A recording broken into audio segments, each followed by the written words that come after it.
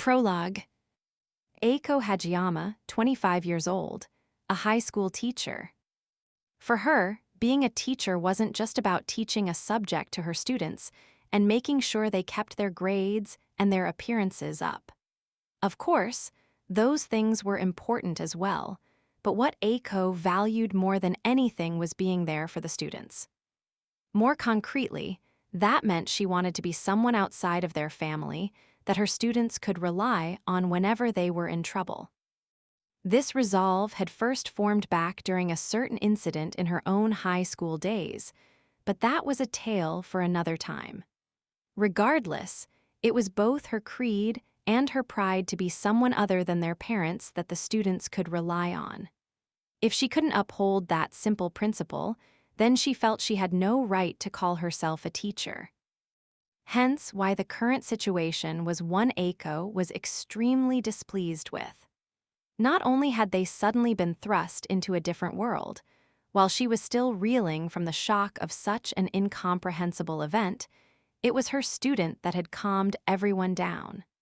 Then, before she knew it, her precious students had begun preparing for a war despite their tender age. No matter how she tried to persuade them, the students had already been swept up by the current created from their own determination. Her pleas fell on deaf ears, so they marched off to battle despite her protests. If I can't stop them, then I'll at least be there to fight by their side. But even that hope of hers had been crushed when she discovered her job was useless in combat. Instead, because of how rare and valuable her skills were, she was ordered to go to various towns to improve their farming conditions and create new plots of arable land. She tried to argue back, but both her precious students and this world's priests urged her to go. And because she couldn't deny the fact that she was the only one capable of doing the job, she ended up reluctantly agreeing. She spent her days fretting over her students, knowing she was powerless to help. Escorted by the church's Templar Knights and the Heilig Kingdoms, Imperial Guard, she traveled to various towns and undeveloped areas to improve their soil or create new tracts of farmland. Then, when she was finally able to return, she learned that one of her students had died in battle. Eiko blamed herself for not insisting that she tag along. She had gone on about her lofty ideals for what a teacher should aspire to, but in the end she just let herself get swept up by the flow. Though even if Eiko had been there, it was doubtful the end result would have changed. However, whether she could have helped or not, the incident served to open her eyes to reality. She saw how some of the students had become too traumatized to continue fighting, and that many of the nobles and priests were trying to cajole them back onto the battlefield anyway. She swore to herself that she wouldn't ever let herself get swept up by the flow again, and stood up to the nobles and priests. She used her unique position as a bargaining chip, which served her well as both a sword and a shield when it came to negotiating, and demanded that the kingdom stop pestering her students to fight. In the end, she was successful. The priests and nobles stopped pressuring the students to return to battle. Ironically, however, her desperate struggle for their sake only endeared her to the students even more. And while none of them would ever return to the Great Orcus Labyrinth again, a good deal of them decided to gather their courage once more and at least guard Eiko while she ran around the country fixing its land. It wasn't just for her sake, though. They also wanted to honor the sacrifice of the classmate who died protecting them, and they felt guilty being the only ones to remain safe in the castle while their classmates fought on in the labyrinth. More than anything, though, they wanted to shake off the shackles of fear that had chained them down for so long, so it wasn't solely because Eiko had fought on their behalf. Eiko understood this as well, and she was at least glad that some of the students were beginning to overcome their fear and step out of the palace once more. But at the same time, she didn't want to let them put themselves in danger, which was why she tried to stop them from coming along with arguments like, "You shouldn't have to fight," And it's okay, the knights will protect me, among others. However, her protests only served to fire up the students even more, and they all exclaimed, "We'll be the ones to protect you, AI-chan," in unison. In the end, she was overwhelmed by their enthusiasm, so she ended up getting dragged into their pace once more. Incidentally, the knights assigned to guard Eiko had also tried to convince the students to remain at the castle, but the students hadn't taken kindly to that at all. There was a reason the students mistrusted the knights, and that reason could be summed up in a single sentence. Like hell, we're going to let some random nobody take AI-chan from us. The students were more worried about the knights assigned to guard Eiko than they were about meeting bandits or monsters on the road. Their fears weren't entirely baseless. Every knight assigned to Eiko was oddly good-looking, and in truth, the kingdom was hoping to tie Eiko down to their country, so the knights really were a trap.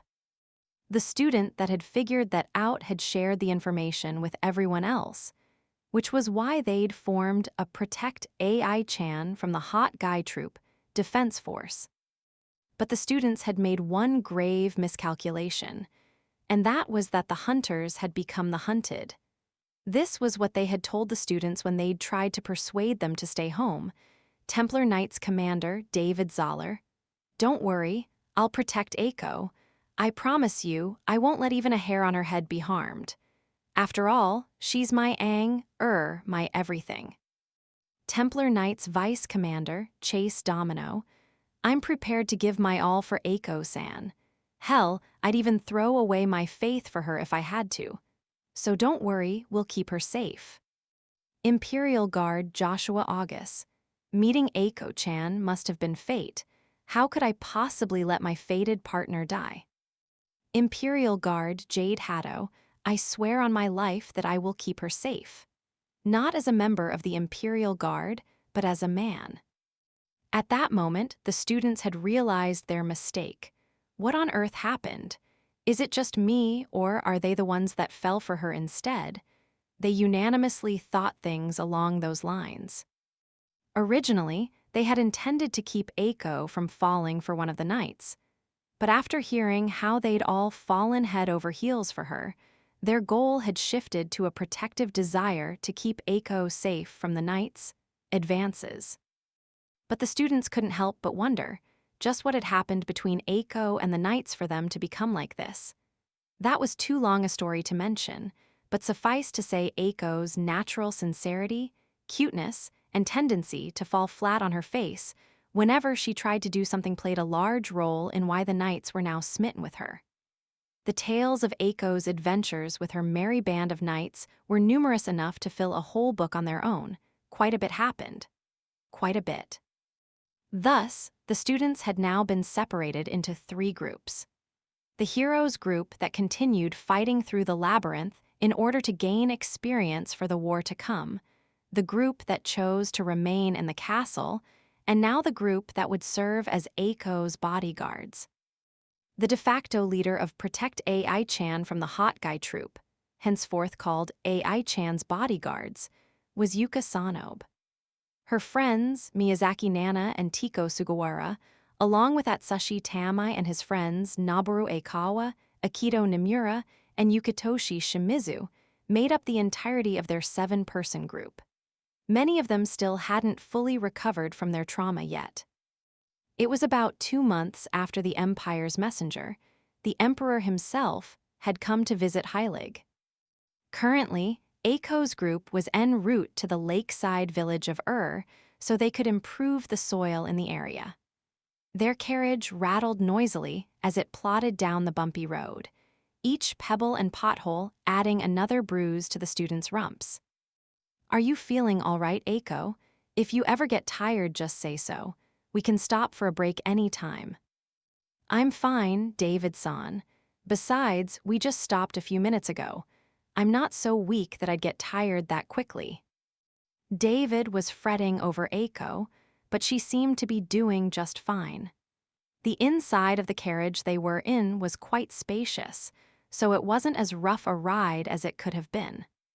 Fufu, the captain's always clucking over you like a mother hen, isn't he, Eiko-san? Though up until recently a single day's travel was enough to leave you completely exhausted, so I suppose his concerns aren't totally unfounded. I'm a little worried about you myself, honestly. Whenever you get tired, just let us know. I'm terribly sorry for causing you so much trouble last time. That was my first trip in a horse-drawn carriage, and well, I'm used to it now, so it should be fine. Thank you for worrying about me though, Chase-san. Eiko blushed slightly in embarrassment as she thought back to what had happened the first time she'd ridden in a carriage. Chase fidgeted restlessly for a moment before surreptitiously trying to grab Eiko's hand. However, a cough accompanied by a stern glare from one of the students stopped him short. More specifically, from Yuka Sanobe, who was sitting diagonally across from Eiko. Since Yuka and the others were still technically Ehit's messengers, the knights had prepared a separate carriage for all of them, but they'd insisted on riding with Eiko. They could hardly leave her alone in a carriage full of handsome men after all. Yuka's now-nonsense haircut and sharp features made the glare all the more intimidating. She hadn't been a delinquent or anything like that back in Japan. In fact, she had been a rather diligent student with an unexpected interest in fashion, but her blunt personality had often led her to be misunderstood by others. And she still cut quite the imposing figure with her arms and legs crossed and her eyebrows furrowed. Enough of one that Atsushi averted his gaze, despite the fact that her glare wasn't directed at him. There were 8 people in total inside the carriage. Most of the platoon of knights was riding outside, but the commander and vice commander had argued earlier that they should be riding in the carriage with Eiko. A few of the other knights made up pretexts to sit with Eiko as well. It seemed none of them wanted to be away from her for even a second. Oh my, what an angry glare. A beautiful face like yours shouldn't be marred by such a grim countenance. Chase smiled handsomely at Yuka, his teeth dazzling a brilliant white. It was a smile radiant enough to make any normal maiden blush, but Yuka only looked at him like he were a particularly putrid pile of trash. AI-chan sensei's right here, and you have the nerve to call another girl cute. AI-chan sensei, this guy's obviously a womanizer. Make sure you're careful around him, okay? Yuka turned the conversation into an opportunity to drive her point home. As far as Yuka was concerned, someone who'd call another girl cute when he was in the presence of the woman he'd fallen for couldn't be any good. Worse, even though they knew it was their duty to seduce Eiko, they still used their good looks to flirt around with other girls. In Yuka's eyes, they were just a bunch of playboys. Sanobe-san, there's no need to be so antagonistic. And I'm happy that you're finally calling me sensei, but could you please drop the chan part? Isn't Eiko-sensei good enough? No, the AI-chan part is important, AI-chan sensei. The students are all in agreement on this. I don't understand, why? And all of the students agreed to this. Is this what the current generation of students really think? I need to try harder to understand you guys. I must become a teacher who's respected and relied on by the students. Eiko's self-directed pep talk was so adorable that Yuka and Chase momentarily forgot their quarrel. Eiko herself didn't seem to realize it was because of moments like these that her students all called her AI-chan. The road to becoming a respected teacher looked to be a long one. 4 days after that particular incident, even Eiko had realized that the knights' aggressive advances must have had something to do with the church or the king's schemes, so she ignored them more often than not. Unfortunately, because of this, she failed to realize that a portion of them had actually fallen in love with her for real. In the scant 4 days it had taken for them to reach there had been an untold number of cycles where one of the knights would try and profess their love. find themselves being glared at by Yuka and the others, and then the whole situation diffusing because of something Eiko said. The party began hammering out a plan for fixing Ur's soil situation while they rested in the town's inn. Needless to say, even the simple act of formulating a plan gave rise to multiple situations that would have been perfectly at home in a romantic comedy. Then, when Eiko finally got started, rumors of the Eiko, the fertility goddess, began to spread in the city of as well, causing Eiko no end of embarrassment.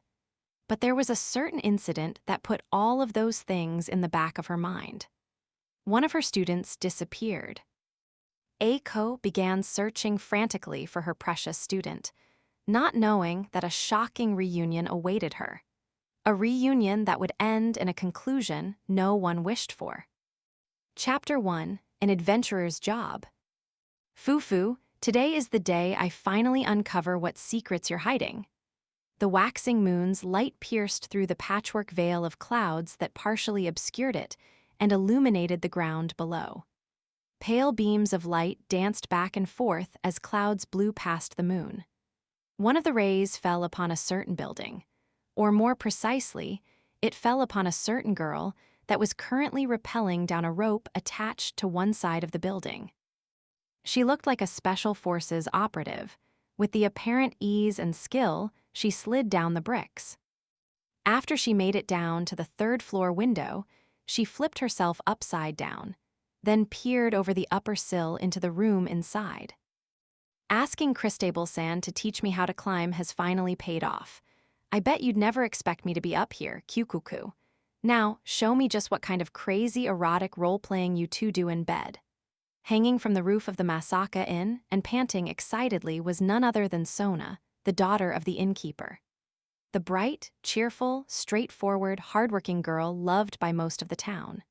True, she was by no means a stunning beauty, but there was a simple rustic charm to her looks. More than one guy had their sights set on her. Right now, that same girl was using the skills she'd acquired to spy on a certain room. If the men smitten with her saw her now, they'd be completely disillusioned. Sona looked more like a perverted old man than a charming young girl right now. Gah, why is it so dark? I can't see properly. Maybe if I adjust the angle a little. I like this. Yes, that's perfect. Still, why is it so quiet? I was certain I'd hear someone moaning at the very least. Well, it's not hard to dampen sound with magic. I see. How crafty, but I won't give up. I'll unearth their steamy secrets if it's the last thing I do. Just as a refresher, this was third floor. Unless someone was doing something as ridiculous as Sona, it didn't make sense for her to be able to hear anyone's voice. A waterfall of sweat cascaded down her brow as she creakily turned around. Behind her, floating in the air, stood Hajime, a cold smile on his face. I is not what you shank, dear guest. I'm inspecting the walls. Oh, really? This late at night? Yes. See, if I do it at night, no one will notice. If people saw us doing repairs in the middle of the day, they'd think we're a run-down establishment. I see. I suppose an inn's reputation is important after all. You exactly. We have to keep up appearances. By the way, I've been hearing disturbing rumors lately about a peeping Tom in the inn. What do you think about that? That sounds like a serious problem. Our Inda doesn't tolerate such indecency. Yeah, that's what I thought. Peeping is intolerable, right? Yes, completely intolerable. Hajime and Sona both started laughing, though neither of them actually looked happy. There was a cold gleam in Hajime's eyes, while on the other hand, there was a trickle of sweat dripping from Sona's forehead as she trembled nervously. I'm sorry. Hajime stopped laughing as suddenly as he'd started and grabbed Sona by the face. His metallic fingers creaked as he dug into her skin. Sona screamed, begging for forgiveness as she struggled inside his grip. Sona was just an average girl, so the amount of force Hajime was putting into his grip was a bit overkill. Had this been her first offense, Hajime wouldn't have been so harsh. But ever since they'd returned from the Ryzen labyrinth and booked a room at the inn, she'd been using every means at her disposal to try and peep on them, so Hajime was starting to get sick of it. The reason they'd still come back to the inn despite knowing this might happen was because of how good the food was. Around the time Sona started twitching a little, Hajime sighed and finally adjusted his hold on her so he was carrying her under his arm. Sona let out a sigh of relief, but then when she looked down, she saw a demon waiting for her. Her mother, the demon, was smiling, but just like Hajime's smile, it didn't reach her eyes. She noticed Sona had spotted her, so she beckoned gently, a mother calling to her child, like a devil beckoning her down into hell. It looks like 100 spanks wasn't enough. Perhaps more will work. Nuwo, Sona let out a terrified shriek as she thought back to other spankings she'd received when she had been caught. Her butt cheeks were going to be swollen come breakfast time. Hajime sighed again. He was getting tired of repeating this farce every night. After handing Sona over to her mother, Hajime went back up to his room and flopped down into bed. Well done. Welcome back. Yue and she greeted him as he returned. The faint moonlight pouring through the window, the only lighting inside the room, dimly outlined the two girls. Both of them were sitting on the bed across from his, and both of them were wearing nothing but their negligées. Their beauty was such that even a second-rate painter would be able to create a masterpiece simply by using them as models. Yo, I don't get it. Why's that girl so hell-bent on peeping on us? Normally, you wouldn't rappel down the roof just to catch someone having sex, would you? I'm starting to think we should pick a different inn, even if the food isn't as good. She let out a small chuckle, walked over to Hajime's bed, and sat down next to him. Yue, too, headed over to Hajime's bed and lifted his head onto her lap. Hajime let himself momentarily enjoy the sensation of being given a lap pillow. It really was quite wonderful. Our relationship must have sparked Sona-chan's teenage curiosity, is all. You can't really blame her, can you? Besides, I think it's kind of cute. Though I am a little worried about how elaborate her schemes are becoming. Yeah, yesterday she made a snorkel and tried to hide in the bath. Finding a pair of eyes staring at me from the bottom of the tub was quite a shock. Yeah, having the innkeeper's daughter basically stalk us is kind of, especially since it seems like she's only after us. She snuggled closer to Hajime while they talked. She inconspicuously put her hand over his and tried to guide it to her breasts. A faint blush spread across her cheeks as she nervously thought about what would come next. Hajime gave Shi's hand a little squeeze. She jumped in surprise. She happily increased the strength of her own grip. In return, Hajime squeezed back even harder. This cycle repeated itself a few times until she finally noticed what was happening. Hey, Hajime-san, you're crushing it. You're crushing my hand. Creak. I'm sorry. I got too full of myself, okay. It won't happen again. Please let me go. You're breaking my hand. I can feel it cracking. I saw you casually trying to set up a good mood, you know? Why are you even here anyway? Your room S over there. She struggled to free her hand, but Hajime's grip was as tight as a vice. I was hoping to slowly sneak my way into bed with you. Come on, we've already kissed. Can't we just have a little alone time? Hell no, I only did that to save your life. She was, of course, referring to the time Mildy Ryzen had flushed them out of her labyrinth like they were unwanted pieces of offal. Because of the strange fish creature she had seen, she'd nearly drowned and had to be saved via CPR by Hajime.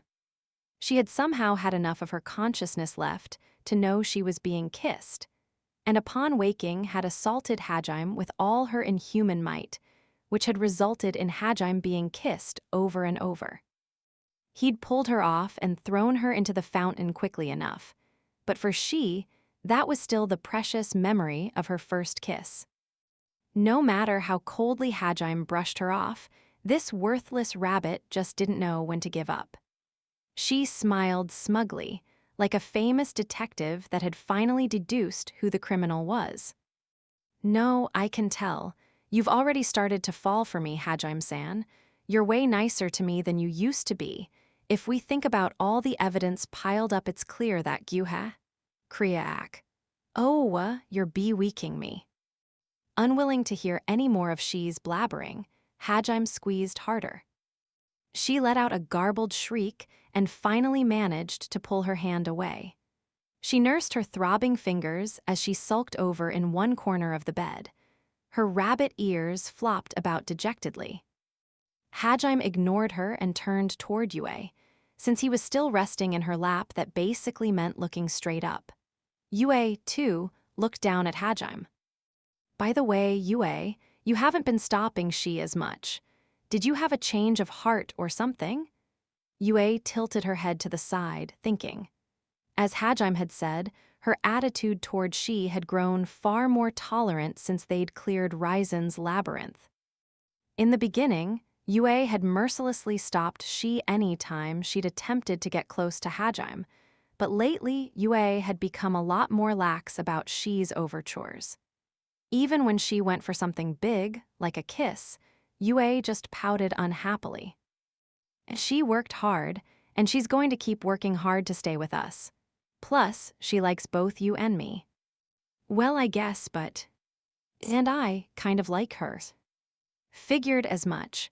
It's obvious just by looking that you get along pretty well."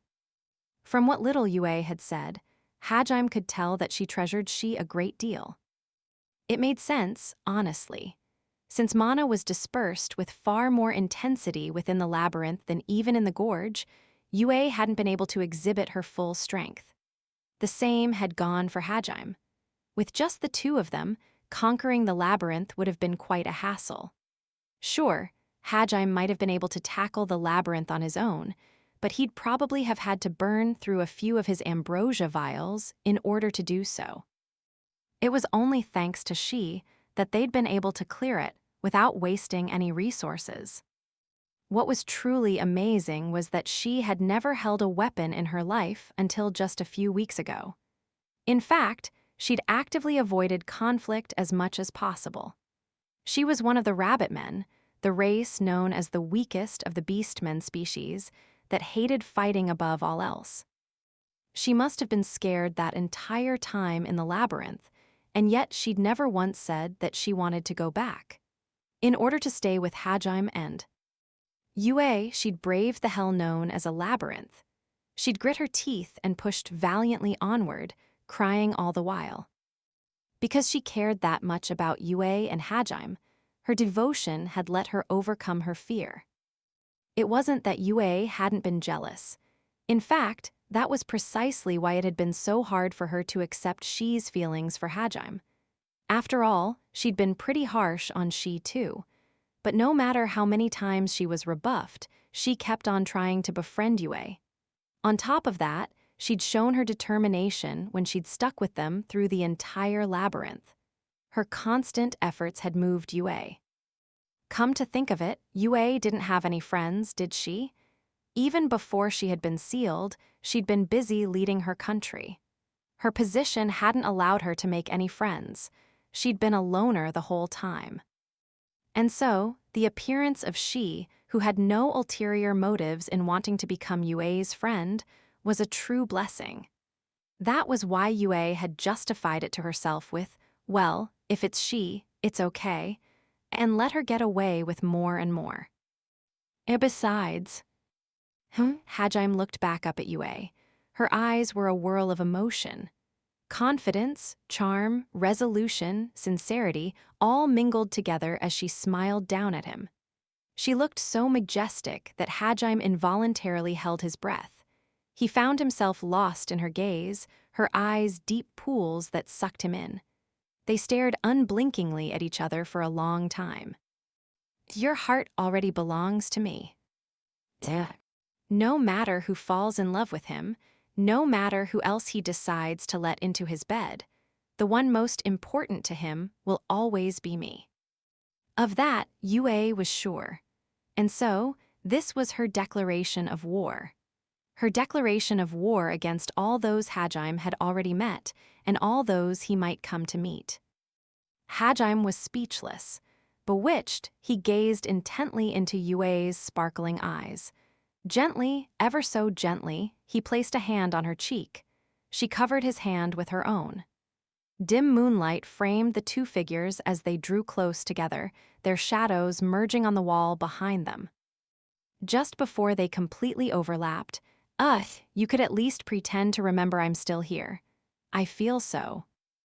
A lonely hick.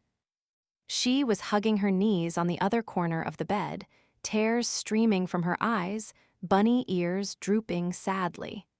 Even Hajime felt a little uncomfortable seeing her so depressed. Yue awkwardly beckoned her over. "Yu-san?" she cried out as she leaped into Yue's bosom, sniffling. Yue patted her head gently, and soon enough the steady breathing of a sleeping bunny girl could be heard. Hajime smiled wryly as he looked down at she. "You're more like her mom than her friend. If I'm going to have kids, I want them to be yours." "Don't be too hard on she, okay?" "All right, I'll try." I love you." "And me too." In the end, Hajime ended up sleeping sandwiched between the both of them.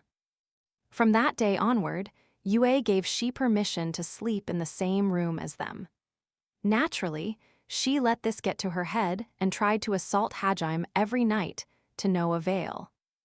She's screams of pain served to stimulate Sona's imagination even further, and she went to even greater lengths to spy on the trio's nightly activities. The Brook Adventurers Guild's door opened with a cheerful clang. 3 people walked inside: Hajime, Yue, and she, who had grown famous around the town. As always, there were a few people sitting around inside the guild. A few of them raised a hand in greeting as Hajime, and the others walked by. Many of the guys still gazed at Yue and she with longing, and glared at Hajime with burning envy, but there was a distinct lack of malice in their stares. In the week they'd spent back in Brook, countless scores of men had tried to profess their love to Yue and she, but they'd all been shot down. Some of them still remembered Yue's ball-crushing incident, so instead of going to her directly, they had tried to get on Hajime's good side first. Hajime had, of course, ignored them entirely. The truly desperate ones had tried to challenge Hajime to a duel, only to find themselves on the receiving end of his rubber bullets. Many an unfortunate soul had found themselves spinning through the air and kissing the dirt before they'd even drawn their weapon. Rumors had begun to spread about Yue the Ball Crusher and her partner, Hajime the Duelist Crusher. Their fame had steadily been on the rise. Though they hadn't registered a party name with the guild, people had taken to calling them the Smashers, much to Hajime's chagrin. Meanwhile, she was lamenting the fact that no one seemed to remember she was part of their group too. "Oh, all 3 of you are together today?"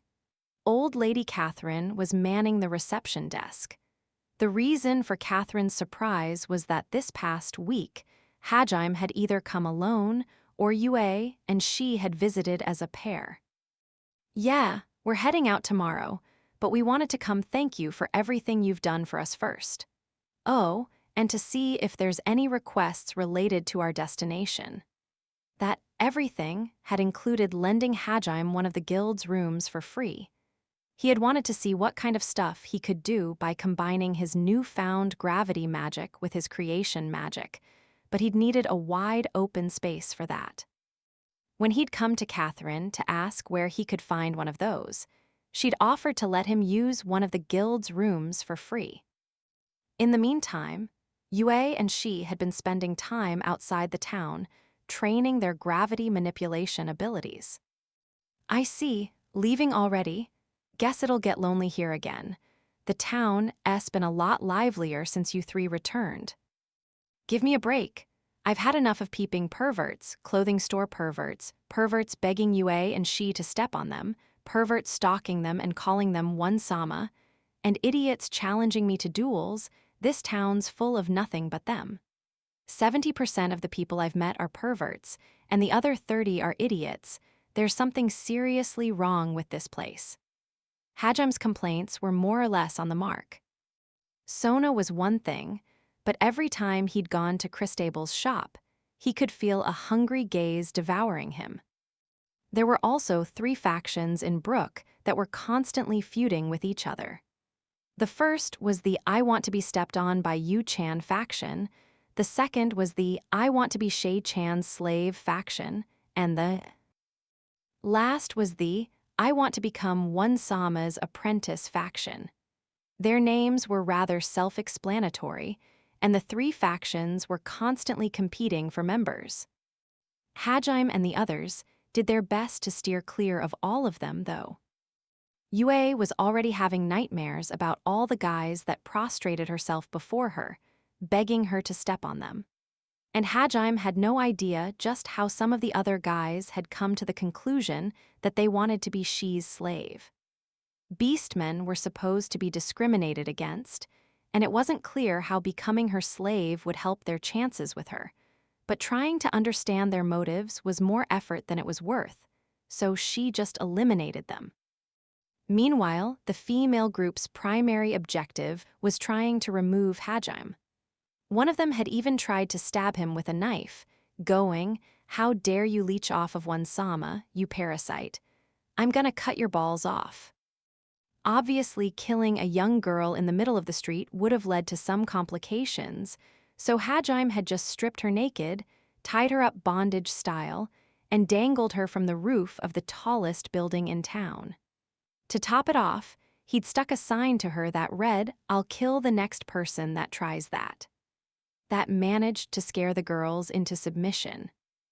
Hajime grimaced as he thought back to his time in this town, while Catherine smiled sympathetically. Now, you can't deny things were interesting at least. Interesting in a bad way, maybe. So, where are you headed next? Furin. They continued chatting idly while Catherine rifled through the requests, looking to see if any involved Furin. Furin was the independent merchant state Hajime had read about when he'd first arrived. Hajime's next destination was the Grand Grun volcano, which was located within the Grun Desert. As the desert lay on the western edge of the continent, the trio had decided to make a quick stop in Furin, as it was on the way. Once they cleared the volcano, their next destination was the labyrinth located at the bottom of the sea, the sunken ruins of Melusine. Those were even further to the west, past the desert. Oh, here we are, found something. There's a merchant convoy looking for guards. They've got room for one more person. What do you think? Want to accept it? Hajime scanned the document Catherine handed to him. Like she'd said, it seemed to be an escort mission. His job would be to escort a medium-sized caravan, and it looked like they wanted around 15 guards. As Yue and she still weren't registered adventurers, having one slot open was just perfect. It's fine if I bring these 2 with me still, right? It should be all right. Bringing a large crowd with you would be a different story, but most adventurers bring along a porter or slave to carry their luggage anyway. Besides, Yu-chan and Shay-chan are quite strong. They're getting a steal, hiring all of you for the price of one. I'm sure they'd happily let them tag along. I see. What do you guys think? Hajime turned around, seeking input from the 2 girls behind him. He'd personally been hoping for a delivery request. That way, he'd be able to use his magic motorcycle to get them to Furin way faster than any caravan could. Purposely slowing down his pace just for a quest didn't really sound all that appealing. We're not in any hurries.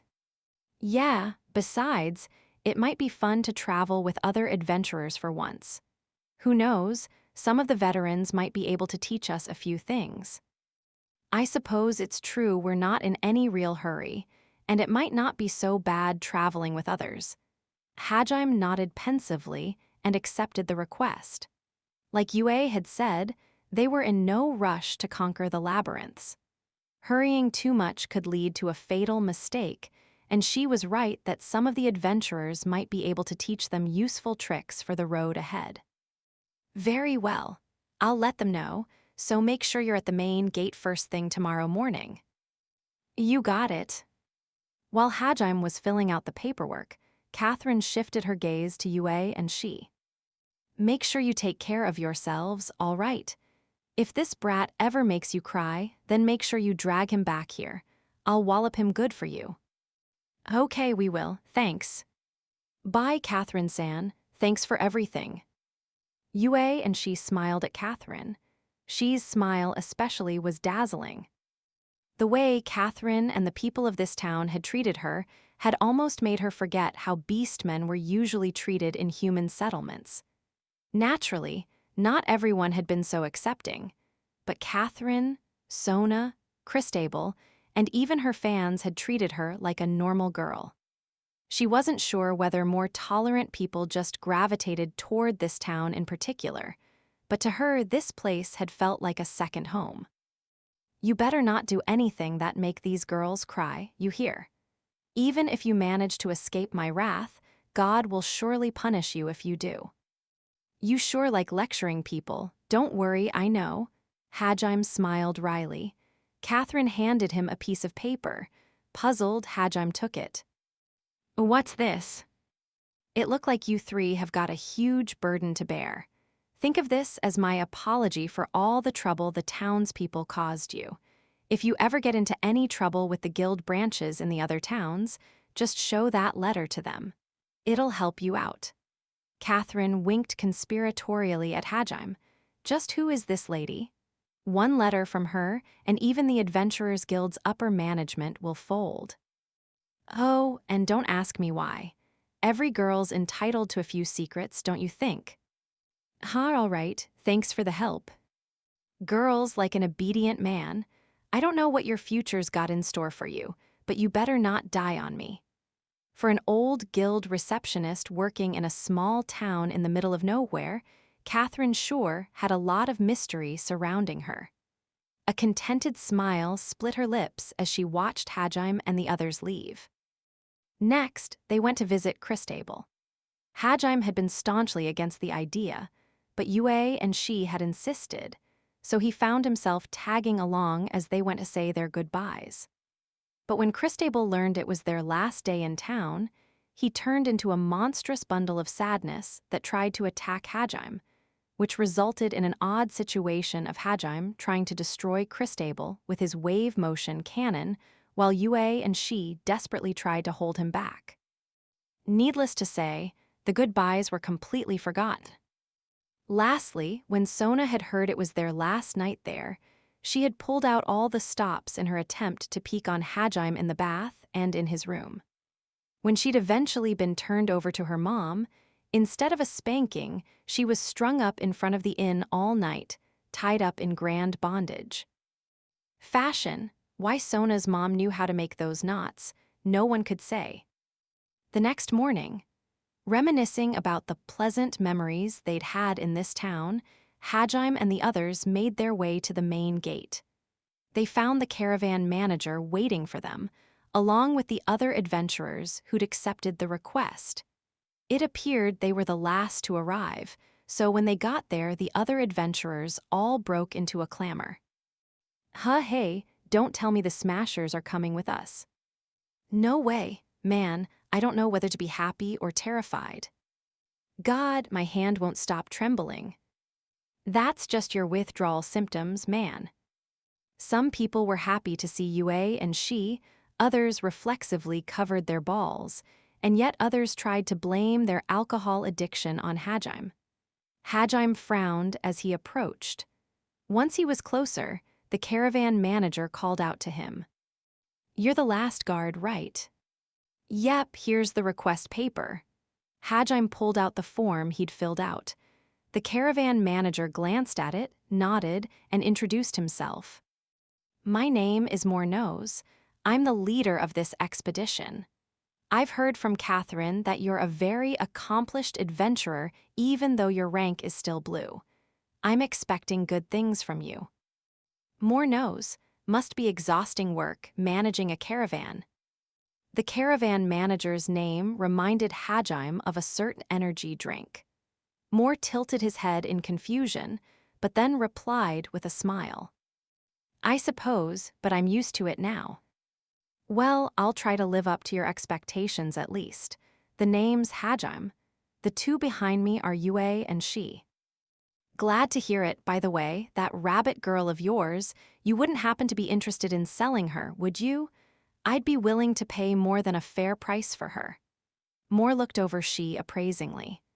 Not only did she have pale hair, a rarity for the rabbit men, she was quite the beauty. As a merchant, it was in his nature to try and obtain rare goods whenever possible. And he was quite the excellent businessman, discerning instantly that she must have been Hajime's slave and moving right into negotiations. She scowled unhappily and hid behind Hajime. Yue glared daggers at Moore. But from an objective viewpoint, Moore was simply doing what was natural for a businessman. Normally, one would assume any beastman living. Outside the sea of trees had to be someone's slave. Moore wasn't to blame for his misconception. Oh, she seems quite attached to you. I see that you must treat her well. I promise to treat her just as nicely, so what do you say? You look like a shrewd businessman. I'm sure you already know what my answer is. Moore tried to press onward, his hungry gaze fixated on she, but Hajime curtly turned him down. A good judge of people, Moore could already tell Hajime wouldn't part with her, but the thought of the profits he could reap made him unwilling to give up so easily. He thought frantically for anything he could use as a bargaining chip. Hajime could see where he was going with this, and repeated himself more firmly. Even if the gods themselves asked, I wouldn't part with her, understand? All right, I get it. I give up. Still, if you ever change your mind, please come to Nose Trading Company first. Anyway, it's about time we set off. Ask the adventurer over there to fill you in on the details on the way.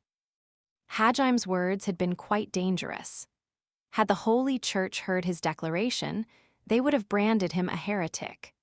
Technically, even the Holy Church admitted there were gods other than the supreme ruler, Ehit, and that the demons worshipped a different one, so simply mentioning that there were other gods wasn't a heretical statement. But the way Hajime had phrased it, that all the gods were somehow equal, was borderline at best. That was why Moore had realized Hajime was serious about never letting she go. But his enterprising spirit led him to still try one last futile attempt, and he urged Hajime to come to his business first if he ever changed his mind. Hajime trudged over to the wagon where all the other adventurers were gathered. They were all watching him in awe as he approached. Amazing, to go so far for one girl, that sent shivers down my spine, man. I see now why everyone respects you as the duelist smasher. You won't forgive anyone who lays a finger on your girls, heh? What a man. I hope someone says something like that to me one day. Come on, you're a dude. No way anyone's gonna, I'm sorry, I'm sorry. Hajime could feel a headache coming on, and he tiredly rubbed his temples. Everyone living in Brook is a moron. Suddenly, he felt something squishy press up against his back and found himself being hugged from behind. When he looked behind him, he saw she resting her chin on his shoulder. She was blushing bright red and smiling triumphantly. Look, there's no special meaning behind that, okay? Don't misunderstand. Yufufufufu, I know. Yufufufu tilde. Hajime had just meant that he would never abandon anyone important to him, but even when he said as much to she didn't look convinced. After all, the man she loved had just said he'd fight the gods to keep her. Regardless of his intentions, that would still make any girl happy. Too late, Hajime realized he might have gone a bit overboard in his desire to cut negotiations short as quickly as possible. Yue tottered over to him and tugged at his sleeve. What is it, Yue? You looked cool, so it's okay. Thanks for trying to cheer me up. Hajime gratefully stroked her cheek, and Yue contentedly closed her eyes. Hajime stood in the early morning light, staring out at the road with two beautiful girls hanging off his arms. All of the women watched the spectacle warmly, while all the guys looked on with dead eyes. In a way, one could say Hajime was reaping what he'd sown. It took roughly 6 days, by carriage, to go from Brook to Furin. They struck out from the road just before sunrise and usually stopped to camp right before sunset. The first 3 days passed uneventfully. They were already halfway to Furin, only 3 days left. Their progress had been smooth. Hajime had been entrusted with the rear guard, but he'd had no reason to draw his weapons the entire trip. The 4th day passed peacefully as well, and they were stopping to make camp. Everyone was responsible for their own meals. The adventurers all ate while they stayed on watch for any incoming threats. None of them seemed comfortable taking their meals with the traders. It had pretty much become an unspoken rule that they ate separately. Besides, since they were out on a request, the adventurers had all made sure to bring portable rations. The more extravagant food one brought, the more luggage they'd have to bring to prepare it. And in the case of a fight, that would just get in the way. In return, they usually gorged themselves on a feast once they completed their request and obtained their reward. Or at least, that was what Hajime had heard from the adventurers he'd talked to on their 2nd day out. While he'd been eating a scrumptious stew complete with a loaf of freshly baked bread on the side. "So good, man, this is delicious. I don't care if you're a beastman or what, please just marry me." MMMGH, gulp, hey, get your hands off her. Shay-chan's my wife. Pa, who'd marry a dirty little urchin like you? Learn your place, you commoner. By the way, Shay-chan, would you be willing to accompany me to dinner once we arrive in the city? My treat, of course. Then I'll take Yu-chan. Yu-chan, please have dinner with me. Yu-chan spoon, ha ha. The adventurers all heartily tucked into Shi's stew. On the 1st day, while the other adventurers had all taken out hardtack and dried jerky, the trio had pulled out pots and pans from Hajime's treasure trove and set about to cooking. The adventurers had all been drawn in by the pleasant smell, and they drooled with envy as they watched Hajime, Yue, and Shi chow down on a delicious meal. Finding it hard to keep eating, Shi had offered to share, and now this was what mealtime had become every day. Of course, Hajime had had no issue eating his food while the adventurers looked on like starving dogs. He had had no intention of sharing, either. But as she had become the de facto cook of their party, she had the final say in all food-related matters. It wasn't like Hajime or Yue couldn't cook, but most of their food ended up relatively bland. Hajime was a guy, and Yue formal royalty, so neither of them were very well versed in cooking. And so, if she offered to share, Hajime couldn't exactly say no. At first, the adventurers had just been grateful, flocking like starving hyenas at mealtime to be delivered from their hell of hardtack and dried meat. But as time went on, they grew bolder and bolder, and now they were making passes at Shi and Yue every chance they got.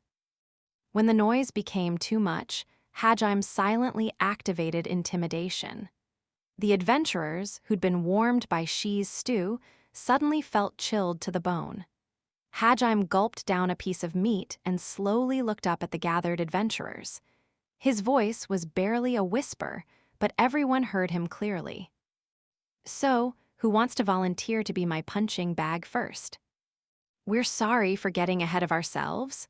They all apologized in unison. Almost all of them were seasoned veterans far older than Hajime, but they still prostrated themselves before him.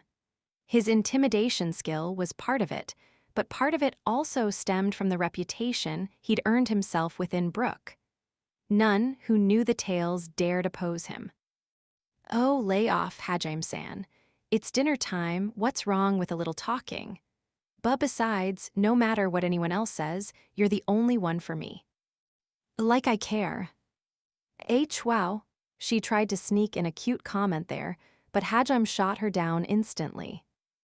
"Hajime." What is it, Yue?" Hajime faltered slightly when he saw Yue's sharp glare. "Humph." Yue flicked Hajime's forehead with her finger. She was reminding Hajime of the promise he'd made to be a little nicer to she.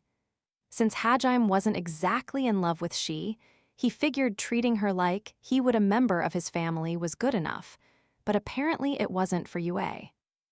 "Hajime-san, you better be nicer or I won't give you any of the meat skewers I made." Yue's lack of interference had made she bolder too. She was no longer deterred by Hajime's barbed dismissals. True to her optimistic nature, she bounced back from any setback quickly. "Seriously, where does all that never mind? Fine, I'll be nicer, so give me a skewer." "Foo-foo, you want it that badly. Then say ah." Blushing slightly, she brought the skewer closer to Hajime's mouth. "She really wants to feed me?" Hajime glanced back at Yue. She happily picked up a skewer of her own, then waited patiently. She probably wanted to feed him. After she was done, feeling the gazes of all the other adventurers directed at him as well, Hajime sighed and reluctantly opened his mouth. She beamed with joy. "Say awa."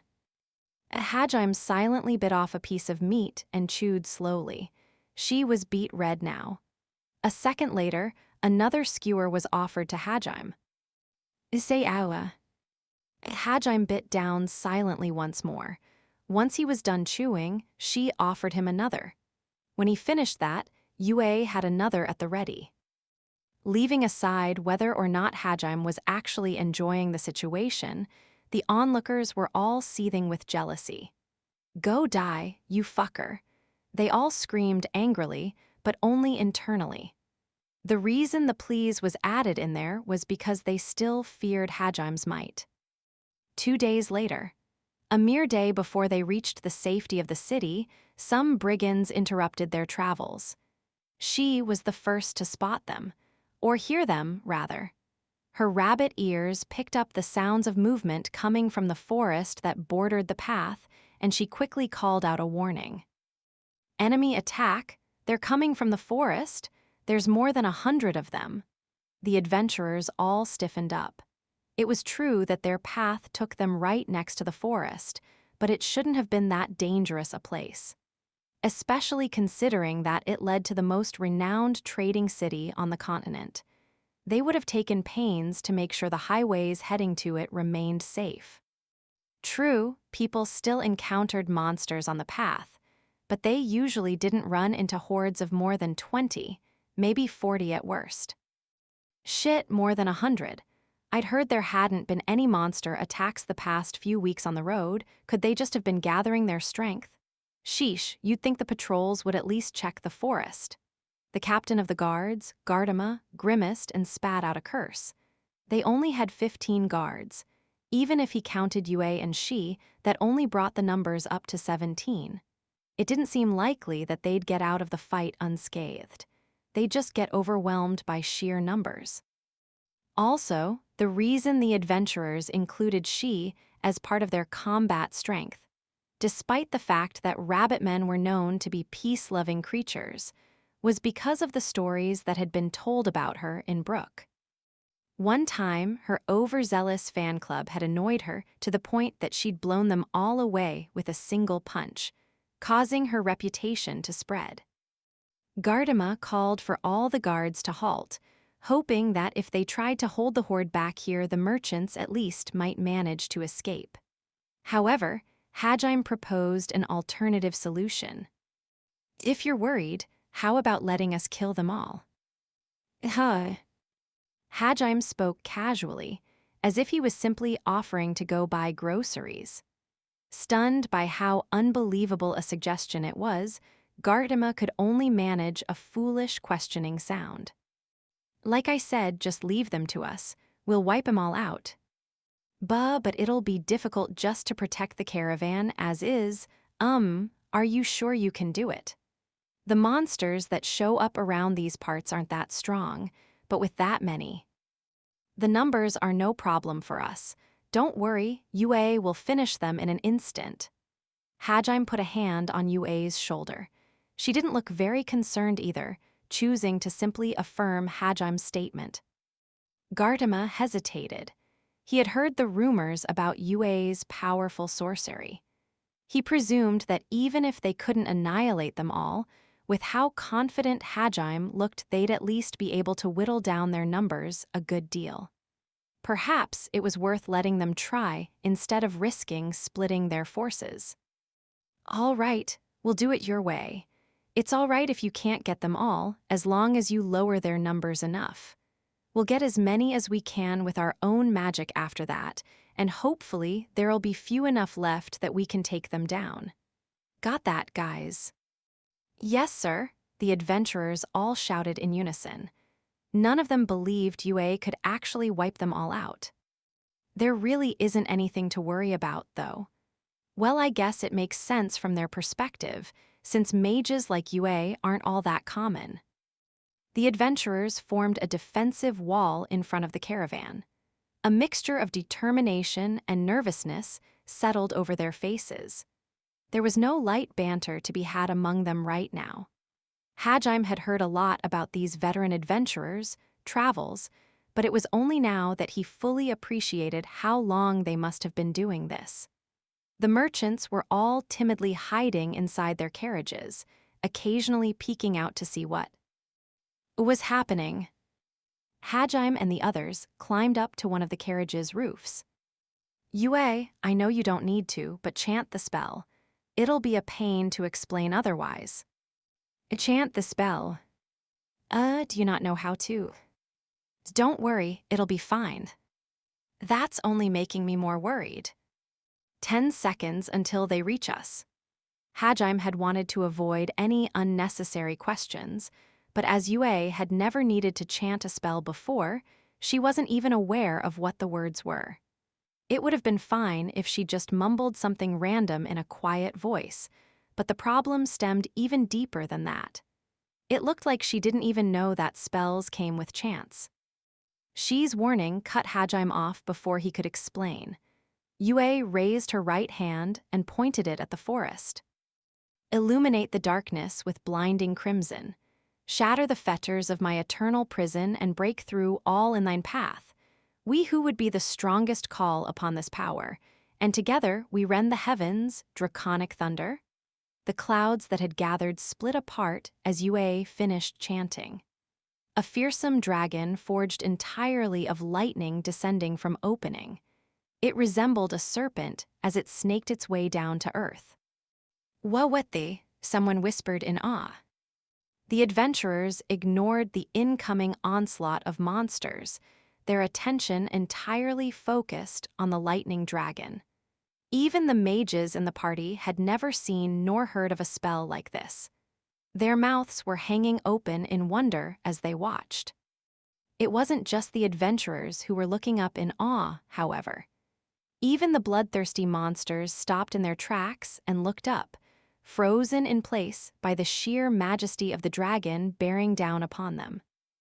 At Yue's signal, it opened its jaws wide and hurtled toward the army of monsters. Roar. Ayuwa. Idawa. Ikaya.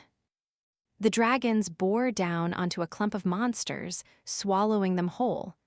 Without even an opportunity to fight back, they were all incinerated. Then, at Yue's command, the dragon coiled around itself, surrounding all of the monsters. Any who tried to flee were consumed by the wall of lightning, leaving only ashes behind. The dragon opened its massive jaws once more. The monsters didn't even have time to feel pain before they were obliterated, some of them seemingly jumping into its maw of their own volition when they realized escape was impossible. The last thing they saw was the majestic dragon bearing down on them. Once they were annihilated, the dragon let out a thunderclap of a howl and dispersed into 1,000 lightning bolts. Fearing for their lives, the adventurers and merchants all screamed and dove to the ground. When the danger was finally past, they tentatively opened their eyes and looked around. Nothing remained. Only the charred ground gave any indication of the battle that had taken place here, if it could even be called that. I overdid it. Holy crap, I didn't even know magic like that existed. Isn't this one of Yue-san's originals? She probably took the description of a dragon that you gave her and mixed it with her own spell. So this is what you were up to while I was holed up in that guild room. By the way, Yue, that chant. Yeah, I modeled it after our meeting and our future. Though she spoke in the same deadpan manner as always, Hajime could tell she was rather proud of her achievement. He smiled wryly and ran his hands through her hair. He wanted her to use an actual chant to avoid suspicion, but didn't have the heart to tell her off for it given how proud she looked. This was Yue's original spell, made by combining gravity magic and lightning magic, draconic thunder. Specifically, by combining Ryzen's gravity magic with the advanced level Thunder Hammer spell. By giving the lightning proper weight, Yue could control its direction instead of just letting it strike straight and true. The reason she's molded it after the mythical dragons Hajime had described to her was simply because she thought they sounded cool. The area near its jaw was a gravitational field which sucked in anything nearby. That was why it had looked like the monsters had leaped into it earlier. It took more mana than even the strongest advanced level spells to cast, but its power was proportionally more massive as well. It was clear Yue was proud of her achievement. Meanwhile, the adventurers finally returned to their senses. They turned to Yue and all started shouting at the same time. Hey, what was that? What the hell was that? That thing came from the sky, and I must be dreaming. I'm going to get married once we get to town. I know we just saw something insane, but keep it together, man. You don't even have any female friends, let alone a girlfriend. I just saw magic that was alive. If living magic can exist, then I can get married. Look, magic doesn't normally spring to life, okay? That was clearly something weird. What was that, you bastard? Are you calling Yu-chan weird? Calm down, everyone. Yu-chan's clearly just a goddess, that's all. I see. Yue's spell had been so shocking that the adventurers had lost their wits. It was only natural. There was no magic in the world that could make living things. And freely manipulating a spell once it was cast was something even master magicians couldn't do. Honestly, just being able to use the Thunder Hammer spell was something only a few genius magicians could do. Only the leader, Gardama, managed to keep his head. He sighed as he watched the others yell out, "All hail our goddess Yue," and walked over to Hajime. You have my thanks. Because of you, Chan, we avoided any casualties. We're comrades. There's no need for thanks between comrades, right? Yeah, I was just doing my job. I see. So what exactly was that? Gardama was curious too. An original? Well, wait, you mean like your own original spell that you created? That looked like an advanced, no, a masterclass spell. I didn't create it, I just merged spells. Merged, but just what spells could you possibly merge to make? Trade secret. Well, I guess that's fair enough. No adventurer would easily give up their trump card like that. Gardama sighed again. It seemed not poking one's nose in too far was an unspoken rule among adventurers. He shrugged and returned to his comrades. Hajime hoped he'd rein in his other comrades before they started the sect of Yueism. They resumed traveling, but now everyone looked at Yue with newfound respect. The rest of the day passed uneventfully, and they reached Furin the next morning. There were 6 people checking goods and identities at Furin's eastern gate. Hajime and the others got in one of the 6 lines as well. With how long it was, he guessed it would be a while before their turn. Hajime was lying in Yue's lap atop a carriage's roof, with she sitting next to him, when Moore came up to him. It looked like he had something to say. He looked up at Hajime with a mixture of admiration and exasperation. Hajime nodded casually and jumped down. "You sure are bold. Aren't you worried about other people seeing?" Moore was referring to how Hajime would earn everyone's jealousy by being so openly flirtatious with Yue and she. And now there were quite a few people looking at she, hoping to sell her off because of her value. In a large city like this, it was to be expected. It wouldn't just be lewd gazes Yue and she would attract, but the attention of dangerous people hoping to profit off them. Well, it does get kind of annoying, but there's no point in worrying about it.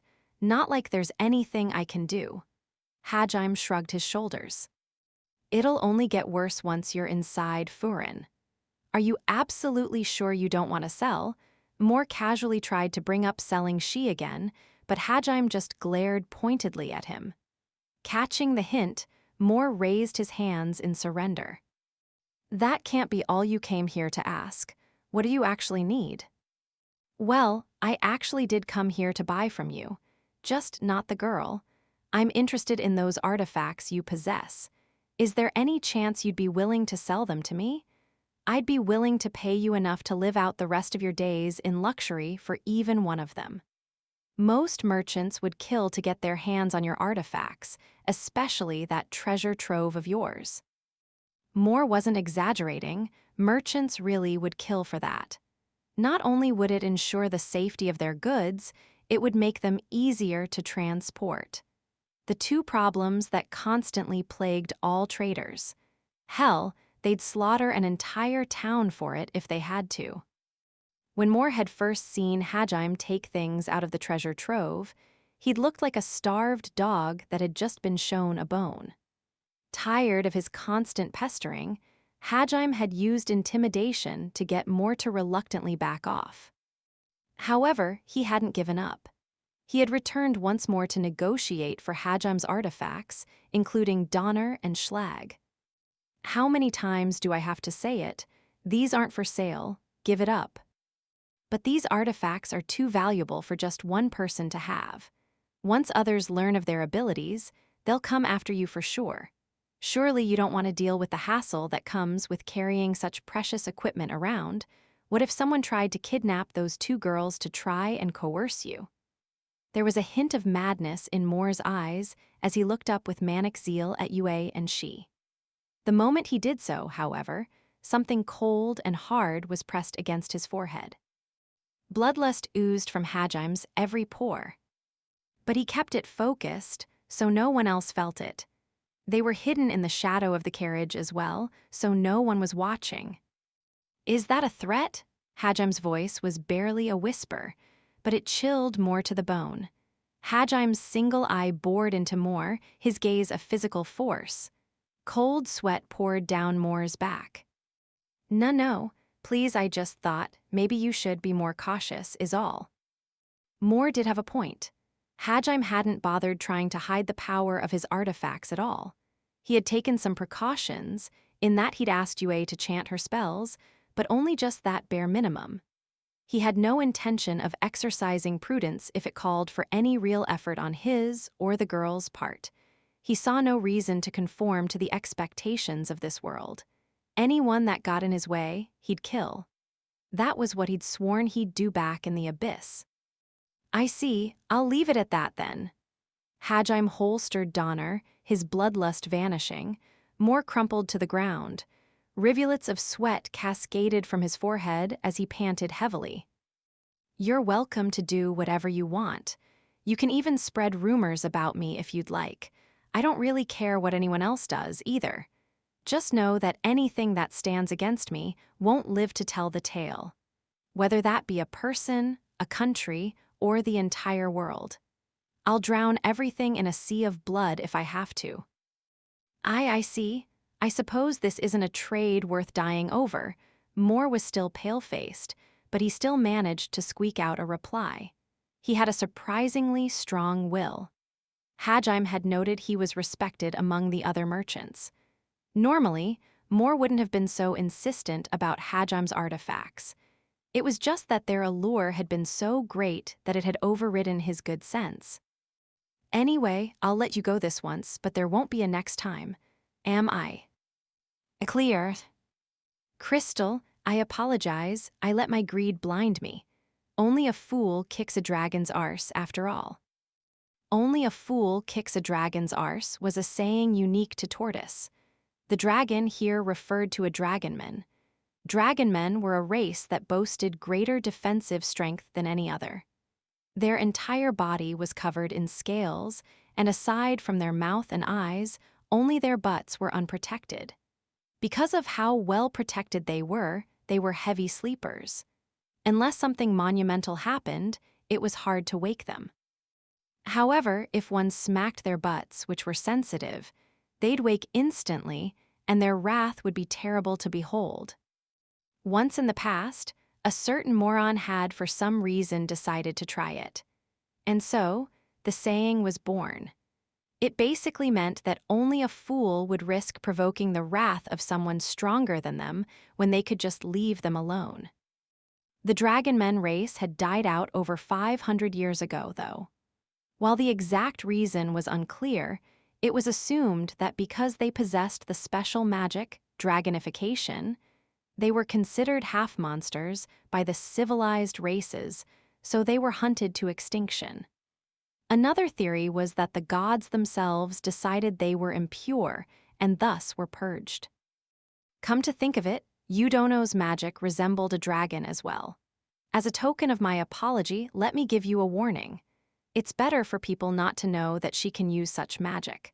The Holy Church doesn't think very fondly of dragonmen, though I guess that looked more like a snake than a dragon, so maybe you'll be fine.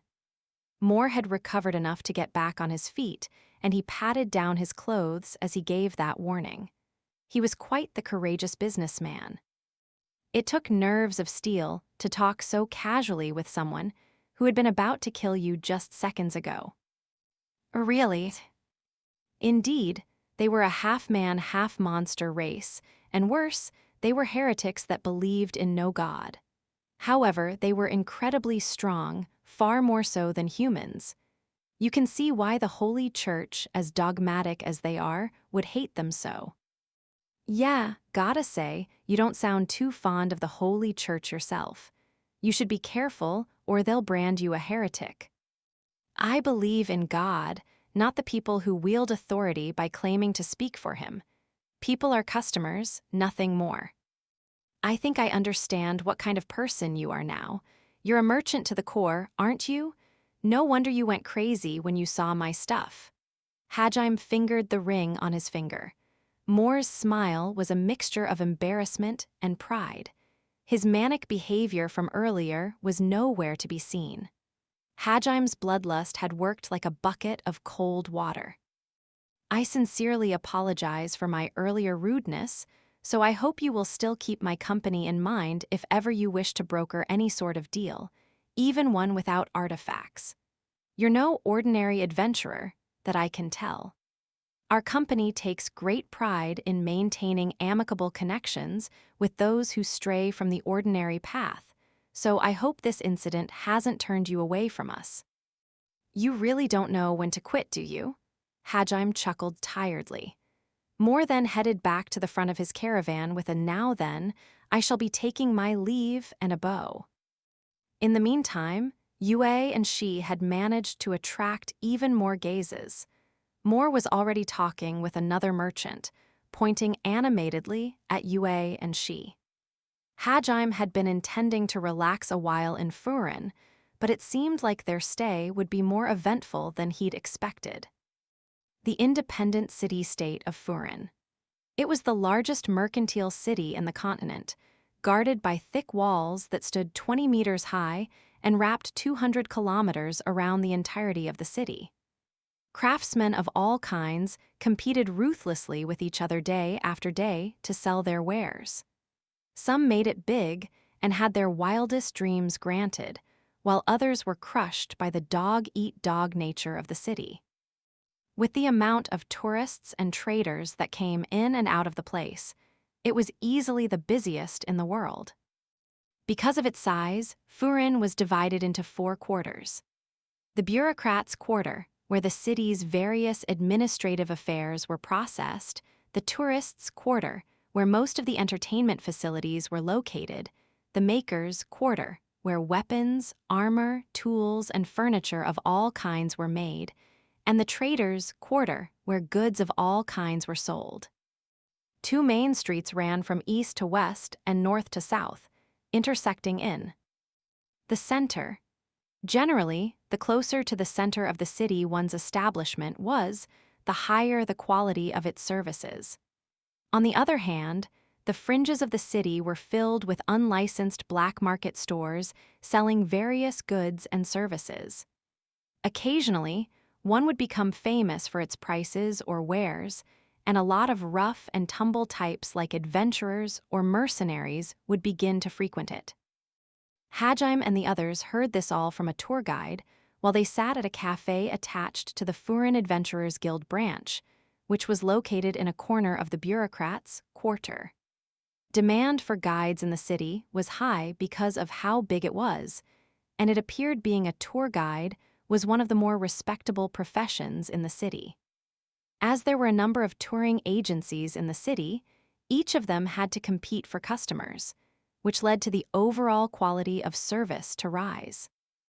After they'd gotten through the city gates, Hajime and the others had said goodbye to Moore's caravan and gone to turn in their stamped request slip to the Adventurers Guild.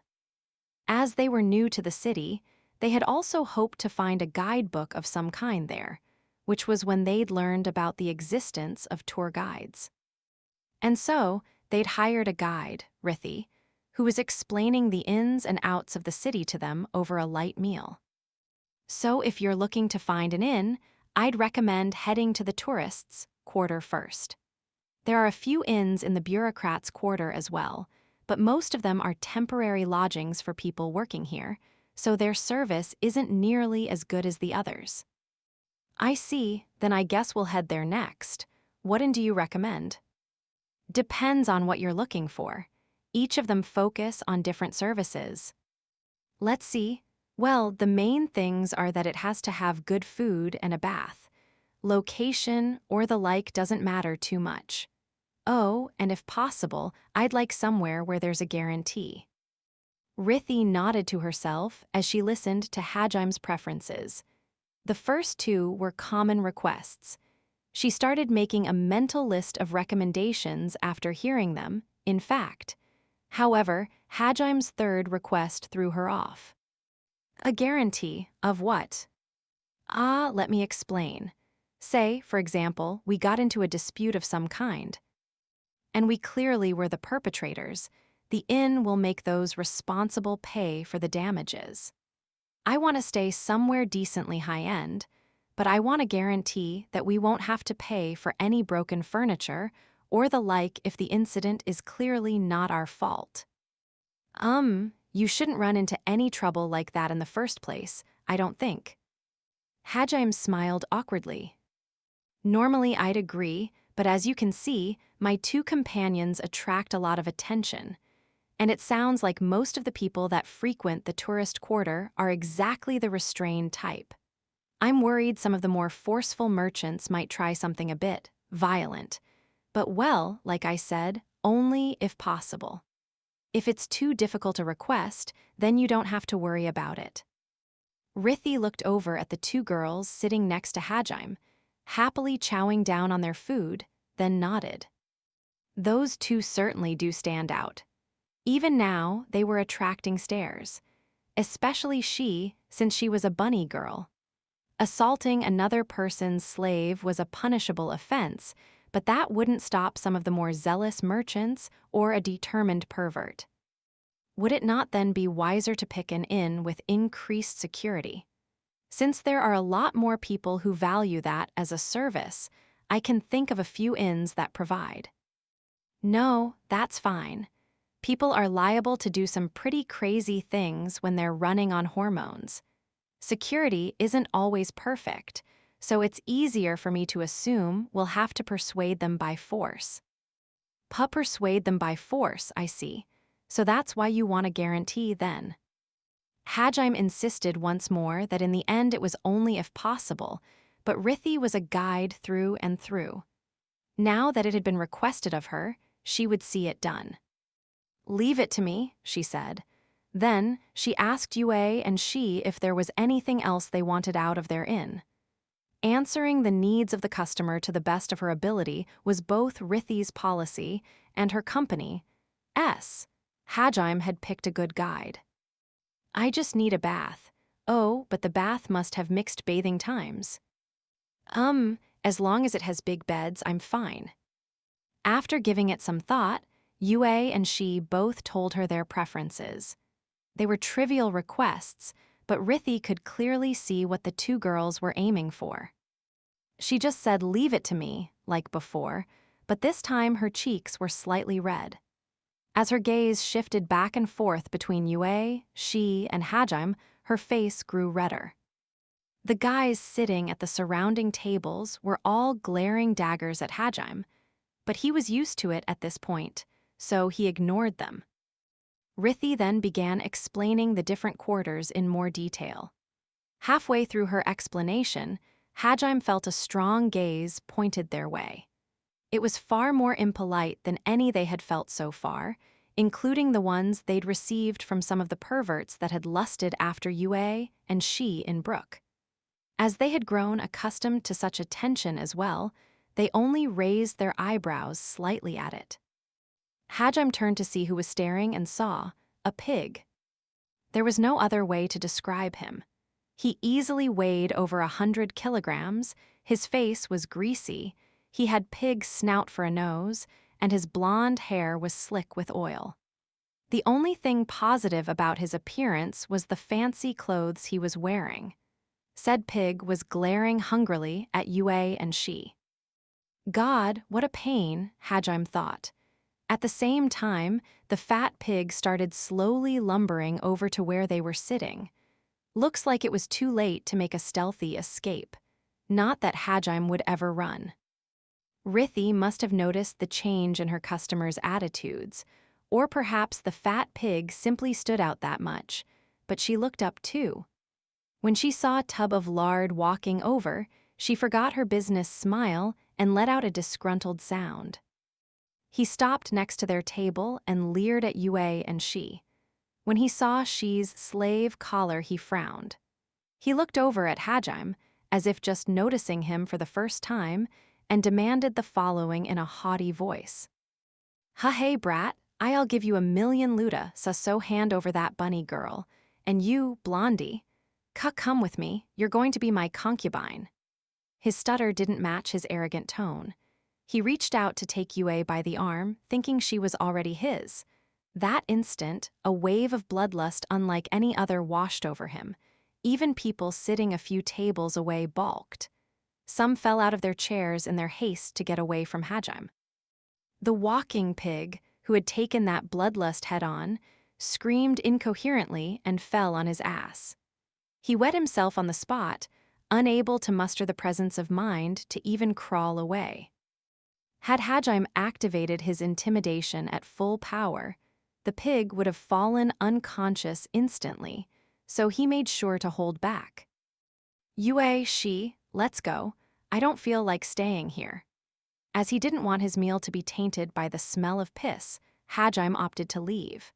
Hajime had honestly wanted to kill the bastard, but as he hadn't done anything more than talk to them yet, he wouldn't really be able to justify it to the authorities.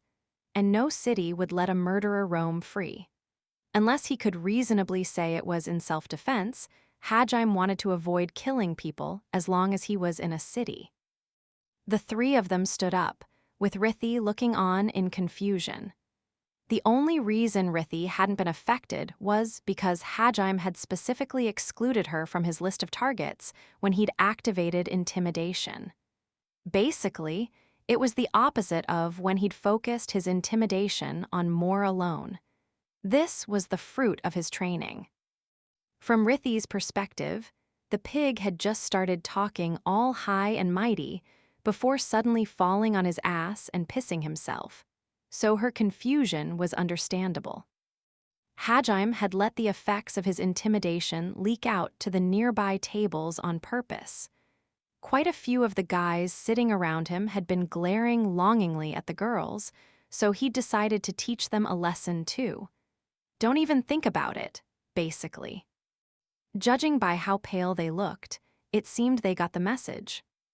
Still, the moment Hajime left the guild and released his intimidation, a huge man blocked his path. He too looked to weigh over 100 kilograms, but for a completely different reason. His entire body was corded muscle, and a long sword that looked like it had seen its fair share of battles was strapped to his waist. Suddenly, Hajime heard the fat pig's stuttering voice again. "Huh, he's the one, Reganid. Kill that brat. Huh, he tried to kill me, tear his limbs off." "Young master, I cannot just kill someone in broad daylight. I'll leave him barely alive." "Get him, I don't care if you don't kill him, just get him. But do. Hurt the girls, they're mine." "Very well, but I expect to be well compensated." "I'll give you as much as you want, just get him." It appeared that this Reganid fellow was one of the pig-s hired guards. He kept his eyes on Hajime the entire time he was talking, then smiled in satisfaction when the matter of money was settled. It was rare for someone to take no notice of Yue or she. He was more interested in the money than the two beauties standing before him.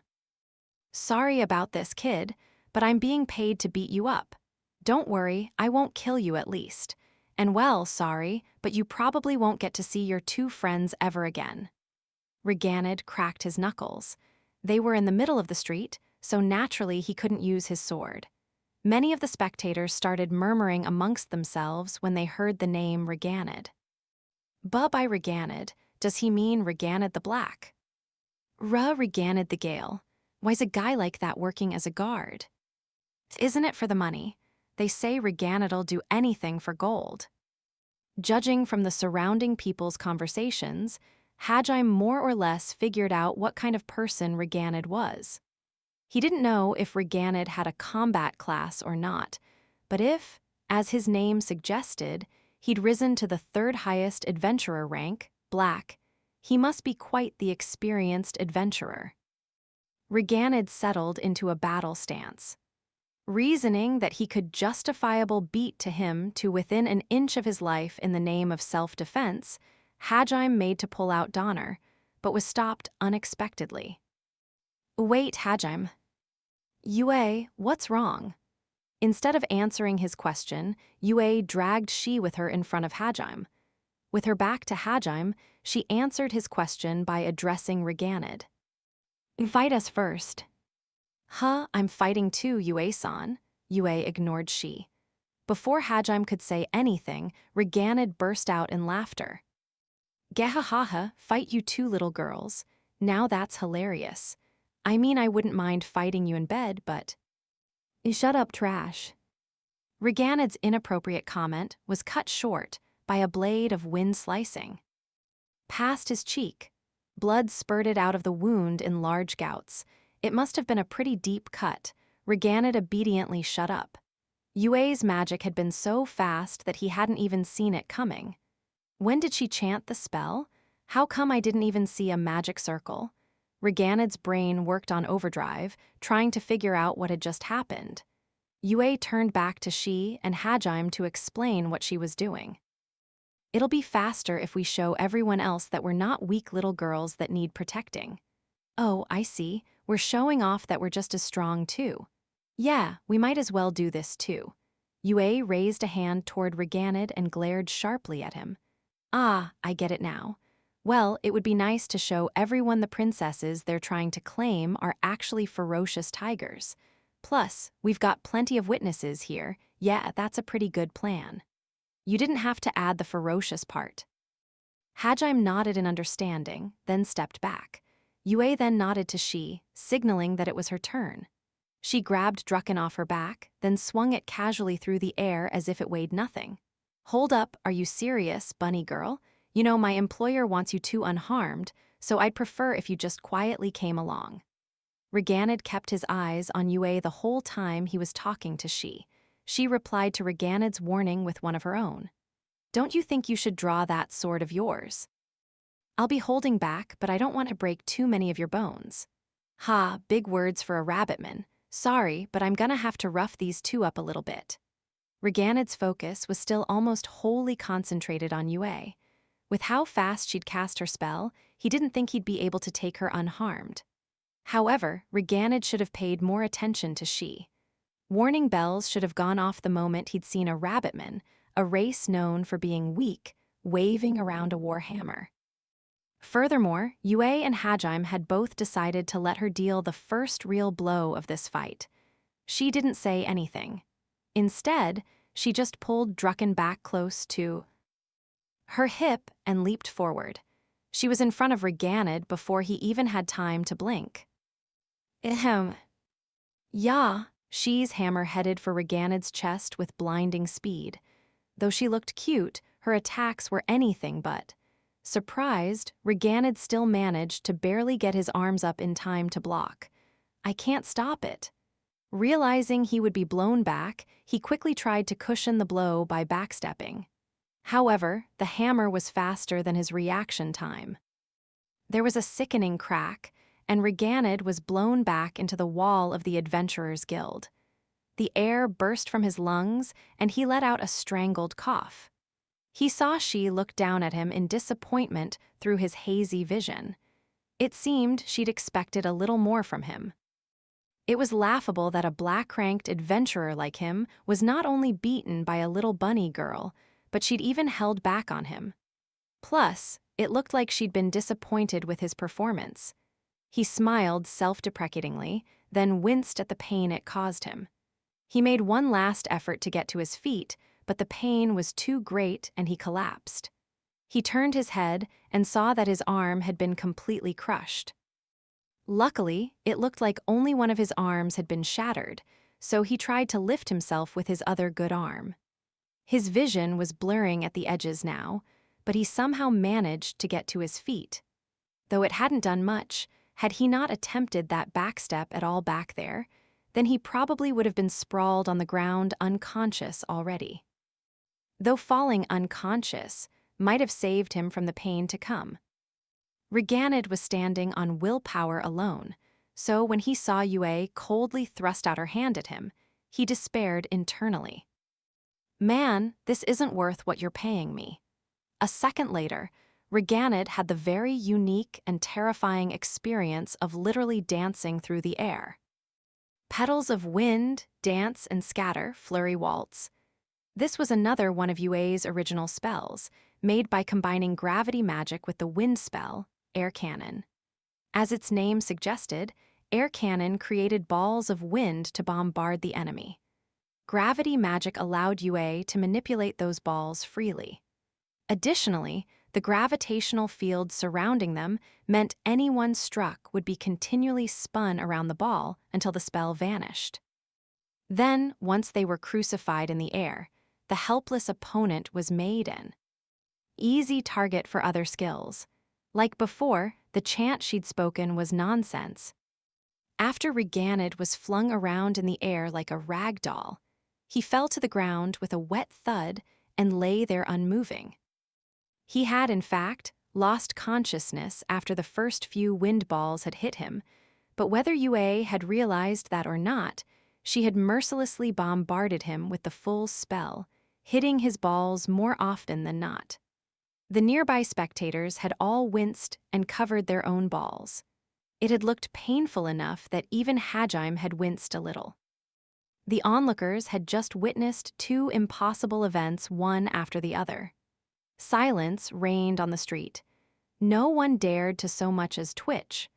Some of the guild staff that had come out to stop the fight were frozen in place, their hands outstretched. Even the veteran adventurers were too shocked to say anything. Finally, the silence was broken. Hajim's footsteps echoed across the cobblestones as he walked forward. Everyone's eyes followed him.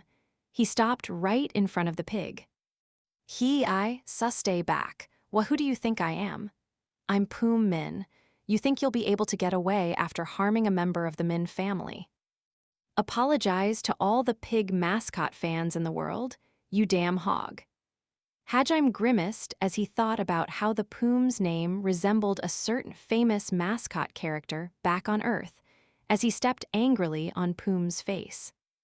Oink! He even let out a pig-like squeal when he screamed. Hajim bore down harder until he could hear Poom's skull cracking. The more Poom screamed, the harder Hajim pushed. His face was a mess now, his nose broken and his eyes pushed into his skull.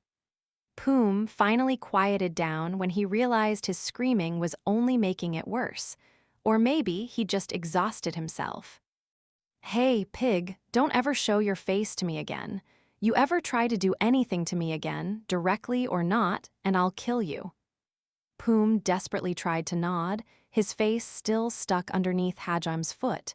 He didn't even try to act tough. His pride had been completely shattered. However, Hajim wasn't satisfied with just that. Letting this pig live happily once this incident was past was just too lenient for his taste. Since Hajim couldn't just kill him, he'd just have to carve terror so deeply into his soul that the pig would never recover. And so, he raised his foot a little, transmuting his souls into spikes. Then, he drove his foot into Poom's face once more. Jaya! The spikes drilled countless holes into Poom's face. Poom let out a single high-pitched squeal before losing consciousness. After Hajim moved his foot, Poom's ugly face was exposed for all to see. Well, his face had already been ugly, but now it was covered in blood too. Finally satisfied, Hajim walked back to Yue and Shi. They were waiting for him with a smile, seemingly unaffected by the carnage all around them. Hajim smiled at his tour guide, Rithi, as well. Now then, shall we head somewhere else? Terrified, Rithi tried to compose herself. It was obvious from her expression that she wanted nothing to do with them any longer. That was how intimidating Hajim and the others' display of force had been.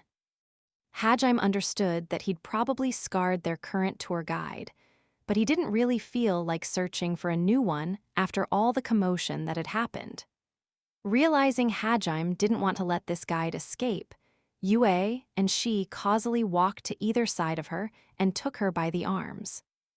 Rithi let out another terrified scream, but then her savior, the guild attendant, finally showed up. Excuse me, but would you be willing to answer a few questions for us? 3 other guild attendants warily surrounded Hajim. None of them looked eager to get close. The crowd had begun to grow as more people came to look at what had happened to Poom and Reganid. Well, that pig over there tried to kidnap my companions. When I tried to stop him, he went crazy and ordered his guard to attack me, so I fought back. That's all there is to it. This tour guide and all those spectators are witnesses. Especially those guys sitting at the tables over there, they seem to enjoy eavesdropping. Hajim glared at the men that had been listening in earlier, and they all nodded vigorously, fearing Hajim might tear their heads off. I understand, but as this happened on guild property, we need to go through the proper procedure. Both sides need to present their case so justice can be dispensed. Those are the rules, so if you would just be so kind as to. Both sides, huh? Hajim glanced over to where Poom and Reganid were lying. It didn't look like either of them would regain consciousness any time soon. The guild had sent some medics over to treat them, but he doubted they'd wake up for another few days at least. You want us to wait in the guild until they wake up, even though we were the victims? You've gotta be kidding me. Maybe I should just drag them out of the city and kill them there. Hajime glared angrily at the guild attendant. He looked just like an American ready to sue someone. "Please don't glare at me like that. I'm just doing my job," the attendant said in a panicked voice. But when Hajime suggested killing them, he still diligently tried to stop him. Grumbling to himself, Hajime decided to try and forcibly wake the two up. The guild attendants were in the middle of trying to stop him when a new voice cut through the crowd. "What are you doing? What's going on here?" A slender man in glasses stared sternly down at Hajime. "Chief Secretary Dot, perfect timing, you see." The attendants all rejoiced at the appearance of this man called Dot. After he listened to their explanation of what happened, he returned his sharp gaze to Hajime. "Looks like things are just getting more and more complicated." Hajime sighed to himself.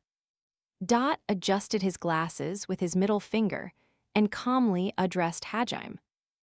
"I more or less understand the situation now, and it appears there really are quite a few witnesses. I do think you might have overdone it a little, but, well, they're still alive, so it's fine.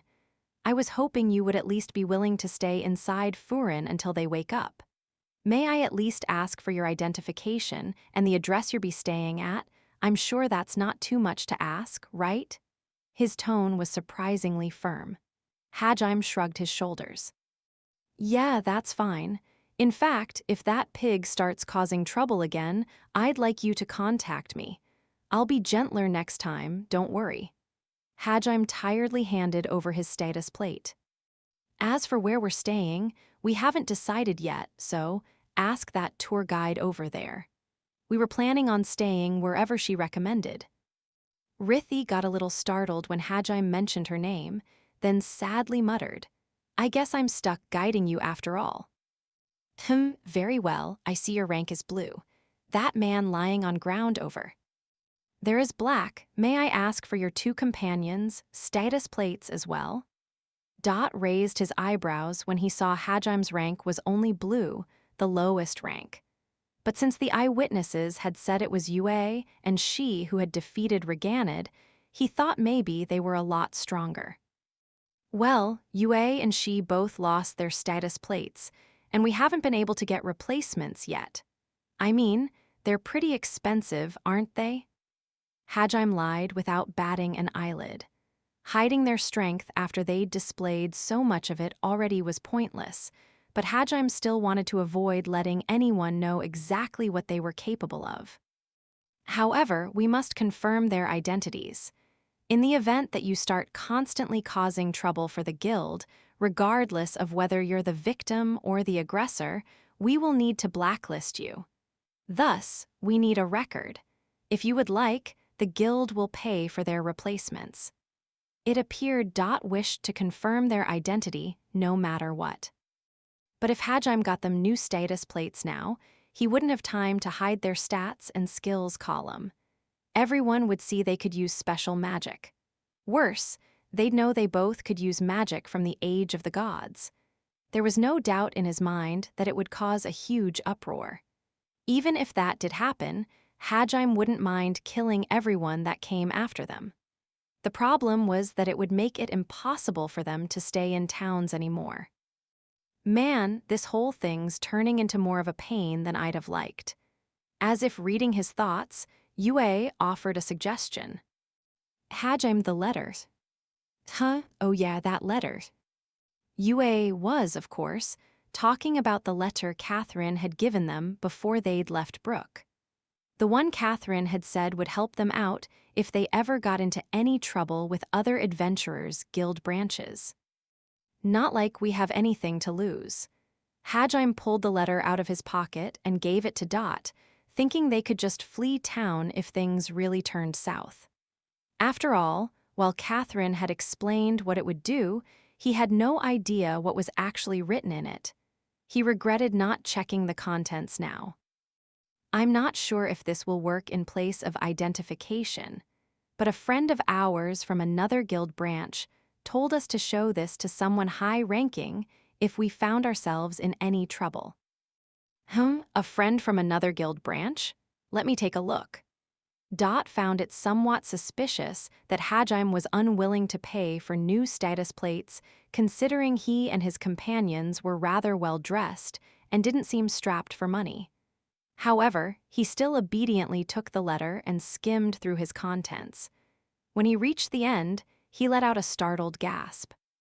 His gaze shifted from the letter to the trio multiple times.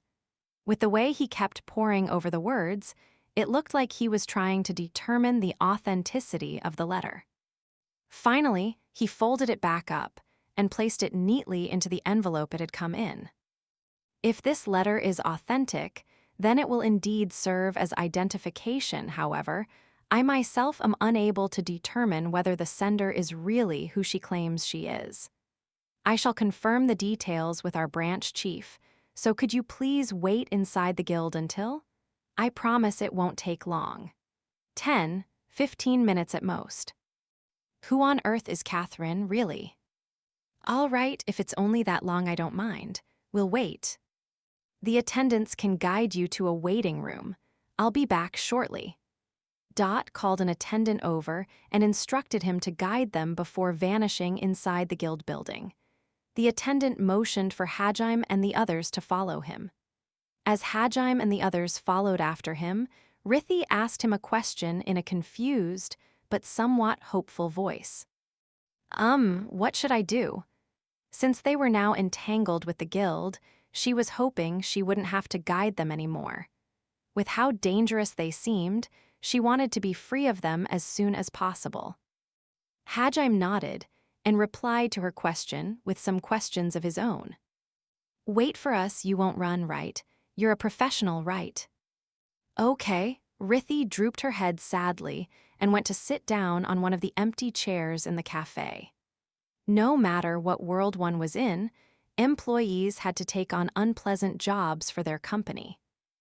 10 minutes after Hajime and the others were led to the waiting room, there was a knock on the door.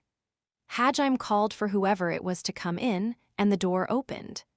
Dot entered the room, accompanied by a man in his late 30s.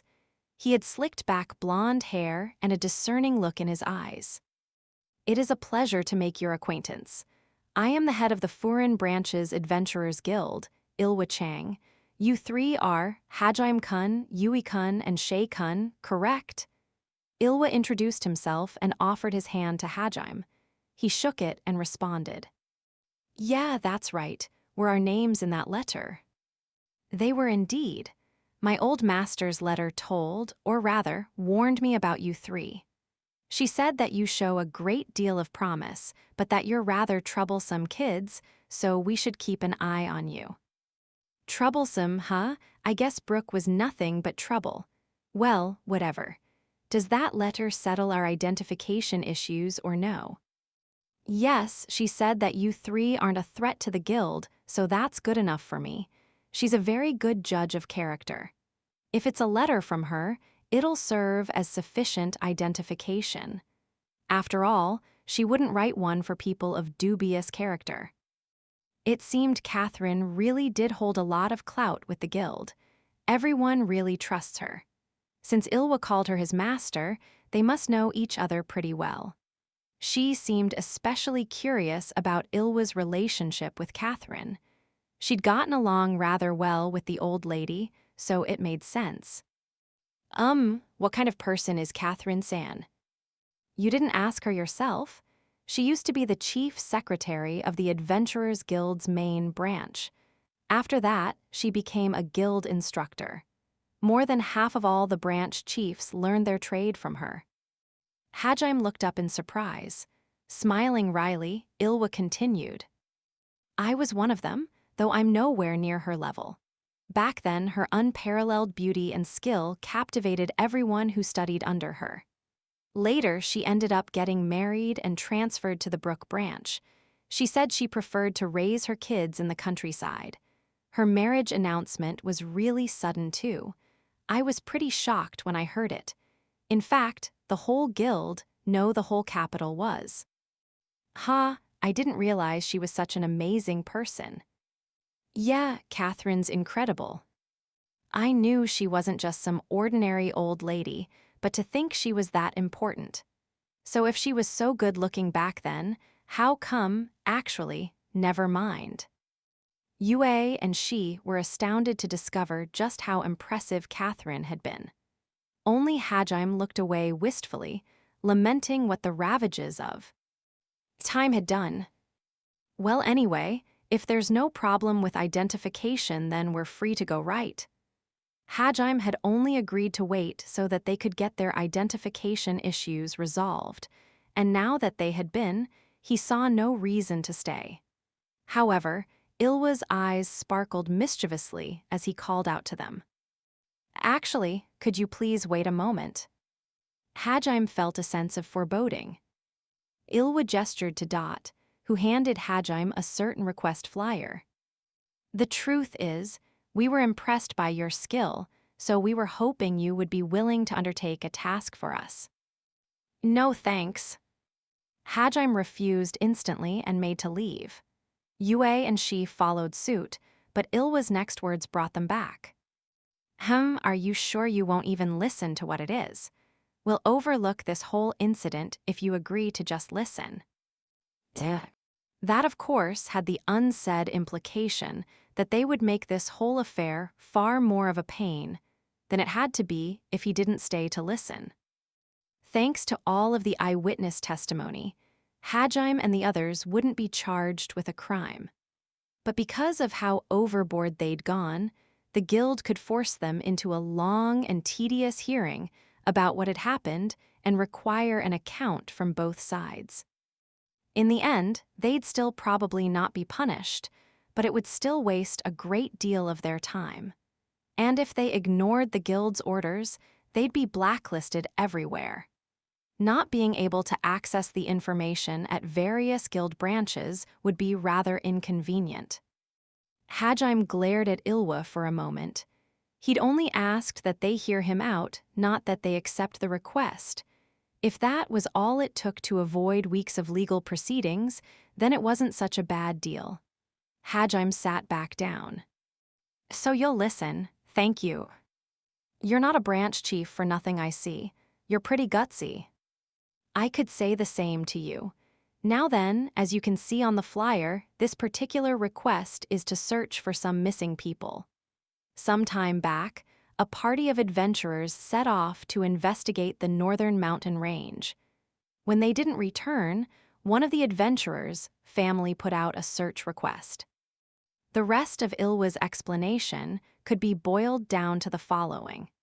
There had been reports of increased monster activity in the northern regions, so the guild had issued an investigation quest. Only the mountain nearest to town was well charted. The rest of the range was marked simply as wilderness. While they weren't as strong as ones encountered in the labyrinths, the mountains were still inhabited by powerful monsters. So the party that had accepted that request had been rather high rank. However, before they embarked, someone else had begged to join them. They were rather forceful in their entreaties, and in the end they were allowed to tag along. This newcomer was the third son of the noble Cudetta family, Will Cudetta. Count Cudetta had secretly sent someone to follow after his son, who'd basically ran away from home to become an adventurer. But even the person he'd sent to tail his son had vanished, so he had sent out a search request to the guild. The Count sent out his own independent search party as well, but he asked the guild for help because he wanted as many people out looking as possible. This all happened just yesterday. The party that had gone out to investigate was among the most experienced in the guild, so if they ran into something they couldn't handle, most adventurers wouldn't stand a chance. So the only people we can afford to send out on this quest are those of considerable skill. However, those that fill that criteria are all out on other quests at the moment. Fortunately for us, you happen to show up just at the right time. I thought you needed people of considerable skill. Sadly, I'm just a blue-rank adventurer. Ilwa didn't fall for Hajime's feeble attempt at feigning weakness. You just took out Reganid, a black-rank adventurer, without even breaking a sweat. Besides, anyone who can survive down at the bottom of the Raisin Gorge can't be that weak. How did you, the letter, but I never told Catherine. Hajime hadn't told anyone they'd gone to explore the Raisin Gorge. The only way Ilwa would have known that was if it was written in the letter. But then that begged the question of how Catherine had learned of their trip. As Hajime was scratching his head in confusion, she timidly raised her hand. Hajime looked suspiciously at she. What is it? Well, I may have accidentally told her, Tess. Looks like I'll need to punish you later. Yayue-san was with me too. She, you traitor. Guess I'm punishing both of you. So it was Yue and she's fault.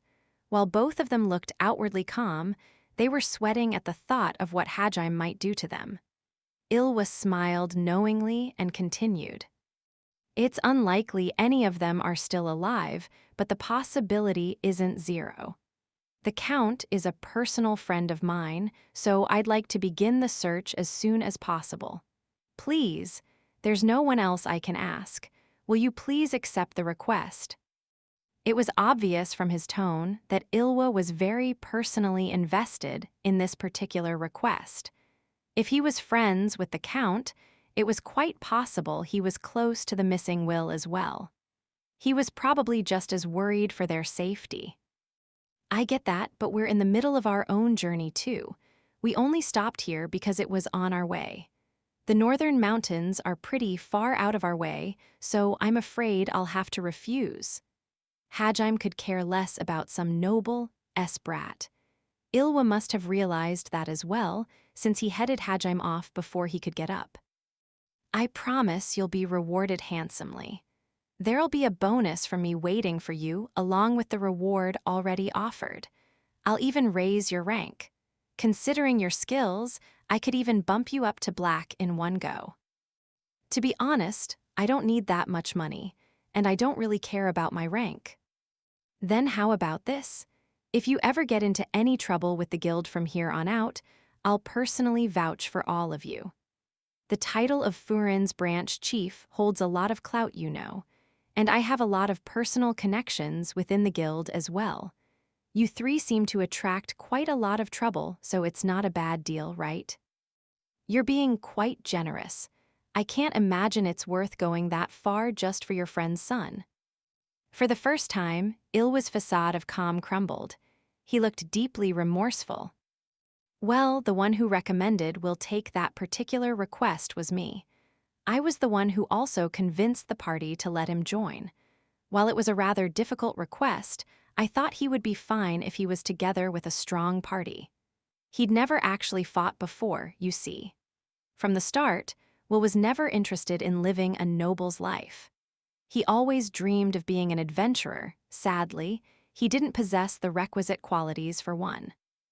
So I hoped that by sending him on a mission together with a strong party, he'd see the dangers adventurers face and realize he wasn't fit for such a life. That he'd give up on becoming an adventurer. I've known the boy for quite some time, you see, that's why I wanted him to see his limits and give up, but Hajime lapsed into thought as he listened to Ilwa pour his heart out. Ilwa and Will are even closer than I thought then.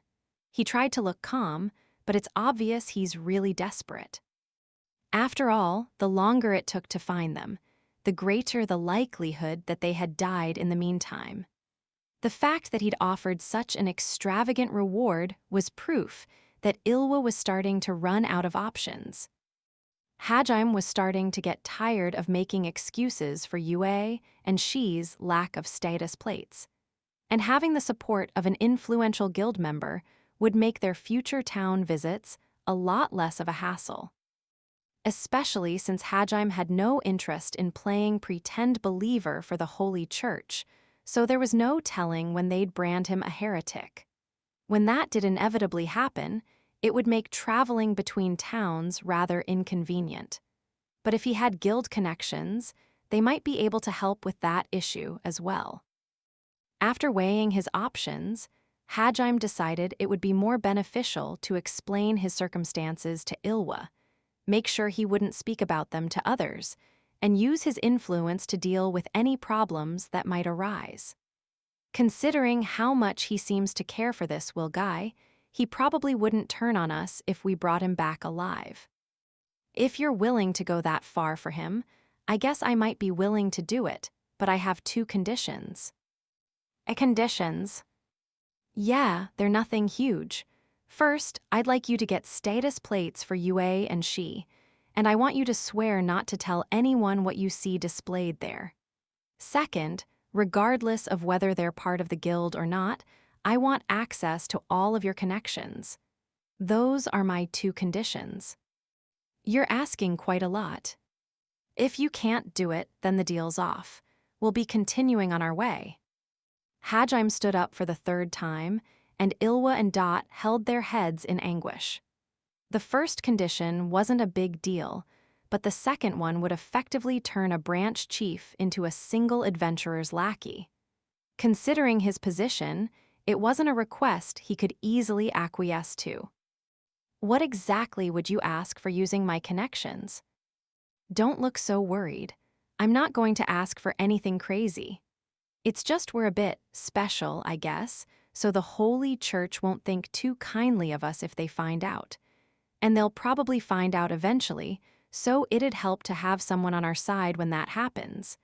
I just want you to help us out if we ever get stuck in any trouble is all. Basically, let us use your facilities and the like even if we become wanted. You're certain you'll be wanted by the Holy Church eventually? I'm beginning to grow interested in just what secrets you 3 bear. Since Master Catherine has taken a liking to you, I doubt you're bad people. But come to think of it, the eyewitness reports did say that Shay-kun over there possessed monstrous strength, and that Yu-kun used some new form of magic. Are the secrets you're hiding related to that? And they are the reason you're so sure the Holy Church will probably try and purge you. Judging by how little pains you seem to be taking to hiding them, you were prepared for a confrontation from the start. If that really is the case, I can see why you'd need my assistance to move freely between cities, hence your request. I guess he's not a branch chief just for show. He's sharp. After contemplating for a while, Ilwa finally came to a decision and turned to Hajime. We absolutely cannot support you in any potentially criminal endeavors. I will personally need to hear the particulars of each request and decide then whether or not we will aid you. But I do promise that we will help you in any other way possible. That's the most I can offer. What do you say? Well, makes sense, that's fine. As for the reward, we'll take it once we complete the mission. I just have to bring the kid back, right?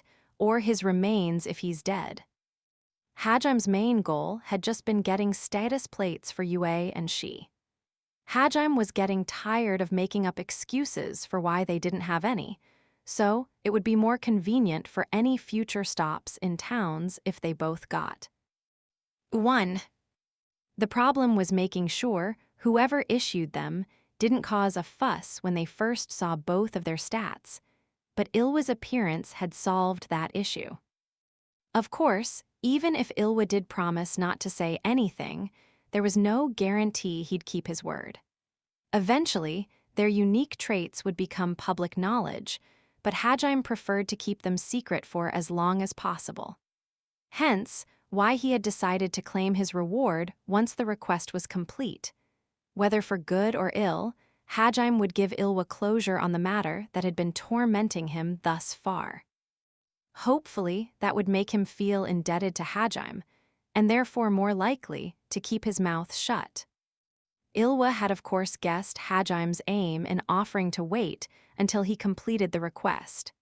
He smiled wryly, but internally he was relieved just to have found someone both capable and willing to take on the request. I'm growing more curious about your secrets by the minute, but I suppose I'll leave it for when you return.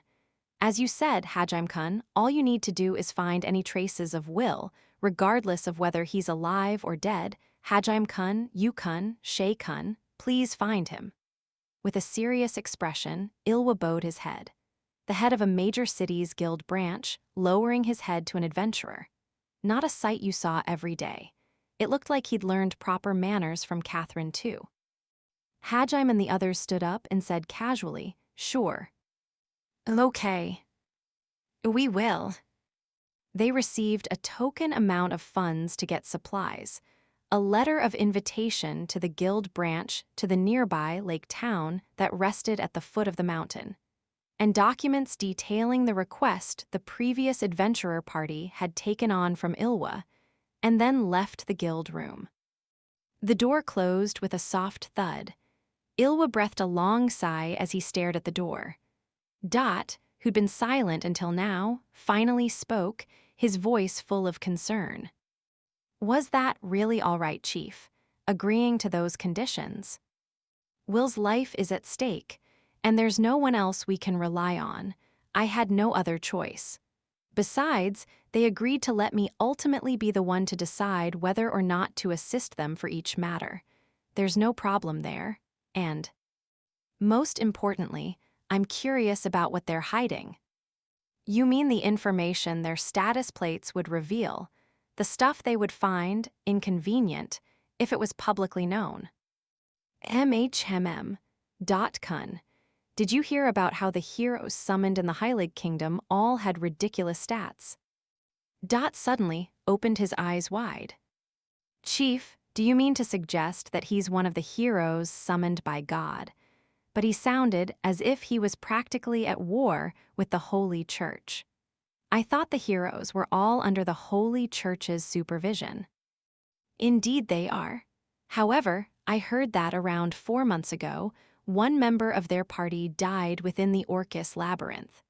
Or more specifically, that he fell to its depths along with a fearsome monster. Do you mean to suggest that perhaps he survived? 4 months ago, even the heroes' party was still inexperienced when it came to combat. I'm not sure what kind of place the bottom of Orcus is like, but I can't imagine a kid surviving through all that. Dot shook his head in disbelief. However, Ilwa continued staring at the door Hajime had left through, an amused expression on his face. True, but if that really did happen, why wouldn't he return to his comrades? Why embark on a separate journey? What did he see at the bottom of the abyss? What did he learn in that bottomless darkness? You mean perhaps? Yes, whatever it was, it seems to have convinced him to oppose the Holy Church. That is to say, oppose this world itself. His goal is worth that much. The world itself.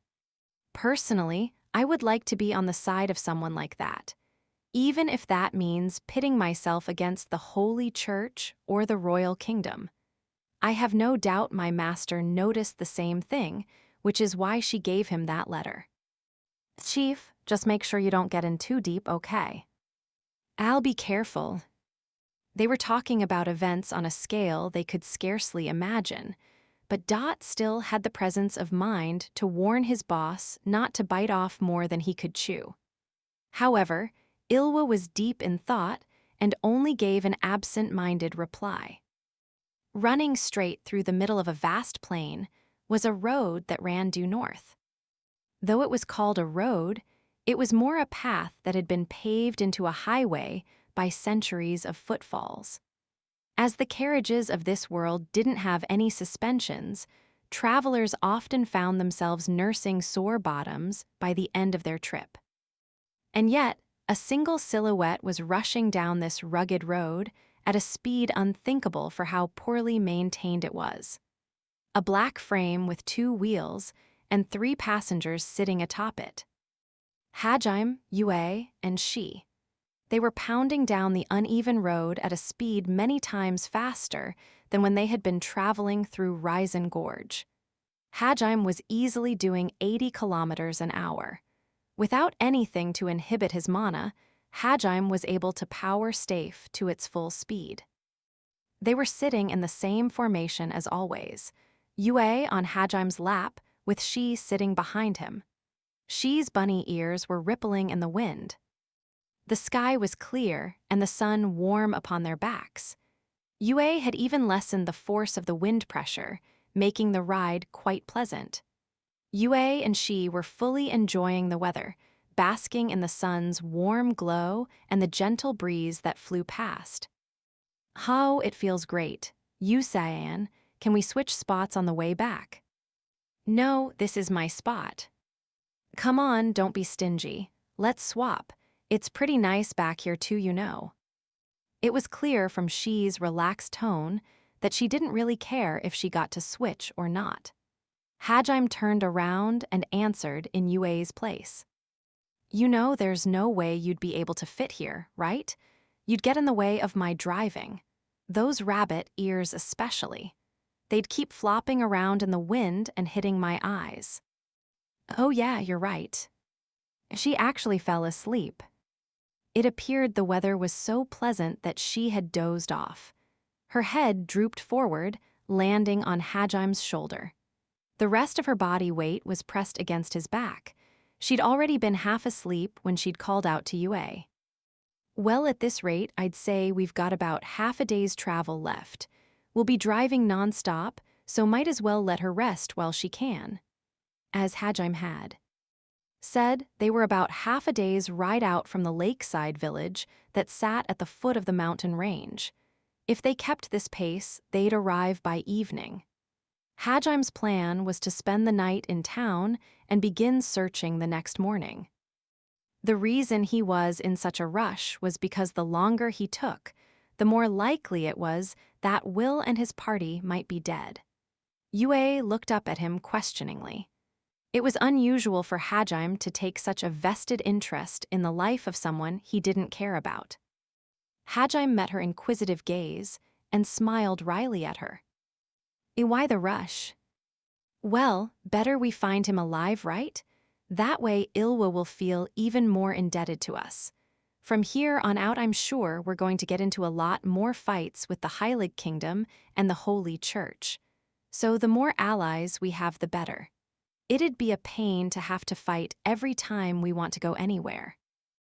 "I see." That being said, Hajime wasn't sure how useful Ilwa would prove as an ally. In fact, he thought it was more likely Ilwa wouldn't be of much help at all, but it never hurt to have extra assistance, especially considering how little effort it would take to recruit Ilwa to their cause. "Oh yeah, I heard the village were going to sit next to a lake, so they have a lot of water available. Apparently, thanks to that, they've become the largest cultivator of rice on the continent." "Rice?" "Yep, rice, you know, that white grain. It's my homeland's staple crop. I haven't had a single chance to eat it since coming here. I'm not sure if the rice here is the same as the one from home, but I want to try it." I want to try it now too. What's the town's name?"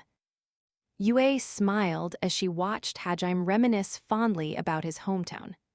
Her question brought Hajime back to the present, and he replied in a somewhat embarrassed tone. "The lakeside town of he said, not knowing what troubles were already brewing there. "Ha, no clues today either. Where could you have gone, Shimizu-kun?" Walking dejectedly down the main street of was none other than the summoned teacher, Eiko Hajiyama. Her normally cheerful demeanor was nowhere to be seen. Right now, she just looked tortured with worry. Even the street lamps somehow seemed dimmer than usual. "Ai-chan sensei, don't look so down. We still don't know what might have happened.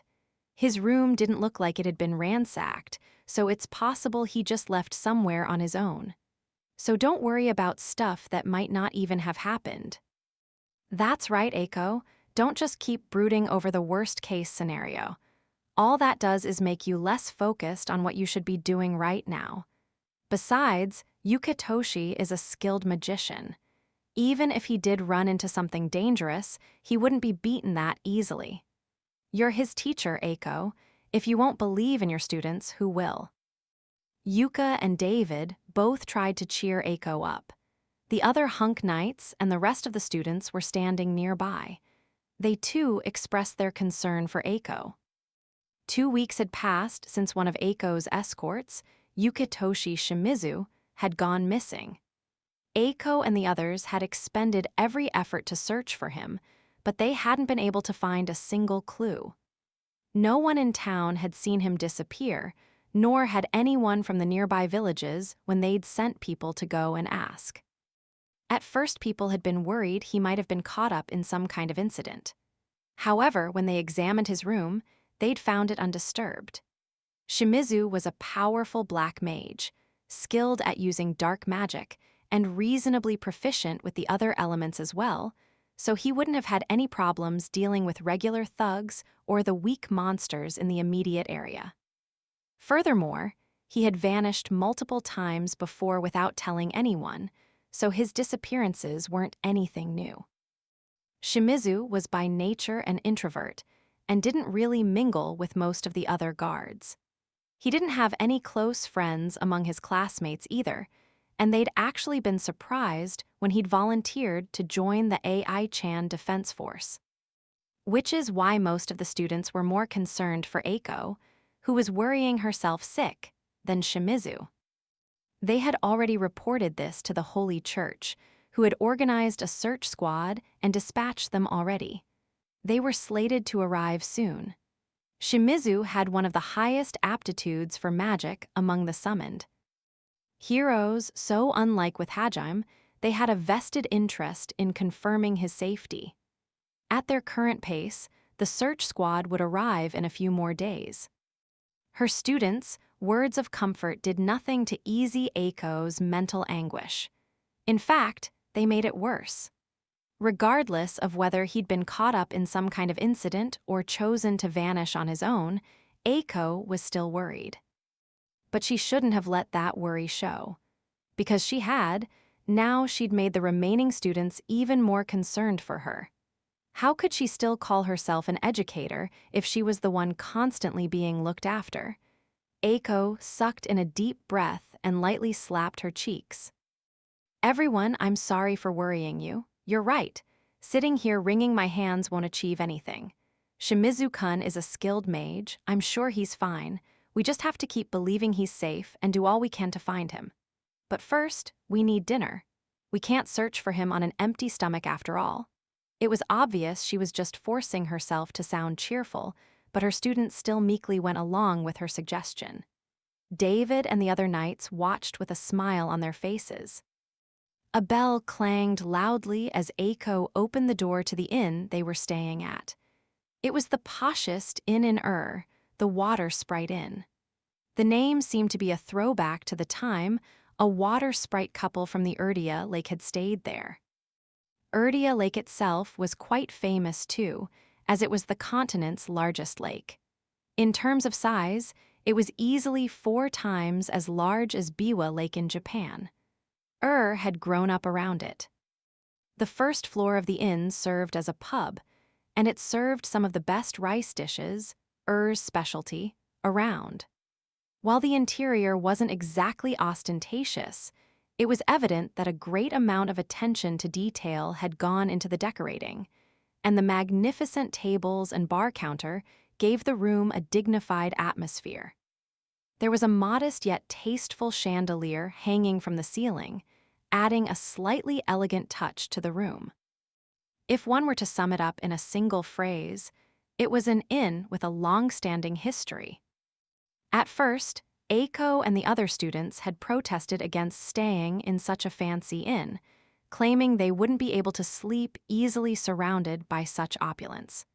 However, David and the others couldn't afford to let the Holy Church's reputation suffer by letting God's messengers, or the fertility goddess, stay anywhere less than the best, and eventually they managed to convince the students. As they'd already spent some time resting in the royal palace, the students found they were more at home surrounded by such luxury than they'd thought, and they quickly took a liking to the inn. They had come to look forward to the rice dinners the inn served after a hard day of improving the town's agriculture or searching for Shimizu. They all headed to the table in the back, the one reserved for VIP customers, and eagerly settled into their meal. "Man, their food always smells so good. I never thought I'd be able to eat curry in a world like this. Though it looks more like stew than curry, really, wait. Isn't there that white curry thing they eat in some places? The students all sang the praises of this otherworldly curry. Naboru pointed rudely with his chopsticks as he gave his own impressions of his own dish, an aromatic bowl of rice topped with deep-fried meat and vegetables and slathered in rich sauce. Man, their rice bowls are great too. Like, this sauce is amazing. Hell, I don't even think Japan's got bowls this good. You just never had good rice bowls in Japan, Eikawa-kun. The ones from convenience stores aren't going to match up, obviously. This fried rice is the only thing for me. I don't think I can go back to eating anything else. Their dumplings are amazing too. I swear, whoever runs this place has to be Japanese. The boy who contradicted Naboru retorted with a smile, while Akito stuffed himself full of fried rice. Next to him, Nana was eating her dumplings with relish. Yuka and the others were overjoyed to be eating Japanese-style food every night. While it didn't taste exactly the same, the core ingredients that went into the dishes were quite similar. Part of the reason Ur's cooking was so renowned was because of the abundance of fresh produce they had access to. Not only did they grow all of their rice, their fish came fresh from the lake, and they were able to harvest various herbs and spices from the nearby mountains. An elderly man looking to be in his 60s and sporting a magnificent mustache came up to their table with a smile. How is everyone finding their meal? If there's anything at all you require, don't hesitate to ask. So, if it isn't the innkeeper. He was Foss Celluo, the owner of the Water Sprite Inn. He stood with his back ramrod straight, but his gaze was gentle. His grizzled white hair was swept back neatly. He fit the relaxed yet dignified atmosphere of the inn to a T. The food is wonderful. All of us are healed by the meals you provide us every day. Eiko replied cheerfully. I am glad you're enjoying it, Foss said, his smile widening. However, an instant later his expression clouded over. Such an apologetic expression didn't fit on his gentle face. Wondering what was the matter, Eiko stopped eating and gave him her full attention. The truth is, I am terribly sorry to say that. Today is the last day we will be able to serve seasoned food. We won't be able to have any more nilkisel. Yuka cried out in shock. She really loved curry. Yes, I'm terribly sorry for the inconvenience. However, our stock of certain ingredients has run dry. Normally, we make sure to keep plenty of stock in reserve to avoid such a problem. However, this past month, the mountains have grown increasingly dangerous and fewer adventurers are going out to gather what we need. In fact, just the other day, a high-ranked adventurer party went off in the mountains to investigate the cause and went missing. Since then, almost nobody has been willing to go collect spices. All the establishments that deal in food, ourselves included, are uncertain when we'll be able to restock. What exactly has made the mountains so much more dangerous? The reports say that swarms of monsters have started appearing. However, the outer fringes of the range have always been safe in the past. They're supposed to be ferocious monsters living on the other side of this mountain, but they almost never cross the peak to our side. However, multiple people have claimed to have seen powerful monsters roaming our side of the mountains in recent times. That's certainly worrying. Eiko furrowed her brows. Yuka and the other students exchanged dark glances. I'm sorry, this wasn't something I should have brought up while you were enjoying your meal, Foss said apologetically. In an attempt to lighten the mood, he tried to steer the conversation in a more optimistic direction. However, I believe this disturbance will die down soon enough. How can you be so sure? The truth is, some new guests came in this evening looking for a room. It seems they're adventurers here to search for the people who went missing. Apparently, the chief of Furin's Adventurer Guild sent them, so I imagine they must be quite strong. I'm sure they'll be able to get to the cause of all this trouble. Aiko and the students didn't really understand the gravity of that statement, but David and the other knights murmured appreciatively. The Furin branch chief was one of the most renowned people in the Adventurers Guild. Anyone that had been nominated by him personally had to be more than just quite strong. As fellow warriors, the knights' interest was piqued. They began mentally checking down the list of famous gold rank adventurers. Aiko looked at the knights with a puzzled expression. Before anyone could explain, however, they heard voices coming from the staircase. One male and two female. One of the girls seemed to be complaining to the guy. In place of an explanation, Foss said, "Speak of the devil, that's them. Sir Knights, if you would like to speak with them, now is your only chance. They said they were leaving tomorrow." "I see, however, they sound quite young. Are there any gold-ranked adventurers this young?" David and the other knights scratched their heads in confusion. None of the gold-ranked adventurers they knew of were that young. The trio's voices grew louder as they approached. The students' table was at the very back, surrounded on three sides by walls. It offered a perfect view of the entire floor. However, the alcove also had a set of curtains that could be pulled closed if the occupants wished for some privacy. Their party stood out as is, and now that people had taken to calling Aiko a fertility goddess, they usually took their meals behind closed curtains. Today was naturally no exception. Finally, the trio grew close enough for Aiko and the others to make out their conversation. "Sheesh, how many times do I have to tell you? I get really lonely when you start flirting with Yue, you know. Can't you please stop doing it in front of me? Hey, are you listening to me, Hajime-san?" Yeah, I heard you. If you just don't want to see it, we can get you your own room." "Humph, did you hear that, Yue-san? Hajime-san's so mean." "Yeah, Hajime Yumini." Yeah. When they heard the name the two girls were using, Aiko and Yuka did a double take. Did they say what I think they just said? And is it just me, or does that guy's voice sound just like his voice? Questions raced through the students' minds. They all tensed up and stared at the curtain, as if the force of their gaze alone could pierce the opaque veil.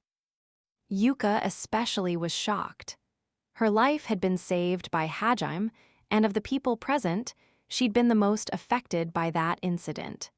She didn't even notice when her spoon slipped from her fingers and clattered to the floor. The other students, too, were reminded of the boy that had fallen into the abyss 4 months ago. The boy whose demise had reminded them of their own frail mortality. The boy who was at the root of the trauma they wished they could forget. The boy who, for better or worse, always stood out. Alarmed, Foss and the knights asked what was wrong, but none of the students even heard their words. While the knights were looking at each other in bewilderment, Aiko muttered a single word. "Nagumo-kun?" That word was enough to break her out of her daze, and she found she could freely move her body again. Aiko stood up so fast her chair fell to the floor behind her, and almost tripped over herself in her haste to rip open the curtain. It slid apart smoothly, revealing Hajime, Yue, and she standing a few feet away. Before she could even get a good look at him, Aiko shouted his name. "Nagumo-kun." "Huh, sensei." Standing in front of Aiko was a surprised boy with white hair and an eye patch covering one eye. He looked very different from the Hajime that Aiko remembered. Not just his appearance, but even his demeanor felt different. The boy Aiko knew was a gentle, mature individual who always seemed to be spacing out in class. She had always thought that awkward smile he wore when people talked to him suited him well. However, the boy in front of him had a gaze as sharp as a hawk's, making it difficult to approach him. He was so different from how Aiko remembered him that had they just passed each other on the street, she definitely would not have recognized him. Still, close inspection revealed that his facial features and voice closely resembled the same Hajime she remembered. And more than anything, he had called her sensei. That was what made it certain. Even if his appearance and the way he carried himself had changed, the boy standing in front of her was none other than her student, Hajime Nagumo. Nagumo-kun, it's really you, isn't it? You're alive, you're still alive. No, you must have mistaken me for someone else. Bye. Huh. It was a miraculous reunion with the student she'd thought long dead. Tears sprung to Eiko's eyes. What were you doing all this time? What happened to you? I'm so glad you're all right. There were a mountain of things she wanted to say, but she couldn't get the words out. And yet, all Hajime replied with was a curt dismissal. Eiko let out a confused mutter. Even her tears seemed to retreat back into their ducts. But when Hajime started walking toward the inn's exit, she suddenly returned to her senses and chased after him. She grabbed him by the sleeve and tried talking to him. Wait just 1 minute. It's definitely you, isn't it, Nagumo-kun? You called me sensei just now. There's no way you could be anyone else. No, really, you just misheard me. I just said stunted in a really thick accent. Yeah. Excuse me, who are you calling short? I'll have you know that's very rude, and that's the worst excuse I've ever heard. Why did you try to trick me? And that arm and that eye, what exactly happened to you? What have you been doing until now? And why didn't you come back to us? Answer. Me, Nagumo-kun, you can't fool your teacher. Eiko's shouting echoed throughout the inn. Most of the other diners were watching curiously, wondering what their fertility goddess was doing with this guy. The rest of the students and knights filed out of their little alcove as well. The students' jaws all dropped when they saw Hajime.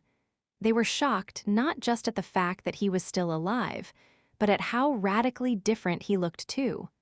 Unsure of what to do or say, they just stared. Though Hajime seemed to be reacting to all this calmly, he was panicking internally. Even in his wildest dreams, he hadn't expected to run into his old teacher and classmates while out on a quest for the branch chief. His shock was what had led him to accidentally let slip that first, sensei, all but sealing his fate.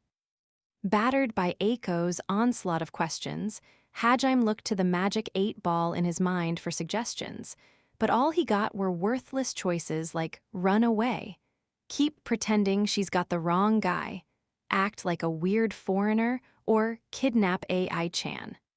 The last one was especially terrible. Fortunately, his partner came to his rescue. Not the worthless rabbit-eared one, the cool vampire princess. Yue walked up to Hajime, wrapped her arm around him, and forcibly pulled Eiko's arm off.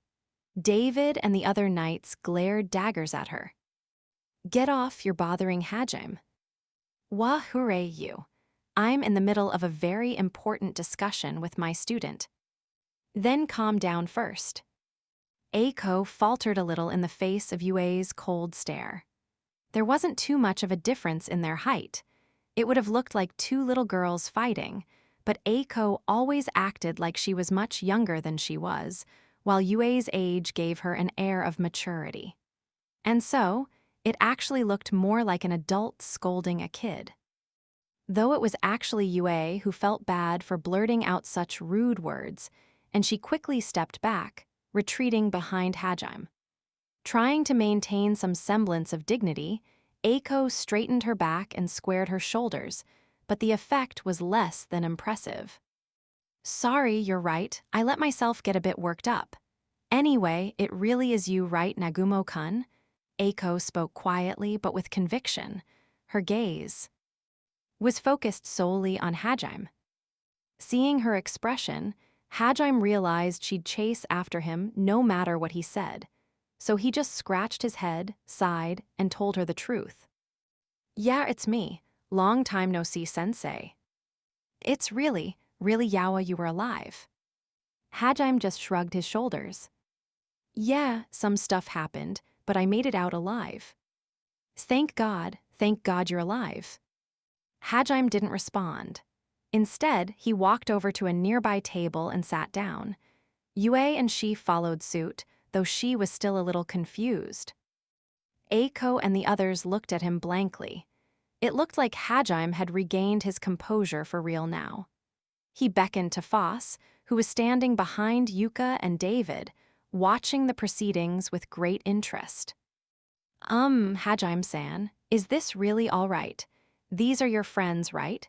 This is just a guess, but these are people from your old world, right?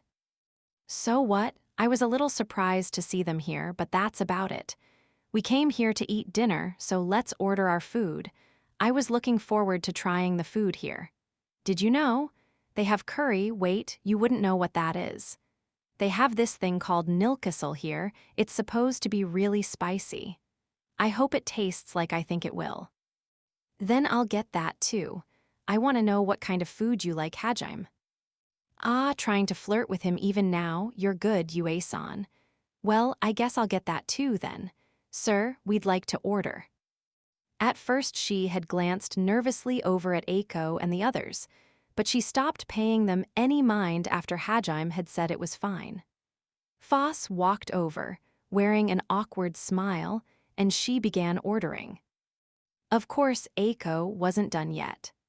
The nonchalance with which Hajime had sat down had struck her dumb for a moment, but once she returned to her senses, she briskly walked up to Hajime's table and angrily slammed her hands down.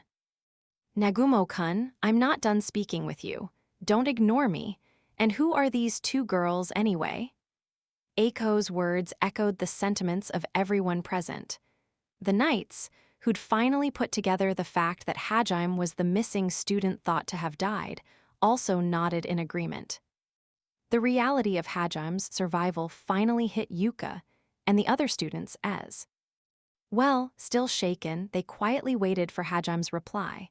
Hajime furrowed his brow in annoyance. Knowing Eiko, she wouldn't give up until he gave her an answer. He wanted to be able to eat in peace, so reluctantly looked back up at her. We accepted a request to come here from Furin. We've been traveling non-stop, so at least let us eat before I tell you what happened. Oh, and these two are. Hajime glanced over at Yue and she, who introduced themselves before he could. Yue. My name's she. I'm Hajime's lover. I'm Hajime-san's lover. Lover? Eiko glanced back and forth between Hajime and the two girls. She was having trouble processing what they just said. Behind her, Nana and Tiko let out gasps of surprise. Atsushi and the other guys just stared, slack-jawed. Yuka stiffened up as if she'd been hit by a bolt of lightning. Hey, Yue can say that, but you most definitely are not she. I can't believe you, Hajime-san. That's so mean. You even stole my first kiss. How many times do I have to tell you? That was just C. Nagumo-kun? What is it, sensei? At Shi's mention of Hajime stealing her first kiss, Eiko finally recovered enough to say something. Her voice was low, and her expression made it clear that she'd misunderstood something. She seemed to be thinking Hajime had these two girls waiting on him hand and foot. Her face was bright red, but her eyes were glimmering with determination. Determination to bring her wayward student back on the path of righteousness. And so, Sensei's wrath struck Hajime in this peaceful town of Not only did you steal a girl's first kiss, you're also Tua timing. Is the reason you didn't come back to us because you were too busy flirting with these girls? In that case, I'll never forgive you. As a teacher, I cannot forgive you.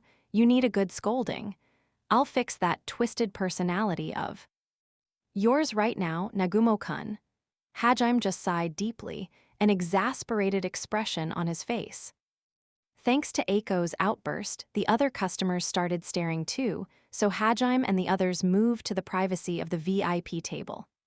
Eiko, Yuka, and the other students all peppered him with questions, but Hajime's mind was on the nilkissel he was hoping to eat for dinner, so he kept his answers as brief as possible. Q.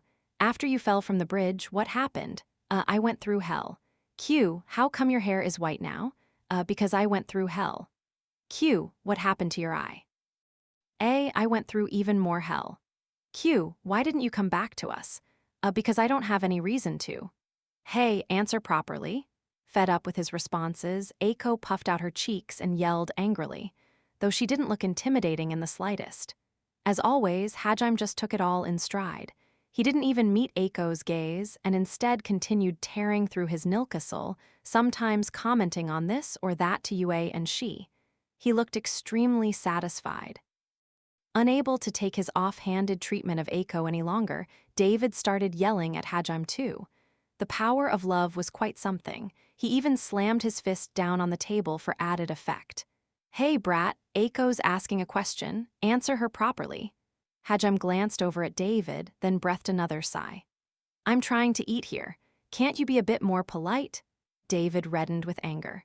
Not only was he a Templar knight, he was one skilled enough to be tasked with the mission of guarding Eiko. And yet, Hajime had brushed him off without even a second thought. Realizing Hajime wasn't willing to humor him in the slightest, David changed his angle of attack. He looked over at she and let out a string of insults. "Humph, you dare lecture me on manners? Let me throw those words right back at you. How dare you bring a filthy brute like that to a table meant for?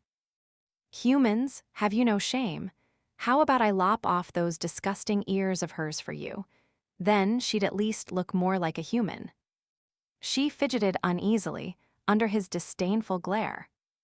Back in Brook, because of Catherine, the first impression she'd given people when she'd entered the Masaka Inn, and Hajime's own presence, most people had treated her with respect. A few people had glared disapprovingly at Furin, but no one had tried to heckle her directly, as it was a crime to harm another's slave. In other words, this was the first time she'd felt the full brunt of people's hatred and discrimination toward beastmen directly. She thought she'd no longer cared about what strangers thought of her, but David's blatant malice hurt her more than she'd expected. Hence, why she lowered her gaze. It wasn't just David either. Upon closer inspection, it was evident the other knights were glaring hatefully at her too. No matter how nice they acted toward Eiko or the other students, they were still Templar knights. Their ties to the Holy Church and Heilig meant they held the beastmen in contempt. In fact, their hatred was even stronger than regular humans, since it was the Holy Church's teachings that claimed beastmen were inferior beings. Their way of thinking had become less rigid by interacting with Eiko and the others, but such a deeply ingrained sense of values couldn't be so easily overturned. Eiko opened her mouth to protest the knights, harsh words, but before she could say anything, Yue took she by the hand and shot them a stare colder than death itself. The withering intensity of her gaze caused David to flinch back for a moment, but the fact that he'd cowered before a little girl, even if only for an instant, only made him angrier. David wasn't normally someone who'd snap this easily, but Eiko's reproachful gaze made him touchier than usual. "How dare you look at me like that? You're not even a messenger of God. What right do you have to blame me?" Chase quickly stood up to restrain his commanding officer, but before he could, Yue's voice echoed clearly through the chaotic din. What a pathetic man. Every word dripped with scorn. Yue couldn't believe someone could be so intolerant about something as irrelevant as race. Having already lost his composure, Yue's disdain only served to drive him further into a frenzy. "You damn heretic, I'll send you to hell along with that beast you love so much." He put a hand over his sword. Yuka and Atsushi reached for their own weapons, while Eiko and Chase tried to calm David down with words. However, David was beyond words now. He made to draw his sword, but before he could, bang, the nose reverberated throughout the water Sprite Inn, and his head jerked back. His whole body was sent flying from the force, and he crashed into the wall behind him head first. The whites of his eyes were visible as he slid to the ground in a crumpled heap. His sword clattered to the floor next to him a second later. No one could understand what had just happened. Everyone just stared blankly at the ground where David lay. Startled by the sound, Foss hurriedly opened the curtain to see what had happened. His eyes went round as he took in the spectacle.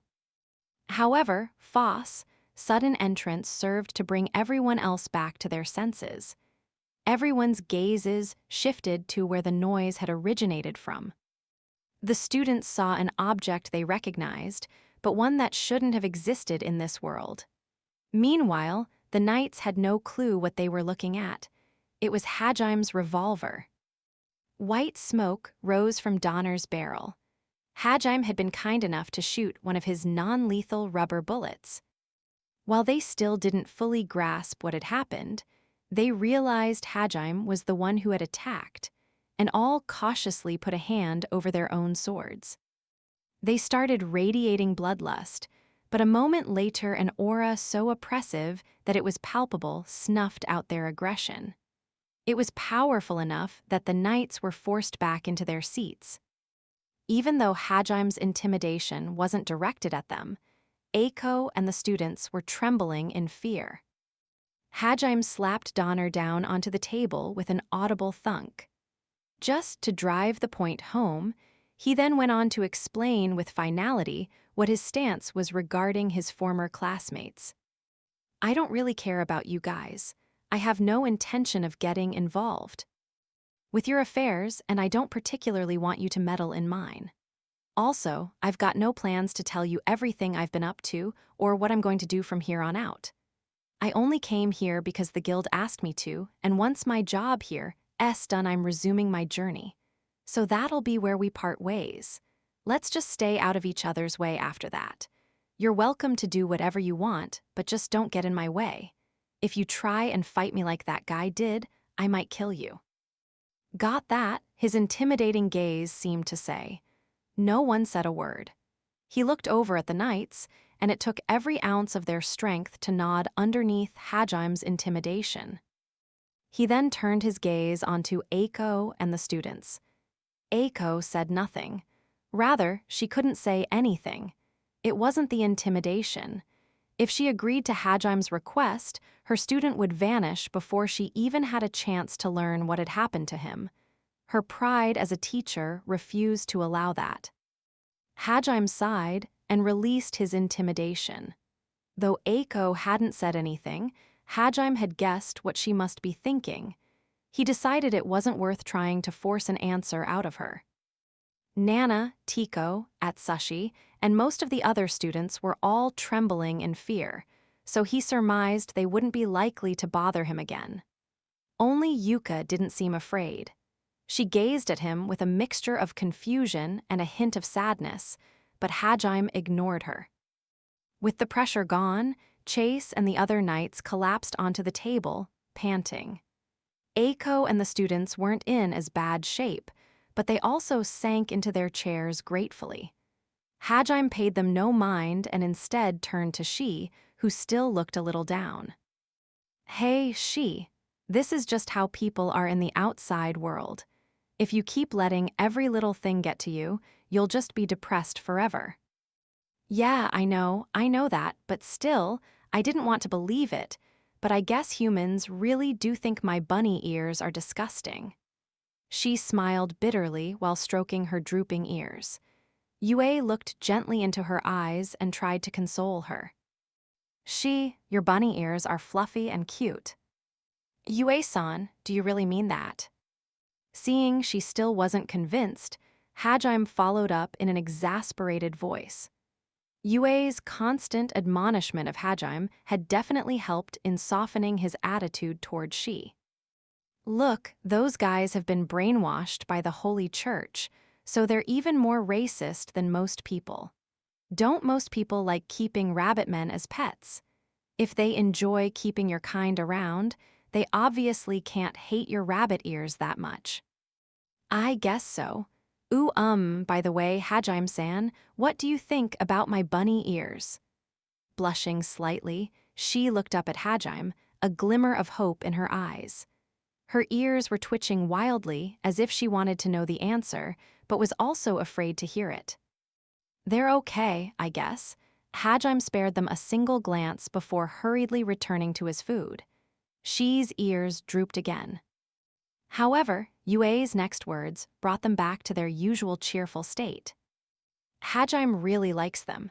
Sometimes he'll even rub them when you're sleeping. Yue, you promise not to tell. Hajime-san, you really do like my ears. She cupped her cheeks with her hands and squirmed in embarrassment. Meanwhile, the ears on top of her head were doing some kind of happy dance. The tense atmosphere that had pervaded the table seconds ago was nowhere to be seen, and everyone marveled at how quickly the mood had changed. After watching their rom-com skit for a few minutes, Atsushi quietly mumbled, that's strange. I was scared to death of Nagumo a few seconds ago, but now I feel like murdering him. You too, huh? You know, those two are really cute, and they're both totally my type. It's absolute torture watching them flirt with another guy. Atsushi nodded in agreement. The two friends clenched their fists, steeled their resolve, and exchanged glances. Nagumo said he doesn't care about us anymore, right? But you know, I still want to ask him how to get the girls of this world to fall for you. I have to know. Naboru, Akito. We'll brave the depths of hell together with you, brother. The three males of AI-chan's defense force exchanged a glance of solidarity before glaring at Hajime, eyes burning with jealousy. The serious mood from earlier now completely dispelled. Everyone returned to normal. Yuka, Tiko, and Nana all glared coldly at the boys. Chase had taken his subordinates and was currently trying to treat David's injuries. Once he was sure David wasn't in any serious trouble, he turned to Hajime and gave him his most charming smile. There was something he wanted to ask Hajime at all costs. Nagumo Dono, is it all right if I call you that? I apologize for what my captain said. We are Eiko-san's guards, so when it comes to her safety, we sometimes get a little touchy. Please, could you find it in your heart to forgive him? So you just start trying to kill people when you get touchy? Well, I guess I'm not really one to judge people on their murderous impulses. Hajime waved his hand dispassionately. Chase's eyebrow twitched at Hajime's nonchalant dismissal, but he kept his business smile on. His attention was focused solely on the artifact Hajime had placed on the table, and he quickly pressed on with his question. Also, about that artifact, I cannot fully grasp its function, but it appears to be quite powerful. It seems to be some form of long-range weapon, but it is both faster and stronger than a bow. And yet, I could sense no magic, nor did I see a magic circle anywhere. Just how does it work? He was still smiling, but Chase's gaze was deadly serious. Since it didn't appear to use any mana, he was interested in the possibility of mass producing a weapon stronger than a bow that anyone could use. A weapon of that caliber could change the very nature of warfare. Chase suspected that even if the entire Night Corps took Hajime on, they wouldn't stand a chance against such an artifact, so he had to ask. Hajime glanced at Chase. Before he could say anything, an excited voice interrupted him. Atsushi. That's right, Nagumo. That's a gun, isn't it? How on earth did you get something like that? Chase did a double take. Gun, Tamai, you know what that object is? Yeah, of course I do. It's a weapon from our world. Chase's eyes sparkled as the beginnings of an idea formed in his mind. He looked back at Hajime. I see. In other words, this isn't an artifact you found, but one that was created, and the creator must have been. Me, Hajime replied casually. Chase had marked Hajime as the secretive type, so he was surprised when he answered so readily. I see it's no secret. Nagumo Dono, do you understand what that weapon is capable of? It could change the nature of how war is fought in this world, right? Assuming you could mass produce it anyway. I'm sure you're going to beg me to come back, or at least teach you how to make it, right? I refuse, give it up, he said with finality. It felt like he had prepared this speech beforehand. However, Chase refused to give up. That was how much the gun was worth. But this could help make even our weakest soldiers overwhelmingly powerful. We could take advantage of our numbers in the coming war and drastically increase our chances of victory. Your help could save the lives of your friends and your teacher. Shouldn't you? Say what you want, I won't help you guys. And if you try and steal it from me, I'll interpret that as an act of war. So if you want to go that route, you better be prepared to die before the real war starts. Hajim's words sent chills down Chase's spine, and he fell silent. Eiko chose that moment to butt in and try to smooth the situation over. Chase-san, I'm sure Nagumo-kun has his reasons, so please don't try and force him. Nagumo-kun, you need to choose your words more carefully too. Handling things peacefully is important, Nagumo-kun. Do you really not plan on coming back? That's right. I'm leaving tomorrow to investigate, and once I finish my request, I'll leave. But why? She gazed sadly at him, but Hajime just stood up and prepared to leave. Yue and she had finished eating as well. Eiko tried to stop him, but he ignored her and headed up the stairs. A strange atmosphere descended upon those left behind. He really was alive. A quiet voice broke through the silence, confirming the reality of what they'd just seen. The one who had spoken was Yuka. There was a conflicted expression on her face as she looked at the staircase. Kaori-chan was right, though I guess he didn't need her help. In fact, he managed to get out all on his own. Yukaki, are you all right? Yuka. Tiko and Nana were worried, because Yuka had sounded like she was. Talking to herself, Yuka smiled bitterly at the two of them, then shrugged her shoulders. I'm fine, just really surprised. But it's not a bad thing, you know? Our classmate's still alive. That can only be a good thing, right? Yeah, you're right, though I still can't really believe it. I mean, you saw him. He felt like a totally different person. Indeed, how do I put this, he feels, more wild? You know, Tiko spoke haltingly. It hadn't been exactly like encountering a crazed serial killer, but there had been something feral to this new Hajime. Atsushi and the other guys chose this moment to interject with their own opinions. And he looks way stronger now, like holy crap. Tell me about it. His hair color's changed, he acts different, he has a gun, and he's so intimidating now. There's all that too, but, you know, he said he doesn't care about us anymore.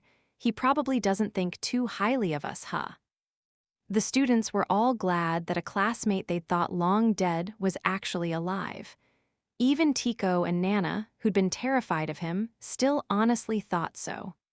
Atsushi, too. It felt like this huge weight had been lifted off their chest. If they had to sum it up in a word, they were relieved. However, there was still the inexplicable sense of discomfort that came with the fact that he hadn't seemed to care about them at all. Not only that, he had become far stronger and far sharper than before, and that had intimidated them.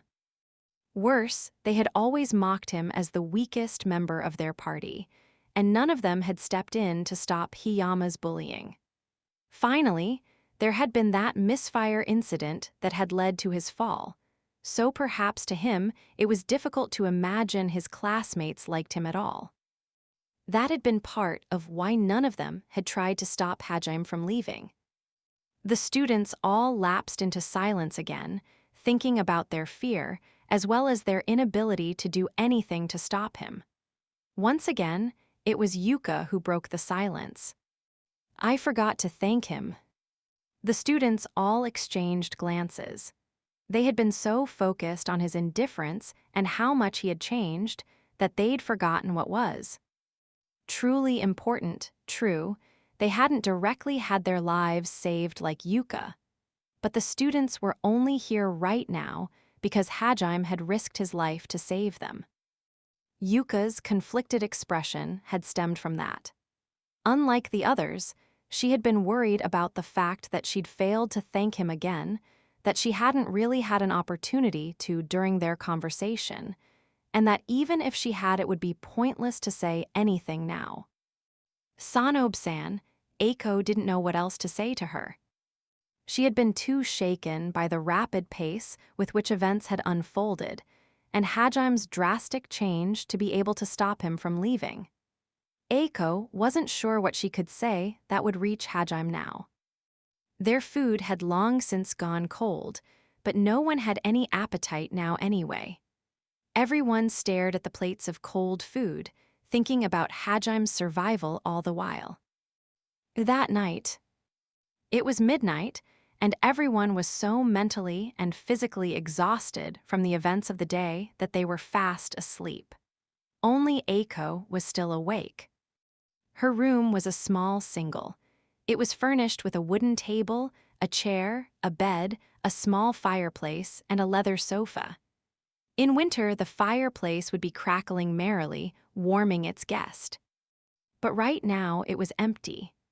Eiko sat on the sofa, staring into the cold ashes as she thought about the day's events. The inside of her head was a whirling, disorganized mess.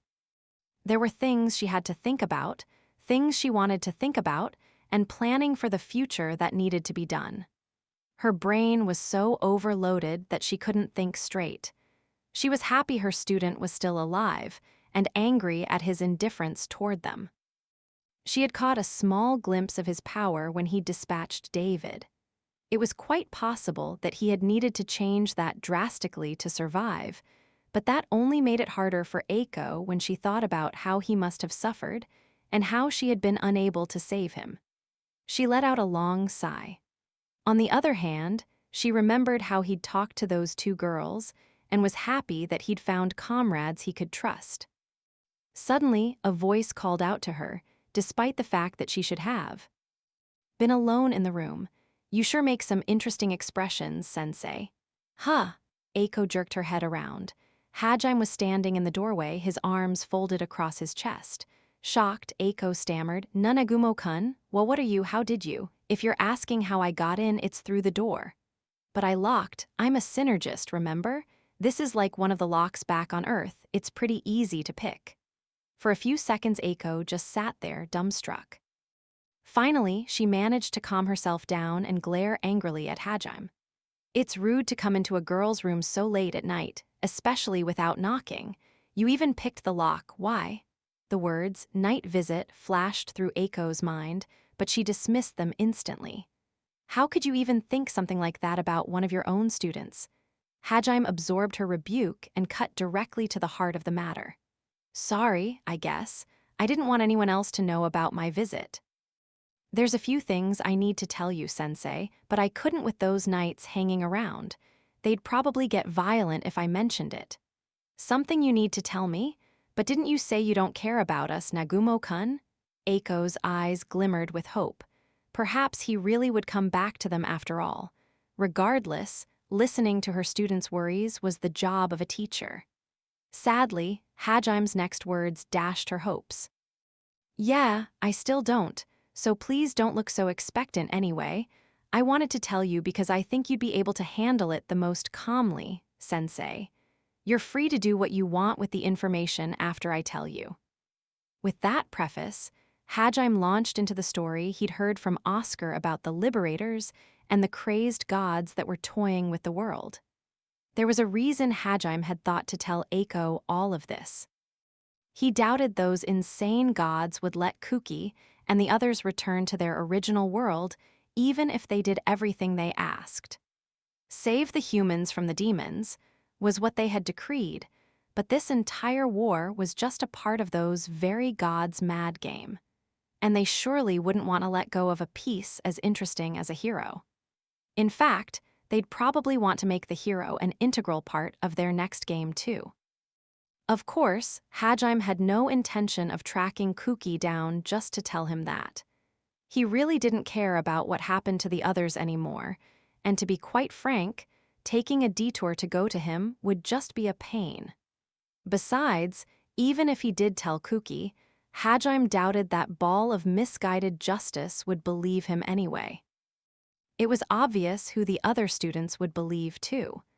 Between an old classmate who had drastically changed and the hero everyone relied upon, it wasn't even a contest. Chances were he'd just be branded a heretic for slandering the great Lord Ehet. For all those reasons, Hajime did not want to seek out Kuki. However, by sheer coincidence, he had run into Eiko again. Hajime understood her quite well. Eiko was always thinking of her students, so she wouldn't be easily swayed by the Pope's honeyed words like the students had been, and do what was best for them. And because of her overwhelming popularity, he was sure that her words would have more of an impact on them than his would. Just how much of an influence that would be, he didn't know. Though if Kuki and the others started straying from the gods' plan because of this, they would surely draw the gods' attention. Eventually, tales of Hajime's labyrinth conquest would spread, and he was certain the gods would eventually do something to intervene. So, by having Kuki stray from their plan, Hajime hoped to delay the gods' interference in his own business, or at the very least split their attention. And the very faint hope that they too might start searching for an alternative way back home after learning they couldn't rely on the gods. Lastly, he knew that the liberators had been defeated because the gods had manipulated the people and turned them against them. So, in order to avoid having that happen with his former classmates, he wanted to plant the seeds of doubt early. Though this was all something Hajime had just come up with after seeing Eiko again, so he wasn't exactly expecting much. Hajime didn't hold any particular grudge toward his old classmates, but he also didn't really care about them. If they could be of use to him, he'd use them, and if not, he'd leave them alone. He'd found a way they might help. Which was the only reason he bothered to pass this information along. Eiko was stunned speechless after she heard Hajime's tale. She wasn't even sure how to process it. Frankly, it would probably be some time until she'd managed to digest it all. Anyway, I just wanted to let you know, that's what I learned at the bottom of the abyss. What you do with that information is up to you, sensei. You're welcome to believe it or not as you wish. I don't care. Nanegumo-kun, does your journey have something to do with those crazed gods? Ha, no way. I don't give a shit about what happens to this world. I just want to find a way home. That's the only reason I'm on this journey. I only told you because I figured you knowing might help sometime down the road. Hajime snorted at her absurd question.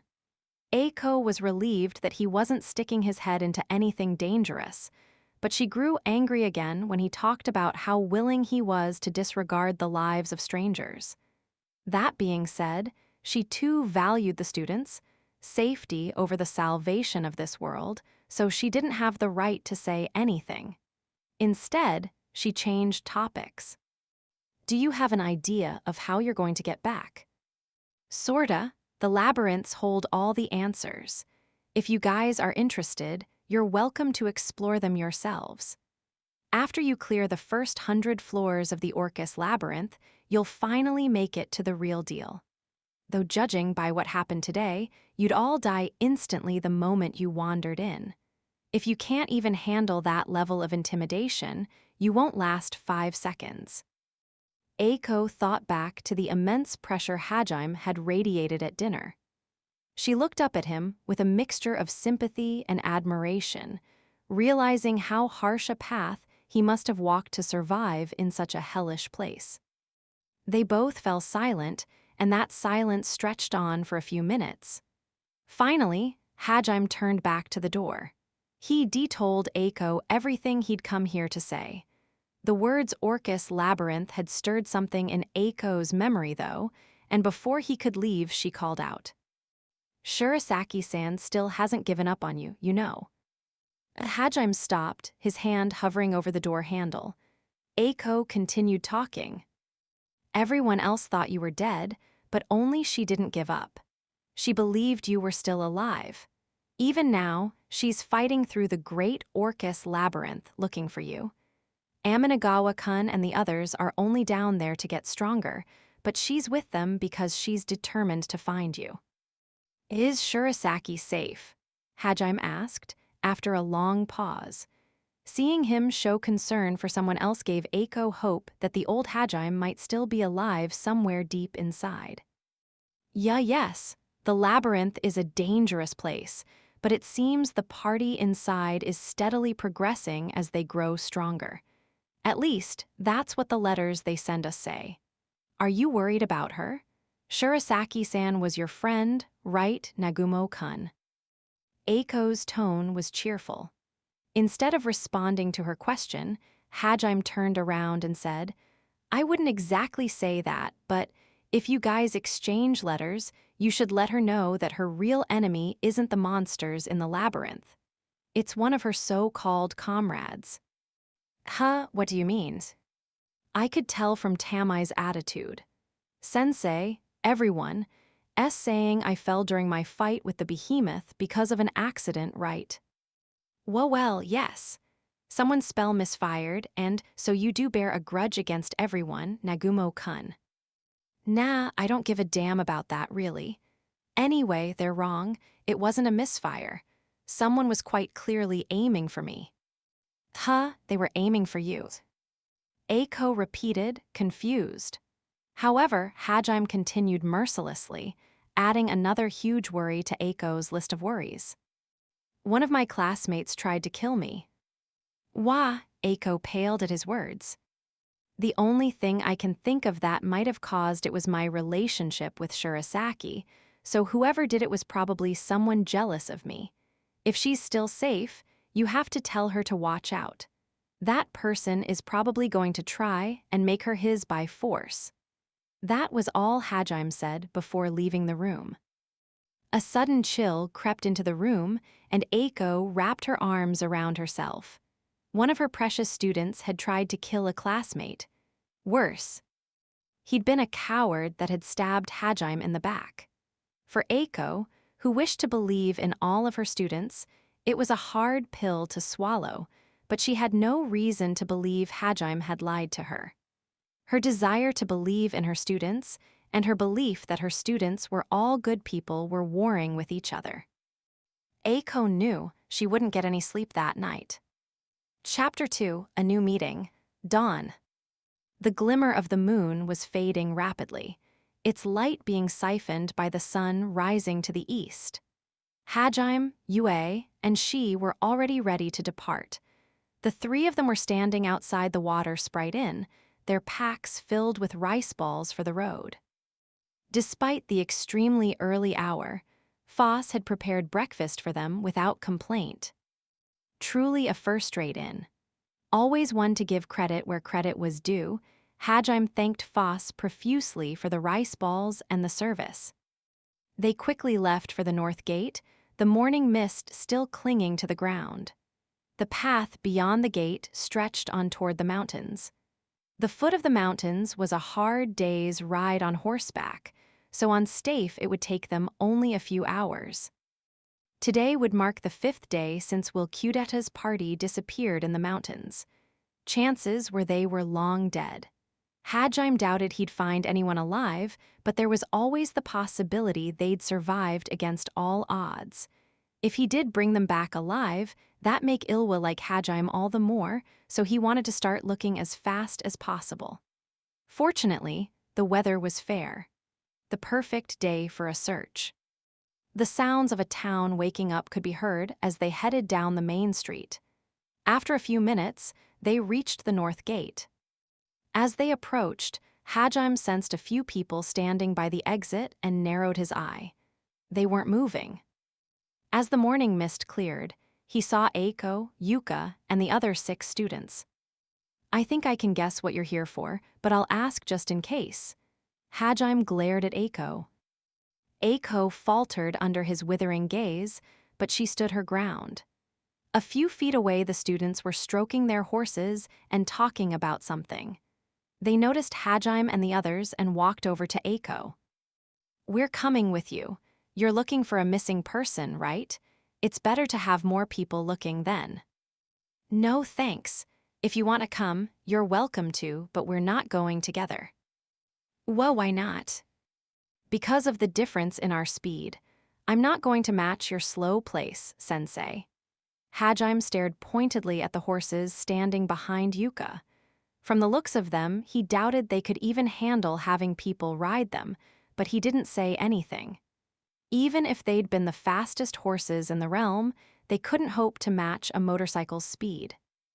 At Hajime's words, Yuka looked around, then tilted her head in confusion. As far as she could see, there wasn't any other means of transportation in sight.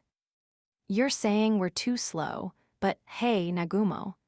You're not going to say something crazy like you can run faster than these horses or anything, right? Just because you don't care about us anymore doesn't give you the right to lie to us, you know?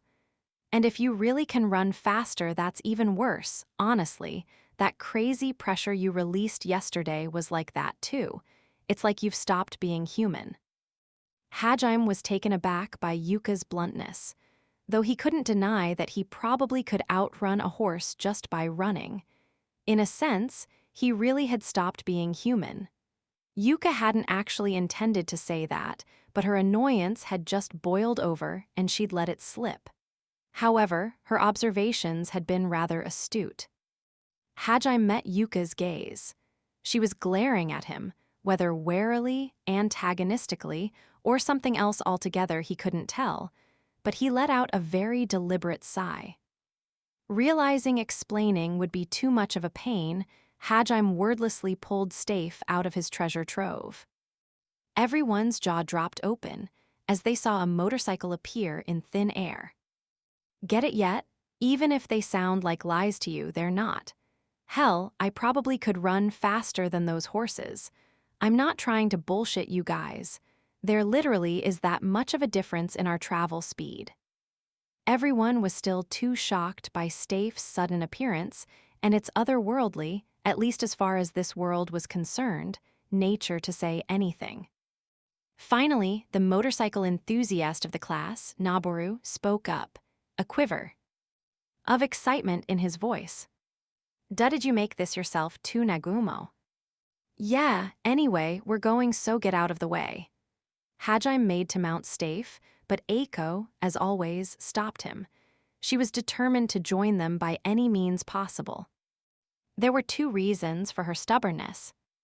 First, she wanted to be sure what Hajime had told her last night was the truth. That a classmate had tried to kill him was a serious allegation, and she had to be 100% sure Hajime hadn't just been mistaken. And if he hadn't, she had to know who he thought this would-be murderer was. She needed more information. If there was even the slightest chance of preventing further misfortune, Eiko wanted to do everything in her power to help. And since there was no guarantee she would ever see Hajime again after their search was over, this was her only chance to catch him.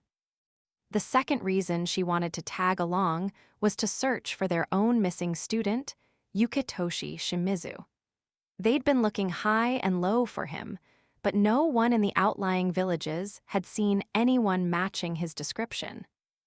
The only place they hadn't been able to gather much information from was the mountain region, where people normally didn't live anyway.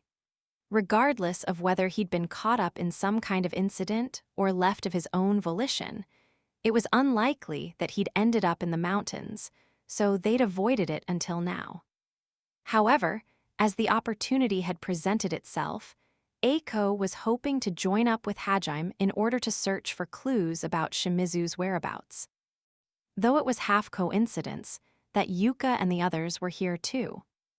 In order to ambush Hajime on his way out, Eiko had gotten up even before the crack of dawn. Yuka, who'd slept very little because of the previous day's events, had just happened to spot Eiko leaving her room. Dressed in traveling gear as she was, there was no way she could have fooled Yuka. After learning that Eiko was going to try and join Hajime on his quest, Yuka had said, "Then I'll come too. Just give me 40 seconds to get ready." She insisted that if Eiko was going, the AI-chan Defense Force would too, and she woke up all the other students and got them to tag along. They didn't wake the knights, though, as they figured they'd just get into another fight with Hajime, so they just left a letter telling them to wait at the inn. Whether or not they actually would was a different matter. Eiko sidled up to Hajime and whispered to him quietly. It was obvious she didn't want others hearing what she had to say. This close up, Hajime could tell that she was hiding the dark circles under her eyes with makeup. Did she not sleep at all last night? Nagumo-kun, as a teacher, I have to know more about what you told me last night, so until you agree to sit down and have a proper talk, I'll never let you out of my sight. And if you do manage to escape, I'll chase you to the ends of the earth. I'm sure you'd like to avoid that, right? It can be while we're traveling or searching even, but I need you to make time to talk. If you do that, then I'll be willing to say our farewells once your job here is done, for now. Seeing the determination in her eyes, Hajime regretted telling her that last bit of information the previous night. Despite how much she ended up running around aimlessly, Eiko was stubborn to a fault. Even if he slipped away here, he could easily see her organizing the entire night core of the kingdom to search for him.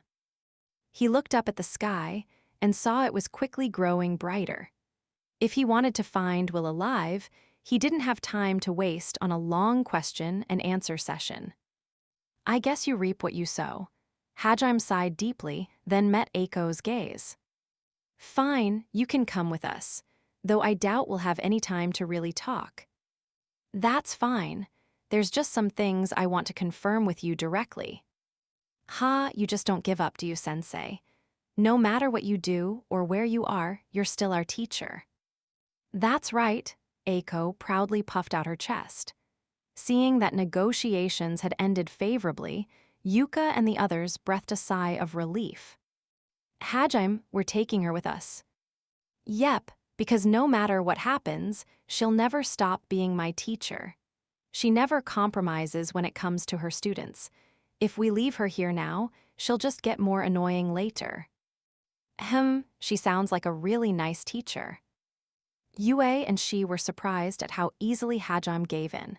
And when they heard his grudging praise of her, their respect for Eiko rose considerably. For his part, Hajime admired her dedication to her students, too. Even if he no longer considered himself a regular human or his former peers his classmates, he still believed Eiko was one of the few adults who deserved his respect. But that motorcycle can't fit more than 3 people. What are you going to do? Yuka pointed out a fatal issue.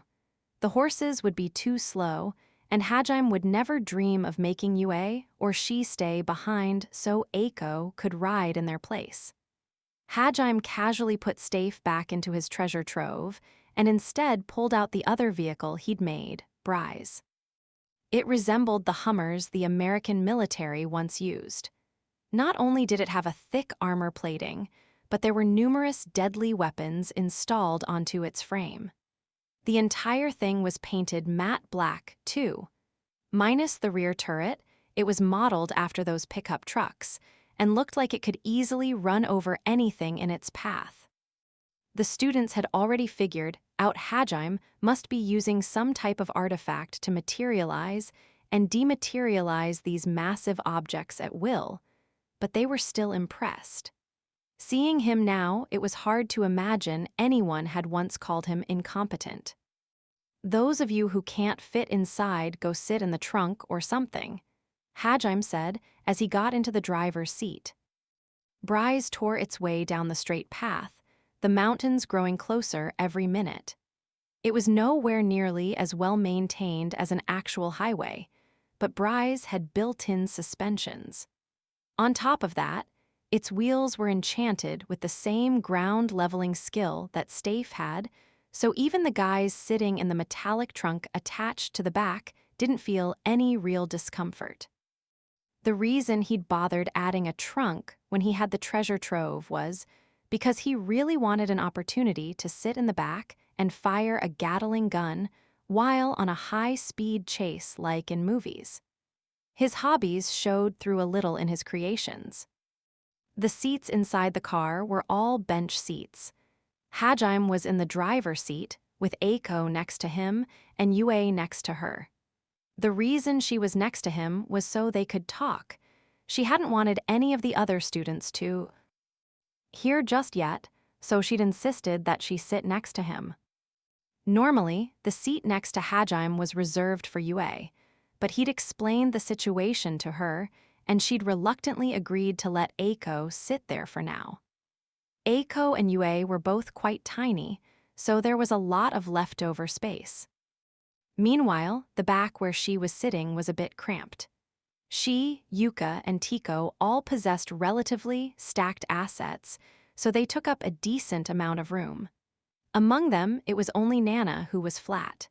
She glared enviously at the other three girls before looking down at her own modest chest. She gave them a forlorn pat, but they were nowhere near as bouncy as the others.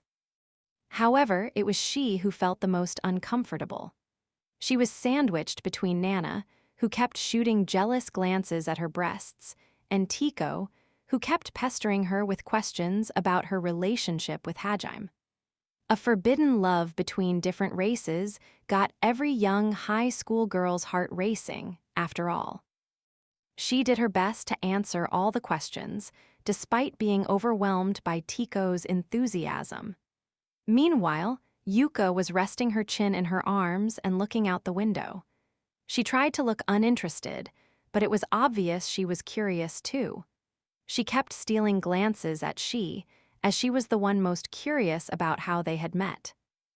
Meanwhile, Hajime and Eiko's conversation was heading in an interesting direction. Eiko had gleaned as much information as she could from Hajime. The more she learned, the more she was convinced someone had tried to kill him, but she still didn't want to believe it. When she'd asked him if anyone seemed particularly suspicious, Hajime had just snorted and said that everyone did. Hajime had floated the possibility that it might have been Hiyama. He was, of course, right on the mark, but at present he only saw Hiyama as one of the possible suspects. With the limited information she had, Eiko couldn't come to a definitive conclusion either. Even if she could, Eiko wasn't sure how to bring a potential murderer back on the right path, nor did she know how to make them atone for their crime. She continued agonizing over it for a while longer, but the gentle rolling of the truck and the soft sheet she'd wrapped herself in beckoned her to the land of dreams.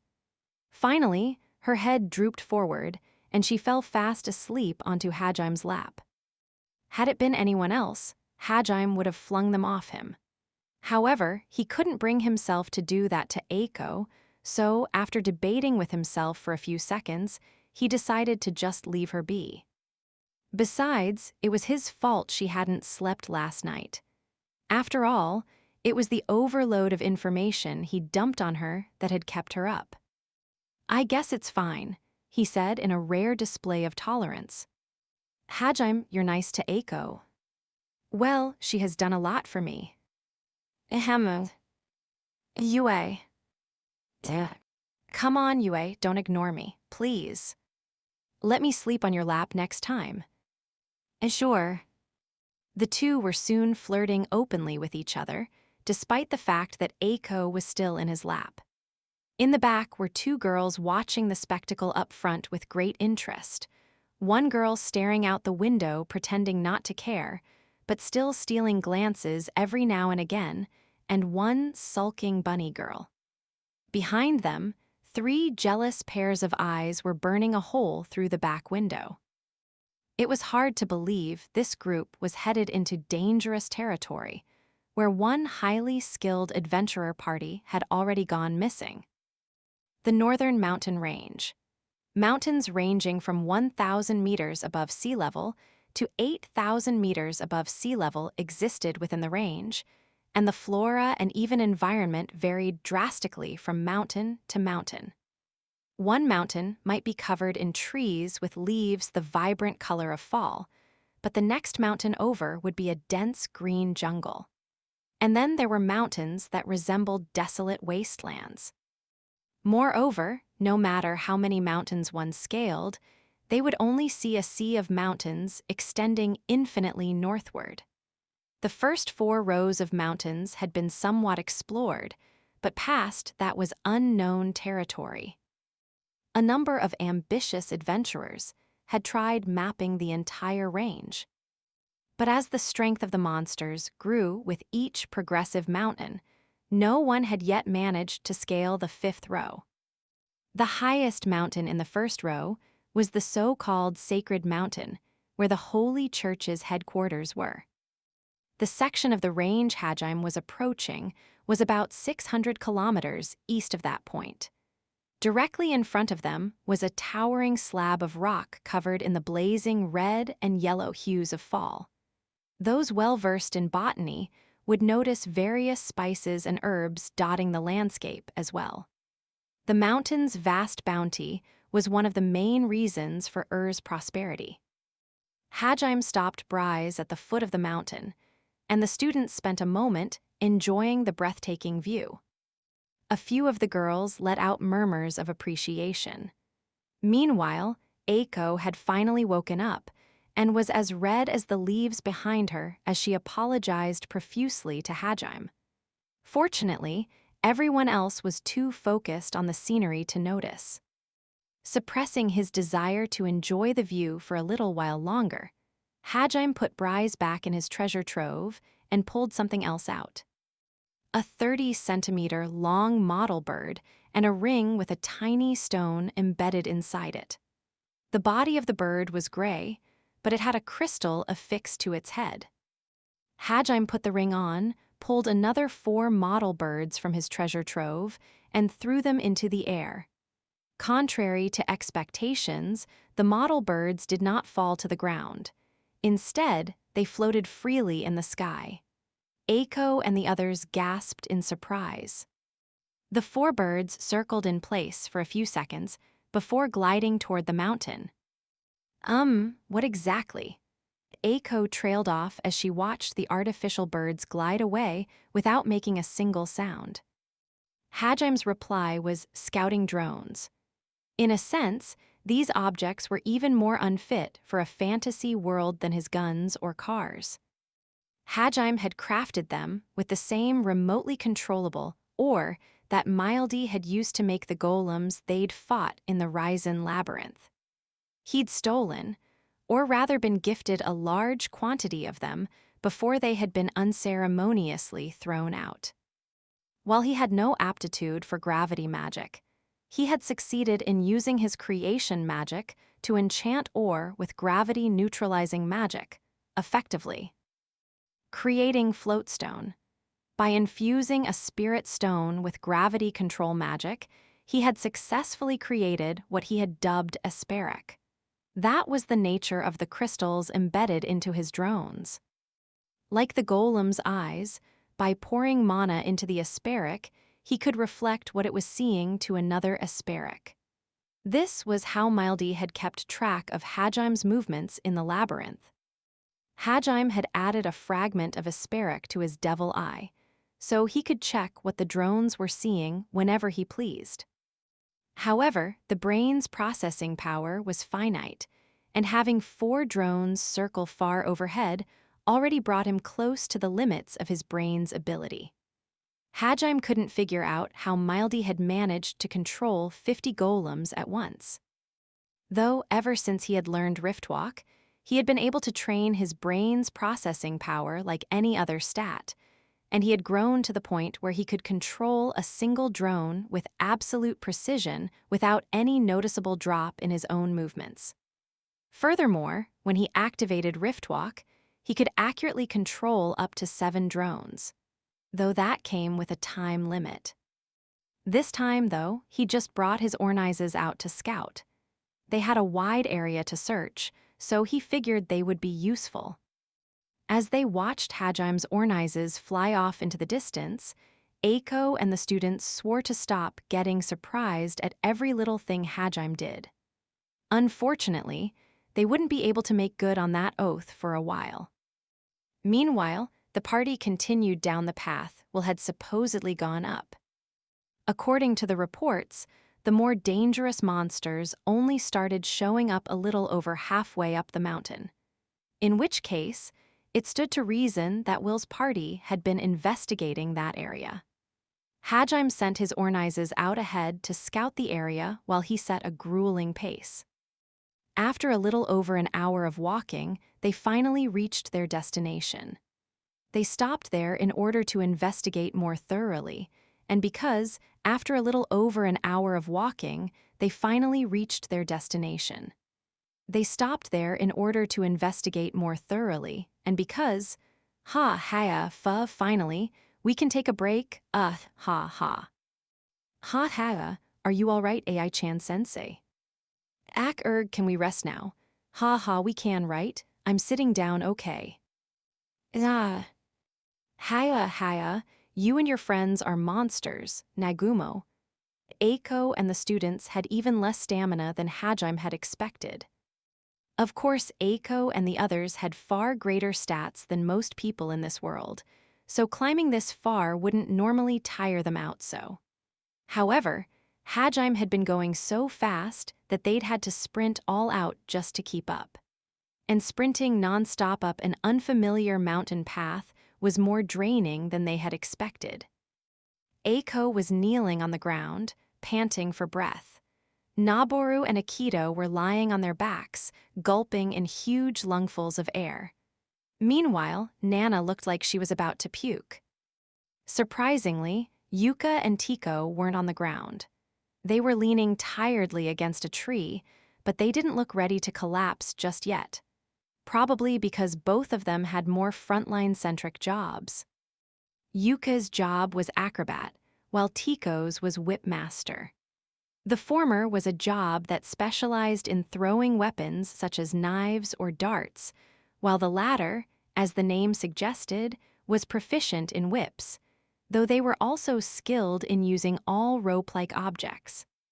The sight of the delinquent-looking Yuka juggling knives, while the flashy Tiko swung a whip around was, depending on who you asked, either extremely surreal or extremely fitting. The class was split 50-50 on it. Atsushi and Naboru were frontliners as well, but their stamina was clearly lacking in comparison. Had anyone pointed it out, their hearts would probably have broken right then and there. Hajime sighed as he looked over at the other students. Though in the end he was planning on searching the area anyway, so he supposed it was fine to let them take a break in the meantime. He decided to investigate a nearby river while they rested. Thanks to the view from his Ornizes, he had a pretty good idea of the overall geography.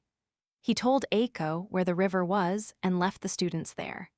It was likely Will's party had stopped there to rest, too. Hajime headed deeper into the mountains, with Yue and she in tow. The dried leaves littering the forest floor let out a satisfying crunching noise as they marched through the forested mountainside. Soon enough, they heard the sound of rushing water, indicating the river was nearby. The sounds of nature were pleasing to the ears. She especially was enjoying the walk, her rabbit ears flopping about happily. The river was just a little too large to be classified as a stream. She, who had the best senses of the three, started scouting the area. Just to be safe, Hajime also swept their surroundings with his Ornies, but there didn't seem to be any monsters nearby. Sure that there wouldn't be any unpleasant surprises, the three of them sat down on a nearby boulder to discuss their strategy. Halfway through, Yue kicked her shoes off so she could dip her toes in the river and relax for a bit. Hajime didn't want to waste time, but as it was unlikely Eiko and the others had recovered sufficiently yet anyway, he let it slide. It was obvious he spoiled Yue. She ended up taking advantage of his magnanimity as well. Thinking they might have gone upstream, Hajime sent one of his Ornizes further up to scout while he watched Yue splash about in the shallows. She was barefoot as well, but she'd chosen to just dip her feet in. It seemed she was just enjoying the ticklish sensation of water rushing past. Finally, Eiko and the others recovered enough to catch up to Hajime. They weren't very happy about being left behind, so they glared testily at the trio when they arrived. However, the guys' expressions changed instantly when they saw Yue and she playing in the river, barefoot. "This is heaven," they exclaimed, and the girls' cold stares turned toward them. The guys trembled under the weight of their collective glares. Upon noticing everyone's arrival, Yue and she got out of the river. Eiko and the others collapsed near the riverbank and busied themselves with the task of replenishing lost fluids. At Sashi and the guys, leering gazes had bothered Yue and she a little, so they also glared at the boys on their way out, causing them to avert their gazes in fear. Eiko and the girls all turned to look at Hajime. They'd all heard a lot from she about his relationship with the two girls, so they were glaring at him in mild annoyance. "Fufu, you seem to treasure Yue-san and Shi-san a lot, Nagumo-kun," Eiko spoke with a smile. No matter what he said, he doubted they'd like the answer, so Hajime just shrugged his shoulders. Still, Yue's next action provided enough of an answer. She walked up to Hajime and plopped into his lap. Then, she wriggled her butt until she found a comfortable position. "Good." After that, with a satisfied expression on her face, she leaned back, all but stating that she trusted Hajime completely. Feeling left out, she hopped up behind Hajime and hugged him. Hajime's back was enveloped in twin mounds of pleasure. Eiko and Yuka blushed, while Nana and Tico started squealing. The guys, meanwhile, were gritting their teeth in frustration. Hajime didn't bother trying to peel them off. Instead, he turned away, clearly embarrassed. However, a second later his expression turned serious. This is... Did you find something?" Hajime stared off into the distance, muttering to himself. Eiko and the students all gazed at him intently. "Further upstream there's a shield, I think, and a bag. They both look new. This might be what we're looking for. Yue, she, let's go." "Okay." "Roger." The three of them stood up at the same time, then started packing up. Honestly, Eiko and the other students were hoping to rest for a while longer, but they were the ones who had insisted they come along. Plus, it seemed Hajime had found some kind of clue. They roused their exhausted bodies and pushed themselves forward, struggling to keep up with the hellish pace Hajime set. When they arrived, Hajime found a small metallic shield and a bag, just as he'd seen from his ornies. However, what the ornies had not been able to show him were the details. The round shield was dented in the center, and one of the bag's straps was ripped. They cautiously examined their surroundings. Upon doing so, they discovered that one of the nearby trees had had its bark ripped. Furthermore, it was stripped a full 2 meters up the tree's trunk. It looked like someone had meticulously scraped off all the bark, but judging from the height, no human could have done that. Hajime asked she to scout the area with her ears, while he activated his own perception skills. Cautiously, he walked past the scraped tree. The further he went, the more he found evidence of a fierce struggle. A tree snapped in half. A broken sword lying in the grass, traces of blood. The more they found, the grimmer the students' expressions grew.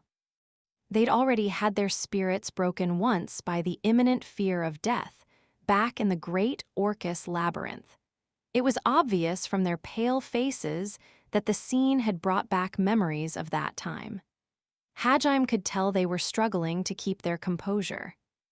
He kept an eye on them as they progressed through the forest, absorbing each piece of evidence as he passed by it. Suddenly, she found something sparkling up ahead. "Hajime-san, this is a pendant, isn't it?" Yeah, looks like it might have belonged to one of them. Let's find out." Hajime took the pendant from she and brushed the dirt off. As he did, he realized it wasn't just a pendant, but a locket. He opened it to see a portrait of a woman. She must have been someone's lover or maybe their wife. Wasn't that helpful as far as clues went, but considering how new it looked, it most likely belonged to one of the adventurers they were searching for. Hajime decided to keep it just in case. They found a few other articles scattered about, and kept the ones that looked like they had been significant to their owners. Searching the area took quite a bit of time, and the sun was beginning to set as they finished. They'd probably have to make camp for the night soon. So far, the only other living creatures they'd seen on the mountain had been animals. They'd been on alert for the monsters that had attacked Will, but they hadn't even seen a single hostile creature. They were relatively close to the summit at that point, and while they hadn't passed over the first mountain yet, they should still have encountered a few weak monsters so high up.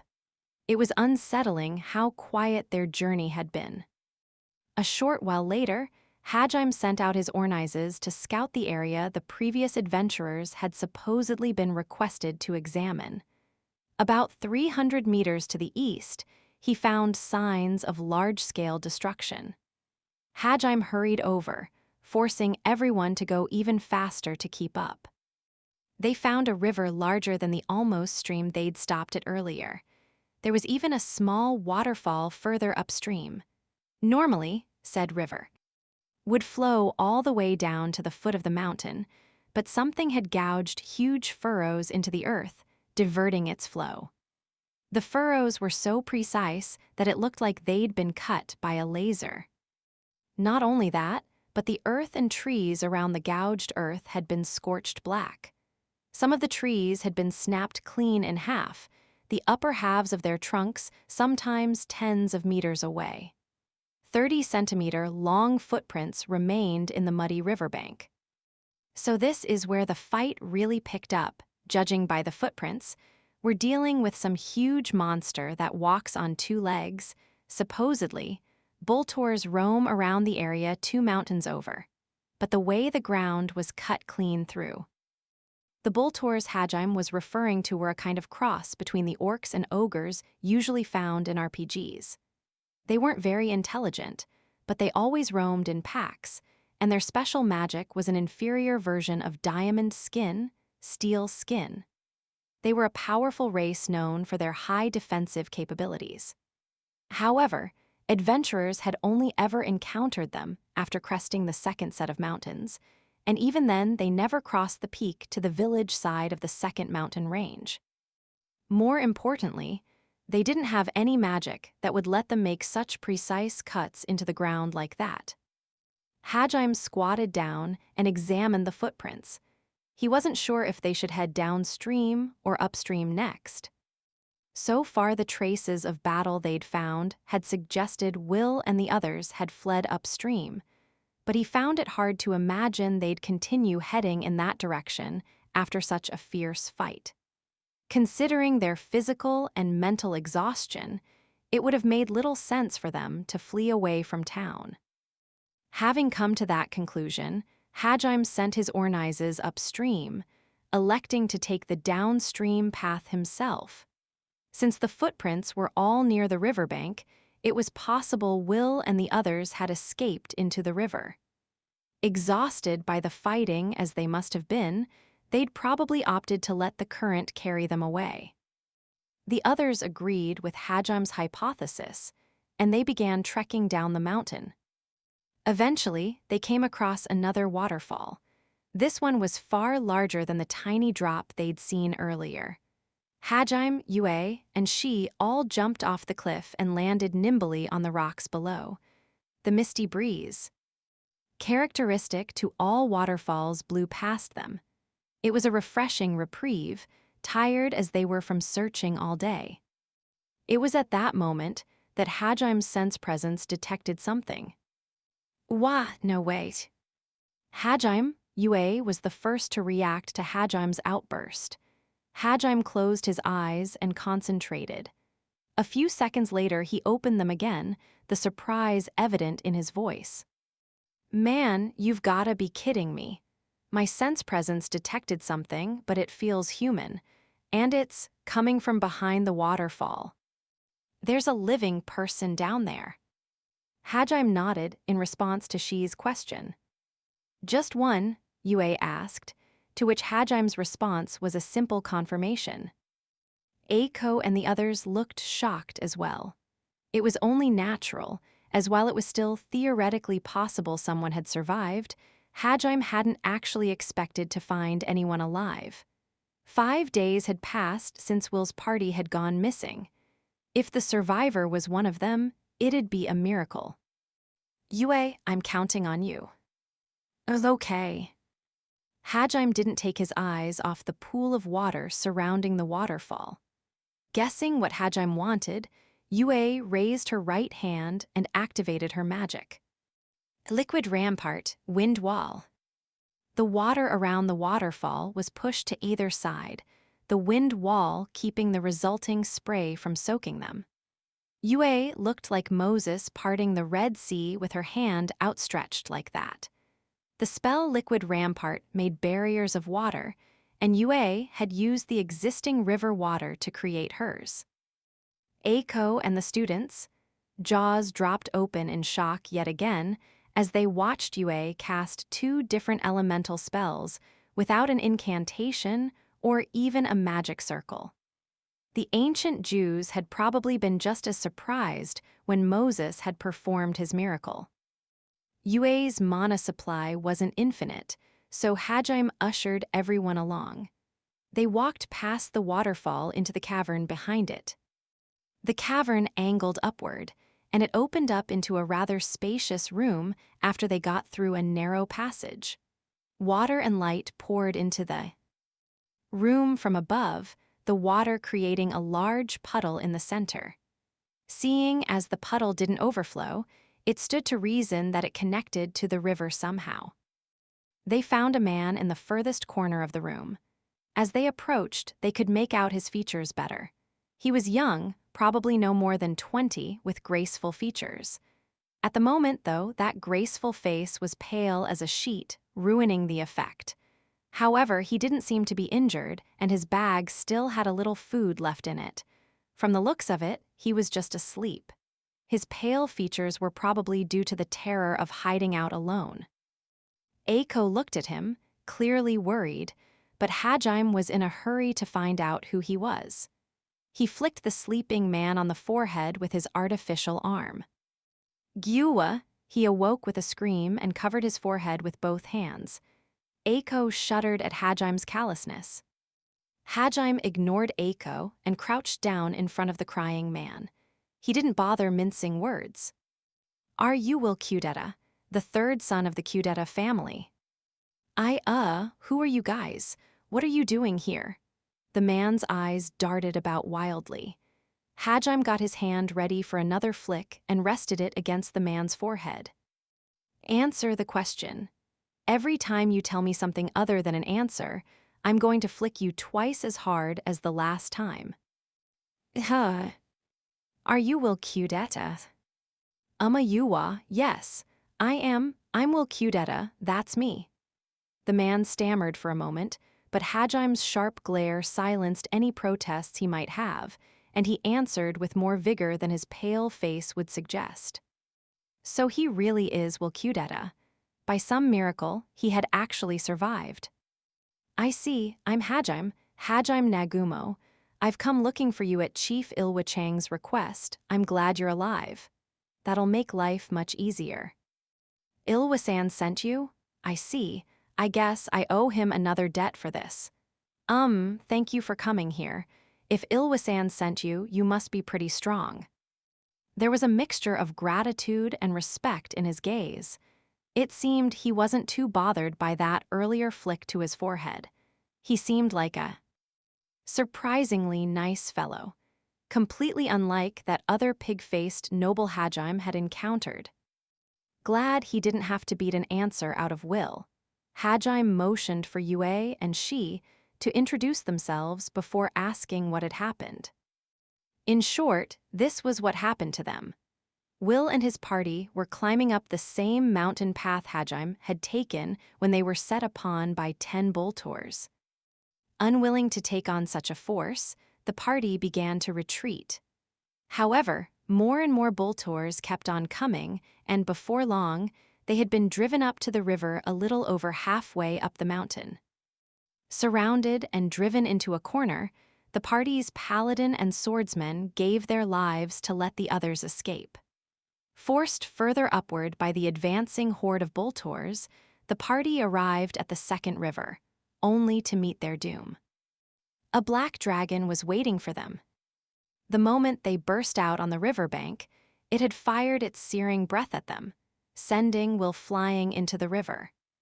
As he was being washed downstream, the last thing he'd seen was one member of the party get completely incinerated, while the remaining two were trapped between a dragon and a horde of Boltors. After falling down the waterfall, he'd stumbled into this cavern, and had been hiding inside ever since. His tale sounded pretty similar to a certain someone's. Will's emotions got the better of him halfway through his story, and by the time he finished, he was in tears. He'd basically forced his way into their party, and yet the adventurers he'd traveled with hadn't so much as looked annoyed when he asked them to teach him their skills or share stories about their adventures. And yet he hadn't even tried to save them. He'd just hidden down here in this cave like a coward, praying for someone to come save him. He hated himself even more for feeling relieved when help had finally arrived, even though his comrades had all died. Those feelings had all come to a head when he recounted his tale, which was why he was a sobbing mess. I'm the worst. Everyone died, but even though I wash ushless, I survived, and then I even felt happy when I learned I wash shaved. Will's sobs echoed through the cavern. No one said anything. No one knew what to say to the sobbing young man who blamed himself for his comrades' deaths. Yuka and the others especially so, because they understood exactly what he was feeling. Eiko gently patted Will on the back, her expression pained. Yue was as expressionless as always, while she was at a loss for words. But when Will finally paused to take breath, the person everyone had least expected to say anything comforted him. Hajime. He walked over, grabbed Will by the collar, and hoisted him up into the air. When he spoke, his tone was surprisingly gentle. What's so wrong about wanting to live? What's so bad about being happy that you survived? Those feelings are the most natural thing in the world. For a human, wanting to survive is a praiseworthy trait. But if you feel bad for your dead comrades, then live on. Even if you have to crawl on the ground dredging for scraps, survive. As long as you keep struggling, eventually, the day will come when you realize there was meaning in you surviving this day. Live on, tears still in his eyes, Will blankly repeated Hajime's words. Hajime thrust Will back to the ground and mumbled some words. What the hell's wrong with me? His speech had been half directed at himself. When he'd heard Will lamenting his own survival, it had somehow felt like he was saying it was a mistake for Hajime to have survived. That was what had gotten Hajime so worked up. Of course, that was just his persecution complex rearing its ugly head. What he'd done wasn't much different from a kid throwing a temper tantrum. Despite how mature he tried to act, Hajime was still a 17-year-old boy. He still had a lot of growing up to do. Having realized his mistake, Hajime was stewing in a rare moment of self-loathing. Seeing his expression, Yue walked over and gently took his hand in hers. It's okay, you said the right thing, Hajime. Yue. Live with everything you've got. We're going to survive together, right? Haha, you're right. No matter what comes our way, we'll make it through alive. I promise I won't leave you alone. Good. Before long, Hajime and Yue were lost in their own little world, Will's existence completely forgotten. I'm really no match for her, Hajime thought as he gently stroked Yue's cheek. She nuzzled happily against his hand. She was, of course, glaring at them reproachfully. Her ears were twitching angrily, as if to say, "How dare you leave me out again?" Meanwhile, Hajim's words had really hit home to Eiko and the others. They were the words of someone who'd had to change his appearance and even the very core of his being to crawl out of the abyss alive. Ever since their reunion, he'd always been cold and aloof, but for the first time, they'd seen him get heated up. His passion resonated just a little in the hearts of Yuka and the others, who were still trapped by the fear of death.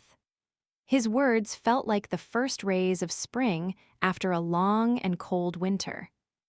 For a while, the students all stared at each other, lost in their thoughts.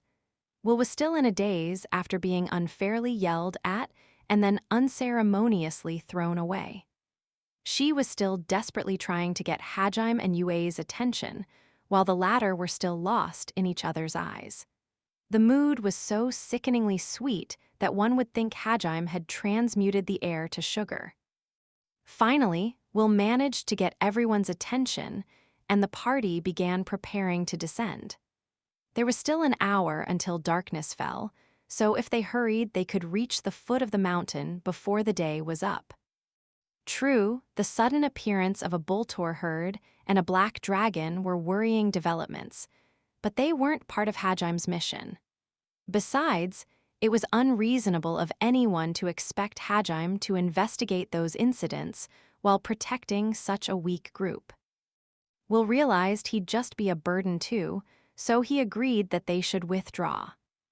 Atsashi's sense of justice compelled him to argue that they should investigate further and save the townspeople from their plight, but with such dangerous monsters as Boltors and black dragons roaming about, Eiko was having none of it.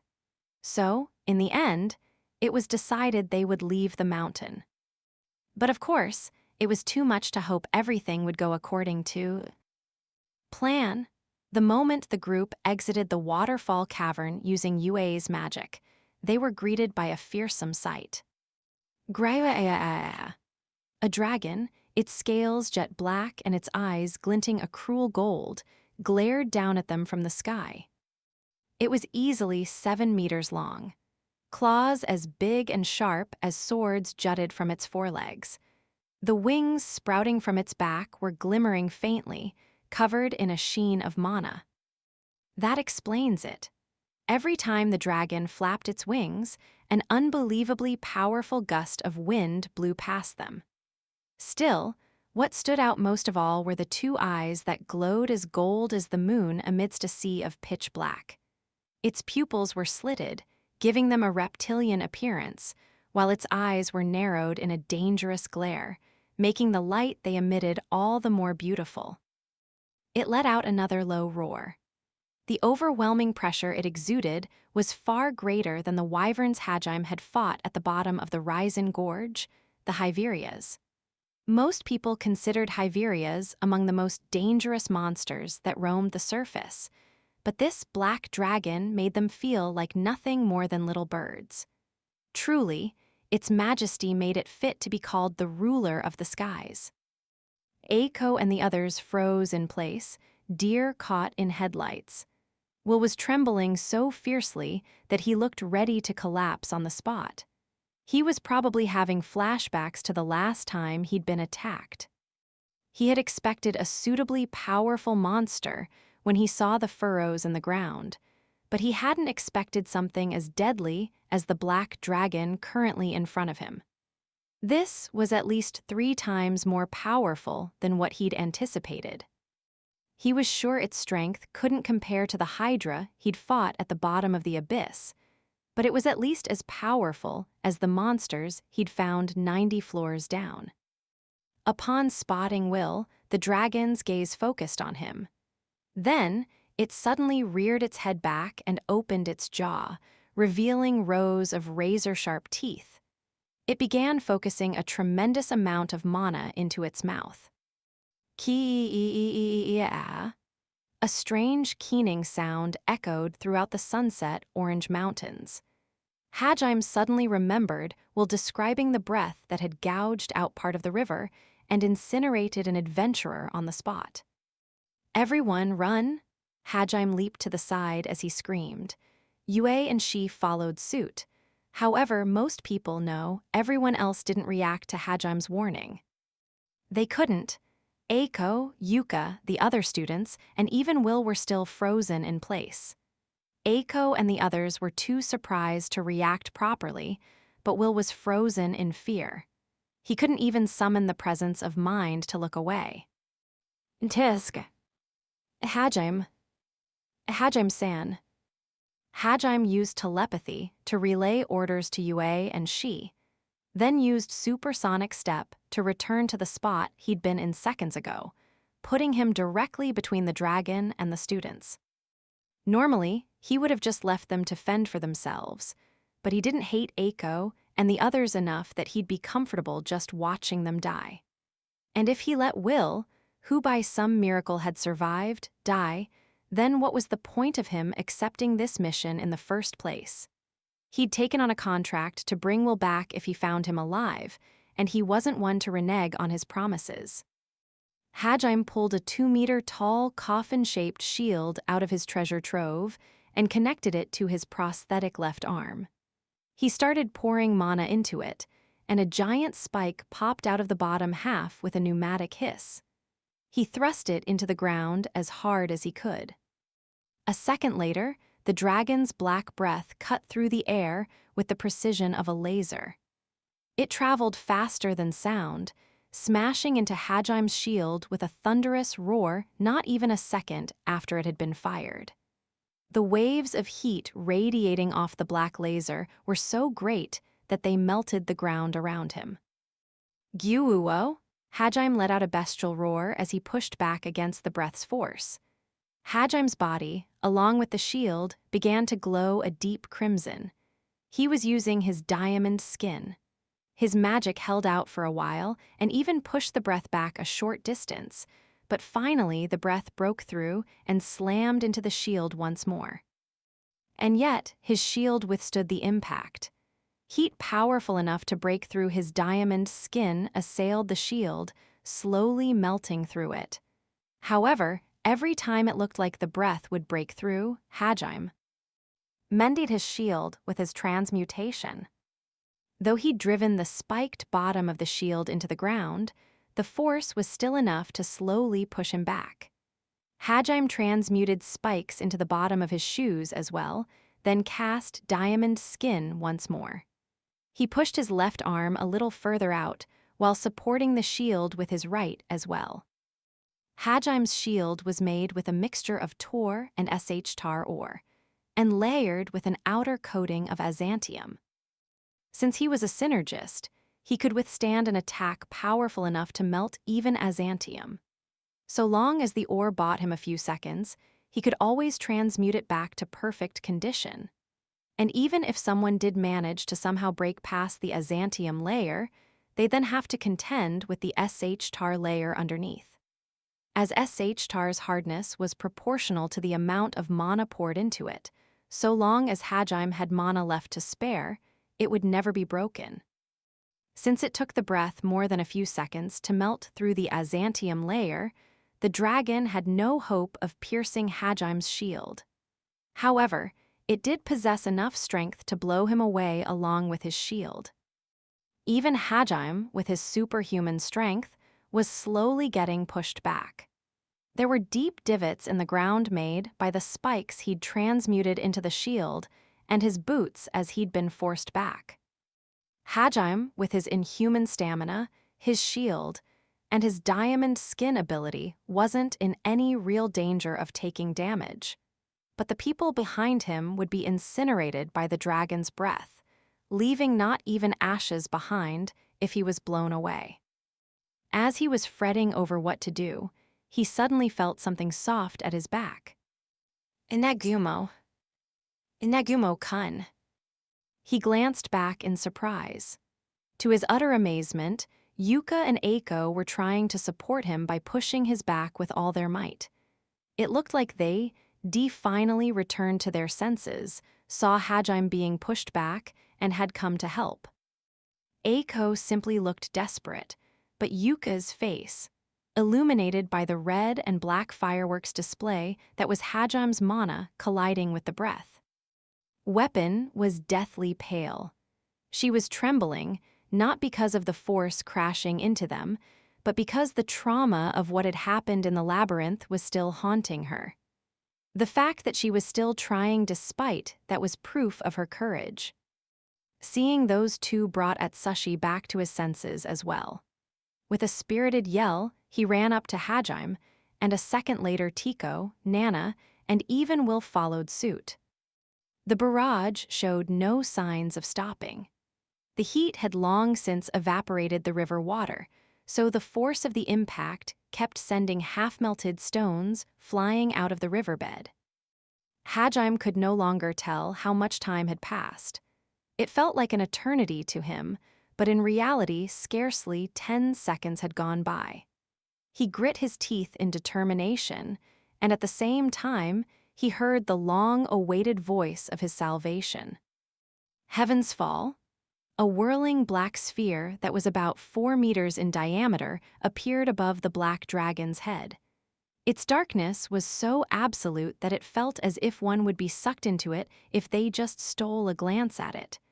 That ominous black sphere fell to the earth, crushing the dragon beneath it. Gra. The stream was interrupted as the dragon roared in pain, grounded by Yue's sphere, but her spell was far from done.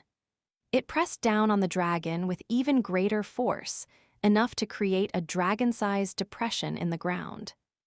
This was the gravity spell Heaven's Fall, one of Yue's newly acquired spells. That whirling black sphere increased its gravitational force in proportion to the amount of mana poured into it.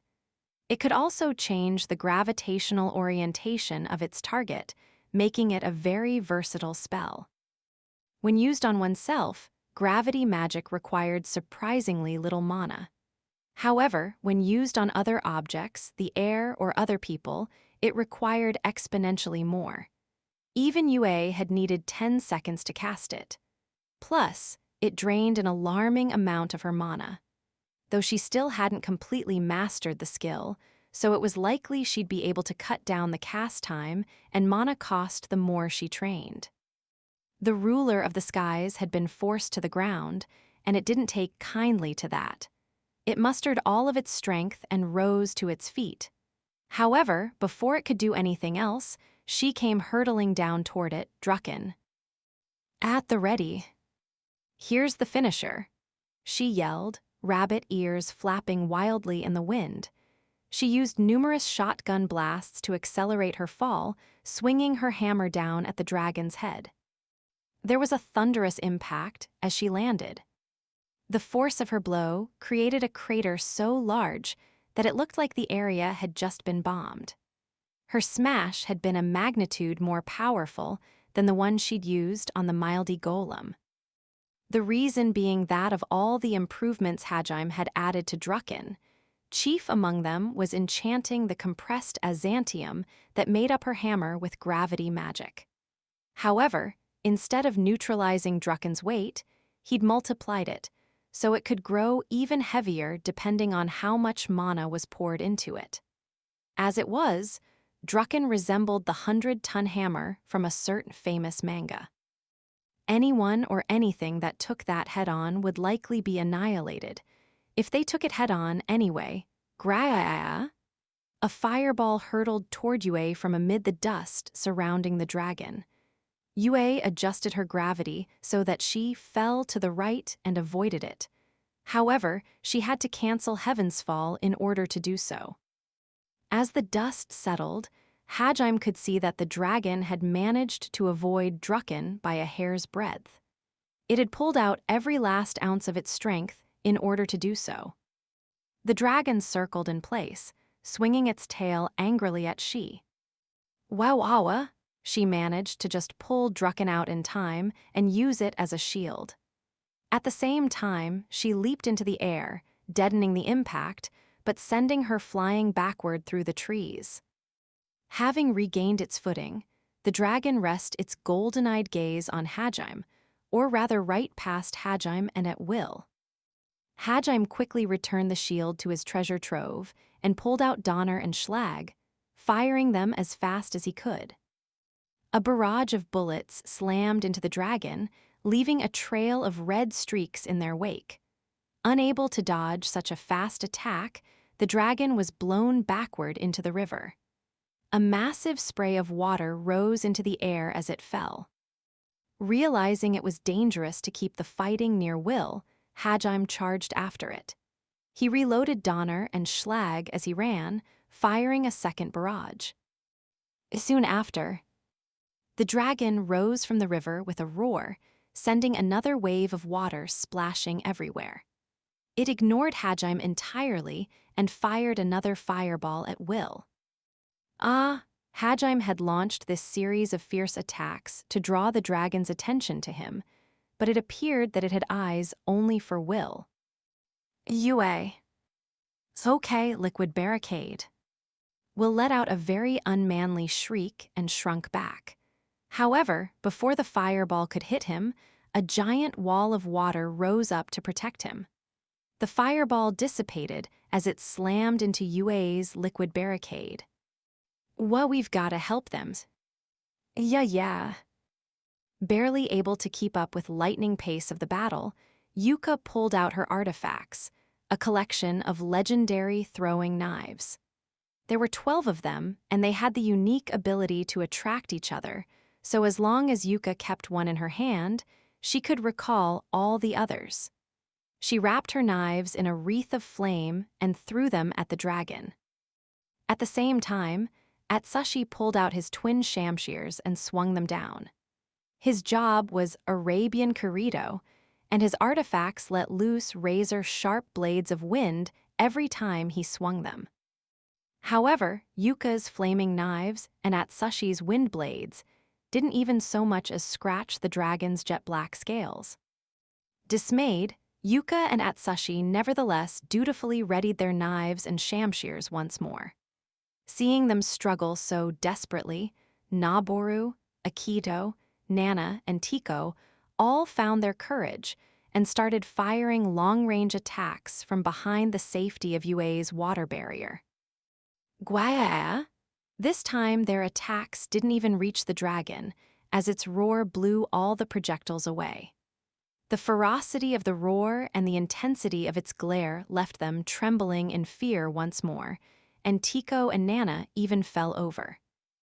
Tisk, sensei, take those fools and get out of here.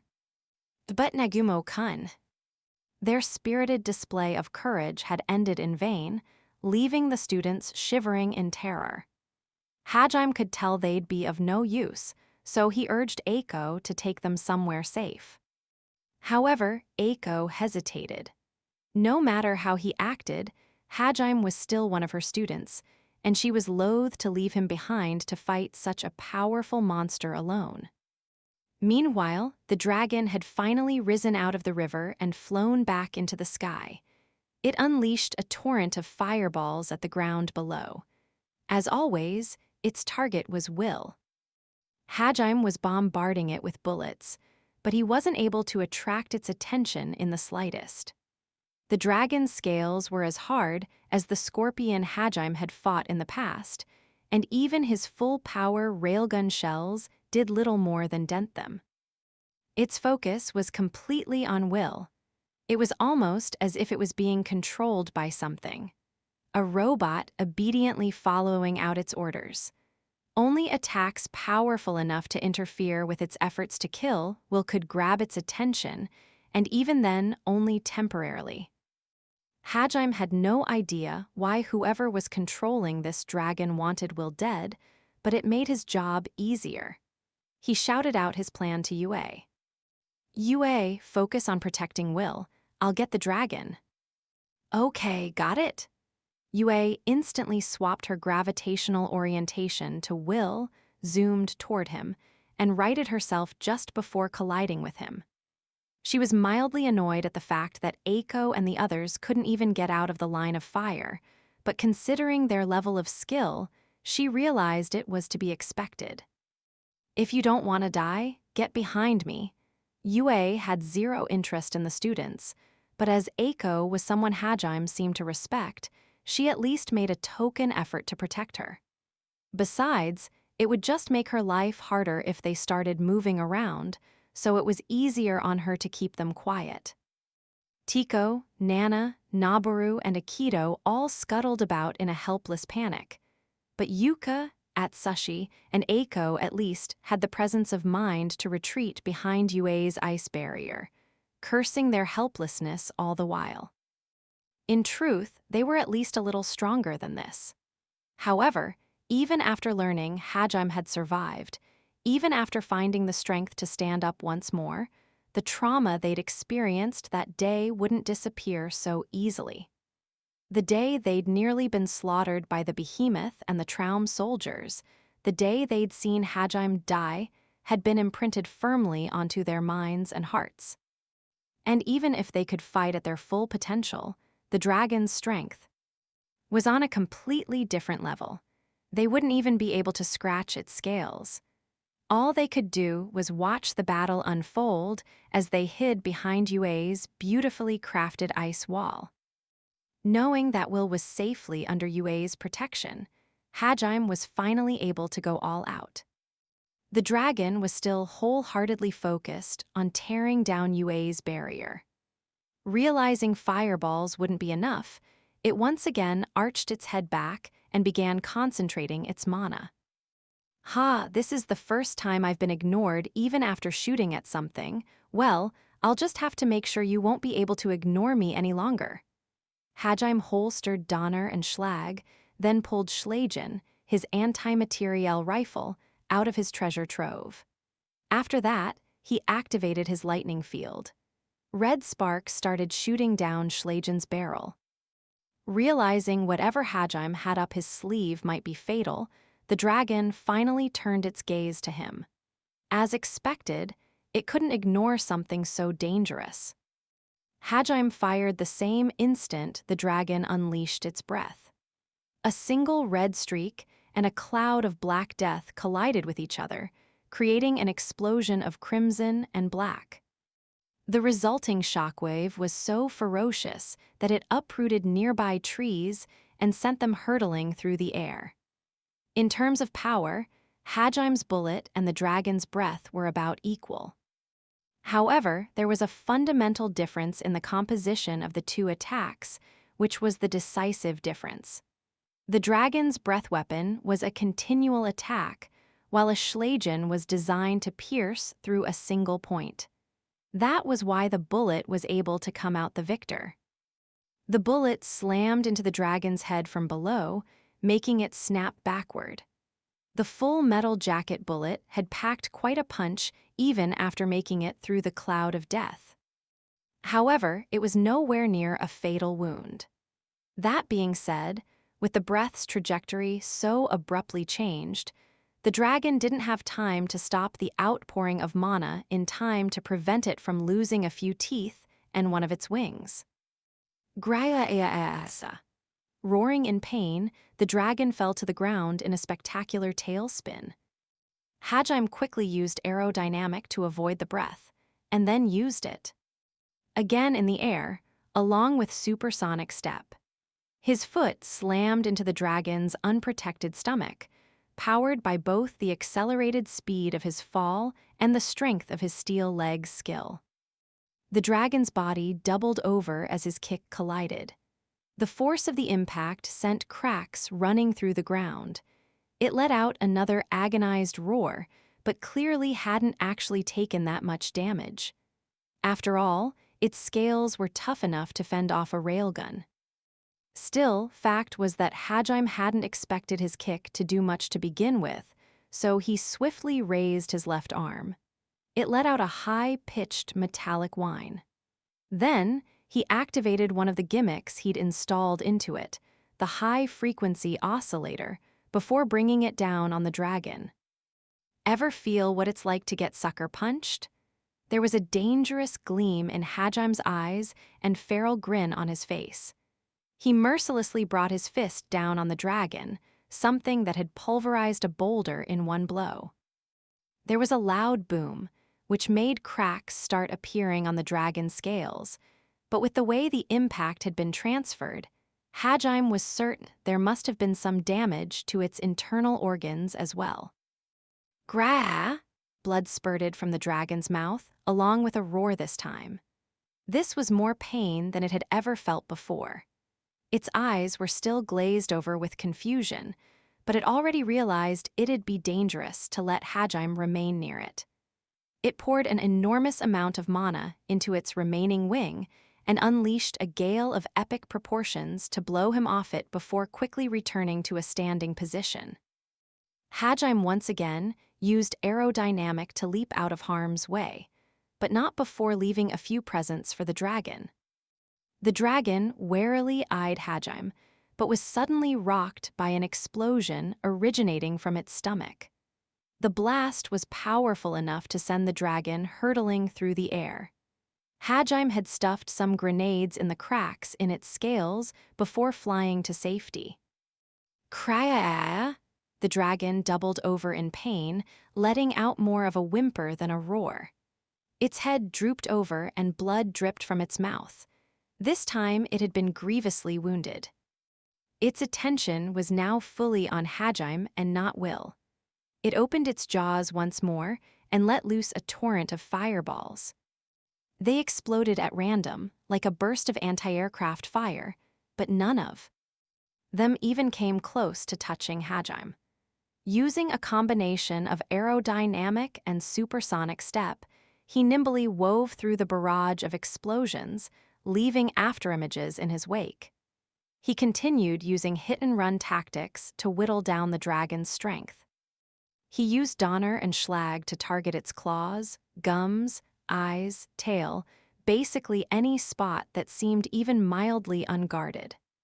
Then, whenever he saw an opening, he'd close in and use his oscillator arm to pound the dragon's head, flank, and any other vital areas he could reach. Gwaya! The dragon was clearly in agony at this point. Its scales were cracked everywhere, and blood was pouring from its mouth in great gouts. Holy shit! Atsushi muttered in awe as he watched the battle behind the safety of Yue's ice wall. Yuka, Eiko, and the others all silently nodded in agreement. Everyone's eyes were glued to the spectacle unfolding before them. Even Will was watching with such unabashed excitement that it was hard to believe he'd been shuddering in terror mere minutes ago. Halfway through the fight, she had returned and had been about to join in when she'd been stopped by Yue, who had guessed Hajime's true purpose for fighting so savagely, so she was standing next to her as a spectator. She'd been blown away without a chance to strut her stuff, which left her a little dispirited, though. Her bunny ears were drooping over too. The reason he didn't finish the dragon off with Schlagen, Orkin, or any of his other heavy-duty weapons was to show just how powerful he was to Eiko and the others. He was using the dragon to show off different combat strategies. After all, while the dragon's attacks were powerful, its huge frame made it an easy target, and its telegraphed attacks showed that as long as it was easy to dodge, a powerful attack meant nothing.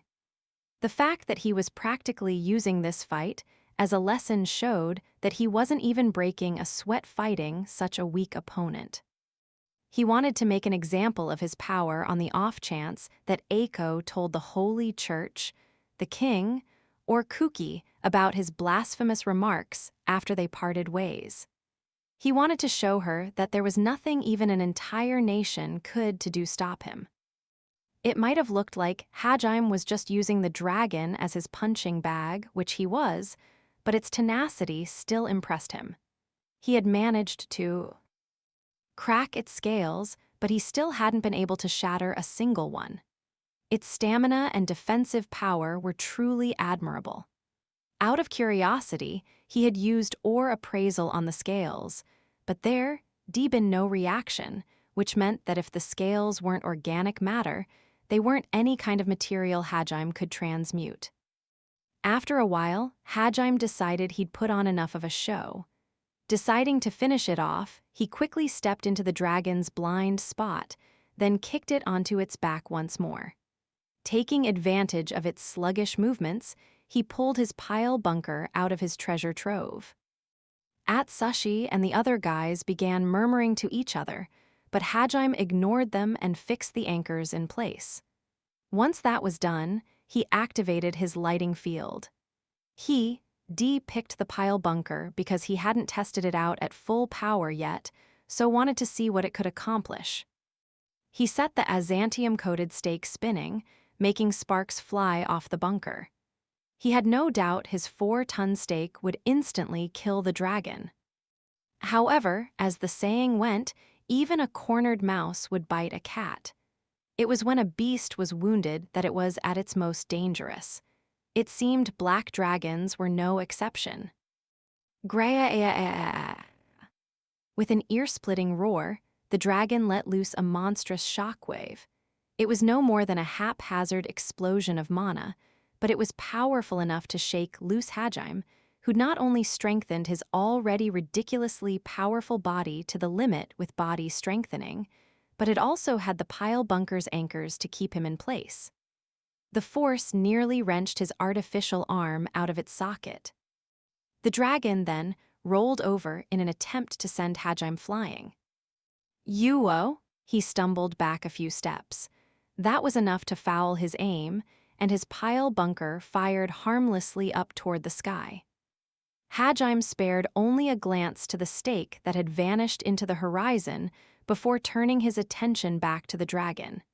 He correctly predicted that it would attempt to take Will with it in a final futile act of resistance. Tisk she. Ura Roger. Hajime chided himself for letting his guard down before calling out to Shi. Using the ice wall as a foothold, Shi leaped into the air, then hurtled toward the dragon like a meteorite, using her shotgun blasts to propel her forward. She was determined not to miss this time. In perfect condition, the dragon might have stood a chance at dodging, but weakened as it was, it had no hope of escaping Shi's wrath. She poured as much mana as she could into Drucken, turning an already heavy warhammer into a dense force of destruction. It slammed into the dragon's head with a resounding crash. The force of the blow had Shi doing a near handstand as her body flew into the air, and the dragon's head slammed into the ground with earth-shattering force. After the shockwaves died down, silence reigned on the mountainside. Phew, that should make up for my mess up earlier. But man, this thing's tough, she exclaimed in surprise as she put Drucken away. Her surprise was to be expected, as while many of the scales on its head had cracked and some had shattered, it was in surprisingly good shape. Its defensive power was truly fearsome. Yeah, looks like it's at least as tough as the monsters in the abyss. Wonder how many mountain ranges it had to pass to get here. Half amazed, half just annoyed, Hajime walked up to the collapsed dragon. His sense presence told Hajime the dragon was still alive, so he moved in to finish it off. The giant spike Hajime's pile bunker had fired into the sky, smashed into the ground between them. What perfect timing! Hajime was suddenly reminded of the idiom Moore had told him, "Only a fool kicks a dragon's arse." Hajime activated his steel arms and pulled the stake out of the ground. He carried it on his shoulder as he circled around to the dragon's rear. Then, he held the spike like a javelin and prepared to toss it into the dragon's ass. The massive black spike would be more than enough to finish the job. Everyone grimaced as they realized what Hajime was planning on doing. True, shattering the dragon's scales seemed like a daunting task, but this was still too much. Everyone except Yue and Shi shuddered at his merciless decision, but Hajime paid them no mind. "Let's see how you like this being shoved up your ass, you stupid dragon." Without a moment's hesitation, he plunged Black the Spike as far into the dragon's butt as he could. A second later, "Asa, how dare Yao!" The dragon let out an anguished scream. As it opened its eyes. As the spike had only gone in halfway, Hajime had been planning on punching it in further. But the dragon's screams, which sounded very much like words, surprised him so much that he unclenched his fist. My backside tilde, my poor backside tilde. Its pained, agonized, and oddly impassioned scream was so unexpected that it shocked everyone stiff. It would seem that this dragon was no ordinary monster. "Take it out, please take it out, Tilda."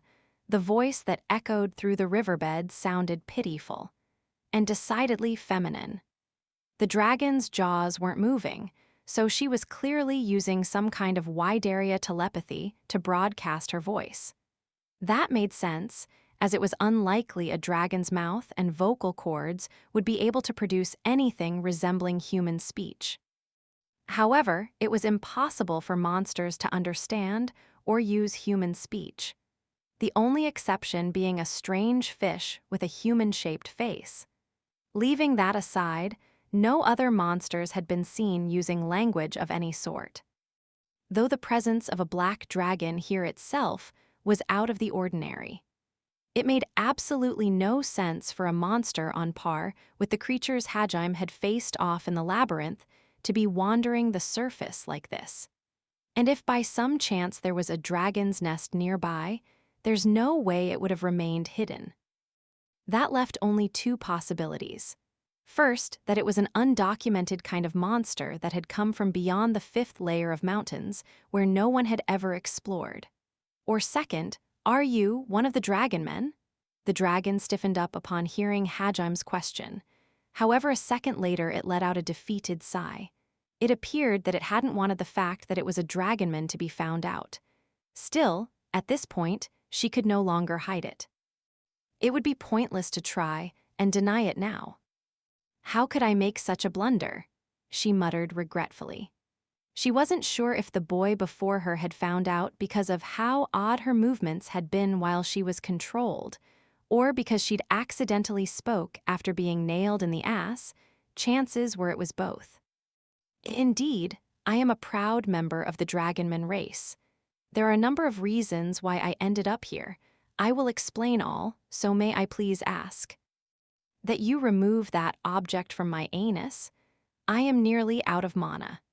And if I was to return to my original form as is, suffice to say my backside would end up in a most unsightly state." Hajime'd still been unsure when he asked, but it looked like his guess had been on the money. Hajime was quite frankly amazed by this strange luck of his. Ever since he'd arrived in this world, he'd had a penchant of running into rare or unique existences. Yue was a vampire, a race thought to have gone extinct 300 years ago. On top of that, she was royalty. Meanwhile, she also exhibited traits of atavism, or at least that was the prevailing theory, and now he was face to face with a dragonman, a race thought to have gone extinct 500 years ago. Fate seemed to enjoy matching him up with extraordinary people. "What are you doing here?" As Hajime was still pondering over his strange karma, Yue took over the questioning. Even for a vampire, the dragon men were a legendary race. And just like Yue, this dragon was quite possibly the last survivor of her race. Naturally, Yue was interested. Curiosity sparkled in her eyes. "Like I said, I will explain, so please take that thing out of you. My mana is nearly depleted. Hey, stop that. Don't keep pounding it in. The stimulation will." "Yue's the one asking questions here, you punk," Hajime said, acting like a common thug, and started pounding on the spike with his fist. The black dragon writhed and screamed. The solemn dignity she'd radiated upon their first meeting was nowhere to be found. "What's a member of a lost race doing here of all places? And why are you so determined to kill a single adventurer? I'm pretty interested in the answer myself. I suppose I can delay shoving this all the way through to your mouth until you answer at least. If you want to show me your gratitude, hurry up and talk." The dragonman's actions had been so unnatural that he was willing to delay killing his enemy until he figured out the details of what had happened. Of course, he didn't stop pounding the spike in, just slowed down a little. "Not so hard, Tilda, I'll talk, so stop. Eiko and the others were appalled by Hajim's callous attitude, but he ignored them. But if he kept going, the dragon probably wouldn't be able to talk, so he stopped. He kept his hand on the spike so he could resume at any time, though. Relieved, the black dragon let out a sigh. She hurriedly began explaining what had happened. Hajime wasn't sure if the sensuality he sensed in her voice was just his imagination or not. I was being controlled. I had no intention of attacking you people. However, the man who took control of me ordered me to find and kill that young man and his comrades. She beckoned to Will with her gaze. Will started trembling again, but he bravely met the dragon's gaze. Something inside him had changed after watching Hajime's fight. But why and how? Allow me to start from the beginning. I am. In short, this was what happened. There was something the black dragon needed to do, which was why she had left the dragon men's hidden village. That something was to investigate the visitors that had been summoned from another world. While there were many more details, the gist of it was a dragonman with especially good perception had sensed a huge outpouring of mana a few months ago and had surmised that someone had come to this world. The dragonmen had a policy of non-intervention when it came to the affairs of the rest of the world, but they couldn't afford to remain ignorant about these mysterious visitors, and thus sent someone to investigate. That someone had been the black dragon Hajime had just fought. Originally, her plan had been to cross the mountains, then transform into a more human appearance and mix in with the people. From there, she would have hidden her heritage as a dragonman and set about gathering information. On her way here, she had stopped for a rest in the valley between the first and second mountain ranges. As there were still dangerous monsters roaming that area, she had used the special magic granted to all dragonmen, dragonification, to transform into her black dragon appearance before settling down to sleep. While she was still sleeping, a man hidden in the shadows of a black robe had appeared before her. He had used a combination of dark magic to brainwash her and erode her mind little by little. Of course, most people would have been woken up by such an assault. However, this is where the dragonmen's bad habit worked to the man's advantage. As Moore had mentioned before when he was explaining the proverb, dragonmen were notoriously hard to wake in their dragon forms. Only a good kick to the arse could rouse them from their slumber.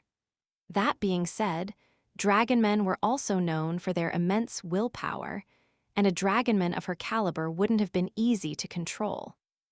The reason that man had been able to take over her mind so perfectly was because he was a truly terrifying human. His proficiency with dark magic was so great that I dare say he must have been some kind of genius, and he had had nearly a whole day to work his magic on me. I may be fearsome, but even I cannot withstand such an attack. She trailed off sadly, as if that had been the greatest blunder of her life. Unfortunately for her, Hajime was merciless with his words. So what you're telling me is that you were in such a deep sleep that you didn't even notice when someone was hovering over you casting magic on you for an entire day? Everyone looked at her like she was an idiot. However, the dragon only stared off in the distance and continued as if he'd said nothing. She did, it seemed, have some semblance of an excuse. Flying across the sea had been an exhausting ordeal, but her mission required speed. So when she had stopped for a rest, she'd placed herself in a deeper slumber than normal. Either way, it was obviously her mistake that led to this situation, though she didn't admit it. The reason she knew this mysterious sorcerer had spent an entire day taking her over was because even under his mind control, her original personality and memories had remained. They had just been locked inside her. And it seemed her ears had picked up someone muttering, "I can't believe this took a whole day," after she'd awoken. After that, she'd been forced to do the robed man's bidding, and had assisted him in bringing the monsters on the second mountain range under his control. Then one day the herd of bulltours he'd sent over to the first mountain range had been spotted by Will's party, and they had been ordered to eliminate all witnesses. The robed man was worried survivors might report their appearance, which, while unlikely, could have led people to guess there was someone in the mountains controlling monsters. In order to make doubly sure everyone was annihilated, he'd sent the dragon over as well. Then, right as she'd found Will, she'd been attacked by an unknown entity who'd beat the living shit out of her. Fearing for her life, she'd started to panic, which is what had caused the earlier mana explosion. The rest everyone knew. She then attempted one last suicide rush at Will, as per her orders, when She's skull-shattering blow had landed on her, followed by an extremely painful object shoved into her ass. The combined shock of it had blown away the mind control, returning her to her senses. She wasn't exactly sure if it was the head blow or the butt spike that had done the job, though. Are you fucking kidding me? Once the dragon finished her explanation, a low, trembling voice echoed through the silence. Everyone turned around in surprise. There was a murderous rage in Will's gaze as he glared at the dragon, his hands balled up into fists. Are you saying it's not your fault because you were controlled, that it's not your fault you killed Gale-san, Naver-san, Len-san, Wisri-san, and Kurt-san? The anger he'd felt at the death of his comrades had continually been building up underneath the mountain of panic that had occupied his thoughts until now. Finally, it had boiled over in a violent outburst of shouting. The black dragon didn't reply. She stared quietly into Will's eyes, absorbing his pain and anger. That calm attitude only served to enrage Will further. Besides, who's to say you're even telling the truth? For all we know, this is all bullshit you made up so we spare your life. Everything I told you just now is the truth. I swear it on my pride as a dragonman. Will opened his mouth to protest again, but he was cut off by Yue.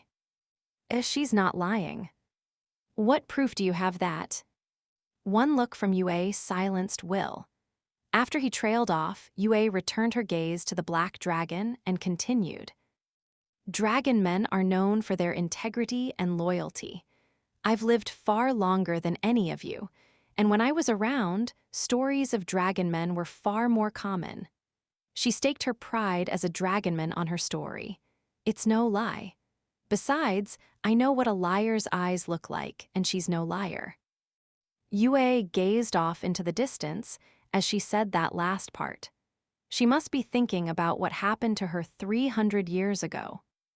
There was no doubt her life, before meeting Hajime, had been full of lies and deceit. Even the people she thought closest to her had turned out to be liars. And it was because she'd averted her eyes from that truth that she'd been betrayed. Her somewhat unique life experiences had made her very sensitive to lies and liars. And her conclusion was that the dragon before them was no liar. Oh, I did not expect to see those who still knew of us in this day and age. Wait, how long did you say you've lived? Thinking that there were still people alive that told stories of her people's race, the dragon spoke in a pleasantly surprised voice. Long, I am a survivor of the vampire race. 300 years ago, our monarchs looked to the dragon men as models of how to live, as well as how to rule. In other words, to Yue, the dragon men were symbols of righteousness. At the very least, she spoke of them with respect. That had played no small part in her decision to stop Will's tirade. When she heard about Yue's heritage, the dragon was even more surprised. Unbelievable, a vampire and 300 years old at that, I see. Our sources from the outside world had told us the vampires had been wiped out, but I see their princess still yet lives. I believe your name was. It seemed this dragon had lived at least as long as Yue, if not more. But the way she spoke about events, it seemed that while she kept a distance from the affairs of the world, she wasn't ignorant of them. The dragon men must send people out to mingle with other humans and gather news relatively often. Which is why she was surprised when she'd heard the vampires, Princess, had survived. Needless to say, Eiko and Yuka and the others were even more shocked. Their jaws were hanging open.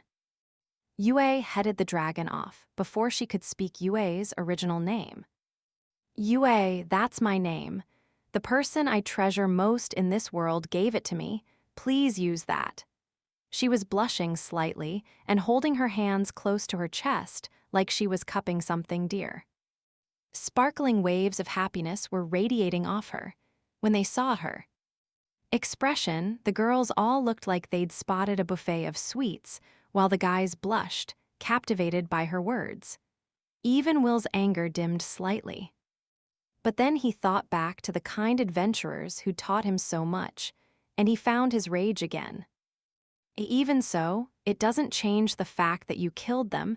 Even if it was against your will, you still did it. Gale-san said he was going to propose once this mission was over. Just what did they die for?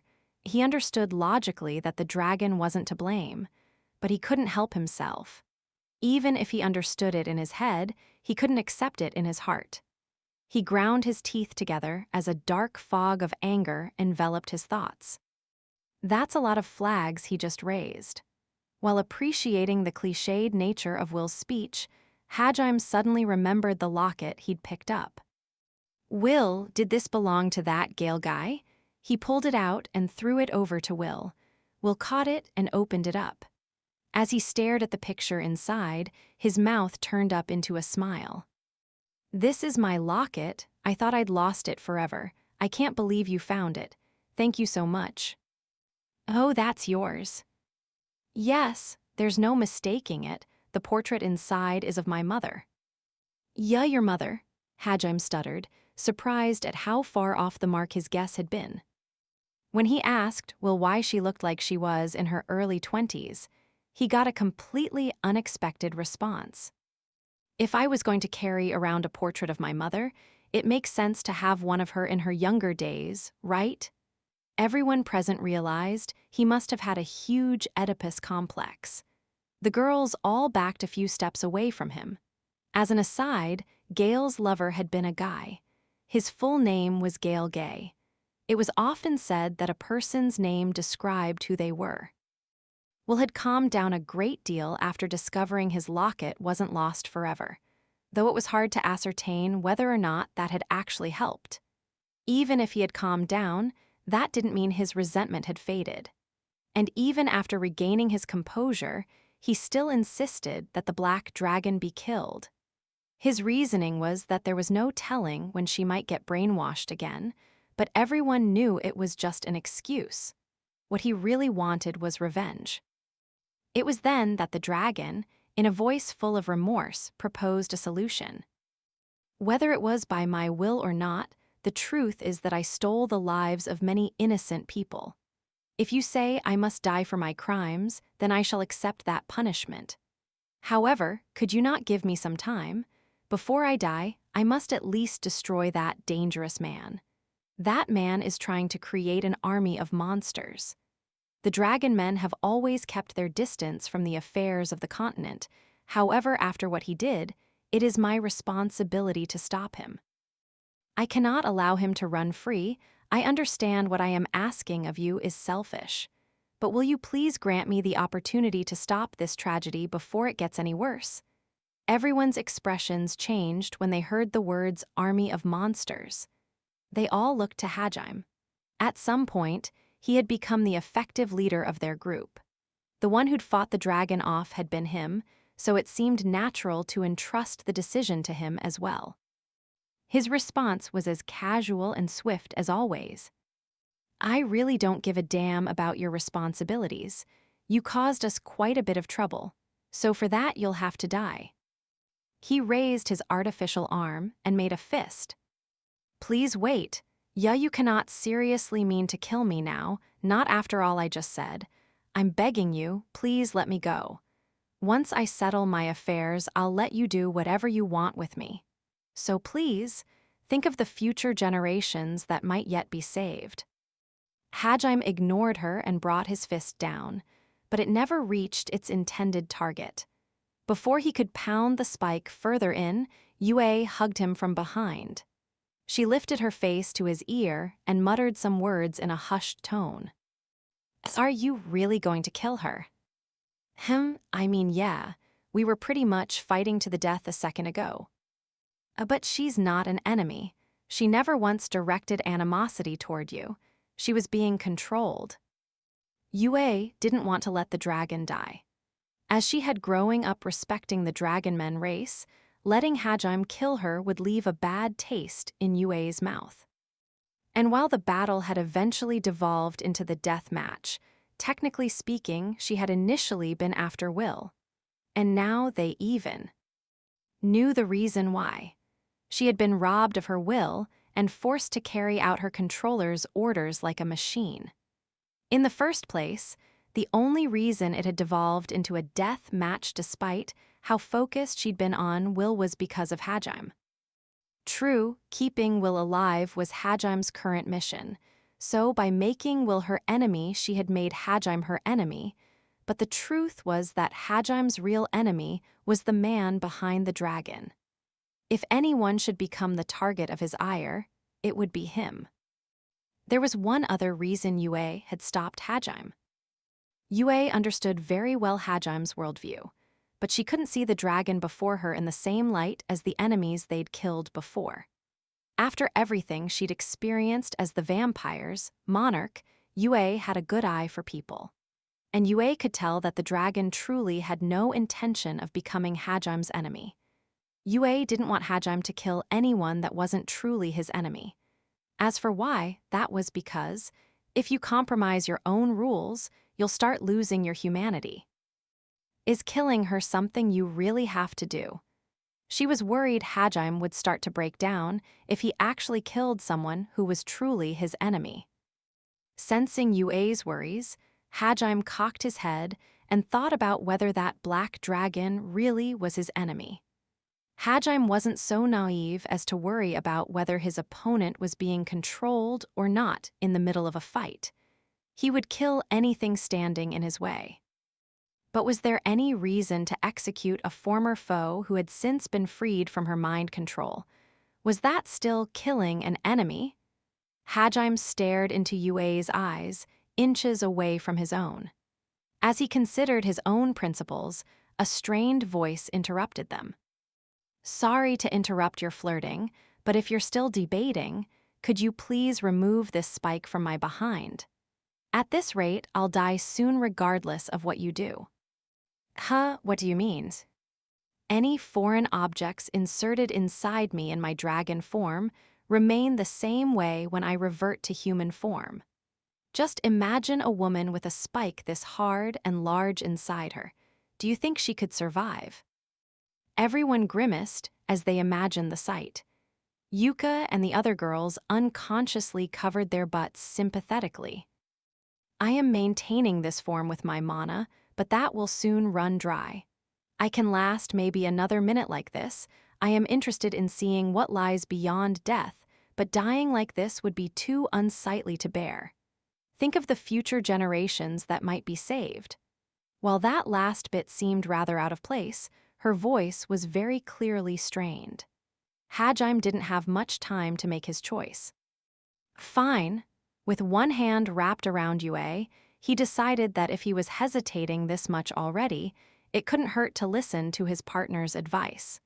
People often didn't understand themselves very well. In which case, it made sense to do what would put the person he trusted most at ease. With his free hand, Hajime grabbed the massive spike stuck in the dragon's butt. Then he pulled with all his strength. "Hand, slower please. I am still unaccustomed to such a fwu. Ya, so rough. This, something strange is coming." The spike had been driven pretty far up her asshole, so Hajime had to wiggle it around a bit and pull pretty hard to get it out. For some strange reason, the rougher he got, the happier the dragon's moans sounded. Hajime ignored her completely and continued pulling until finally it came free. Amazing. I asked you to be gentle, and yet you showed not even an iota of mercy. This is the first time I've ever. A few seconds after her incoherent rambling, the dragon's body was wrapped in a cocoon of mana and gradually started to shrink. When she'd shrunk to about human size, the cocoon of mana dissipated. What emerged from the cocoon of black mana was a beautiful woman. She had black hair and piercing golden eyes. She was sitting on her knees, supporting her body with one hand and rubbing her butt with the other. Her luxurious, thick hair fell straight down to her waist, and her disheveled bangs were stuck her blushing face. She was panting heavily, and her expression was ecstatic. Anyone would find her current appearance seductive. She had the figure of a woman in her early 20s, though her height was easily over 170 centimeters. She was very well endowed, and every time her shoulders heaved, her twin mounds threatened to spill out of her clothes. If she's were melon-sized, then this girl's were watermelon-sized. I can't believe it, this is amazing. So this is what a fantasy world is like. Damn it, I know you've got some juice left in you. Come on, phone. The dragon's beautiful appearance had a huge impact on Atsushi and the guys. The three of them were in the height of their puberty, so it was only natural. They all stooped over and spouted ridiculous lines. If this continued for any longer, they would be forced on all fours to hide their boners. Yuka and the others were staring at the guys like they were cockroaches. Ha ha, thank you for sparing my life. My butt still feels weird, but it's nothing compared to how much the rest of my body aches. Ha ha, to think pain could feel so sweet. Both her expression and her words were rather ominous, or so Hajime thought. After a few minutes, she composed herself enough to sit up straight and introduce herself calmly. Though her intermittent panting ruined the stately effect her sharp posture and crisp tone created. I have caused you all much grief. Please understand that I truly, truly am sorry for what I have done.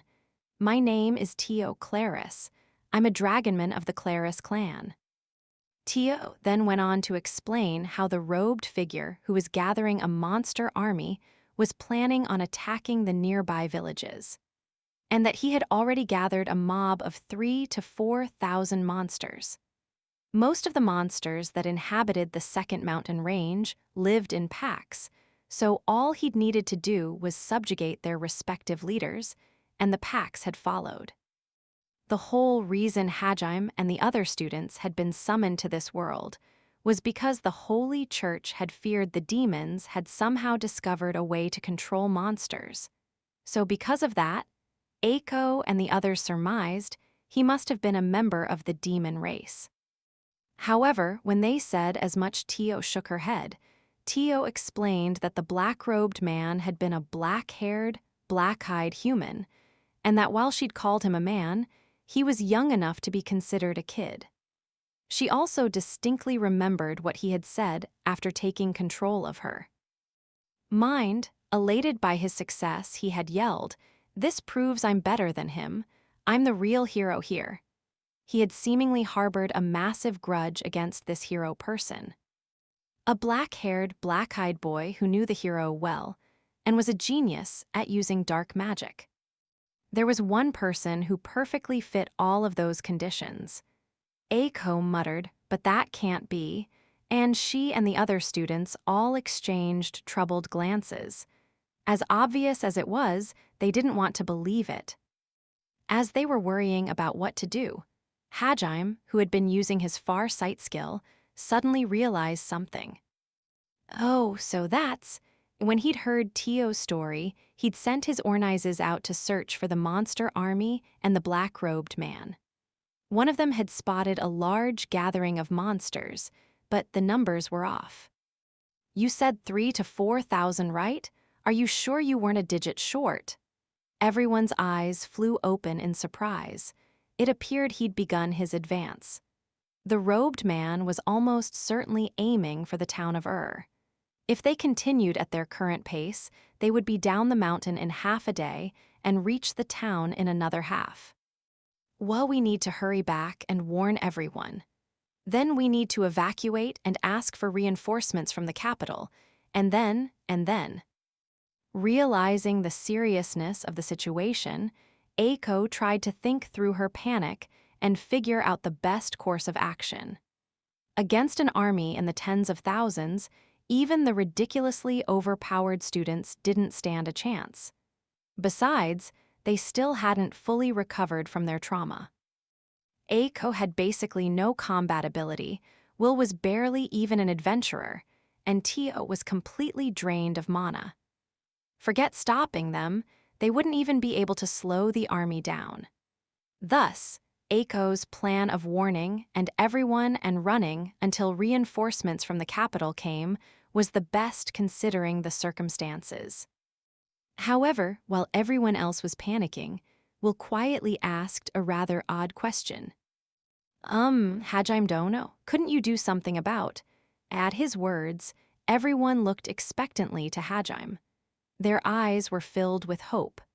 Annoyed by their expectant gazes, Hajime casually waved his hand as if to dismiss the thought. Don't look at me like that. My job is to bring Will safely back to Furin. I can't fight a war if I've got to protect him. Hurry up and go warn the villagers. Atsushi and Will were angry at how casually Hajime dismissed them. However, Eiko's concern was elsewhere. Nagumo-kun, did you happen to see the black-robed man too? Nope. I've been checking regularly, but all I'm seeing is a horde of monsters. Eiko hung her head sadly. After a moment of deliberation, she stated that she wanted to confirm whether or not the black-robed man was really Yukitoshi Shimizu, the missing boy they'd been searching for. As always, she put her students first. If the cause of all this trouble really was one of her students, then it was her responsibility. However, there was no way they could leave Eiko alone among an army of monsters, and so Yuka and the others desperately tried to talk her out of it. Eiko hesitated for a bit, but then came up with another idea, namely that Hajime could accompany her. Tired of their constant arguing over whether to stay or leave, Hajime gave Eiko a cold stare. If you want to stay behind, you can. We're going to take Will back to the village. With that, Hajime forcefully grabbed Will by the shoulders and started dragging him down the mountain. Will and Eiko tried to protest, saying they couldn't leave this huge army alone, that they needed to confirm who the black-robed man was, that Hajime was strong enough to take on the whole army, and so on. Annoyed, Hajime let out a sigh and rounded on Eiko. Like I said before, my only job is to see Will to safety. I can't fight an army if I've got someone I need to protect. Hell, let's say for argument's sake that I could kill them all. In a forested place like this full of boulders and rivers, there's no way I could be sure I'd gotten every single one. Just give it a rest, okay? Even if we find out whether or not the kid really is a student, who'll be left to warn the town? On the off chance that they're actually stronger than us, we'll be wiped out and the town will be caught totally by surprise. Just so you know, only I can drive Stafe and Bryce, so if I go fight, you guys have no chance of making it back before the town is attacked. Eiko and Will fell silent. Hajime's argument had made it clear how pointless and reckless their insistence that he go fight was. Well, my mast, he has point. My mana is completely drained right now too. I understand your desire to act, but right now there's nothing we can do. Our first priority should be warning the villagers. After a day, my mana will be mostly recovered as well. Tio followed up after Hajime, supporting his reasoning. Was she about to call me what I think she was about to call me? It can't be, can it? Realizing that was the best option in their current situation, Eiko reined in her worry and prioritized warning the town and the safety of the students still under her charge. Tio was so drained of mana that she couldn't move, so Hajime grabbed her by the scruff of the neck and dragged her down the mountain. Atsushi and the other boys had been ready to fight each other for the right to carry Tio, but Yuka had quickly shut them down, and it seemed Tio herself wished to be carried by Hajime, which was why he'd ended up with the job. But of course, Hajime wasn't the kind of person to carry her nicely. Frowning in annoyance, he had grabbed by the legs and dragged her at first. However, Eiko's fierce protests had talked him into at least dragging her by the scruff of her neck. No matter what anyone said after that, he refused to compromise any further. Tio herself had a look of ecstasy on her face too, which made everyone back away, thus resulting in this being the style she was dragged down the mountain in. The party hurried to as fast as they could, an army of monsters not far behind them. Chapter 3: The Sack of Hit! A high-pitched shriek echoed throughout a corner of a tunnel dimly lit by green glowstone, somewhere in the depths of the great Orcus labyrinth. "What's wrong, Shizuku-chan?" Kaori Shirasaki, a member of the hero's party, turned to her longtime friend, a puzzled expression on her face. It was uncharacteristic of Shizuku Yigashi of all people to scream like that. It's nothing. I was just surprised when a drop of water fell on my neck, that's all." "I see, foo-foo." Shizuku awkwardly averted her gaze. Kaori giggled when she realized her stoic friend had been scared by a mere drop of water. Though considering monsters could attack them at any time, it didn't seem so far-fetched to be frightened by a sudden chill running down one's neck, especially as the party was now traversing uncharted floors. But Kaori still couldn't help but find her friend's embarrassment at her mistake cute. Thinking there might be some foul play at work, Shizuku snuck a glance back at Kaori. She was walking with a relaxed air, but despite that she still kept a close watch on her surroundings. Was it just my imagination then? But it's been happening more and more frequently. Maybe Kaori's not the one doing things and I'm just tired. But then, Shizuku fell deep into thought. The cause of her scream had nothing to do with water dropping on her. If that had been enough to startle her, she wouldn't have made it as the vanguard commander of the hero's party. The actual reason was, "Hiya. Shizuku-chan. Shizuku. Shizu." Shizuku's scream was louder than before. It wasn't just Kaori that noticed this time. Kuki Eminagawa, her childhood friend and the hero of the hero's party, noticed, along with their barrier master, Suzu Taniguchi. Kuki's best friend, Ryutaru Sakagami, and Suzu's best friend, Iri Nakamura, noticed as well, along with Jugo Nagayama, Kentaro Nomura, Ayako Tsuji, Mao Yashino, Kusuke Endo, Daisuke Hiyama, Yashiki Seidu, Raikai Kondo, and Shinji Nakano. Nagayama and Hiyama were both leaders of their respective units, and the entire party came to a halt as they stared at Shizuku. Still shaken by what she'd just seen, Shizuku spoke in a faltering voice. There was a demon mask. Right there, a demon mask. No, a demon mask-san was floating in the air. The others grew even more puzzled as Shizuku added "san" to the demon mask. They each took out their artifacts and cautiously swept their surroundings. "Shizuku, where did you see it? That demon mask-like monster?" Kuki asked and began pouring mana into his sword, causing it to glow pure white. Even using his sense presence skill, he couldn't sense any monsters nearby.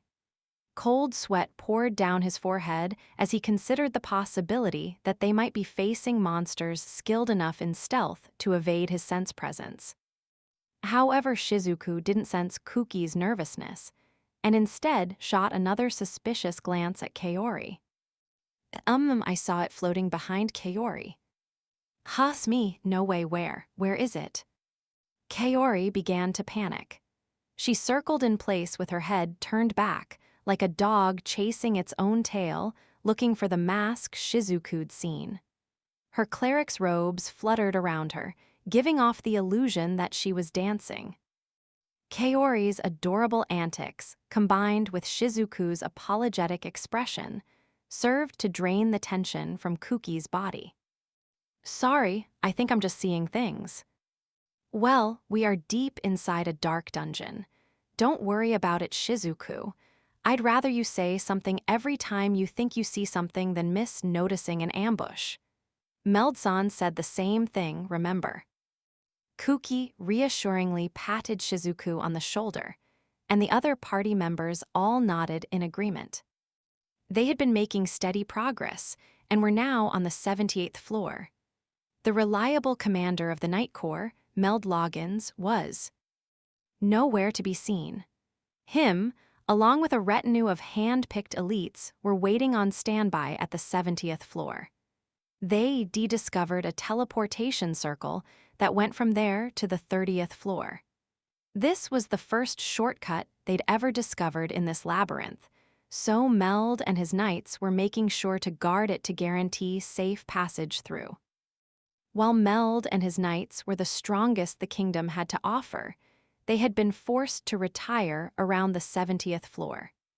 Even though their skills had grown as they'd continued exploring, the monsters they faced in the latter half of the 70s had proven too strong for the knights to handle, and they'd left the students to progress on their own.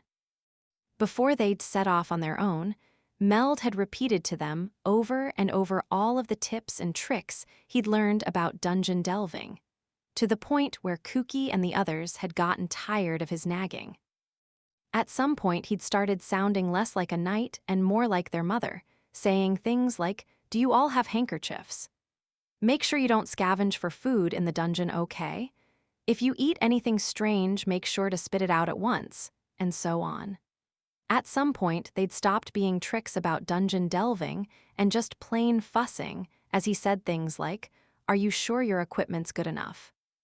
The kingdom's treasure, the holy sword, had no longer been good enough for Meld, who was overcome with worry.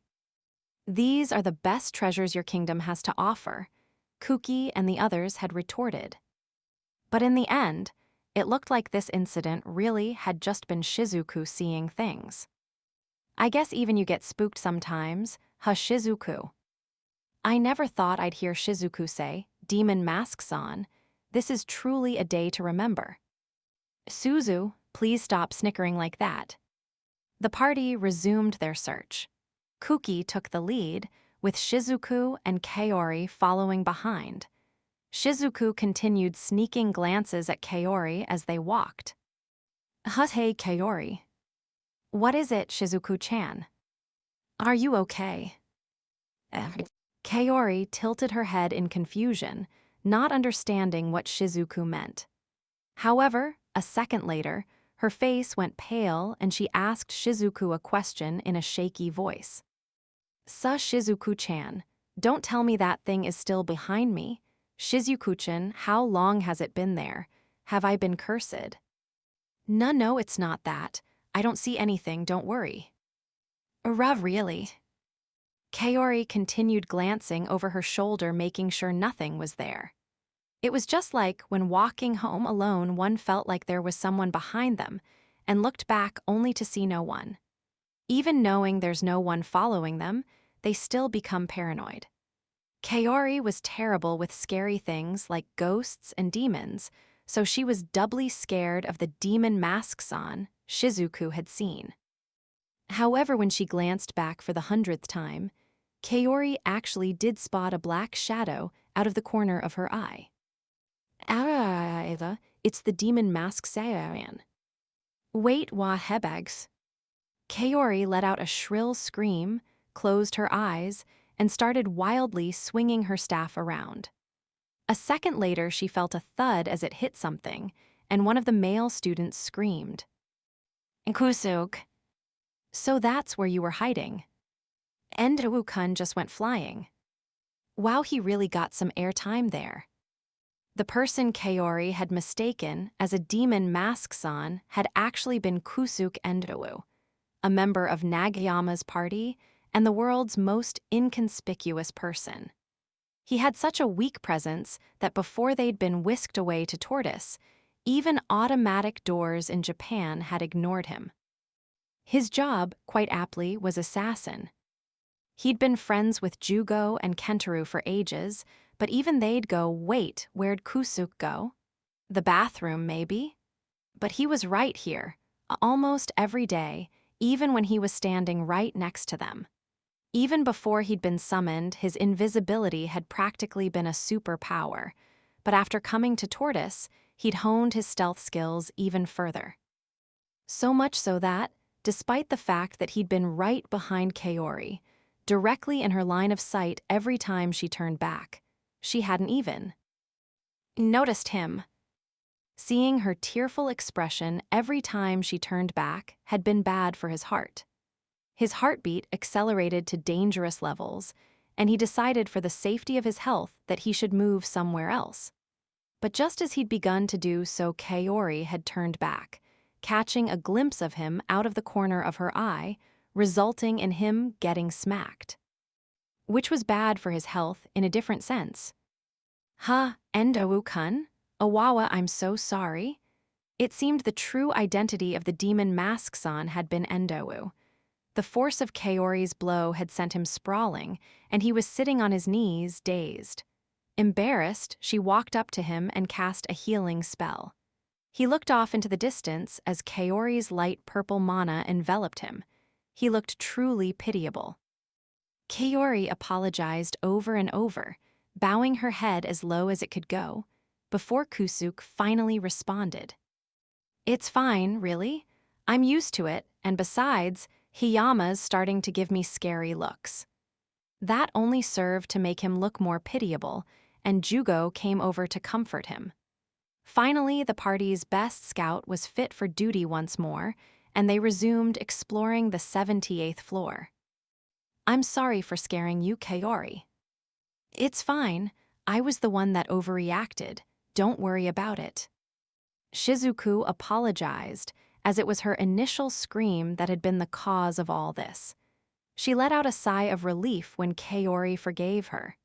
Then, thinking back on everything she'd seen recently, she expanded on her previous question. "Anyway, Kaori, are you sure you're okay? You've been feeling kind of different recently. You keep brooding over something, and sometimes it feels like you're not all there, like you're staring at something far off in the distance, or am I just imagining things?" Really? I don't feel like I'm any different, though." "I see. Is it really just my imagination, then?" Shizuku tilted her head in confusion, but if Kaori was insisting she was fine, Shizuku told herself there was no reason to doubt her. But before she could say as much, Kaori suddenly remembered something and dropped her fist in her palm. But I do feel weird sometimes." "Weird how?" I'm not really sure how to explain it, but..."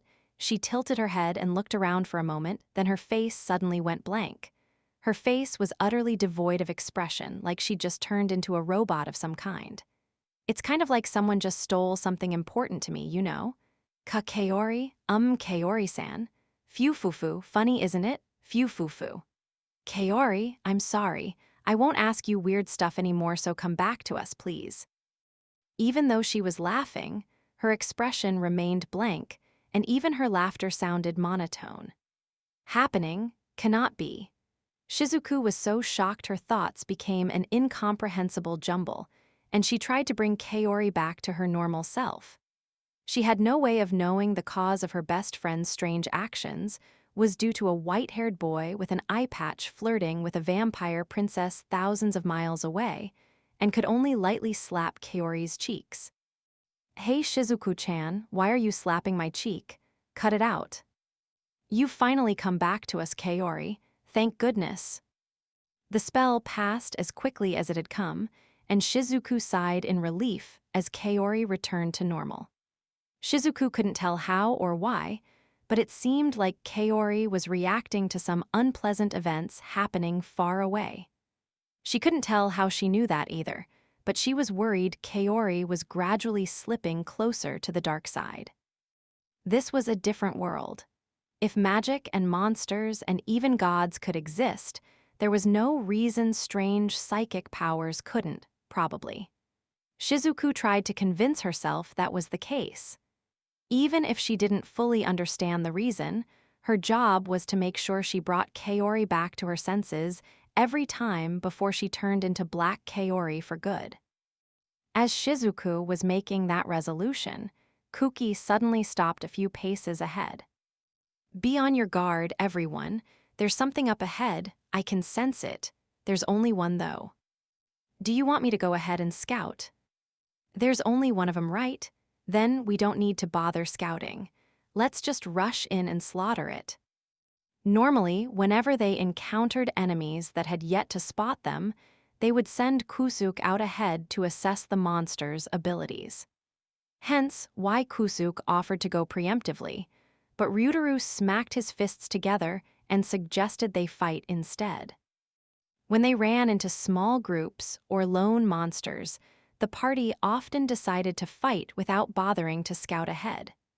Which is why Kuki decided to adopt Ryutaru's plan this time and advance. They continued through the dim corridor for a few seconds longer before spotting. "Is that a person?" Kuki muttered in surprise, and everyone else's eyes went round as they saw what lay up ahead. The figure up ahead certainly looked human, though it looked the lower half of their body had been trapped inside the wall. Long bangs covered their face, making it impossible to make out their features or whether they were even alive or dead. However, their small frame suggested they were a girl. "Sao Ono, we've got to help them." "Wait up, Kuki." Thinking it might be an adventurer that had been kidnapped by monsters or caught in some trap that had teleported them further below, Kuki hurried over. Shizuku tried to stop him, but Kuki's high stats made him too fast. "Are you all right?" Kuki yelled as he reached a hand out to them. A second later, Kuki's feet sank into the ground. He just barely managed to keep his balance and avoid face-planting. When he looked down, he saw that the ground, which had been hard seconds ago, had turned into a murky quagmire and was slowly sucking his legs into the floor. The mud in front of Kuki rose up and formed the rough shape of a human. It was a mud doll in the shape of a person, in other words, a clay golem.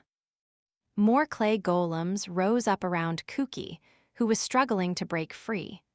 They molded their arms into scythe shapes and swing them down at him. Kuki quickly wrapped his sword in mana and swung it around in a circle. When his right arm could stretch no further, he quickly swapped his sword to his left and continued the arc. This was one of the Yigashi-style techniques he'd learned at her dojo, Pale Moon. However, halfway through the circle, he stumbled. "Sa Shizuku?" The reason he'd messed up despite practicing this swing hundreds of times was because the golem in front of him had Shizuku's face.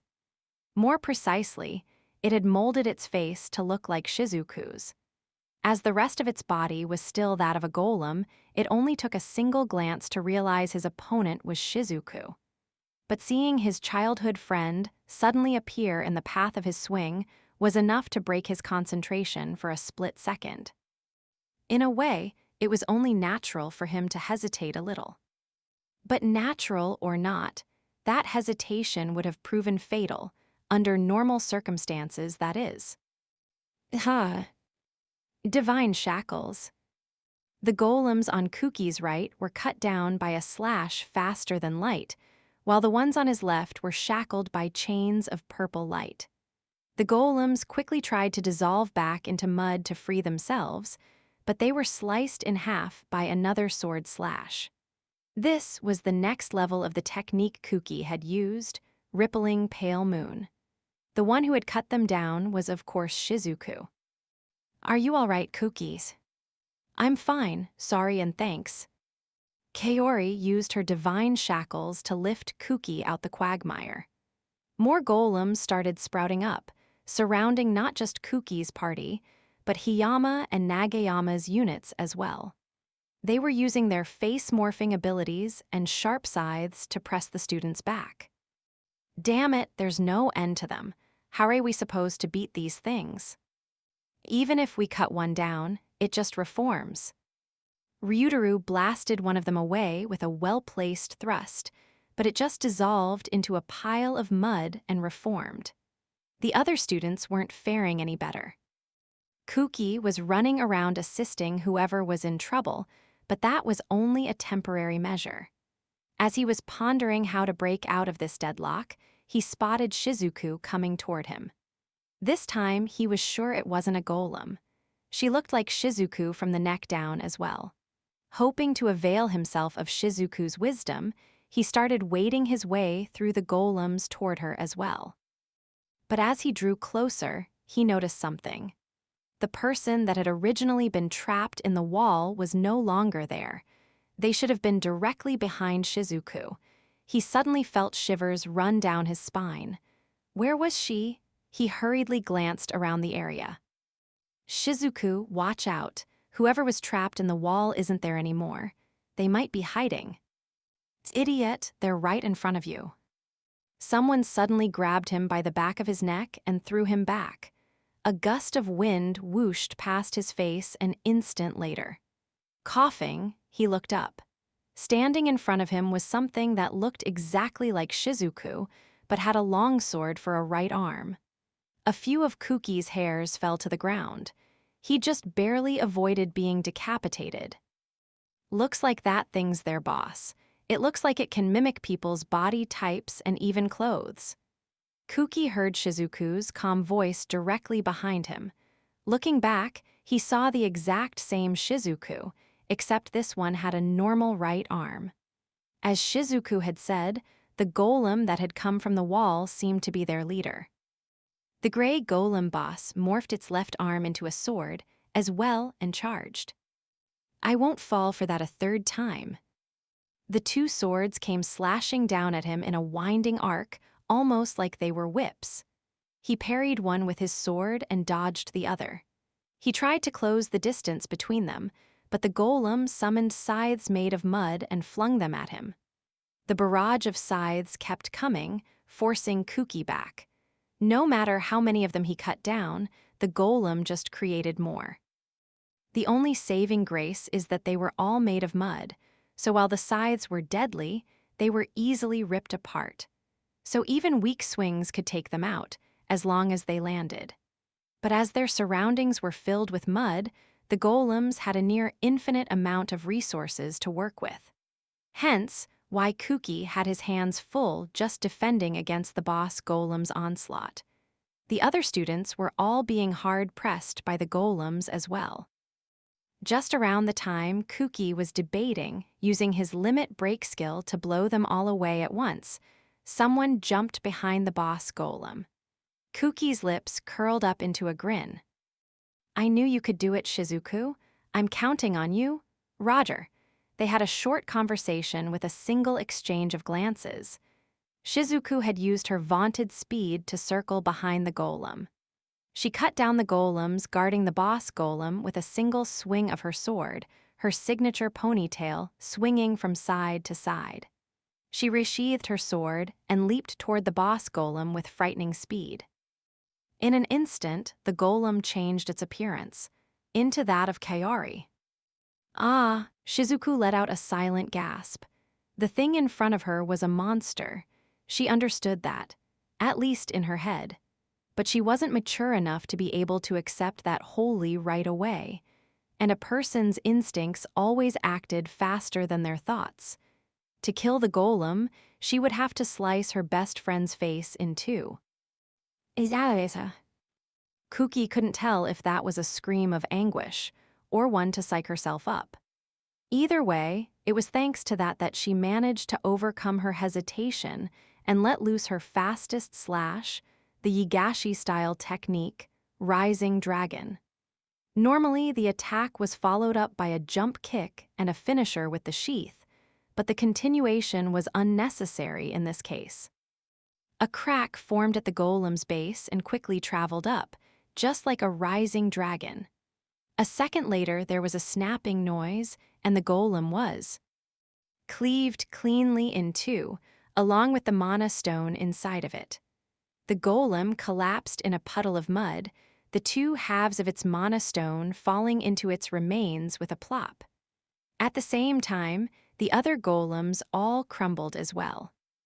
Great job, Shizuku! Kuki let out an elated whoop as he ran toward Shizuku. Shizuku grinned and responded in a rather happy, exited tone. Then Kuki turned around to congratulate Ryutaru and the others, while Shizuku looked down at her palms. Some of the mud from the clay golem was smeared on them. She furrowed her brows and quickly wiped it off. However, even after her hands were clean, Shizuku's expression was still grim. Shizuku. Huh. Kuki's voice brought Shizuku out of her musings. She gave a distracted reply. Her every instinct was screaming to her that death was approaching from behind. She turned around, then saw a massive spider dangling from the ceiling. Its 8 red eyes were fixated on her, and some poisonous-looking fluid was dripping from its clawed legs, which stood ready to pounce. Someone let out a gasp. This was the price they paid for letting their guards down for even a second. That was the harsh reality of the labyrinth. Those who braved its depths walked hand in hand with death, and more often than not, death would have its due. That was just the kind of place they were in. Binding blades of light. Luckily for the students, death had already had its fill for the day. Before its envenomed claws could sink into Shizuku's flesh, crosses of amethyst light speared the spider's body, blowing it back toward the wall and pinning it in place. As it was a binding spell and not an offensive one, the spider didn't actually take that much damage, but the impact of being slammed against the wall still confused it for an instant. Shizuku had avoided death's embrace by a hair's breadth, saved by her best friend's magic. Next to Kaori, Suzu had hurriedly started chanting a barrier spell, but stopped mid-cast. Kaorin, how'd you get so fast? She said, with a dumbfounded expression on her face. Kaori, thanks, you just saved my... Before Shizuku could finish thanking her, Kaori started briskly walking toward the spider. For some reason, the phrase, "let sleeping dogs lie," flashed through her mind, and Shizuku fell silent. Even Kuki was a little overwhelmed by Kaori's attitude. She stopped in front of the spider and raised her staff, summoning her binding chains. Far more than she usually called forth. Chains sprouted from the walls, the floor, and even the ceiling. They wrapped around the spider, ripping it from the wall, leaving it suspended in midair. They then coiled about it over and over until it was encased in a sphere of glowing chains. Kaori, Shizuku called out nervously.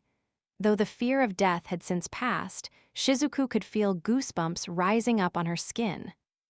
Kaori started shrinking the ball of chains, causing some disturbing creaking noises to come from the spider before slowly turning around to face Shizuku. Behind her was something that could only be described as a demon. A ghost dressed in pure white with a horrific mask for a face. It's the demon masks on. Shizuku finally realized the true nature of the terrifying illusions she'd been seeing. Even Kuki let out a frightened squeal as he took a faltering step back. Kaori, Kaori-san, behind you. Fufu, what's wrong, Shizuku-chan? You usually just call me by my first name. Fufu, how odd. It feels as if some thieving rabbit just stole something really important from me. I wonder why. The odd thing here is you. Not that Shizuku could say that out loud, though. The ghost demon thing behind Kaori had pulled out a massive sword from somewhere and was tapping it on its shoulder threateningly. Just what kind of curse is she possessed by? Shizuku cradled her head, despairing over the state of her best friend. She had no way of knowing that thousands of miles away a white-haired boy with an eye patch was getting kissed to death by a worthless bunny after saving her from drowning. Kaori finally returned to her senses a few seconds later, by which time the spider was little more than a crushed ball of goop.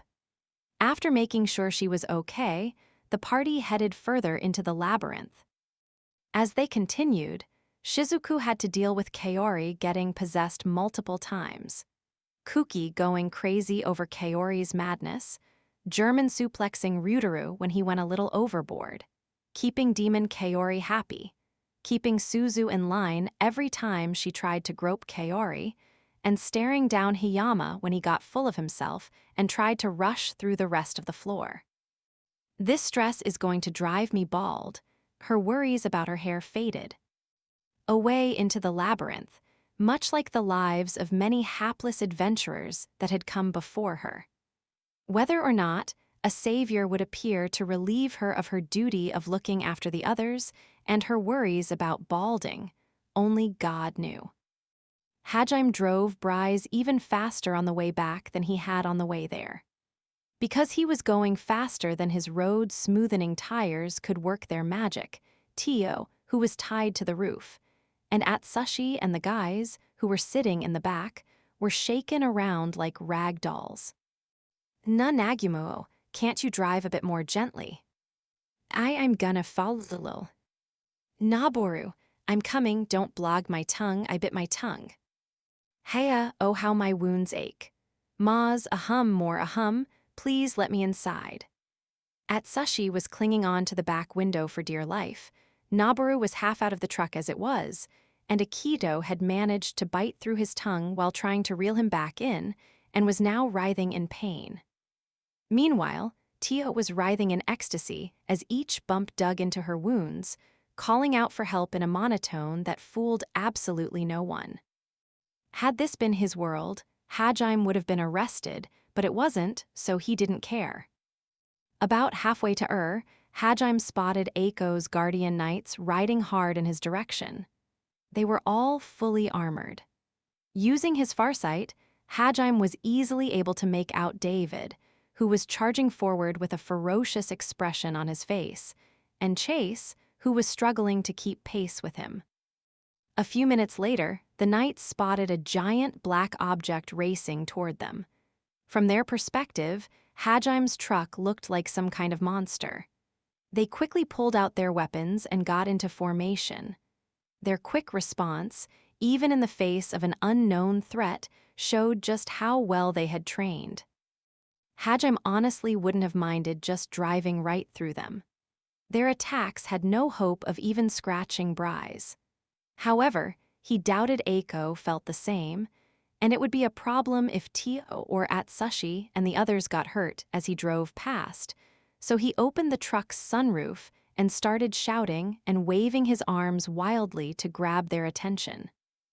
David was just about to start raining magic down on the truck when he spotted something that looked distinctly human come out of it. He squinted, trying to make out more detail. Normally, David would have gone through with the attack anyway, but something made him hesitate. His devotion to Eiko had given him some strange sixth sense when it came to detecting her presence. He raised his arm and gave the signal for his men to stand down. His men looked at him suspiciously, but then their eyes opened wide in surprise as the truck grew closer and they heard who was yelling from inside it. David muttered, "Eiko?" An expression of disbelief on his face. For a second, the knights were terrified some horrible monster had eaten Eiko, but then they saw her waving frantically at them, yelling at them. "David Sayan, it's me. Please don't attack us." Joy spread through the knights as they realized Eiko was safe. True, they were still suspicious about the strange black object she was in, but they understood that it wasn't an immediate threat. David was perhaps a little too overjoyed as he spread his arms wide, as if inviting Eiko to jump into them. Following his example, Chase and the other knights also spread their arms. Hajime stared with disgust as he watched the retinue of knights all stand there in a line, their arms spread to either side, obvious ecstatic expressions on their faces.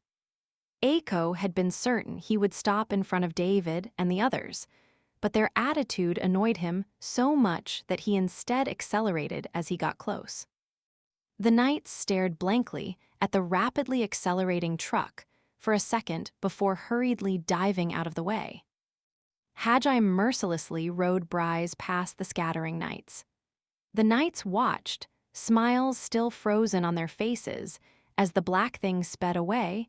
Eiko's questioning scream faded into the distance. Then as when they screamed Akuulu, like a group of abandoned lovers, and chased after Bryce. Nagumo-kun, why did you do that? Eiko yelled furiously at Hajime. There was a good reason not to stop, sensei. If we'd stopped, we'd have to explain what happened, which we don't have time for. We have to explain everything once we get to town anyway, so I'd rather not waste time doing it twice. Well, I suppose that's true. She still wasn't happy about it, but considering how fast Hajime was driving, she had to admit they would have lost a great deal of time, stopping for the nights. Yue, who'd returned to her usual position next to Hajime, leaned in to whisper in his ear. The real reason. Those grinning nights were creeping me out. Agreed. Incidentally, Tio had been moaning in ecstasy on the roof right behind Eiko during that entire exchange, but both Eiko and the knights had pretended not to see her. Yue had received quite a shock upon learning Tio's true nature. Enough that she'd mumbled, "Is that really a dragonman?" She had already had misgivings when Tio had first transformed back to her human self. But after seeing how Tio got off to pain, her illusions about the dragonmen all being dignified and wise were completely shattered. Upon reaching the party got out of Bryce and headed to the town hall. As Hajime, Yue, and she took their time strolling leisurely there, Eiko and the others ran as fast as their legs would carry them. Hajime had been hoping to just drop Eiko and the students off here and drive all the way back to Furin, but he jumped out of the truck before anyone else, so Hajime had reluctantly followed after him. The main street was bustling with activity. Not only were this town's dishes famous, but there was also a lake nearby. It attracted tourists and immigrants alike. It was hard to believe this town was about to be overrun by a horde of demons in less than a day's time. The party gazed longingly at the rows of food stalls, but they dutifully headed toward the town hall first. When Eiko broke the news to the city's leaders, there was a huge uproar. The managers of the branch of the Adventurers, Guild, and the local priests began arguing about what to do next. No one couldn't believe what Eiko had told them. No, they just didn't want to believe it. They kept on asking question after question, hoping against hope that maybe the party had just mistaken what they saw. Had it been anyone else who had told them their town would be destroyed tomorrow, they would have dismissed it as the ravings of a madman.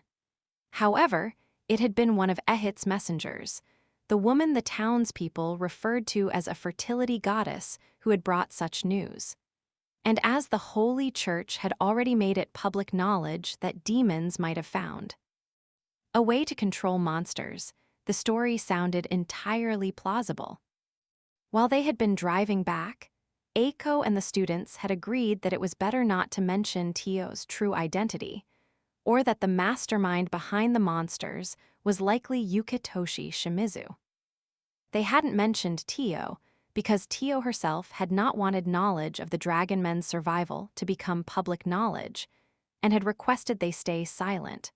While not mentioning Shimizu was because Eiko didn't want to incriminate one of her students until she was absolutely sure of the truth. Leaving Eiko's sentimentality aside, Dragonmen were not looked fondly upon by the Holy Church.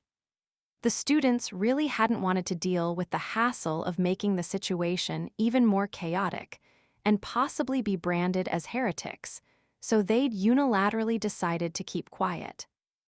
It was in the midst of this uproar that Hajime entered the town hall looking for Will.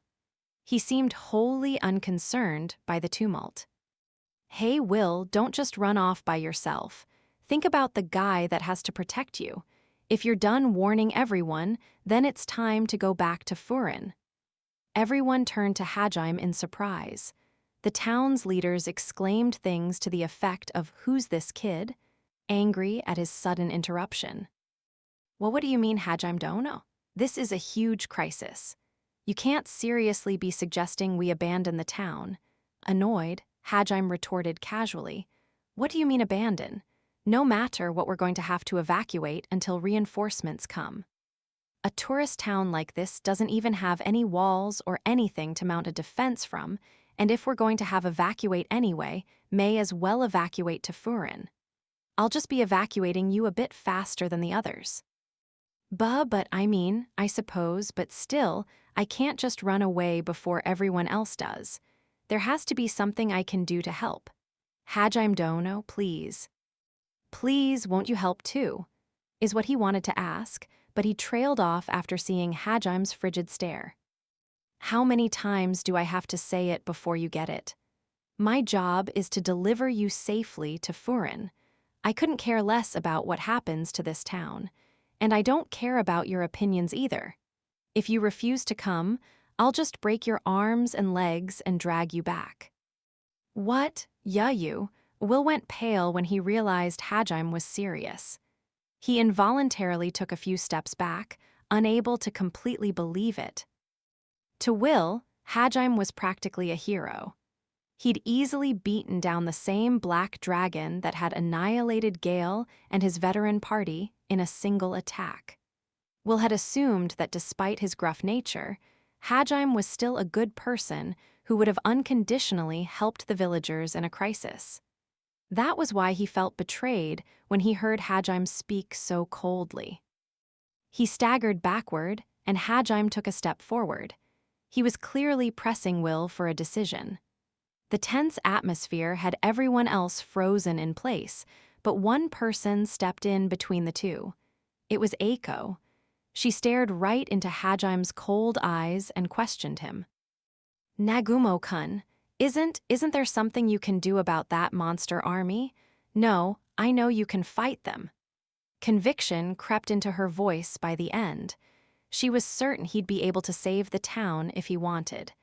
The townspeople broke out into another huge uproar at that.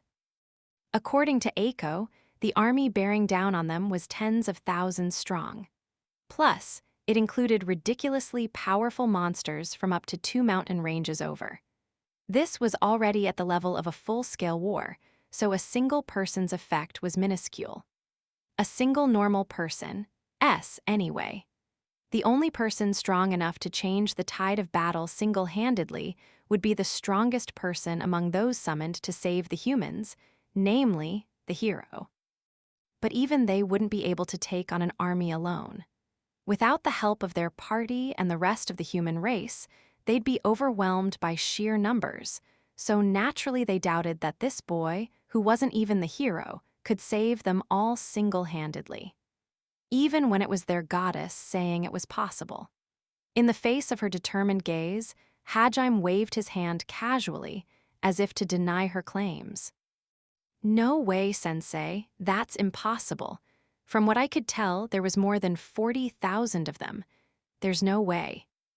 But when Wilson asked whether or not you could do it back on the mountain, you didn't say no. You said, in a forested place like this full of boulders and rivers, there's no way I could be sure I'd gotten them all. That means out in the open on the plains you could definitely wipe them all out. Am I wrong? I'm surprised you remember that. Hajime berated himself for saying something like that when he knew how good Eiko's memory was. Well, no point worrying about it now. Hajime averted his gaze and Eiko pressed her case, urging him to help. Nagumo-kun, won't you please help us? At this rate, this beautiful town will surely be destroyed. Worse, many people will lose their lives. How unexpected. I always thought you prioritized your students before everyone else. Aren't you even only helping this country with its war because you're hoping it'll let them get home faster? And yet, now you want one of your students to fight and possibly die for the sake of some strangers, even when they don't want to. Isn't that exactly the same thing those war-hungry priests were trying to get us to do? Hajime's rebuttal silenced Eiko. She bit her lip and furrowed her brows, conflicted over what she should do. Still, she kept her gaze on Hajime the entire time, as if trying to read something in his expression.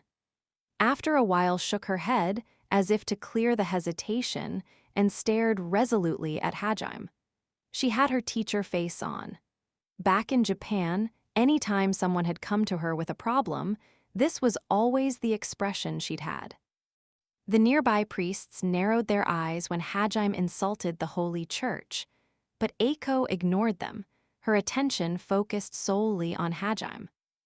As if there was some way back home, I'd take you all with me in a heartbeat. That hasn't changed even now.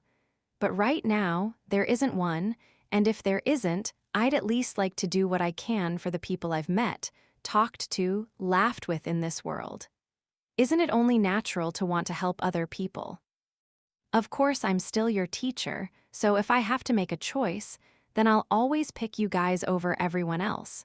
But Eiko paused for a moment, then continued more slowly, as if she was deliberately choosing each word. I'm sure that something really terrible must have happened for a gentle boy like you to become like this, Nagumo-kun. Where you were, you surely didn't have the option of worrying about others. Maybe what I have to say will just seem shallow. After all, I wasn't there to help you when you were suffering the most. Still, I'd like you to listen all the same. Hajime silently indicated for Eiko to continue. Nagumo-kun, I can understand your strong desire to return home. You probably want to go back more than any of us. But do you plan to live like this when you return too? Ignoring everyone except those close to you, eliminating anything that gets in your way. Can you really live like that in Japan? And if not, do you really think you can change your mindset the moment you get back? Nagumo-kun, I understand that you have your own principles and that you've already decided your path for the future. I won't try to change that, but I also think that no matter which future you choose, it's too lonely to only live by ignoring everyone aside from those you care about. If you keep going like this, neither you nor the people you cherish will find happiness. If you want to find happiness, you can't lose sight of your kindness or empathy. You have to think of other people, even if it's only a little. Those are valuable qualities you possessed from the start. Please don't throw them away. Each and every one of Eiko's words pierced Hajime to the core. Everyone else also listened quietly. The students especially felt the weight behind Eiko's words. They hung their heads, ashamed at how selfishly they'd wielded their powers until now. At the same time, they were both happy and somewhat surprised that Eiko had given so much thought to their lives after they finally returned home. Hajime smiled to himself.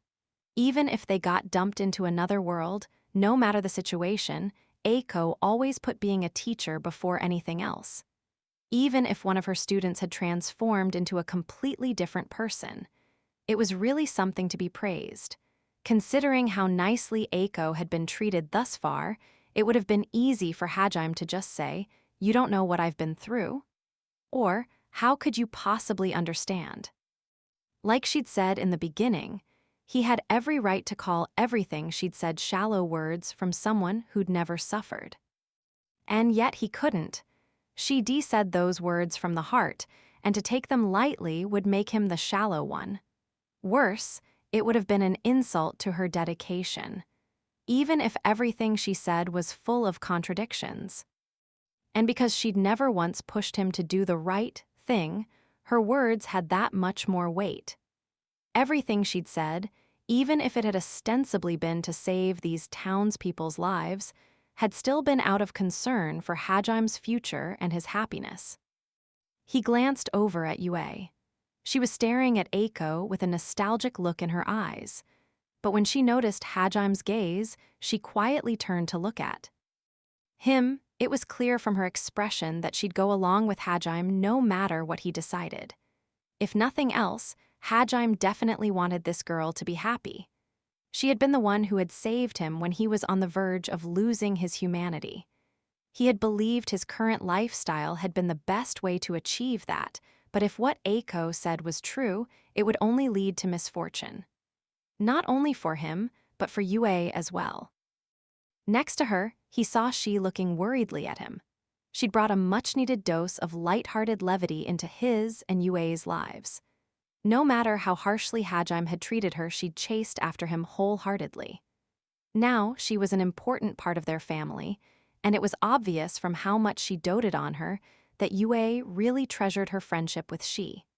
Was she not happier because Hajime had begrudgingly let Shi into their party? For Hajime, this world was nothing more than a prison. A cage that kept him from going back to the place he wanted to be. It was for that reason that he had such a hard time doing anything for the people that lived here. The values he'd forged in the depths of the abyss, the determination he'd tempered to return to his homeland, no matter the cost, and to destroy anything in his way, weren't something he could change so easily. So, even if he couldn't sympathize with others right away, he could still act. And if those actions brought happiness to those he cared most about, to Yue and Shi, then he'd gladly do anything.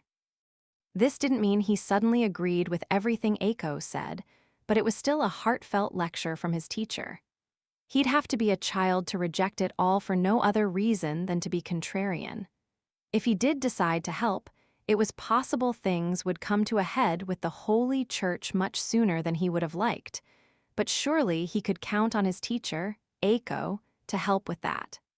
After all, she had to take responsibility for what she'd said to him. And someone who loved her students this much wouldn't refuse. I knew I'd get found out eventually. It was just a matter of time. I already have a few countermeasures in place, and besides, I promised myself I wouldn't hide who I am just for the convenience of the people in this world.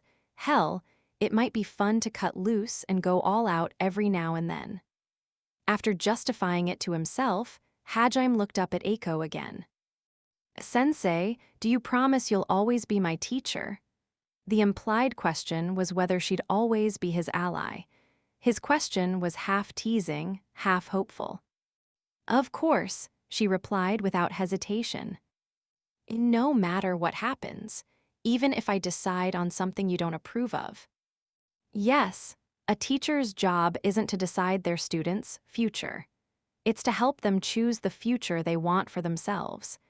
If you choose not to help even after listening to what I have to say, I won't hold it against you, Nagumo-kun. Hajime stared at Eiko for a while, trying to determine whether or not she really meant it. The reason he'd been so insistent was because Hajime himself didn't want to ever have to fight Eiko. After confirming there was no falsehood in Eiko's gaze, he abruptly turned on his heel and headed for the exit. Yue and Shi followed after him. "Na Nagumo-kun?" Eiko asked, surprised. Hajime turned around and shrugged helplessly. He couldn't ever win against Eiko when she was serious. "If I'm going to take on an army, there's some things I need to prepare first. You guys can keep talking if you want." "Nagumo-kun," Eiko's eyes lit up, to which Hajime smiled awkwardly. "This is what the best teacher in the world advised me to do. And if it'll make these two happy then, I can't just ignore it, can I? Anyway, I'll go beat the shit out of those monsters for you." Hajime patted Yue and Shi on the shoulder, turned around, and left the building. This time, he didn't look back. The two girls exchanged happy glances and headed out after him. Once the door closed, the town leaders, who had been silent until now, all started pressingly into Eiko with questions. Eiko just looked at the door Hajime had left through, her shoulders trembling. Her words had gotten through to him, but she wasn't happy at all. What she'd told him, the things she'd said about his current way of life being too sad, they were all her true thoughts. However, that didn't change the fact that she'd guided a student into danger and asked him to fight an army of monsters. She knew it was a contradiction, telling him she didn't want him to get too used to fighting his way through problems, and then tell him to fight his way through a problem. She did want Hajime to rethink his views on life, but she also wanted to save the town of In practice, she had probably achieved both those things, but she slumped her shoulders, thinking there must have been a better solution and blaming her own incompetence for not being able to discover it. She had hoped her students could all return home without any of them losing sight of their original selves, but it seemed that wish could no longer be granted. When she'd spoken with Hajime last night, she'd already known her dream was lost, but she wouldn't stop hoping. Surrounded by a group of angry townsfolk, Eiko let out an almost imperceptible sigh. The students all stared at the door Hajime had left through as well, a myriad of emotions coloring their faces. Incidentally, Tio had entered the building with Hajime, but all she said was, "Even though I should be an important part of his fighting force, this kind of abandonment play is, master truly is." And so everyone present completely ignored her feverish mutterings. The town of To its north were the northern mountain ranges, and to its west was the Urdia Lake. It was blessed with natural resources of all kinds and was now protected by walls that hadn't existed the day before. Hajime had created those walls. He'd driven Stafe around the perimeter, transmuting walls behind him instead of leveling the earth in front of him. As Hajime's transmutation radius only extended 4 meters past his point of contact, they were only about that high. Large monsters would have had an easy time climbing over them. They were basically a last-ditch effort made with the mindset of, well, it's better than nothing. However, Hajime had no intention of letting the battle even reach those walls. The citizens had all been made aware of the impending monster army invasion. Judging by their speed, Hajime guessed their vanguard would arrive by evening of the next day. Naturally, the town was in a state of panic.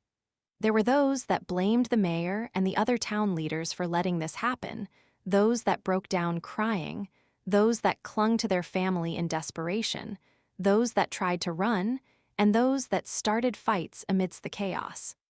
Most people couldn't remain calm knowing tomorrow their home would be destroyed and that if they stayed, they'd die. Panic was the normal reaction to that. However, someone managed to calm them down before the town devolved into full-scale rioting. That someone was Eiko. Taking the advice of the knights that had returned a short while ago, Eiko had stood up on a platform in the town square and spoken to the citizens. Her composed demeanor and overwhelming popularity helped her calm the citizens down to a reasonable level. In a way, Eiko Hachiyama was more powerful than any hero. Once the people had been pacified, they naturally divided into 2 groups. Those that couldn't abandon their homes and were willing to share this town's fate, and those that were ready to flee and call for aid. A lot of people in the group that chose to remain insisted the women and children escape at least. They believed Eiko's words that the monsters would be repelled, and the men went around the town looking to see if there was any way they could help, while the women and children prepared to run. The town remained brightly lit deep into the night, illuminating groups of people crying as they parted with their loved ones. Those that were fleeing packed their things and left before the sun rose. It was high noon now, and those that remained were swapping between sleeping and working in groups. Most of those that remained did so because they believed their goddess and her friends would deliver them salvation somehow. That being said, they weren't just blindly praying. They too were doing everything they could to defend their home. Despite the fact that the town only had a fraction of its population left within it, it was livelier than ever. Hajime sat down in his makeshift chair atop the city walls and cast his gaze far into the distance. Yue and she were next to him as always. The two quietly sidled closer to him and watched him lapse into thought.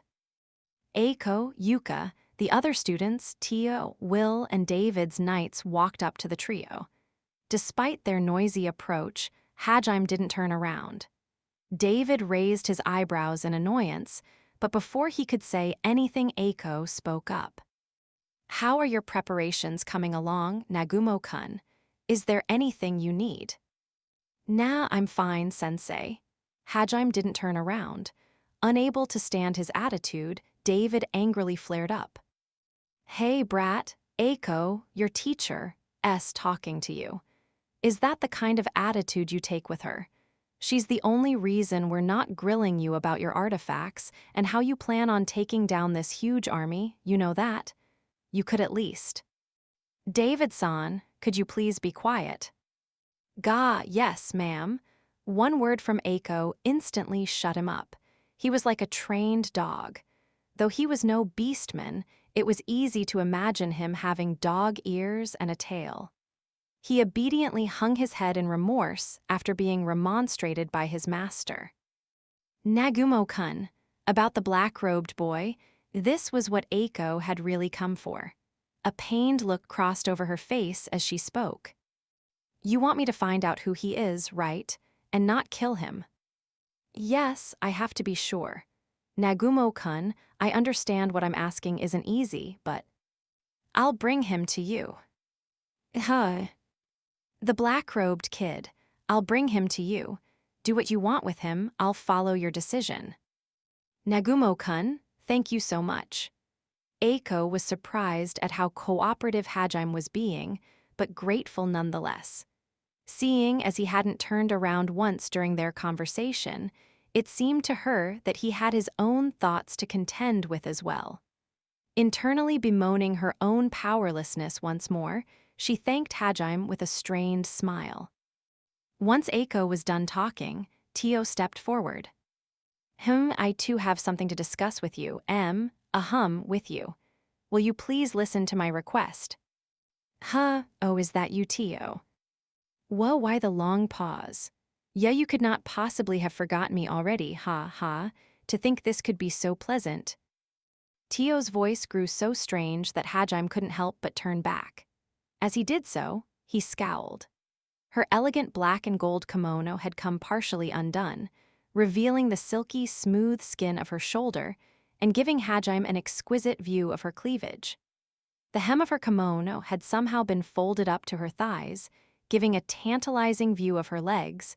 Her beauty was stunning enough that no man could forget it after seeing it once, but Hajime's response was incredibly casual. Oh yeah, I remember now. Somehow, instead of getting angry at being forgotten, Tio's blushed and her breathing grew heavy. Whatever the this she had been referring to as pleasant was something Hajime decided he didn't want to know. Once your battle here is over and you have safely seen young Will to his family, will you be resuming your travels? Yeah. I see. Well, I was hoping that I may be allowed to join Yo. No. Such a prompt rejection. I knew you would make a wonderful ma, Of course, I am not asking you to do this for free. If you agree to let me join you, then I shall call you master and devote myself to you body and soul. Surely. Go home, better yet, go die. Tio spread her arms wide, declared herself Hajime's eternal slave, and Hajime just looked at her like she was dirt, and in fact told her to go become one with the dirt. His instant rejection sent shivers down Tio's spine. Her cheeks flushed a deep rose color. She was clearly a pervert. A massive, raging pervert. Everyone else was creeped out by her as well. Yue especially, as she'd held dragon men in such high regard before. Her expression was a blank mask as she stared at Tio. How cruel, even though you're the one who made me like this, you have to take responsibility for your actions. Everyone's gaze shifted to Hajime, a look of surprise on their faces. Hajime certainly couldn't allow his good name to be slandered like this, so he turned to look properly at Tio, a vein bulging on his forehead. He glared at her, waiting for her to explain. That scornful glare again. Well, you see, I am quite strong. Trembling under Hajime's gaze, Tio began explaining how she came to desire being his slave. Within my village, I am one of the strongest fighters. My endurance especially is far greater than the others. Even when someone did manage to get the better of me, they could never inflict any damage. As the knights were present, Tio omitted the fact that she was one of the dragon men. It was only after I fought you that I first came to learn the true pain and humiliation that accompanies a real defeat. Your fists rocked me to the core, and your dirty fighting style left a lasting impression. You left my whole body aching and Tio got excited telling her own story, and the knights, who didn't know the details, looked at Hajime as if he were a criminal. The way she told her story, it definitely sounded as if Hajime had raped her. How dare he be so violent with a lady, the knights thought. The reason they didn't give voice to said thoughts was because the lady in question didn't look very upset. In fact, she looked euphoric, leaving the knights confused as to how they should react. So Hajime opened a new door of experiences for you. Verily so, I can no longer live without him. Disgusting. Yue's usually deadpan expression twisted into a frown. There wasn't an iota of respect left in her voice. Hajime was so creeped out that he unintentionally let his thoughts slip. Besides, Tio suddenly clenched her butt with both hands and said her next sentence in an extremely embarrassed voice. You took my first. Everyone's jaw dropped open as they stared at Hajime. Hajime's face cramped up and he shook his head in denial. I most definitely did not. I decided long ago that the only man I would consider being with would be one who is stronger than me. However, there was no one like that in my village. That was my first time being held down and humiliated. And then you did that to my butt. You were so rough. I can no longer get married, so you must take responsibility for this. Tio gazed up at Hajime with moist eyes, her hands still squeezing her ass. The knights looked at him with a mixture of fear and disgust.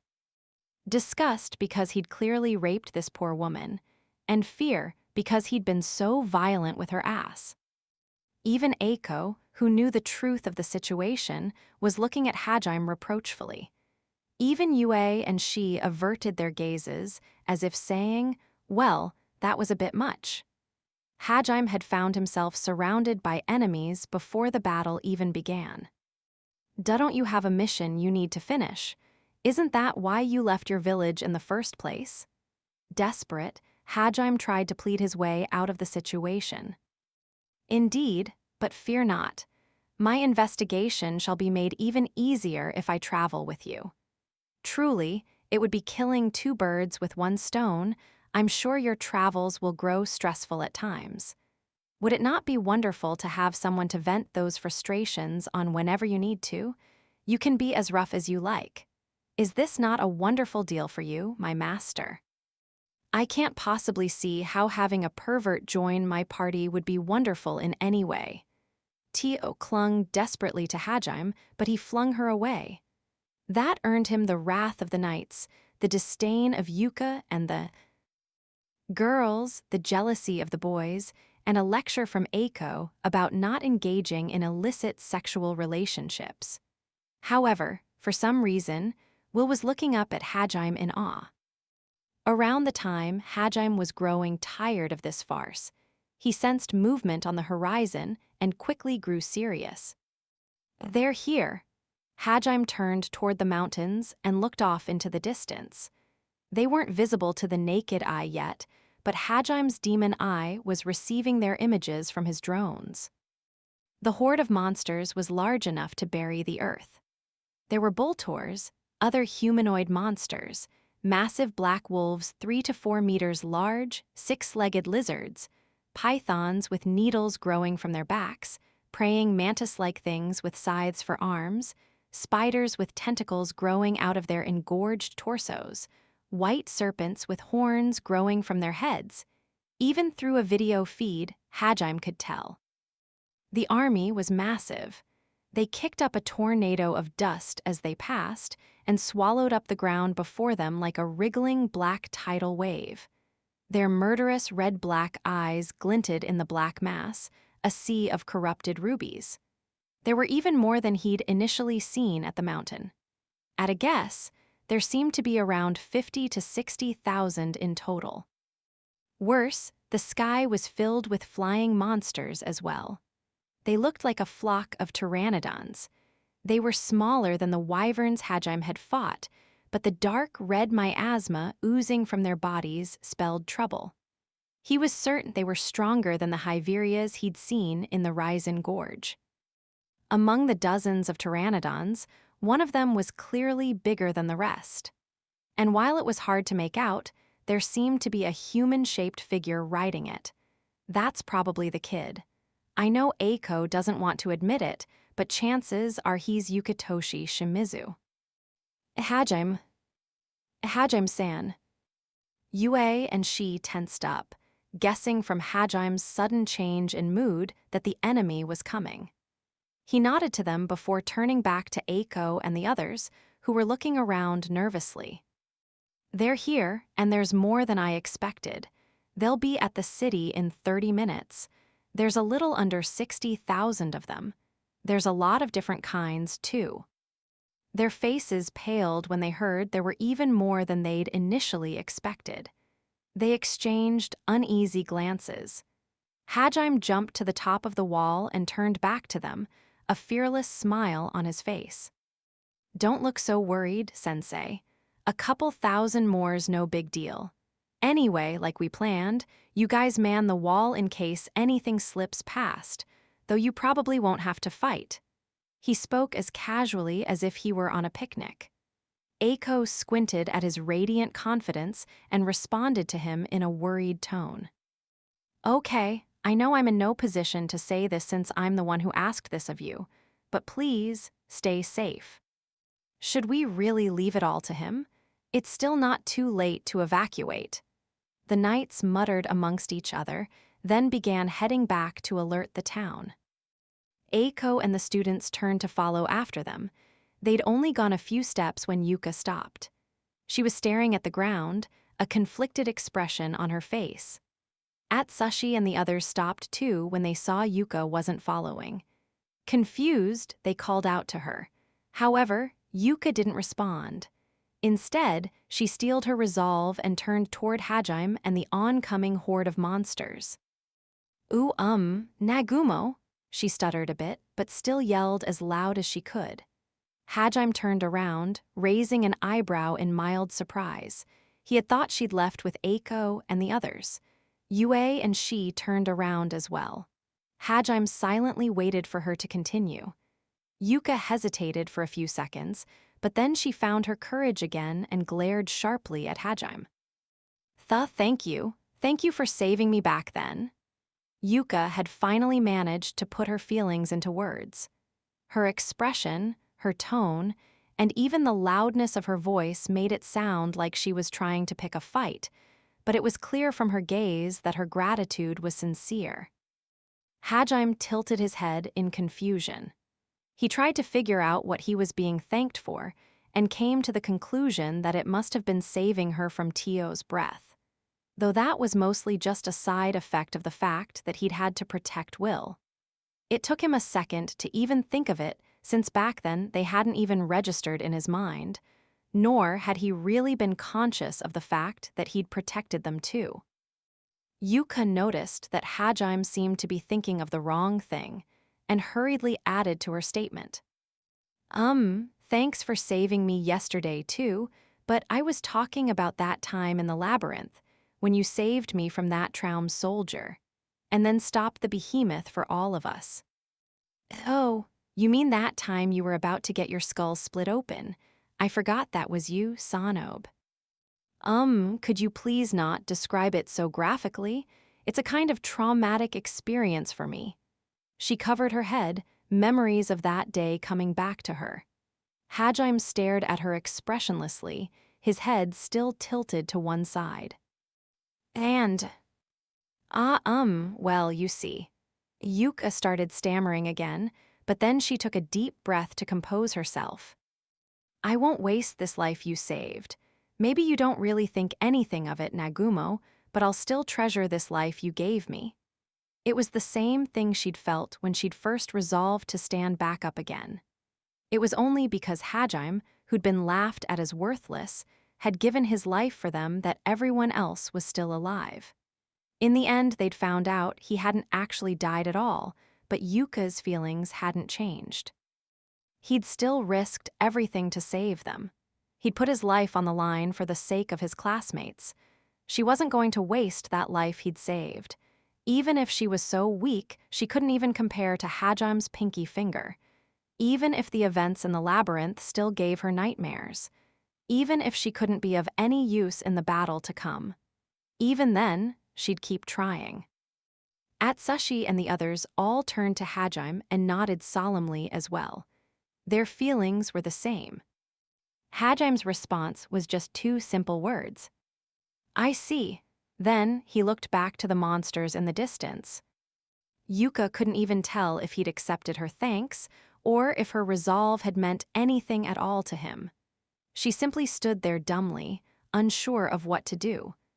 Eventually, she turned around and began heading back to Nana and the others. Hajime felt stares from both sides. He glanced both ways and saw Yue and she smiling at him. After how harsh Hajime's life had been since coming here, they were overjoyed to see this kind of warmth around him for once. They were also proud of how he'd done something that had left a positive impact on so many people. Hajime scratched his head awkwardly and looked over his shoulder to say one last thing to Yuka. Hey, Sanobe. Yes. She hadn't been expecting him to say anything more and was so surprised that she jumped a few inches into the air. Everyone else was surprised too, though not to the same extent. You've got guts, I could tell even back then. Despite having nearly been cut literally in 2 seconds ago, Yuka had still rushed to save the rest of her classmates without a second thought. And even now, despite the trauma she'd suffered, she still kept fighting. Hajime really meant it when he said she had guts. Yuka stammered, unsure how to respond. She couldn't figure out where Hajime was trying to go with his words. However, his next sentence cleared that up. A girl like you won't die so easily. Yuka stared silently at Hajime. Well, probably not anyway, he added, ruining the moment. Yue and she gave him exasperated looks, but they were still smiling. To a bystander, Hajime's words probably seemed frivolous. However, to Yuka, they meant far more. They served to wipe away the dark sludge that had been gathering in the corners of her mind. And not just her. Atsushi and the other students had also first felt the fear of death when they'd seen Hajime fall. Hearing, "You won't die," from the guy who'd actually almost experienced death carried far more weight than usual. Thanks. Yuka's voice was barely more than a whisper, quiet enough to be carried away by the wind. She smiled at Hajime's back before turning around and rejoining her friends. The other students all looked at her, unsure of what to say. Before they could say anything, though, David shouted at them to hurry along. The students all responded with a cheerful "Roger" and ran after him. They all looked somehow more energetic than before. The only people left with Hajime now were Will and Tio, aside from Yue and she, of course. It was obvious they had something they wanted to say as well, but they'd kept quiet until Yuka had finished.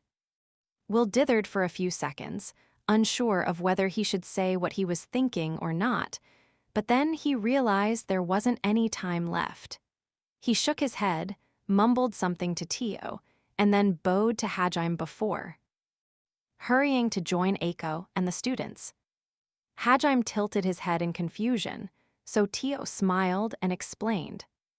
He said that if I survive this battle, he'll forgive me for the deaths of his adventurer friends, and so I humbly request that you let me assist you. My mana has mostly recovered, and even without transforming, my flames and gales are quite powerful. The Holy Church looked down on dragonmen as subhuman and placed them in the same category as beastmen, but they were actually more like monsters in that they could directly manipulate mana. Sure, they weren't like Yue, who could control all elements effortlessly without the need for chance or magic circles, but they could still at least use the magic they had an aptitude in without chance or circles. Tio flashed her ample cleavage at Hajime in an attempt to convince him. He wordlessly pulled out one of his magic stone rings and flung it to her. She looked at it, puzzled, before realizing that it was a mana reservoir crafted from divinity stone. "Master, to think you would propose to me before a battle. Of course my reply is, hell no, I'm lending that to you so you can be our turret. You better give it back when we're done here. What the hell made you think I would ever propose to you?" I see, so this is what they call a dark past.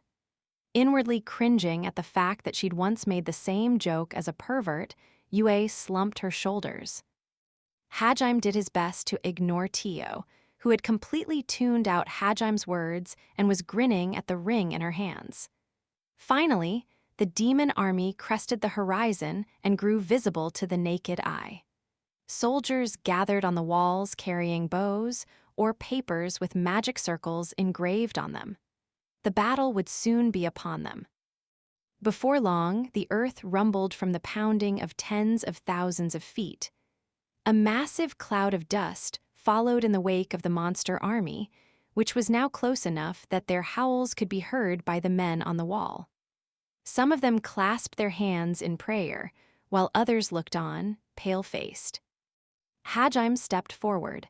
He transmuted a pedestal for himself, then turned to address the townsfolk. He didn't care too much for assuaging the crowd's fears, but he wanted to avoid letting a panicked riot break out, as that might have resulted in friendly fire. Everyone's gazes naturally focused on the white-haired boy glaring down at them, seemingly ignoring the horde at his back. Once he was sure he had everyone's attention, Hajime sucked in a huge breath and spoke in a booming voice. "Listen up, brave men of our victory is assured." The citizens looked at each other in confusion. Hajime ignored them and continued, his voice full of confidence. "Why? Because we have a goddess on our side. Men, never forget that the great fertility goddess Eiko-sama stands with us." The people suddenly started whispering excitedly to their neighbors. Eiko, who had been guiding people from the rear as per her guard's instructions, suddenly turned around. "So long as the great Eiko-sama stands with us, we cannot lose. She was sent to mankind by the heavens in order to lead us to victory and prosperity. And I am her sword and shield, an avatar born from her desire to protect the people. Behold, this is the strength of one who has received the goddess, divine blessing, the strength of the holy sword." Hajime pulled Schleien out of his treasure trove, then placed it on its stand to stabilize it. He kneeled, carefully aligned his scope with one of the pteranodons that had gone ahead of the herd. The townspeople watched with bated breath. Crimson sparks began running down Schleien's barrel. Within seconds, the barrel was coated in a veil of scarlet, giving it a suitably ominous appearance. Then, Schleien proved its fearsome appearance wasn't just for show. Bang! The thunderous noise gave the onlookers a huge start. A single red streak blazed through the sky. It raced toward the pteranodon faster than the eye could follow. Like a spear thrust unleashed from God himself. The pteranodon never stood a chance. There wasn't even time for it to dodge.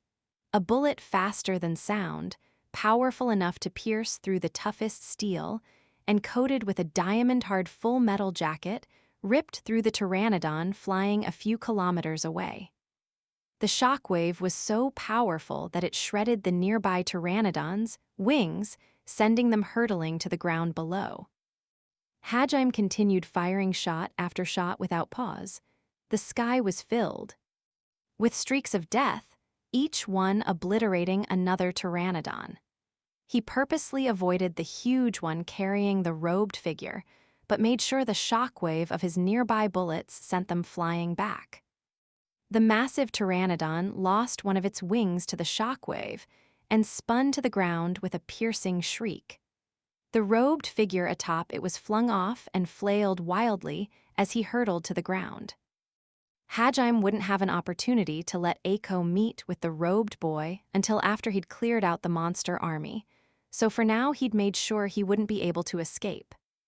Eiko would probably be horrified if she learned one of her precious students had fallen, but Hajime had only promised to bring him back alive, not unharmed. And since he'd fired from such a huge distance, he doubted Eiko had even seen. In the span of a few seconds, Hajime had annihilated the monster's aerial core. Then, he rested Schlegen on his shoulder and calmly turned to the gathered citizens. Their jaws were hanging open in shock. However, Hajime merely grinned fearlessly. All hail Eiko-sama. He raised his arms up triumphantly, extolling Eiko's greatness. A second later, all hail Eiko-sama, all hail Eiko-sama, all hail Eiko-sama, all hail Eiko-sama. All hail our goddess, all hail our goddess, all hail our goddess, all hail our goddess. In the eyes of the people of Eiko had become a goddess not just in name, but in truth. The citizens were no longer afraid. Each and every one of them looked at Eiko with eyes full of hope and worship. Eiko blushed with embarrassment and started trembling. She looked up at Hajime and mouthed, "Just what do you think you're doing?" Hajime, however, just shrugged nonchalantly and turned back to the oncoming army. He'd had his reasons for hyping Eiko up so much. Firstly, to increase Eiko's influence so that she would be more useful when the Holy Church and Heilig turned against him. He had no doubt that they would feel threatened by his overwhelming might and seek either to use him or to bury him. And at that time, Eiko would surely turn against them for his sake, like she had before for her traumatized students. And with this incident, her fame as a holy goddess would spread. Even without Hajime promoting her anymore, rumors would spread. Thus, Eiko would soon be more than just a useful tool for the Holy Church. She'd be the common people's idol. Neither the Holy Church nor the king would be able to move against her for fear of inciting revolt. Furthermore, her leverage over the nobles and clergy would be massively increased. Secondly, this way the townspeople wouldn't be afraid of him for displaying godlike strength. They'd believe he was some kind of soldier sent by their goddess, turning their fear and suspicion into relief and trust. So, even when the Holy Church turned against him, he knew there'd be people willing to help him all the same, hopefully.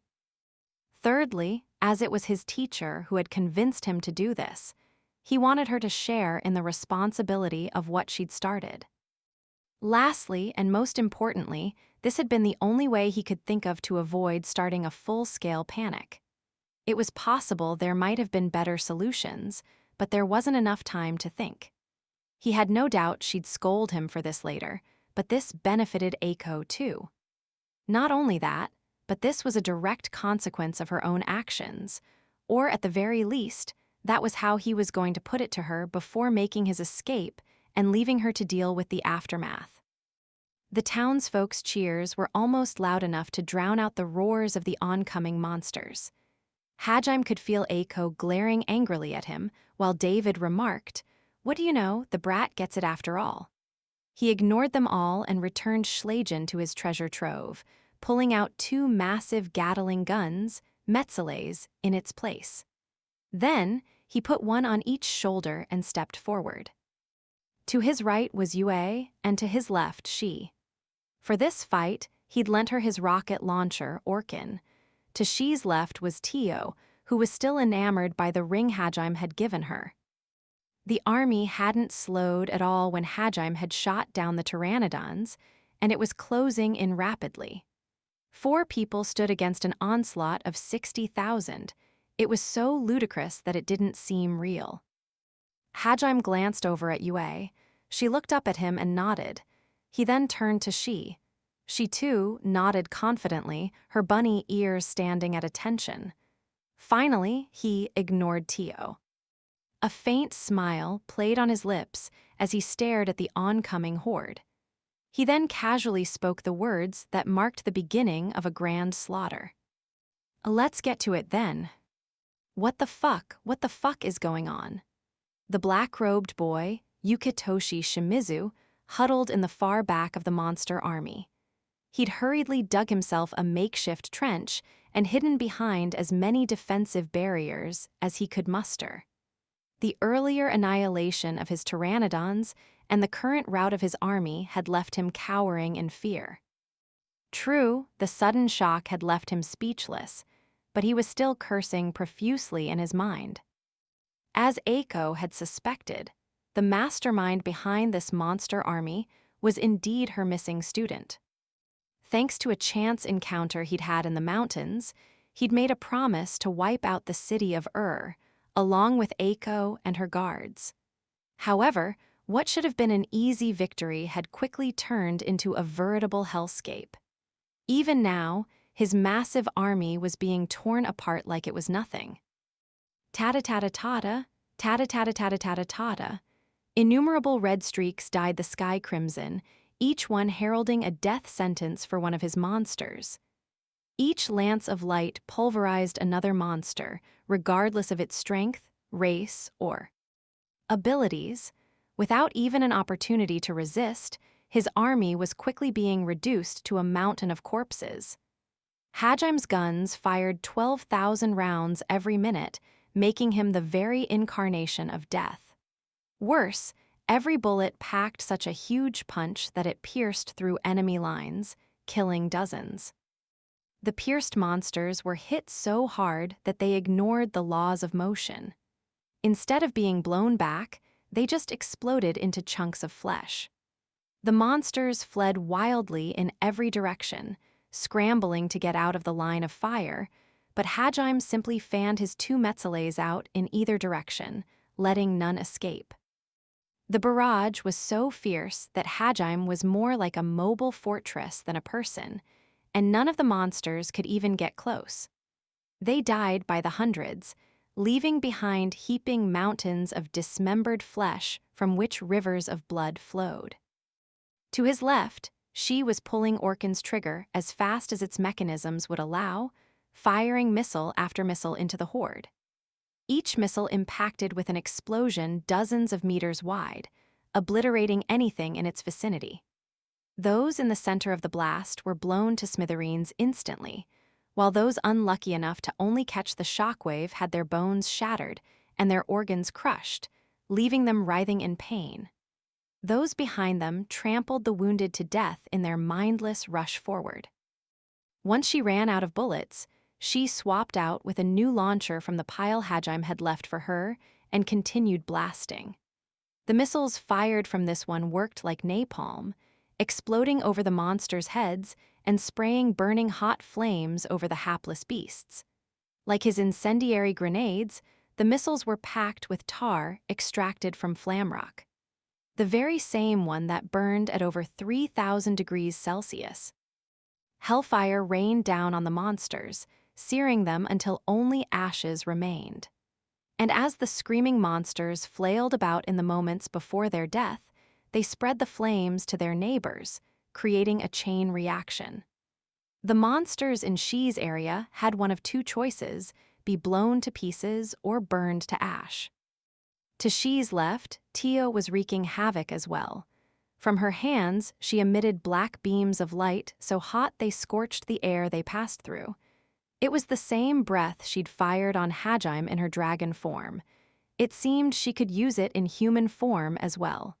Flames powerful enough to test even Hajaim's best defenses ripped through the army, burning straight through rows of enemies.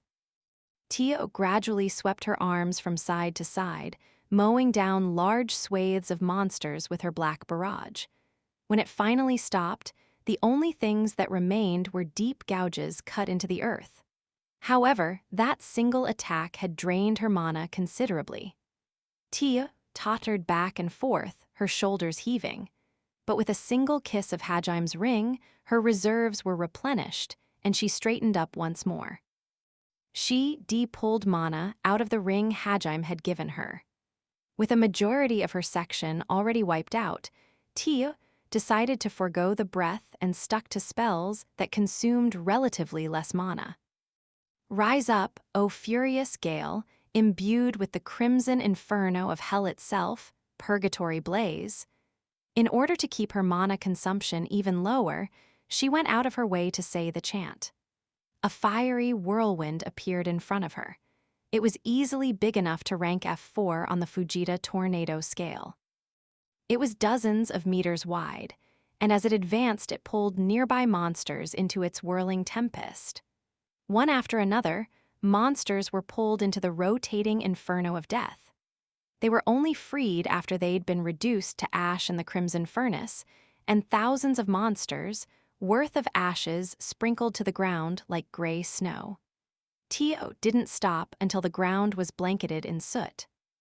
To Hajim's right, Yue's extermination campaign was even more gruesome. When Hajime and the others had started, Yue had still had her eyes closed. Sensing that the right wing was safe, the monsters had all crowded in that direction to begin their assault. They were packed so close together that it was impeding their charge.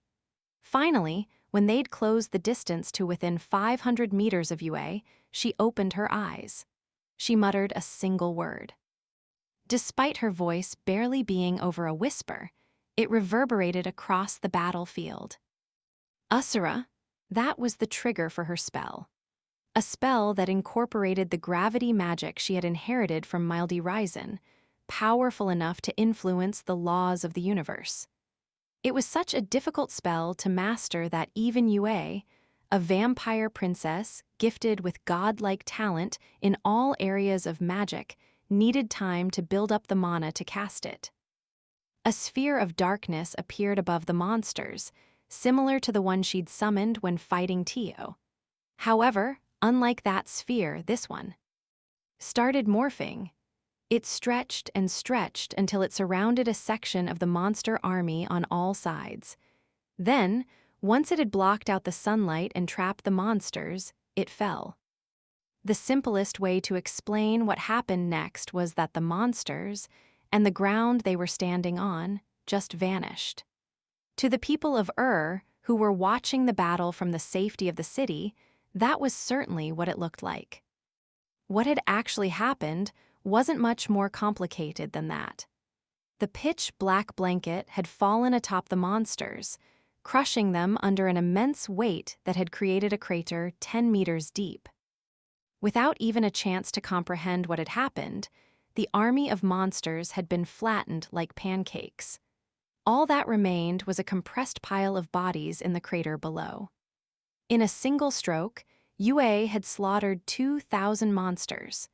Those unlucky enough to have been caught on the edge of the dome had had their bodies bisected, entrails and organs spilling from the remaining half of their bodies.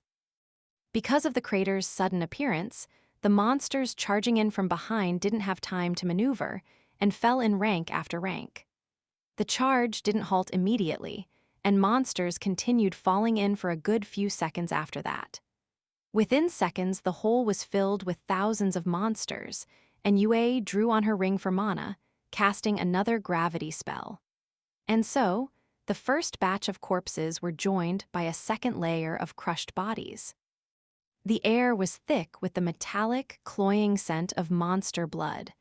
The wind carried it over to the town, causing a number of people to start throwing up.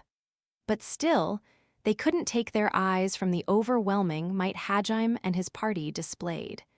Cheers of triumph rang out across the town.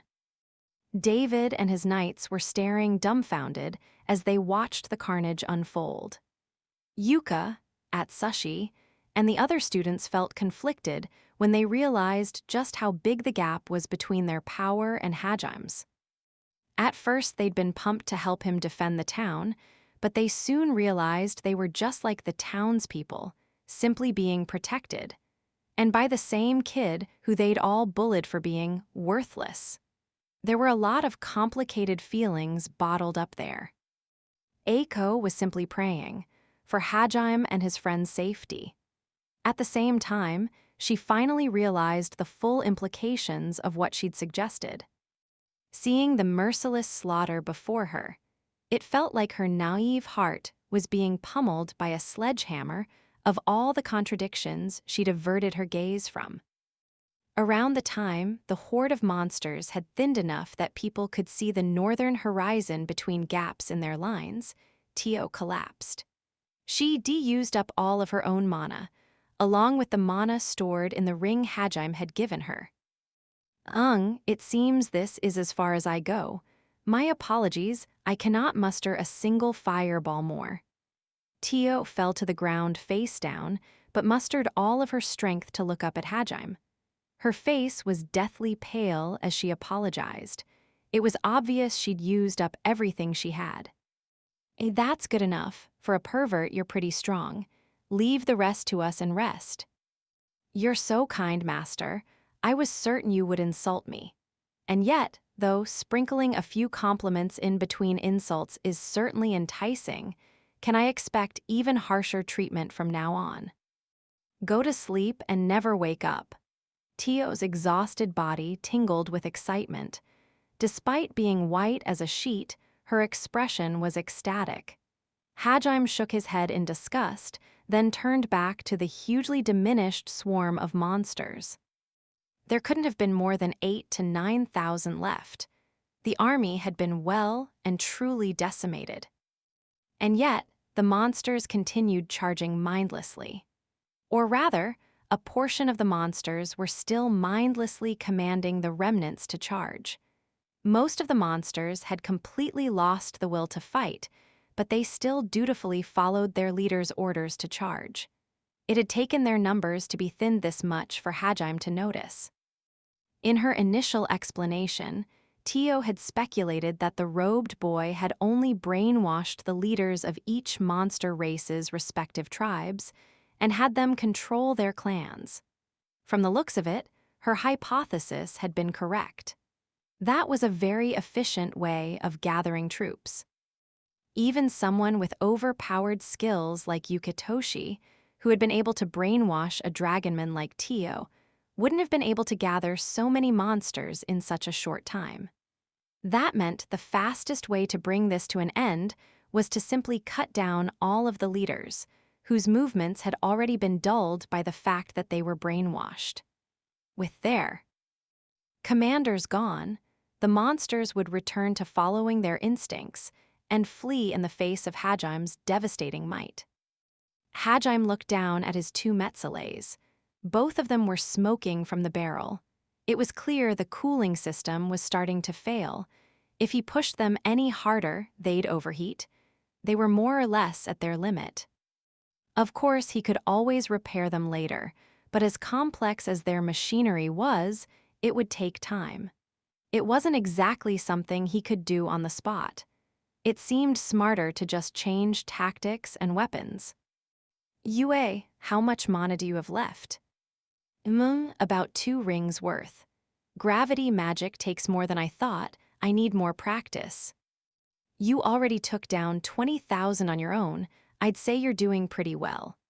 I'm gonna try and pinpoint specific targets from now on, so just back me up. Okay. Yue managed to grasp the entire situation from Hajime's brief explanation and nodded. They really were perfectly in sync.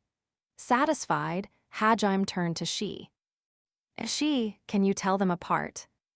Yep, there's the controlled ones that feel like Tio did, and then the scaredy cat ones, right? Scaredy, yeah, pretty much that. The controlled ones are probably the leaders of each unit. If we can just get those, the rest of the monsters'll flee. Oh, good. I was starting to run out of bullets, so I wouldn't be able to keep this up much longer anyway. Yeah, is it just me? Or have you gotten a lot more fierce recently? Of course I have. Who do you think I've been hanging around all this time? She grinned at Hajime, who smiled somewhat kindly back. But there was no time for sentimentality on the battlefield. Hajime quickly put his Metzelays back into his treasure trove and pulled out Donner and Schlag. At the same time, she threw down her Orkin and unslung Drucken. There were about 100 leaders left.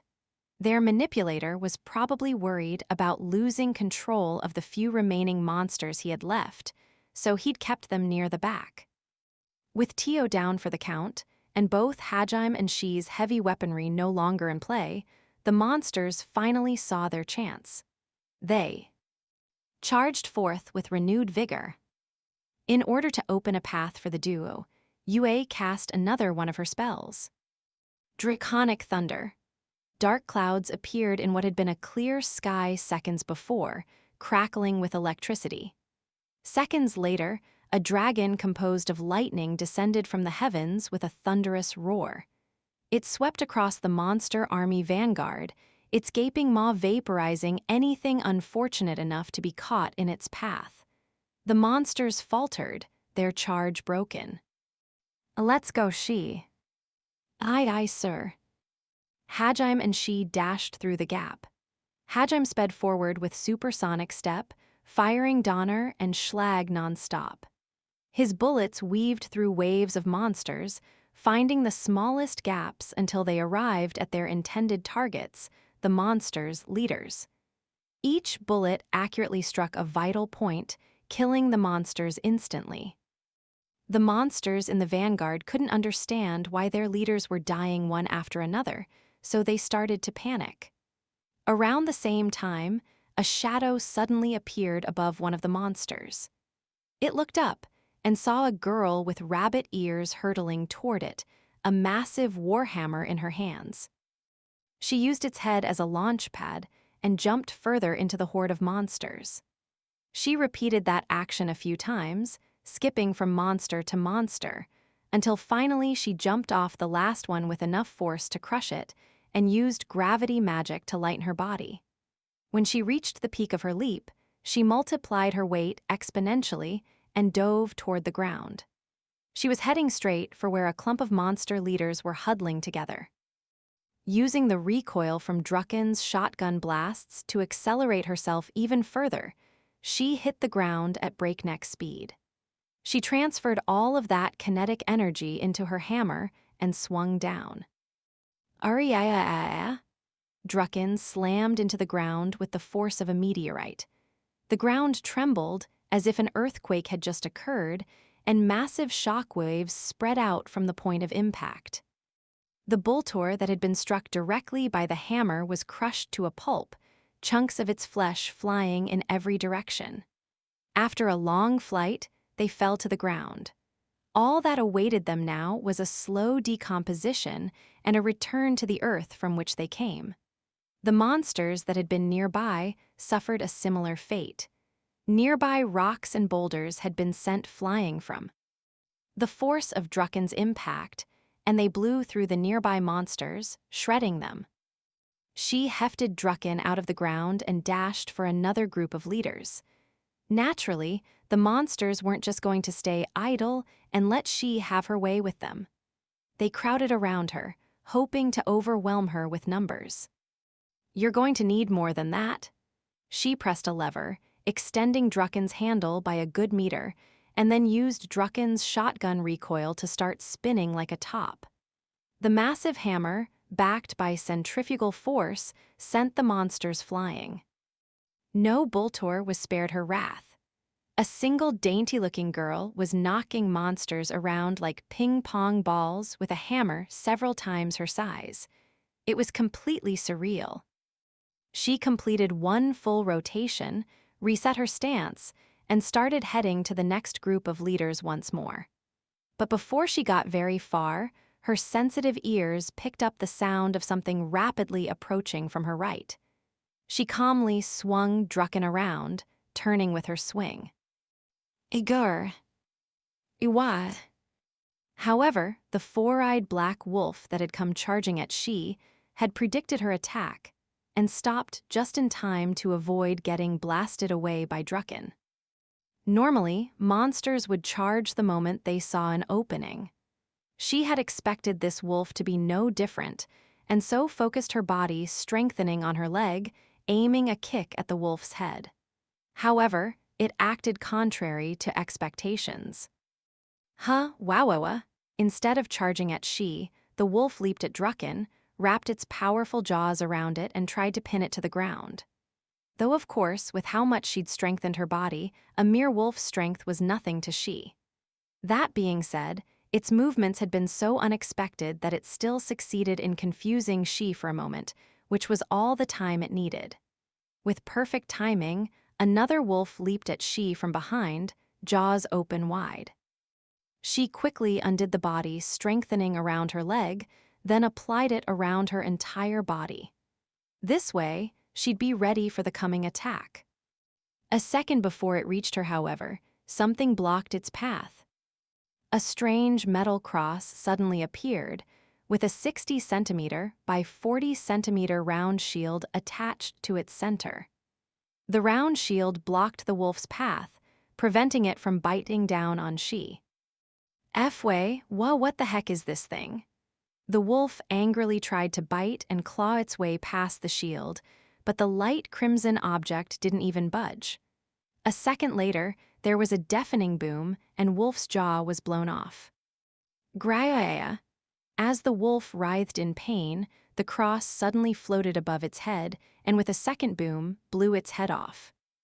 There was another series of booms, and Drucken suddenly felt a little lighter. She turned around to see two more floating crosses. They had shot the wolf through the head and stomach. Don't let your guard down, She. A few of these monsters are clearly on a different level than the others. They don't seem to be either brainwashed or following any other monster's orders. I'll lend you 3 of my crossbits. Get the group of leaders over there. Yue said she can only hold the front line for another 5 minutes. Hajime sent her a telepathic message to explain the situation. She quickly snapped out of her stupor and regained her focus. She touched the choker on her neck, which she refused to call a collar, and telepathically replied, "Roger, thanks for the save. You really helped me out back there." "Yeah, just be careful." "Fufu, you've started acting a lot nicer to me recently, Hajime-san. Just a little more and you'll be head over heels for me." She cut off the telepathic link before saying that last bit aloud. She smiled softly to herself as she looked at the mechanical protectors Hajime had sent her way. Her motivation renewed, she charged toward the remaining leaders, keeping an eye out for any more of those wolf monsters. "Sheesh, that girl's always getting herself into trouble," Hajime muttered to himself as he mowed down another wave of monsters. There were 4 crosses floating next to him as well. These were the omnidirectional, gravity-controlled weapons he'd created, crossbits. They functioned on the same principle as his Ornizes, but these were designed for offense. They were each equipped with a rifle and shotgun, and he controlled them with the 7 spirit stones embedded into a bracelet he was wearing. He had enchanted their outer coating with diamond skin, and with a command from his spirit stone, they could be transformed into powerful shields on a moment's notice. His gunfu, combined with the barrage from his crossbits, made him an unapproachable storm of death. He'd already downed 40 leaders, and because his intimidation was on full blast, many of the monsters had begun to flee. "Chem, isn't that?" At the edge of his vision, Hajime saw someone yelling wildly at the fleeing monsters. It looked suspiciously like a person's head, so Hajime used Farsight to get a clearer image of what it was. It was unmistakably a human head, covered by a black robe. Shimizu was yelling at his retreating army like a child throwing a temper tantrum. Seeing as it was having no effect, he raised up his artifact, a staff, and began chanting.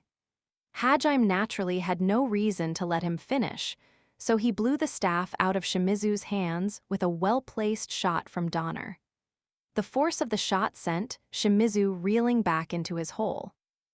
Hajime wasn't sure if it was Shimizu's doing or not, but a number of black wolves chose that moment to leap out from the crowd and try to take him down. Their strength and coordination was far greater than that of the regular monsters. They reminded Hajime of the twin-tailed wolves he'd fought in the abyss. He guessed their strength was about on the same level too. They didn't have the ability to manipulate lightning like the twin-tailed wolves did, but judging by how they sometimes managed to dodge Hajim's attacks with impeccable timing, he surmised their special magic had to be foresight, and their coordination was superb. In other words, they matched up to the strength of the weakest monsters in the abyss. Even that was an impressive feat, though. Could they be from further out than the second mountain range? But even if that's the case, is Shimizu really working alone here? Hajime put those thoughts in the back of his mind. Right now, he needed to focus on the enemy in front of him. And so, he switched his attention from the monster leaders to the 12 black wolves leaping at him. He spun in a circle, firing Donner and Schlag in all directions to try and shoot down the coordinated pack surrounding him. Sign he knew they'd dodge his initial barrage with foresight, he used foresight himself to aim for where he expected them to be after dodging. Some of them managed to dodge even that, though, which surprised him. It seemed that, like the twin-tailed wolves, they had a crude form of telepathy that allowed them to exchange information during battle. In the split second it took Hajime to reload, one of the remaining wolves leaped at him from behind. However, one of his cross bits slammed into it from above like a guillotine. Another one tried to use its downed comrade as a stepping stone to leap at Hajime, but he blew it apart with a shotgun blast from his artificial elbow. The rest tried to surround to Hajime, but with a concentrated burst of fire from the remaining 2 crossbits, they were forced to abandon the idea. Hajime used supersonic step to slide through the opening his crossbits created, firing his twin revolvers behind him as he slipped out of the encirclement. 2 of the wolves tried to chase after him and set up a pincer attack, but Hajime's crossbits shot them down, so Donner and Schlag claimed the lives of 2 more. Grah! Another one of the wolves was hit by one of the monsters that had been blown back and hurtled toward Hajime. Hajime dodged to the side, killed the monster coming his way, and blew the head off the wolf that was tangled up with it.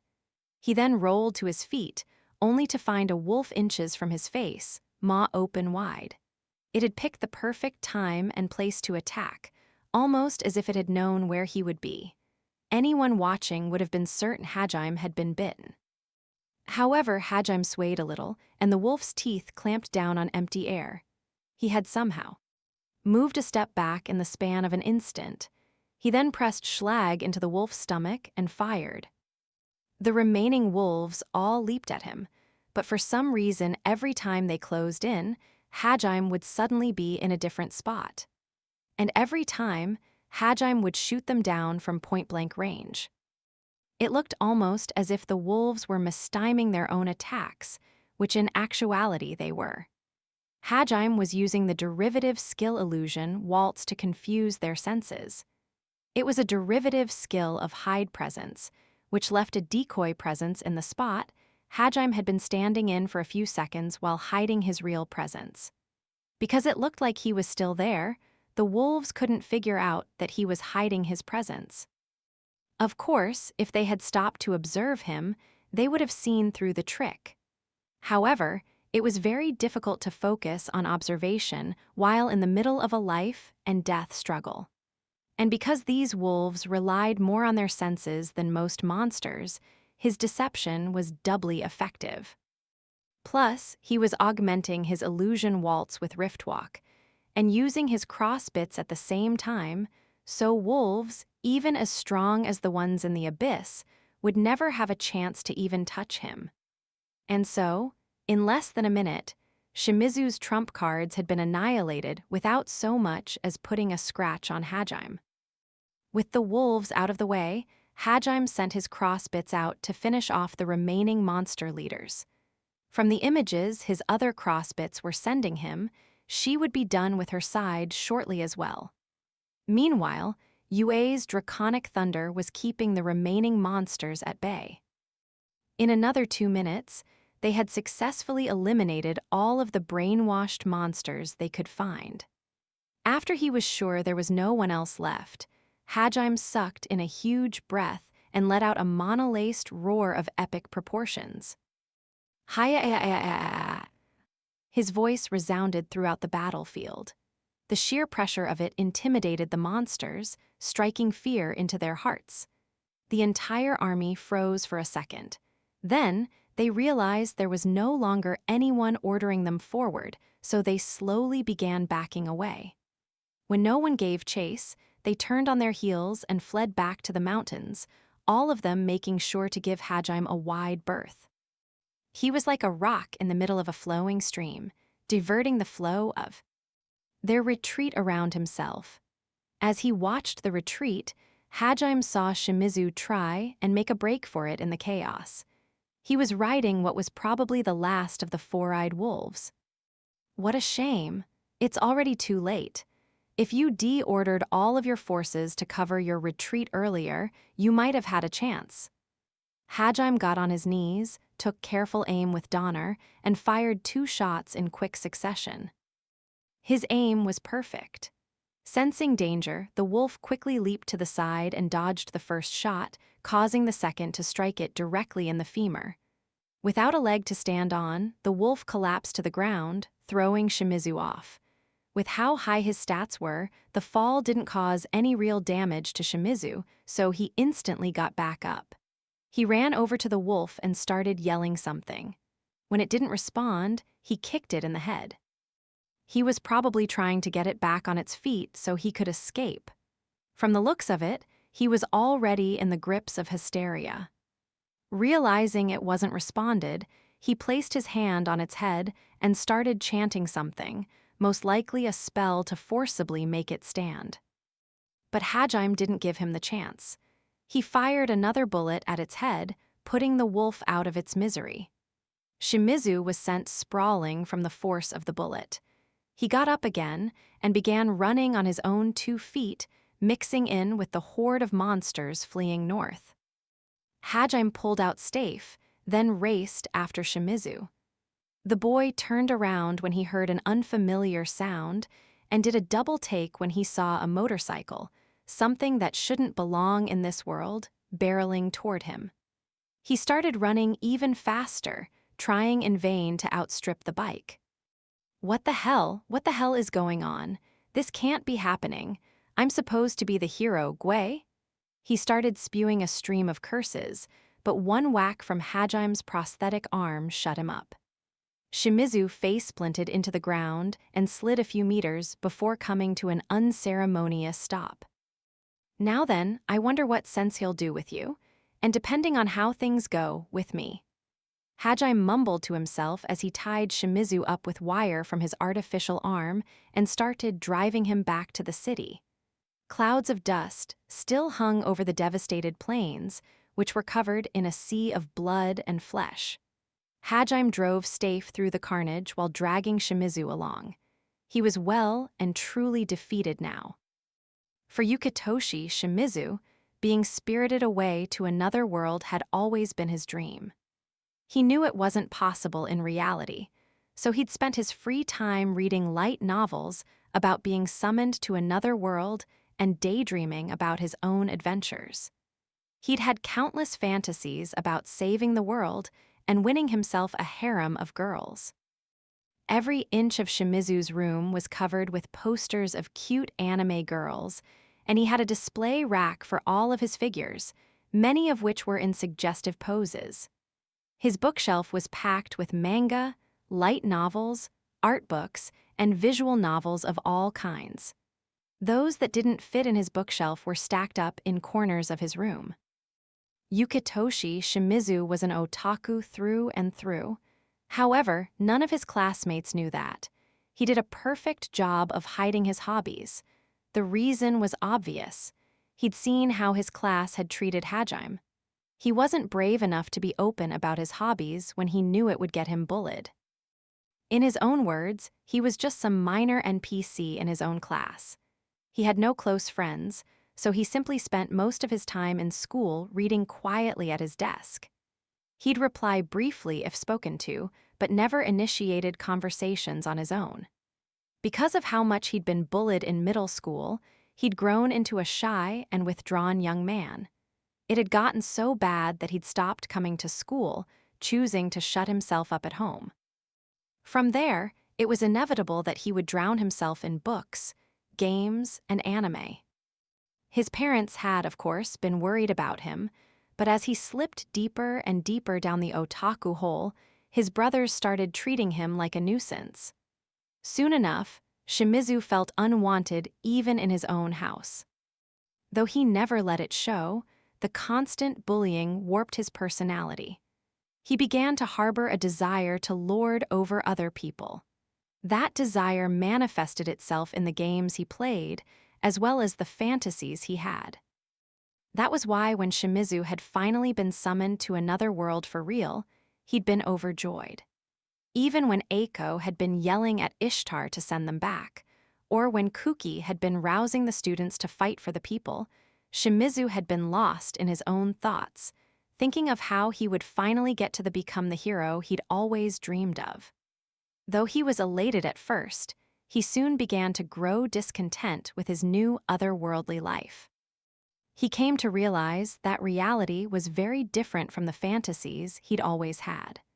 First of all, while Shimizu did have overpowered cheat abilities, so did his other classmates, and the supposed hero wasn't even him, but Kuki.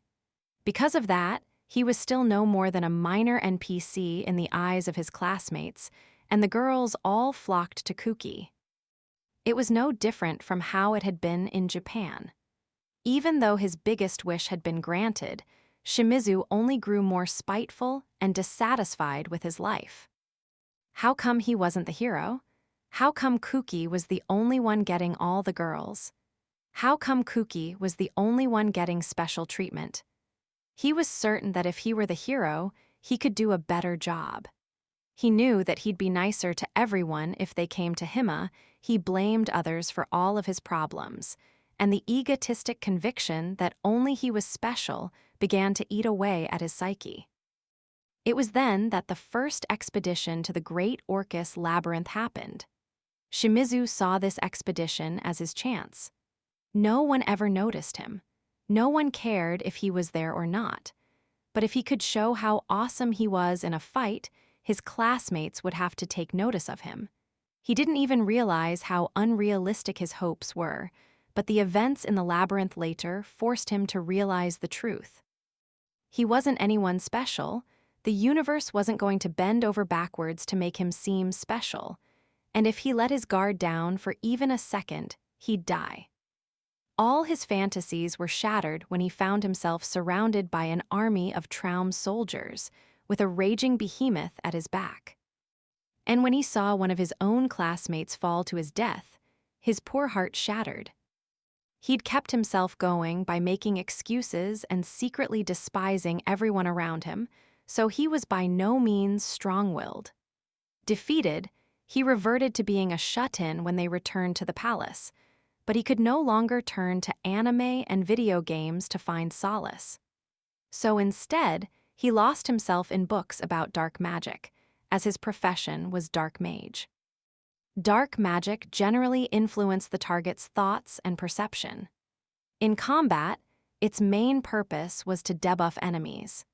He took to it like a fish to water, and he quickly grew proficient at creating illusions to disorient foes, interfering with their ability to cast magic, and even making them hurt themselves in confusion.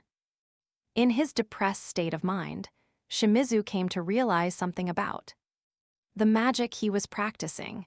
If he mastered dark magic completely, could he not control another person's mind? The thought brought him great excitement. If he was correct, he could manipulate anyone to do anything he wanted. Anything. That twisted thought took root in his mind. From that day, he devoted himself utterly to the study of dark magic. However, things didn't go as well as he'd hoped. He learned that creatures with high intelligence, like humans, couldn't be brainwashed unless he spent a day or more continually casting magic on them. This also required them to not resist at all. Of course, most people would react if someone tried to cast a spell on them. This meant he'd need to find a way to put his target to sleep for long periods of time if he wanted to control them. Trying to hide for hours at a time to cast a spell on someone was physically and temporally impractical. Furthermore, the risk of being discovered was far too great, so he'd been forced to give up on brainwashing people. As he'd been despairing, he'd suddenly remembered the reason they'd been summoned in the first place was because demons had started taking control of monsters. Monsters were far more instinctual than humans, who had a much stronger sense of self, which meant brainwashing them wouldn't be as hard.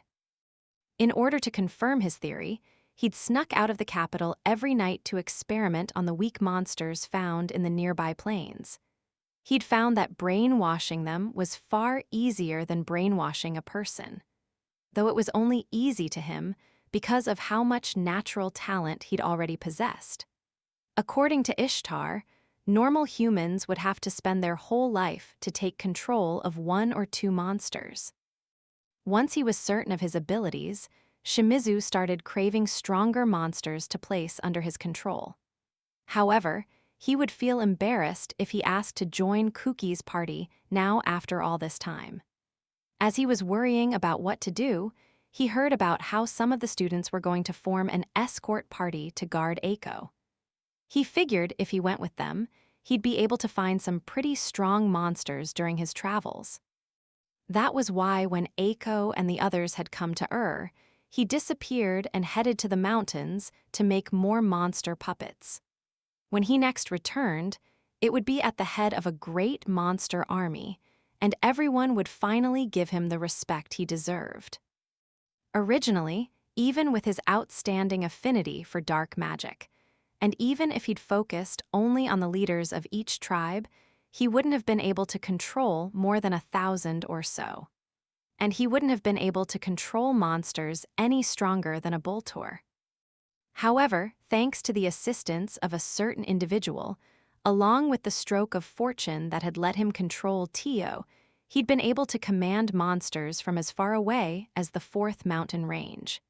He forged a contract with said individual, who then started sending him more reinforcements every day. All that power finally corrupted him.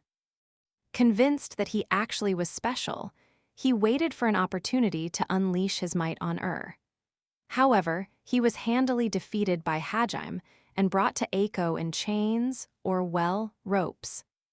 His all-powerful army had been mercilessly slaughtered. Hajime dumped the unconscious Shimizu in front of the students. His head bounced a few times on the ground before coming to a rest. Eiko and the others all gasped. When she'd seen Hajime dragging Shimizu back, she'd waited for him outside the town walls. The only people present at the moment were Hajime, Tio, she, Yue, Will, the students, Eiko, David and his guards, and a few of the town's most important people. If they'd brought the culprit into town, Hajime had no doubt it would have caused an uproar, so he'd met them all here.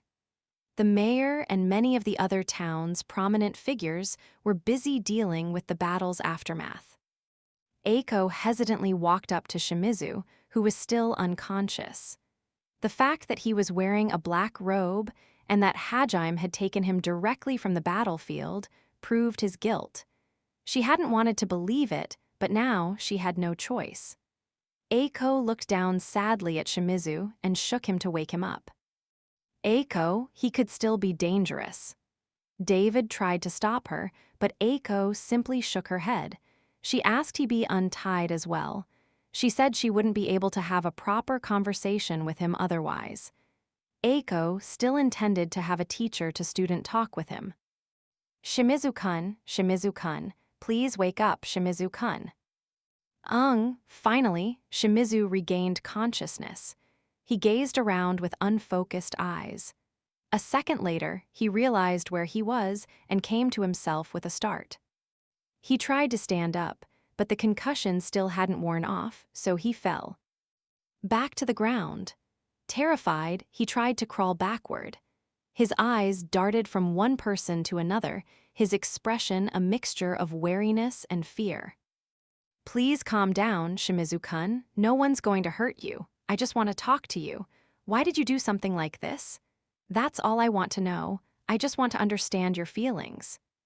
Eiko kneeled down until she was at eye level, then gazed patiently at Shimizu. His eyes stopped darting about. He guiltily averted his gaze, and that started explaining, or rather insulting, everyone. Why? You can't even tell why. That's why you're all a bunch of incompetent losers. You all always look down on me and go on about hero this, hero that. Even though I'm way better than that prick Kuki, none of you ever noticed. You always just pretended like I wasn't even there. You're all a bunch of retards. That's why I wanted to prove my worth to all of you. You little do you realize what you did. You nearly killed everyone in the town. And you called us losers. Do you even know how worried AI-chan sensei was about you? Shimizu didn't show the least bit of remorse. Atsushi, Nana, and Naboru couldn't take it anymore and started yelling at him. Intimidated, Shimizu hung his head and went silent. Eiko couldn't bear to see Shimizu like that, so she stopped Atsushi and the others from going any further. Then, in as gentle a voice as she could muster, she responded to his words. I see. So that's what you were dissatisfied about then, but you know, Shimizu-kun, I don't understand, why would you try and get back at your classmates because of that? Why'd you try and attack the city? If you'd succeeded and killed all the people of this town, even if you had an army of monsters at your command, that wouldn't have proven your worth. He looked up at Eiko, dark eyes peering through dirty bangs. He smiled thinly and gave a most shocking answer. It would have to the demons. Wah! Everyone except Hajime and his party let out a gasp of surprise. His smile turned into a triumphant grin, which only made his voice grow stronger. I went alone to the northern mountain range to brainwash monsters, but while I was over there, I met a demon. I was wary at first, but the demon just wanted to talk to me, and they were the first one who understood my true worth. That was why I made a contract with them. A contract, you say? What kind of contract? Eiko was shaken at the fact that one of her own students had made a deal with the enemy. But more than that, she was furious. She was convinced it was the demon that had led her student astray. However, Shimizu simply grinned maniacally and gave the most disheartening answer she could have possibly heard. A contract to kill you, Hajiyama-sensei. For a second, Eiko couldn't even comprehend what Shimizu had just said. The others were the same, but they recovered from their shock faster than Eiko. They glared at Shimizu with eyes full of rage. He shrunk back in the face of their unbridled hate, then desperately continued talking in an attempt to shake off their glares. What's with that dumb look? Did you really think the demons were just ignoring you guys? There's no way they could have ignored you. You're even more of a threat than the hero. The demon told me that if I killed you, if I killed the fertility goddess along with the rest of the town, that I'd be recognized as a hero. That was the deal. The corner of Shimizu's mouth twitched, and he continued in an increasingly louder voice. They told me my power was the strongest, that it was a waste for me to languish beneath the hero. They actually understood. They gave me all these super strong monsters and the strength to make a huge army, so I thought that I'd be able to kill you for sure. So why? How did you beat my army? Where did you get those kinds of weapons in a fantasy world? Just what the hell are you? At first he'd been sneering, looking down on the students and Eiko, but as he continued, his tirade Shimizu's expression grew more and more angry, and by the end of it, he was yelling at Hajime and not Eiko. A hint of irritation, hatred, and jealousy slipped into his expression, along with the weariness, the fear, and the odd sense of superiority. However, what eclipsed it all was the insanity in his voice. It would seem that Shimizu hadn't even realized the white-haired boy was his classmate, Hajime Nagumo. Though seeing as he'd never said a single word to him, perhaps it wasn't all that surprising. He glared at Hajime with hatred so fierce that it wouldn't have surprised Hajime if he'd leaped at him. Then and there, despite his tirade, Hajime didn't react at all until Shimizu said, "You damn chuny." Those words had touched a sensitive spot. He gazed off in the distance, his heart shattered by Shimizu's callous words. Thinking he was being ignored, Shimizu got even more worked up. Realizing what must have hurt Hajime so, Yue gently patted him on the back. Her kindness nearly moved him to tears. Hajime and Yue ignored the serious atmosphere and started flirting in their own little world. Possibly thanks to their blatant unwillingness to read the mood, the silence stretched on long enough for Eiko to finally absorb everything Shimizu had said and recover from her shock. She took a deep breath and grabbed Shimizu's hand. Though he talked big, it seemed he lacked the courage to do anything more, so he didn't move. "Shimizu-kun, just calm down." "Whoa, what the fuck? Get away from me." He tried to shake Eiko off, but she strengthened her grip, making it clear that she wasn't going to let go. "Shimizu-kun, I understand how you feel. You want to be special. There's nothing wrong with that. Everyone wants to feel like they're special. And I'm sure you can even become someone special. Even if your methods were mistaken, you were able to do so much, still, you mustn't side with the demons. They only wish to use you. As a teacher, I cannot allow you to entrust yourself to such selfish people." Unable to bear the weight of Eiko's serious gaze, Shimizu gradually calmed down. He hung his head once more, his bangs hiding his face. Eiko continued appealing to his rationality. "Shimizu-kun, it's not too late to start over. If you say you're willing to try again, I promise I'll help you. Someone as strong as you can surely fight together with Aminagawa-kun. Don't you want to help everyone find a way home and go back to Japan with us?" Shimizu quietly listened to Eiko, but his shoulders were trembling.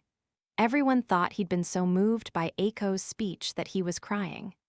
In fact, Yuka, who was the most stoic person among their classmates, was already weeping. That was how heart-wrenching Eiko's speech was. Sadly, reality was cruel to them on that day. Eiko moved closer to pat his head, when suddenly Shimizu tightened his grip on Eiko and pulled her forward. He then wrapped his arm around her neck and started squeezing. He pinned her arms behind her back and pulled out a short, 10-centimeter needle from somewhere and pointed it at her neck. "Nobody move. Move and I stab her." He tried to sound threatening, but he came across as hysteric. His mouth was twitching, and he glared at Hajime with eyes full of madness. The reason his shoulders had been trembling before was because he'd been trying to hold in his laughter. Eiko desperately tried to peel Shimizu's arm off her neck, but to no avail. Everyone froze, unwilling to risk Eiko's life on a rescue attempt. Shimizu was crazy enough at this point that they believed he'd do it. Everyone started talking at once, screaming at Shimizu, or worriedly calling out Eiko's name. It was then that Hajime and Yue finally came back to reality. He'd been fretting about his over-the-top appearance this whole time, and was surprised to come back to see Eiko being threatened. When did all this happen?" "This is a poisoned needle I took off one of the monsters in the mountains. One prick and she's dead. So, if you don't want your precious teacher writhing on the ground, drop your weapons now, all of you." Everyone's faces went pale. Shimizu grinned, then turned to look at Hajime.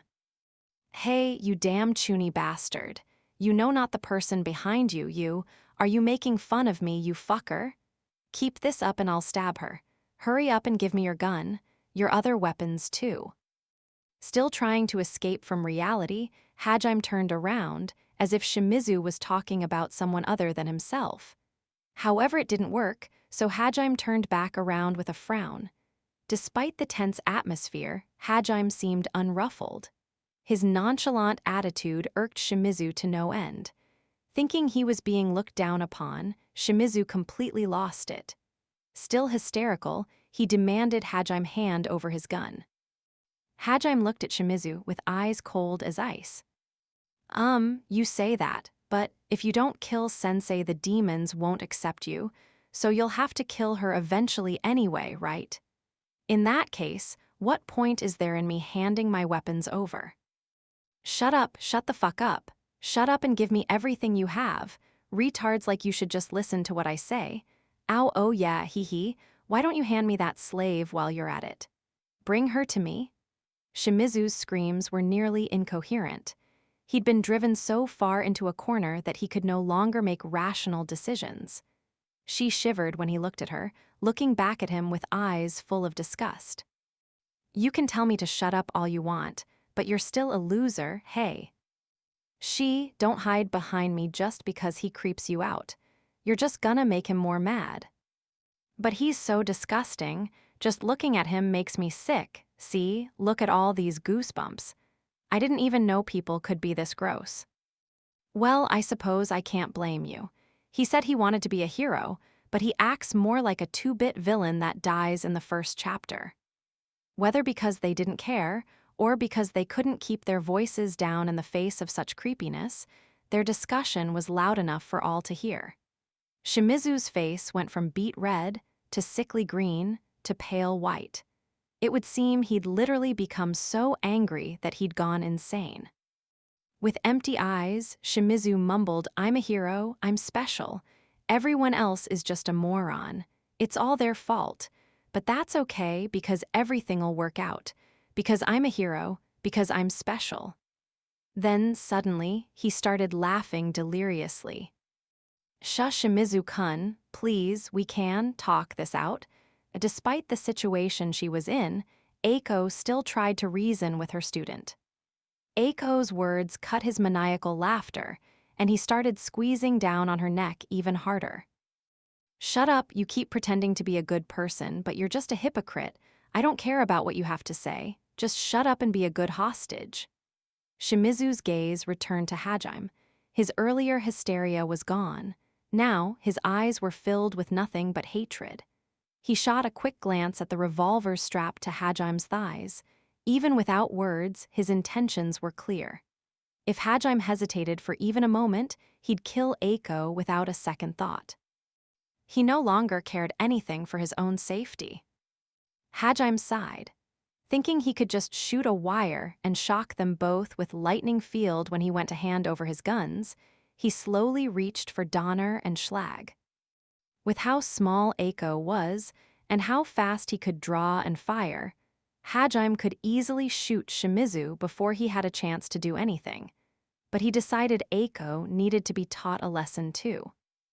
However, before he could hand his guns over, something happened. Oh no, get out of the way.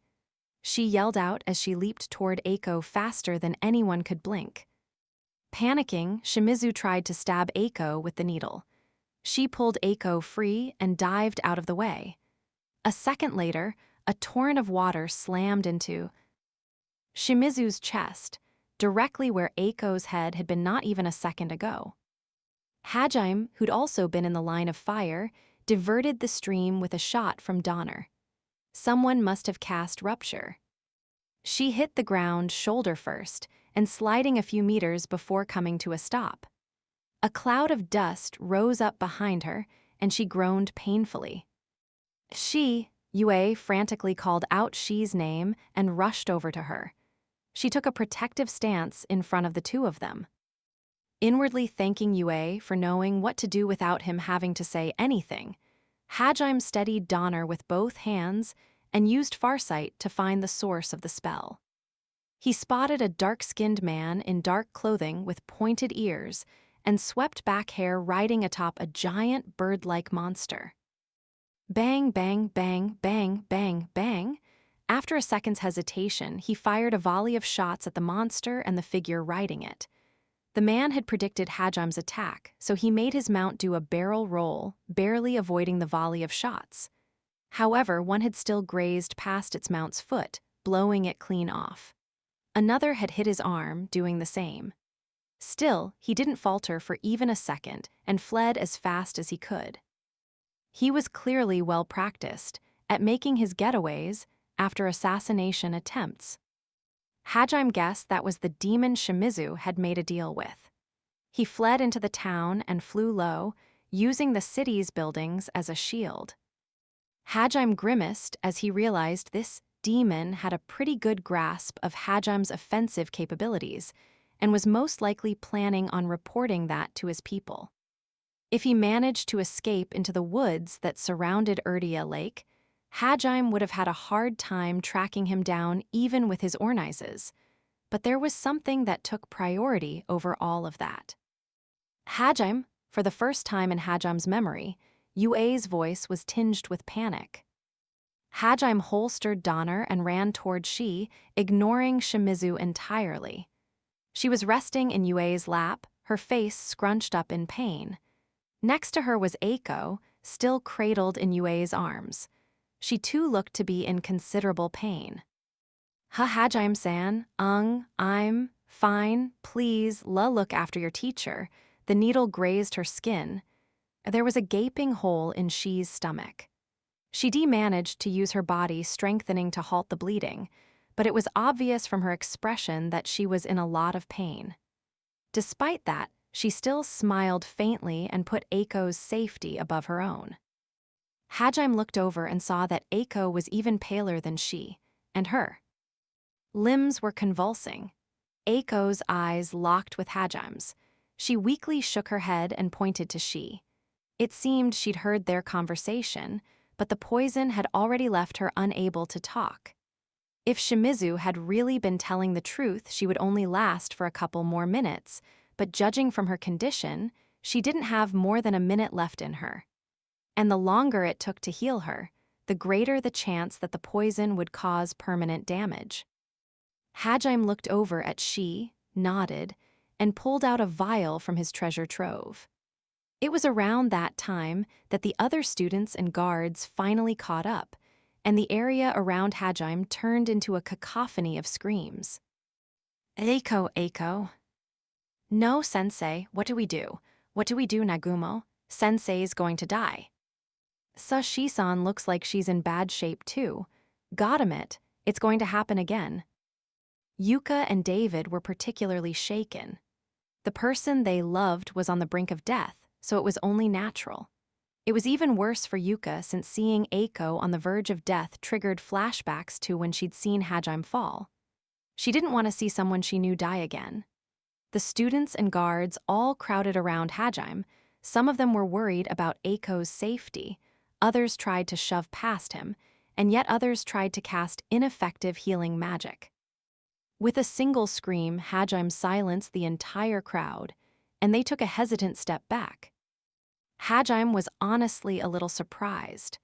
He was angrier about Shi getting hurt than he thought he'd be. Without him even noticing it, she'd become someone dear to him.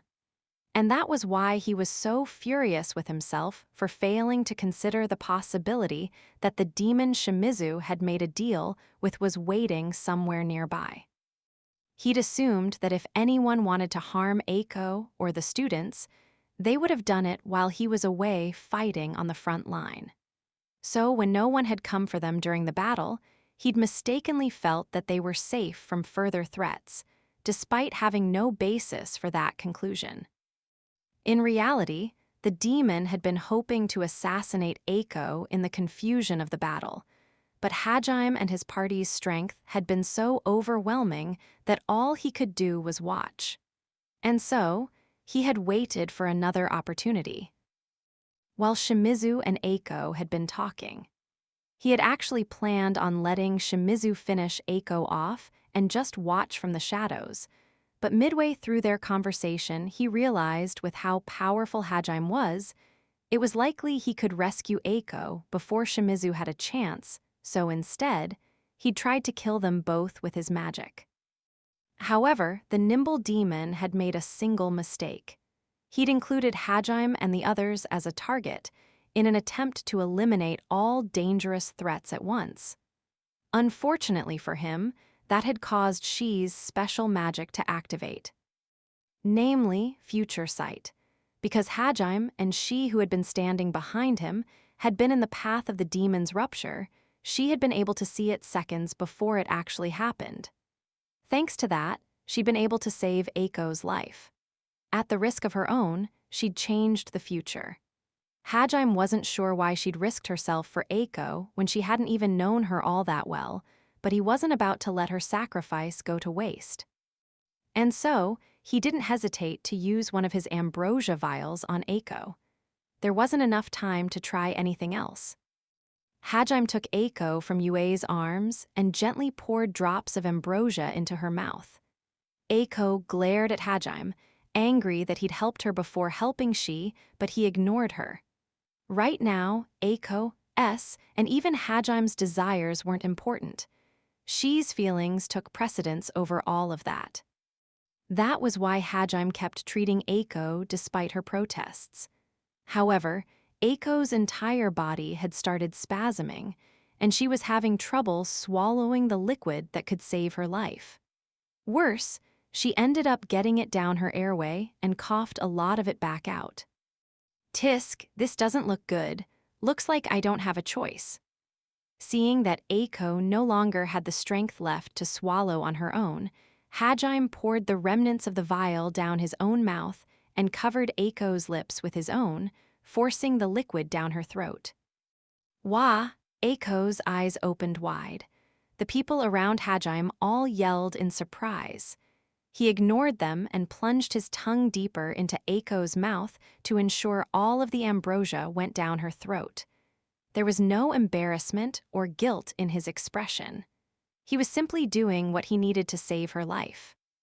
Finally, the last drops of ambrosia slid down Eiko's throat.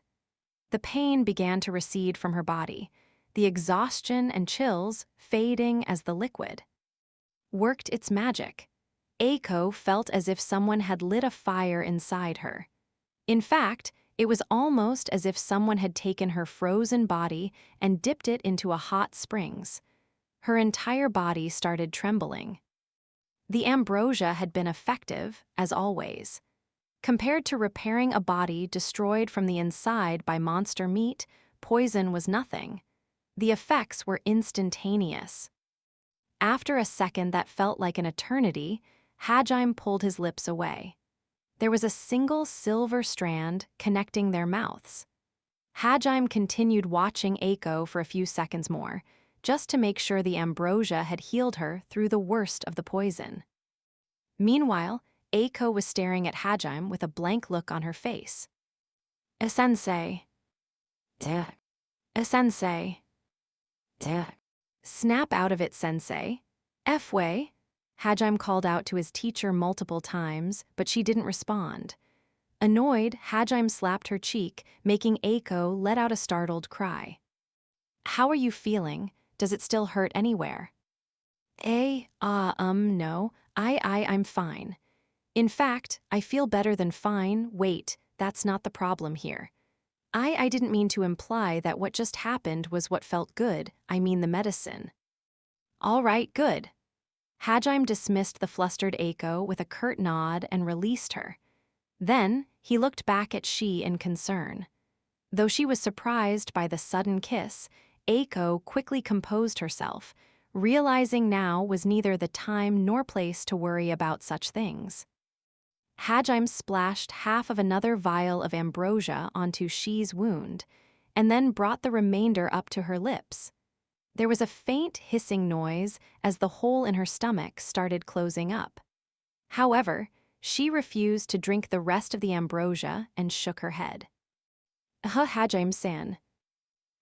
Why? I want you to feed it to me, mouth to mouth too. Are you kidding me? Even though she was drenched in sweat from the agonizing pain, the maddening rabbit still prioritized seducing Hajime over everything. Even Hajime couldn't help but admire such staunch opportunism. Still, he had no reason to kiss her in public, so he ignored Yue's silent entreaty and forcibly shoved the vial into her mouth. MMPH, MMMGH, Pwa, Hajime-san, Yumini, I'm jealous of your teacher now. Hajime humph. Sashi-san, that was different. He only did that to save my life. It's completely different from what you're thinking. I'm his teacher. I could never do that with a student. Flustered, Eiko started explaining what everyone present already understood. Hajime sighed, a mixture of exhaustion and relief on his face as he turned away from Shi's pouting stare and Yue's disapproving gaze. Then, before the peanut gallery could start up again, Hajime brought everyone's attention back to the person they'd forgotten. Well, everyone except Eiko, anyway. After all, he was one of her important students. However, while she hadn't forgotten, she also hadn't processed everything that had happened. Hajime called out to the guard standing next to Shimizu. "Hey you, is Shimizu still alive?" There was a collective sense of realization as everyone's attention returned to Shimizu, who was still collapsed on the floor. Only Eiko looked around with a confused expression for a second before remembering what it was that she had protected her from. Her face paled, and she quickly ran over to where Shimizu was laying and grabbed his hand. "Shimizu-kun, how awful." He had a hole in his chest as large as the one she had had in her stomach. It was still spurting blood, despite the massive pool of it that he was already lying in. If he wasn't dead already, he wouldn't last more than a few minutes more. I don't want to die, so someone please save me. It wasn't supposed how this can't be happening." Whether he was talking to Eiko or just to himself, no one was sure. Eiko desperately cast her glance around her, but the people around her awkwardly averted their gaze. He was already beyond help, and it was clear from their expressions that even if he wasn't, they didn't want to save him anyway. Only the students were different. True, they couldn't forgive Shimizu's atrocities, but they still didn't want him to die. They haltingly looked over at Hajime. Eiko, too, turned to Hajime and shouted desperately, "Nagumo-kun, if we use that medicine of yours, we can still save him. Please." Figures, Hajime sighed and walked over to Shimizu. He'd expected this, but even knowing what her answer would be, he still asked to make sure. "Do you really want to save him, sensei? He tried to kill you. Even if you're his teacher, you don't have to go this far for him." I wonder how many teachers out there would be this desperate to save their student even after they tried to kill them, especially for a reason as flimsy as because he's my student. That was far above and beyond what was required of any teacher. Eiko realized what Hajime was really trying to ask with his question. For a second her gaze wavered, but then she set her jaw and answered resolutely, "You may have a point. In fact, you're probably right. However, this is the kind of teacher I want to be. When I became a teacher, I swore an oath that I would always be there for my students. Nagumo-kun, please save him." Hajime scratched his head and sighed unhappily. "I guess that's just how you are," he said, defeated. He looked up at the sky and lapsed into thought for a few seconds. He closed his eyes and took a deep breath. Finally, he came to a decision. He opened his eyes and knelt next to Shimizu. "Shimizu, can you hear me? I can save your life." But before I do, I need to ask you something." At Hajime's words, Shimizu stopped his mumblings and looked at Hajime, eyes bulging in surprise. Whether those mutterings had been begging for salvation or cursing the world around him, it seemed Hajime had his attention now. After a brief pause, Hajime continued. "Are you my enemy?" Shimizu shook his head without hesitation. He smiled weakly and started talking. I'm not. I don't know what came over me. I promise I won't do it again. If you save me, I'll do anything you ask. I'll make you an army. I'll even brainwash any girl you want. I swear I'll be loyal to you forever. Please, I'm begging you, save me." Hajime's face went blank. He stared hard into Shimizu's eyes, as if trying to discern the veracity of his words. Feeling as if his every secret was being laid bare, Shimizu hurriedly averted his gaze. However, Hajime had seen all that he needed to. Shimizu had sunk even further into insanity. Hatred, Anger, jealousy, desire, and a hodgepodge of other negative emotions were all that he had left to him. He had sunk so deep into the darkness that the light could no longer reach him. Hajime was certain. No matter what Eiko said, she could no longer sway Shimizu's heart, and if he saved him now, Shimizu would definitely come back as an enemy someday. Of course, there was only one fate that awaited enemies. Hajime looked over briefly at Eiko. Their eyes met. In that instant, Eiko realized what Hajime was about to do. The blood drained from her face, and she tried to stop him. Don't, however, Hajime was faster. 2 gunshots resounded throughout the town. Huh, someone let out a gasp of surprise. One shot to the head, another to the heart. Shimizu was granted a certain and swift death at Hajime's hands. No one said a word in the seconds that followed, and the only thing that moved was a thin plume of white smoke rising from Hajime's revolver. Finally, a tiny voice broke through the oppressive silence. Why, Eiko? She stared dumbfounded at the empty shell that was Shimizu's corpse. His soul had already begun the journey to the afterlife. Hajime turned to look at Eiko. She quietly met his gaze. In her eyes was a mixture of anger and sadness, doubt and fear. Each of her emotions vied for supremacy, appearing and disappearing at regular intervals. Because he was my enemy. His answer was short and to the point. No, Shimizu-kun was. Did you honestly believe you could reform him? Sorry, but I'm not trusting enough to believe that. And more importantly, I have faith in my ability to judge people. At the end, Shimizu's eyes had betrayed just how far he had fallen.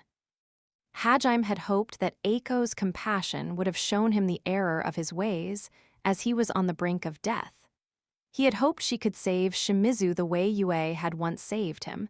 That was why he'd asked what he did. If there was any hope for him at all, Hajime would have been willing to hand Shimizu over to Eiko and give him a second chance, though he would have kept an eye on him. However, even as he lay dying, there was not an iota of remorse in him. Eiko must have also realized it, but because she believed in her principles as a teacher, she couldn't abandon him. Not without abandoning who she was. That doesn't mean you had to kill him. If we just locked him up in the palace, maybe when we'd finally made it back to Japan there was still a chance. I know no matter what I say, you won't be able to accept what I did, Sensei. I killed one of your precious students. I'll let you decide what you want to do with me. But you said that my way of life was lonely. Those words really made me rethink a lot of things. Even so, I don't think I can change my mindset so easily, not in this world where life is cheaper than dirt. And honestly, I don't want to. Rather, I don't have the luxury to. Inagumo-kun. I may do the same thing again. If I think it's necessary, I'll pull the trigger as many times as it takes. If you think I'm wrong, then do what you think you must, Sensei. Just remember, whether it's you or any of my other classmates, I'll kill anyone that becomes my enemy without hesitation. Eiko bit her lip and hung her head. She was the one who had told Hajime that she wouldn't hold it against him if he chose not to help after listening to what she said. Now she didn't know what else to say. Hajime silently turned on his heel and headed back to Yue and she. There was nothing more for him to do here. Seeing his piercing gaze, Will reluctantly followed behind Hajime, though he frequently glanced back to see how Eiko and the town was faring. The mayor and Eiko's guards reached out to stop Hajime, but gave up when he unleashed his intimidation. Though they were interested in his artifacts, and in himself as a person, the memory of what he'd done to the monster army was still fresh in their minds, so their outstretched hands limply fell to their sides. Nagumo, Yuka muttered. She didn't want to stop him. She wasn't even sure why she'd called out to him. The whirlwind of events that had just occurred had left her too confused to know what she was feeling anymore. Atsushi and the others looked like they wanted to say something too, but their emotions were too jumbled up for them to get the words out.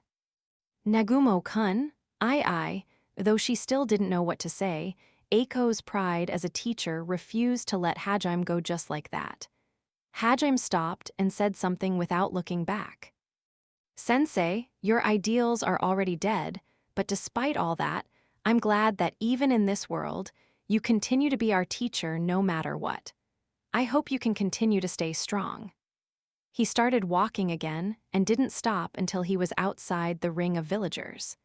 Then, he pulled out Bryce and rode off into the distance, leaving behind a solemn group of students and a town full of people still happy to be alive. Hajime drove south down the highway, with Bryce kicking up clouds of dust that obscured the mountains to the north. It was more a trail that had been pounded down by thousands of feet over hundreds of years than a proper road, but it was still infinitely better than the rough path they'd taken to the mountain. Bryce was equipped proper suspension, so the drive was far smoother than their last trip. She seemed to prefer Stafe over Bryce, however, as she'd opened her window and stuck her head outside to enjoy the outside air. Her rabbit ears flapped wildly in the breeze. She much preferred a style of travel where she could feel the wind whistling past her ears and could wrap her arms around Hajime. As always, Hajime was in the driver's seat. Next to him was, of course, Yue. Next to her was she, while Will sat in the back. Will leaned forward and asked Hajime something in a hesitant voice. Was it really okay to just leave like that? Shouldn't you have talked things through a bit more, especially with Eiko Dono? Hajime responded casually without turning around. Nah, not really. If I'd stayed any longer, then things would have just became more of a pain.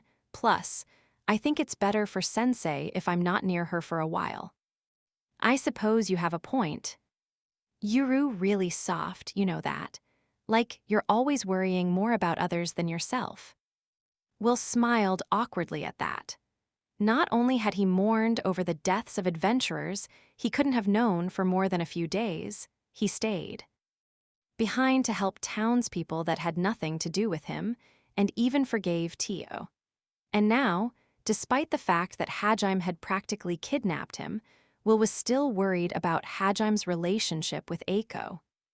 Hajime had figured any noble willing to throw their life away to become an adventurer would have to be an oddball, but this was even more than that. Will was kind to a fault, to the point where even Hajime worried about him a little. You're a nice person. Yes, you really are. Indeed, you are a kind man. Will was momentarily flummoxed. He knew they were praising him, but it felt weird as a guy to be called nice by girls. Who cares about me? I just wanted to say you should have explained your reasons properly. My reasons? Hajime raised his eyebrows in confusion. Will scratched his cheek awkwardly before continuing. Yes, your reasons for killing that boy, even though you knew it would cause Eiko Dono pain. I did, didn't I? He was an enemy, so. Even if that was a good enough reason not to save him, that wasn't a good enough reason to kill him, right? After all, he'd already been fatally wounded. You could have just left him there to die, but you killed him instead. We both know there was a reason for that. You're a pretty sharp kid. Will was absolutely right. Hajime had assumed the impact of killing Shimizu, while Eiko was begging him to save him had been enough to hide his true intentions, but while his other classmates had been shocked, it seemed Will had seen right through him. Are all nobles this good at observing people, or just him? Hajime was honestly impressed.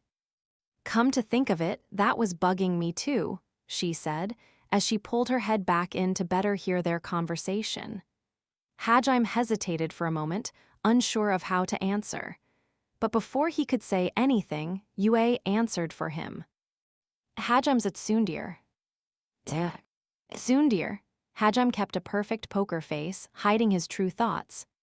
From plain sight, the others all repeated the unfamiliar word, confused. Were you trying to repay her kindness? Or was that just your way of looking out for her? I just did it because the opportunity was there. Hajime sulkily turned away. Realizing Yue must have figured it out, she and Will huddled in closer for an explanation. Since it didn't look like Hajime would elaborate, it fell to Yue to explain. The gist of it was that Hajime hadn't wanted Eiko to feel responsible for Shimizu's death. Shimizu had said it himself. The demon he'd made a contract with had wanted to kill Eiko. It was obvious he'd used Shimizu for that very purpose. That last attack of his had clearly been aimed at Eiko. Shimizu had just been collateral damage. Naturally, his death was in no way Eiko's fault. He'd sold his soul to a demon of his own free will because of his greed. He'd reaped what he'd sown. And even if you decided he wasn't to blame for his own actions, it was clearly the demon who had dealt the fatal blow, and thus his fault. However, would Eiko have been able to accept that? It was obvious to everyone present that the last attack had been aimed at her. Furthermore, Eiko had a strong sense of justice, especially when it came to her students. It was highly likely that she would have thought it was her fault for getting Shimizu involved in that attack. She would have believed it was her fault that he had died. Would she have been able to bear that guilt? Hajime at least hadn't thought so. From the start, Eiko had been the most uneasy and afraid of the world they'd been summoned to. Despite that, she'd never once stopped, complained, or given in to her fear. No matter the situation, she had always done everything in her power to help her students.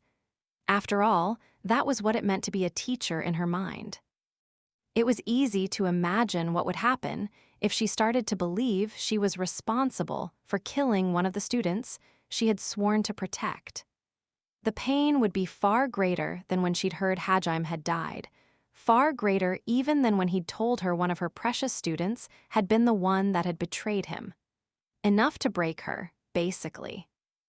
Hajime obviously hadn't wanted Eiko to break so that he could keep her as a future ally, but he had also been genuinely worried about her.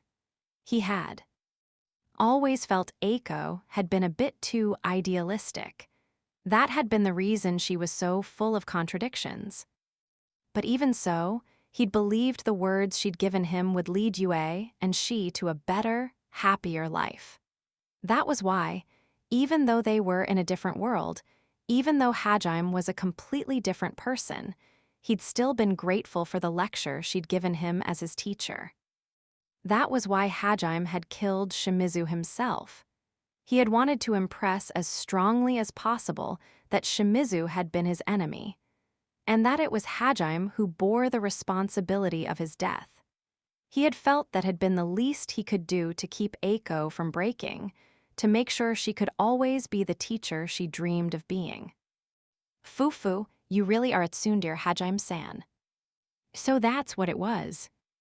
I see, so Master has a cute side to him as well then. Everyone looked playfully at Hajime after Yue finished explaining his motives. Hajime pointedly continued not looking at anyone. But I think Eiko will find out. Hajime looked silently over to Yue. She gazed back at him, eyes full of kindness. Eiko is your teacher, someone whose words are powerful enough to move you. She'll discover the truth eventually. Yue. Don't worry, she's strong. Things won't end up the way you fear. Yue held a lot of respect for Eiko. She was the only one who'd managed to get Hajime to think back on the humanity he'd thrown away, something even Yue hadn't been able to do. Hajime saw an unwavering strength and kindness in Yue's eyes, which softened his own gaze. Yue's words had cleared away the dark thoughts he'd been brooding over. He no longer felt as worried about Eiko and what would happen to her in the future. There they go, off in their own little world again. When will I get to be like that with him? This is really sweet, isn't it? While I personally prefer being insulted and debased, that looks somewhat enticing as well. The other three watched Hajime and Yue with a mixture of awkwardness and jealousy. She had puffed her cheeks out and was pouting loudly. Sensing her displeasure, Yue looked over at Shi and then back to Hajam. The silent entreaty in her gaze was clear. She deserves a reward too. She had risked her life to save Eiko. If it hadn't been for her future sight and timely intervention, Eiko would have died. Hajime definitely owed Shi for saving his teacher's life. He understood that full well, so though he grumbled a little, he dutifully turned to Shi. She, you were a real lifesaver. It's a bit late, I know, but thank you. Who are you? He'd worked up his courage to finally convey his gratitude, and all he got in return was a surprised stare and those words. A vein throbbed in Hajime's forehead, but he knew he deserved it, so he held his anger in.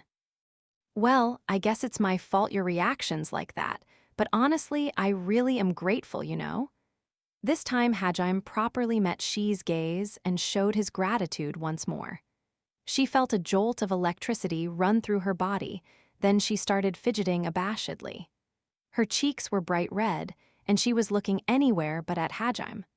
Her rabbit ears danced from side to side as well. Ooh, it wasn't anything special, so you really don't need to thank me or anything, Jajiz. What's with you all of a sudden?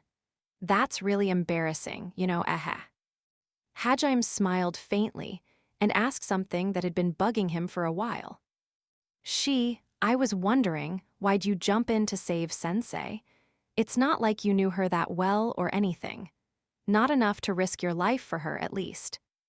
Because she's someone important to you, Hajime-san. That's it. Huh, well yeah, that's the only reason. I see. Hajime's expression was hard to read. Eiko certainly was an important existence to him. Unlike most of his classmates, he would have actually cared if she died, so he was glad she'd survived. Though he couldn't remember ever saying or doing anything that had shown he cared about Eiko more than other people, it looked like both Yue and she could read him like an open book regardless. I guess it shows that's how much they're always thinking of me. I know it's a bit late to be realizing it now, but I really have some great companions. Even without Yue urging him on, Hajime knew she deserved some kind of reward. Is there anything you want me to do for you? Say, anything I want you to do for me. Yeah, think of it as like a reward for your hard work. Just keep it reasonable, okay? She was taken aback. She'd just done what anyone would have for their comrades, so she felt like Hajime was exaggerating her achievements a little.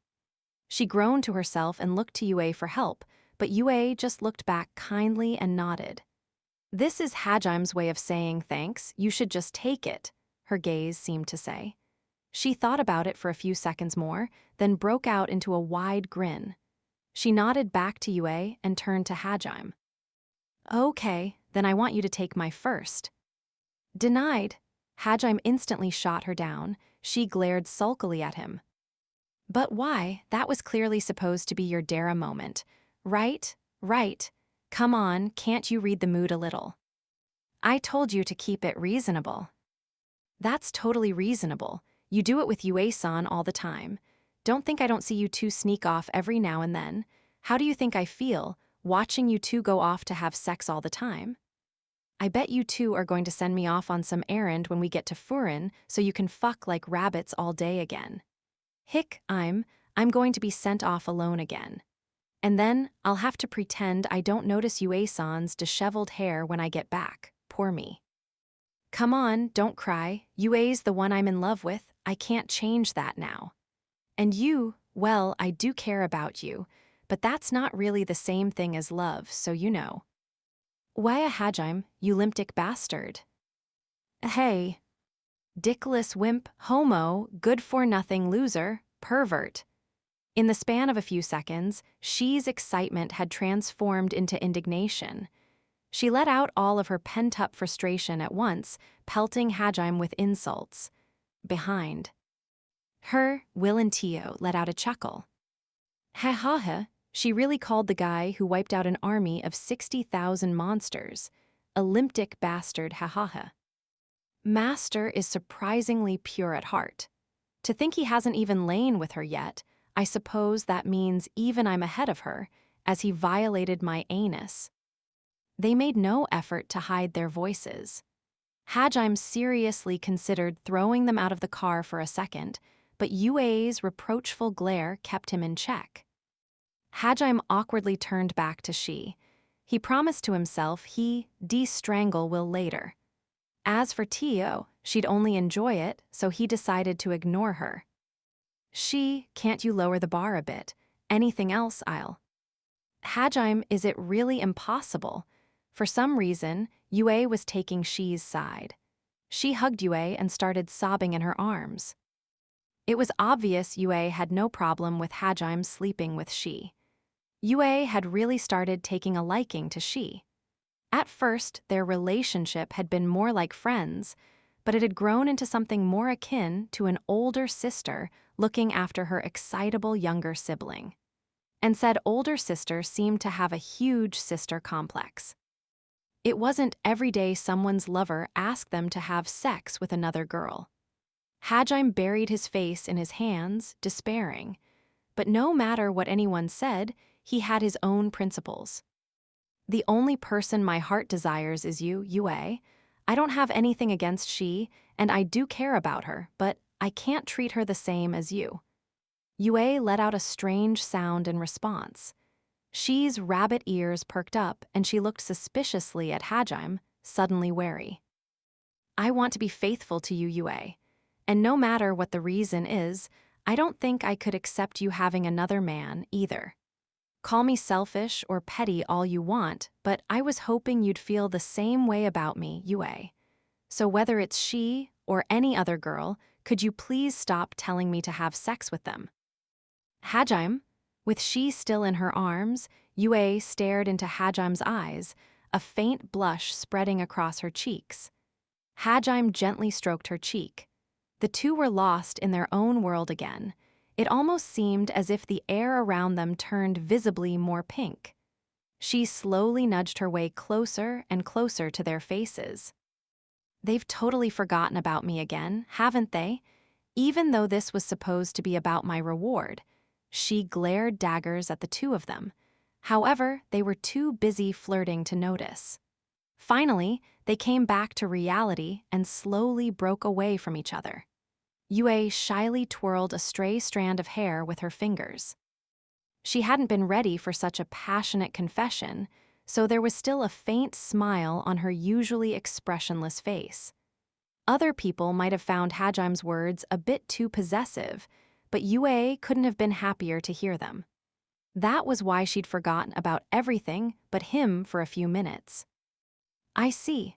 So that's how your relationship is, then. It must be hard for you, Shei Dono. Master's bond with Yue certainly is strong. Squeezing your way inside it won't be easy, but well, I'm satisfied just being insulted, so it's of no matter to me. Will quietly watched their sickeningly sweet displays of affection. Next to him, Tio was panting heavily, but he pretended not to hear her. I'm sorry, Hajime, but I really think she deserves to be rewarded too. Can't you at least spend one day with just her? You Sao-an? Despite everything, Yue still insisted on including Shi. She gently patted Shi's head, who dug her face even deeper into Yue's chest. Hajime smiled, clearly defeated, and replied to her. If that's all, you don't even need to ask. But Shi, are you really okay with me just saying yes because Yue asked me? If there's anything else you want to ask, I won't say no. Hajime-san, it's fine, really. I don't care how I get you to like me, as long as it happens somehow. You really don't give up, huh? Well, I guess that's too much to ask for right now, so I'll settle with a date for now. I'll just have to work my way up. When we get back to Furin, you're taking me around the tourists' district, all right? Yeah, sounds good. Hajime had tried to emphasize once more that it was only Yue that he gave special treatment to, but despite picking up on his hint, she refused to give up. In a way, he had to respect her tenacity. Well, I guess it's okay to do what she wants every now and then, Hajime thought to himself as he agreed to the date. Hajime still held she dear, and she had saved Eiko's life. So this time he was willing to take she on a date for her own sake, not because Yue had asked him. She let out a whoop of joy, and Yue gently stroked her twitching rabbit ears. I feel rather out of place here. It's like I'm intruding on a happy family gathering. Indeed. This is completely different from being deliberately ignored. Rather than stimulating, it just feels lonely. Honestly, I do wish someone would say something to me. I am here, you know? You can let me into your conversations, you know. Will watched the trios flirting with an awkward expression. Though no one had invited her to join, Tio had stowed away in Bryce's truck bed.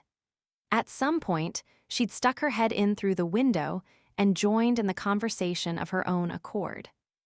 She asked Hajime to be allowed to travel together with him before the battle, but once it had ended he'd more or less forgotten she'd even existed and left without her. Tio had hurriedly chased after him and managed to leap into Bryce's trunk before Hajime took off. Her excessive panting had creeped everyone out, however, so they'd ignored her even when she stuck her head through the window. At first, Hajime had driven like a madman to try and throw her off, but Tio had used her considerable mana reserves to hang on through even the roughest turns. As his rough driving had only served to excite Tio more, Hajime had eventually given up and resorted to just ignoring her. After all, giving a pervert attention of any kind was just playing into their hands. At first, Tio had enjoyed deliberately being ignored, but before long, she grew lonely as she saw the trio up front having fun and started begging for attention. However, even then they ignored her, so she slowly started trying to slide into the backseat through the window. The way her black hair covered her face as she creeped forward bore a striking resemblance to the girl from the ring. Though he'd been trying to ignore her, when he caught sight of how she looked, Will let out a high-pitched shriek and backed away. Hajime and the others turned around to see what the problem was. I seem to be stuck. My bosom is getting in the way. Excuse me. Young Will, could you lend me a hand? Tio stretched out a hand to Will, her massive breasts contorting painfully due to the window's small size. She really looked like a banshee trying to curse someone. Hajime casually pulled Schlag out of its holster and fired at Tio over his shoulder. New! The bullet hit her square in the forehead, sending her flying back into the truck bed. She slammed into the back wall and started rolling around in pain. How could you do that? If you don't give me any warning, I won't be able to contain myself. She rubbed her forehead happily, blushing as she complained to Hajime, or rather asked for more. Hoping to avoid a repeat of last time, Tio tried entering through the window feet first. This time, it was her plump butt that got stuck in the window. She started squirming back and forth, trying to squeeze her voluptuous behind through. Hajime fired another set of bullets with Schlag, but he was unable to excise Tio from the window. Not only was her butt more firmly stuck than her boobs had been, the soft layers of fat cushioned the bullet's impact, weakening their force. And so, instead of dislodging Tio, all Hajime succeeded in doing was giving her more pleasure. More, master, she moaned, and Hajime disgustedly holstered his gun, giving up on shooting her out. The moment he engaged with that pervert was the moment he lost. Yue had long since lost any respect she might have originally held for the dragon men, but this was a new low. She rubbed her eyes in disbelief. Realizing the barrage had stopped, Tio continued worming her way into the back. Eventually, she managed to squeeze her way in, and she let out a sigh of relief as she sat down. Unbelievable, no matter the situation, you don't hesitate. What a hopeless master you are, but fear not. For I can take any kind of love you wish to dish out. So, don't hold back. You can be even more violent with me if you desire. In fact, please be more violent with me. Shut up, pervert, and get away from me. In fact, open that door and jump out right now. Wah, ha, ha, I am truly blessed to have such an understanding master.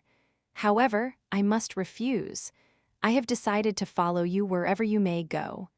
Not only is it the most efficient way to complete my mission, I must have you take responsibility for teaching me such pleasure. Thus, I have no reason to leave. No matter what you say, I shall chase after you. You will not escape me.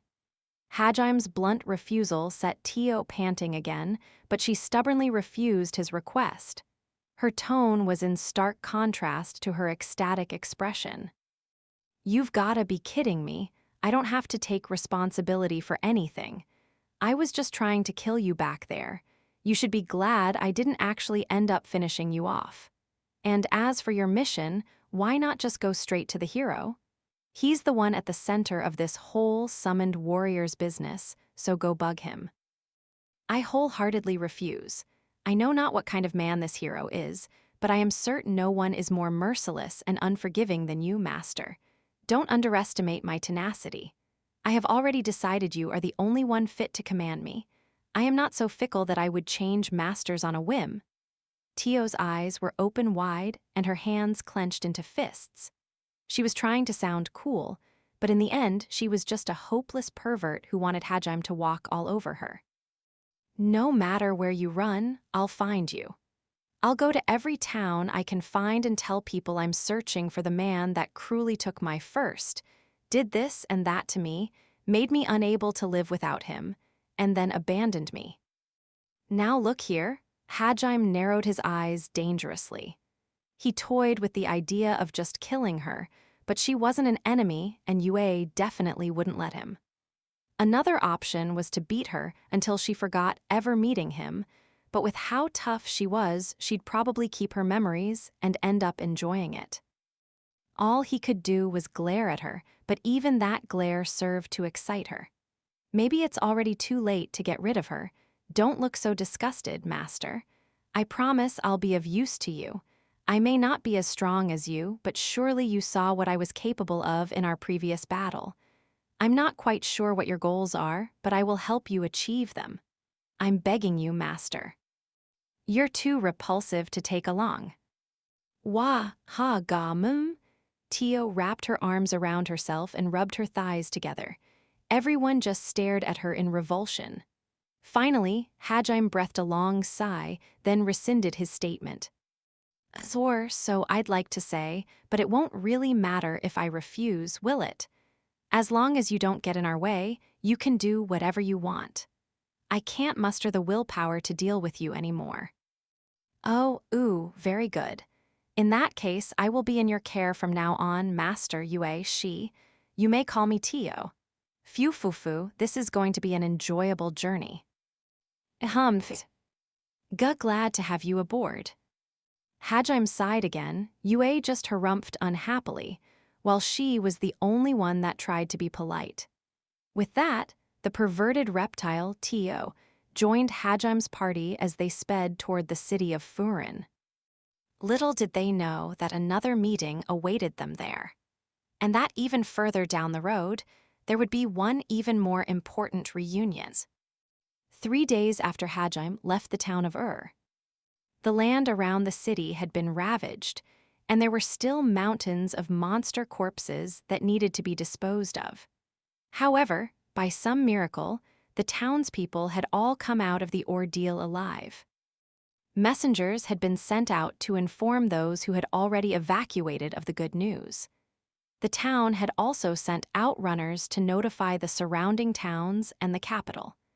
There was much rejoicing as the evacuees returned, and people were reunited with their family, lovers, and friends.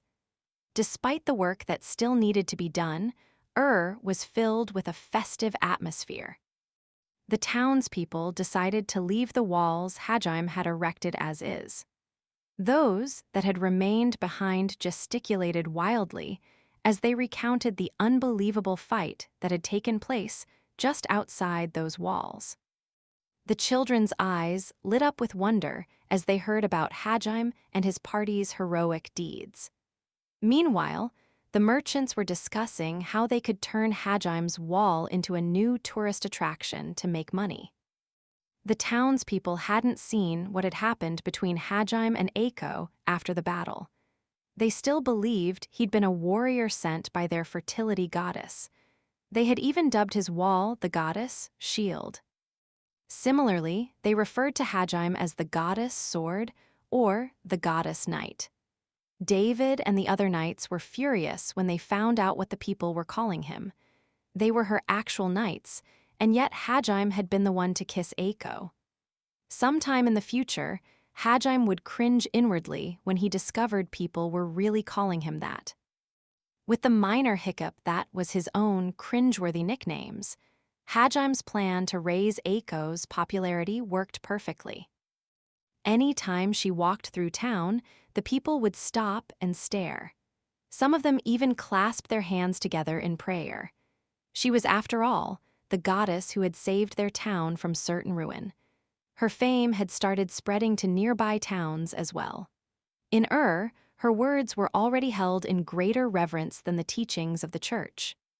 For her part, Eiko had busied herself by assisting the town's leaders with the restoration effort. However, those close to her knew her heart wasn't really in it. She was still in pain over Shimizu's death. There was also the disturbing truths Hajime had dumped on her head before the battle, but those were the main cause. She couldn't get the image of Hajime shooting Shimizu out of her head. Once the day's work ended, Yuka and the others retired to the Water Sprite Inn to eat dinner. Today, too, Eiko mechanically spooned food into her mouth and gave absent-minded replies to any question directed at her. AI-chan sensei, your magic is amazing. I can't believe you can even restore land that was so badly damaged. At this rate, it'll look normal again in another week. I see, well, that's good. Yuka knew Eiko was still in shock, but she deliberately spoke cheerfully. She wanted to cheer Eiko up however she could. However, Eiko responded in the same generic monotone as always. But Yuka herself was still shaken by the fact that her savior had shot her classmate. Though she tried to hide it, her classmates could tell she was forcing herself to act happy. Hence, why her attempts to lighten the atmosphere failed, and she was unable to cheer Eiko up. The other students were too depressed to be of much use either. Eiko, did the mayor or the bishop give you trouble again? If they're bothering you, just let us know. I won't forgive anyone that tries to harm you, even if they are a holy man. I swore that I would serve you and you alone, Eiko. No matter what happens, I'm on your side. I see, that's good. At this point, it was hard to tell if David was trying to cheer her up or proposing. It was borderline heretical for a holy paladin to state they'd fight against the church, but he didn't care. His men realized he was trying to steal a march on them by emphasizing I over we. They glared angrily at David. No way they were going to let him use them to make him look good. However, Eiko casually brushed them off with the same absent-minded response. She probably wasn't even listening. Atsushi and the other shrugged their shoulders. There was a smug, serves you right expression on their faces. Some of David's knights were looking at him like that too. Eiko ignored their little squabble and continued robotically eating her dinner. If only I'd talked to Shimizu-kun more. If only I'd realized his pain. Earlier, this wouldn't have happened. If only I hadn't asked Nagumo-kun for help. If only I hadn't let myself get taken hostage. If I'd died, he wouldn't have had to kill Shimizu-kun. For the 1000th time, the scene of Hajime shooting Shimizu flashed through her mind. She gripped her spoon tighter. Why did Nagumo-kun kill him? They were classmates, weren't they? Was it because he was an enemy? Is that all it takes? Is killing someone really that easy? Is life really that cheap? That's not right. Humans aren't monsters. You can't just kill them like that. Is he just someone who can kill easily? If I leave him alone, will he kill other students too? Is he that dangerous? If he hadn't been here, would Shimizu-kun still be alive? If he died, would all the other kids be safe? As long as he's here, wait, what am I thinking? No, that's not the answer. She was trapped in an endless spiral of regret and remorse. Her dark thoughts continued until she started fear and resent Hajime. Then, suddenly realizing what she was doing, she quickly put a stop to such thoughts and returned to hating herself. There was so much to think about, and so much she didn't want to think about. Eiko's mind was like a collapsed bookshelf, filled with information but completely unorganized. A gentle voice interrupted her brooding. Eiko-sama, was the food not to your liking? Hui. Foss Celluo, the owner of the Water Sprite Inn, was standing beside her. His voice was quiet enough to be lost in the din, but everyone in this inn knew when he was talking to them. His words possessed some strange quality that made them impossible for their recipient to miss. Even Eiko, who had been lost in a sea of her own thoughts, reacted to his voice. Realizing she'd just blurted out a weird squeal, Eiko blushed as she turned to Foss. What did you say? Sorry, I wasn't paying attention. My apologies for disturbing you. You seemed unhappy, so I was simply worried whether my food was not to your taste. I can bring out another dish if you'd prefer. No, not at all. Your food is delicious. I was just thinking about something. Though she couldn't actually remember what said food had tasted like. She looked around and saw everyone was staring at her worriedly. She took another bite of food to convince everyone she was doing fine, but she swallowed too quickly and started coughing. Everyone crowded around her in concern. Foss casually provided her with a napkin and a glass of water. So sorry, I keep causing you trouble. Oh, it's no trouble at all. Foss' gentle smile never left his face. He narrowed his eyes slightly and said in a compassionate voice, By the way, Eiko-sama, this may be presumptuous of me, but may I offer you a word of advice? Oh yes, it's not presumptuous at all. Why not just believe in what you feel is right? Eiko tilted her head in confusion. Foss smiled wryly. I suppose I should explain that better. It appears to me that you are struggling with something important, and there are so many things you have to think about and so many things you don't want to think about that you're unsure of what to do. You can't tell what's right and what's wrong, but you're convinced that you still have to do something, and so you're rushing to make a decision. But all that does is serve to make you even more unsure. Am I correct? How did you? Foss had read her like a book. I've had all sorts of guests stay over the years, he replied with a serene smile. When you're not sure what to do, it's okay to trust in your instincts. People often warn others that blind faith blinds you to the truth, and that certainly is the case sometimes. But I believe people need faith in something before they can act on it. So if you find yourself stuck, I think it's okay to just believe in what you feel is right. Believe in what I feel is right. Eiko turned those words over in her head. All of the regret, guilt, and growing resentment toward Hajime was still whirling around inside her. Hajime was one of her precious students, but he'd also killed another one of her precious students. And depending on the situation, he might kill more of her students as well. She had been forced to accept that he was a potential threat. But Hajime was still one of her students. She couldn't just abandon him, just as she hadn't been able to abandon Shimizu even though he'd plotted a massacre. That was why she was so confused. She knew she was being contradictory, but she couldn't help it. That was just the kind of person Eiko Hajime was. Foss didn't know the details of what had happened to Eiko, so he had no way of knowing that she was in this predicament right now precisely because she'd believed too hard in what she felt was right, and she couldn't move on because her beliefs were dead. But Foss Advice was still sound. Changing her perspective might shed new light onto her struggle. Eiko put her fork down and started thinking. Believe in what I feel is right. What even is that now? I wanted to return back to Japan with all of my students. But that's not possible anymore. Now I just want to go back without losing anyone else. And then there's what Nagumo-kun told me. That one of his classmates tried to kill him.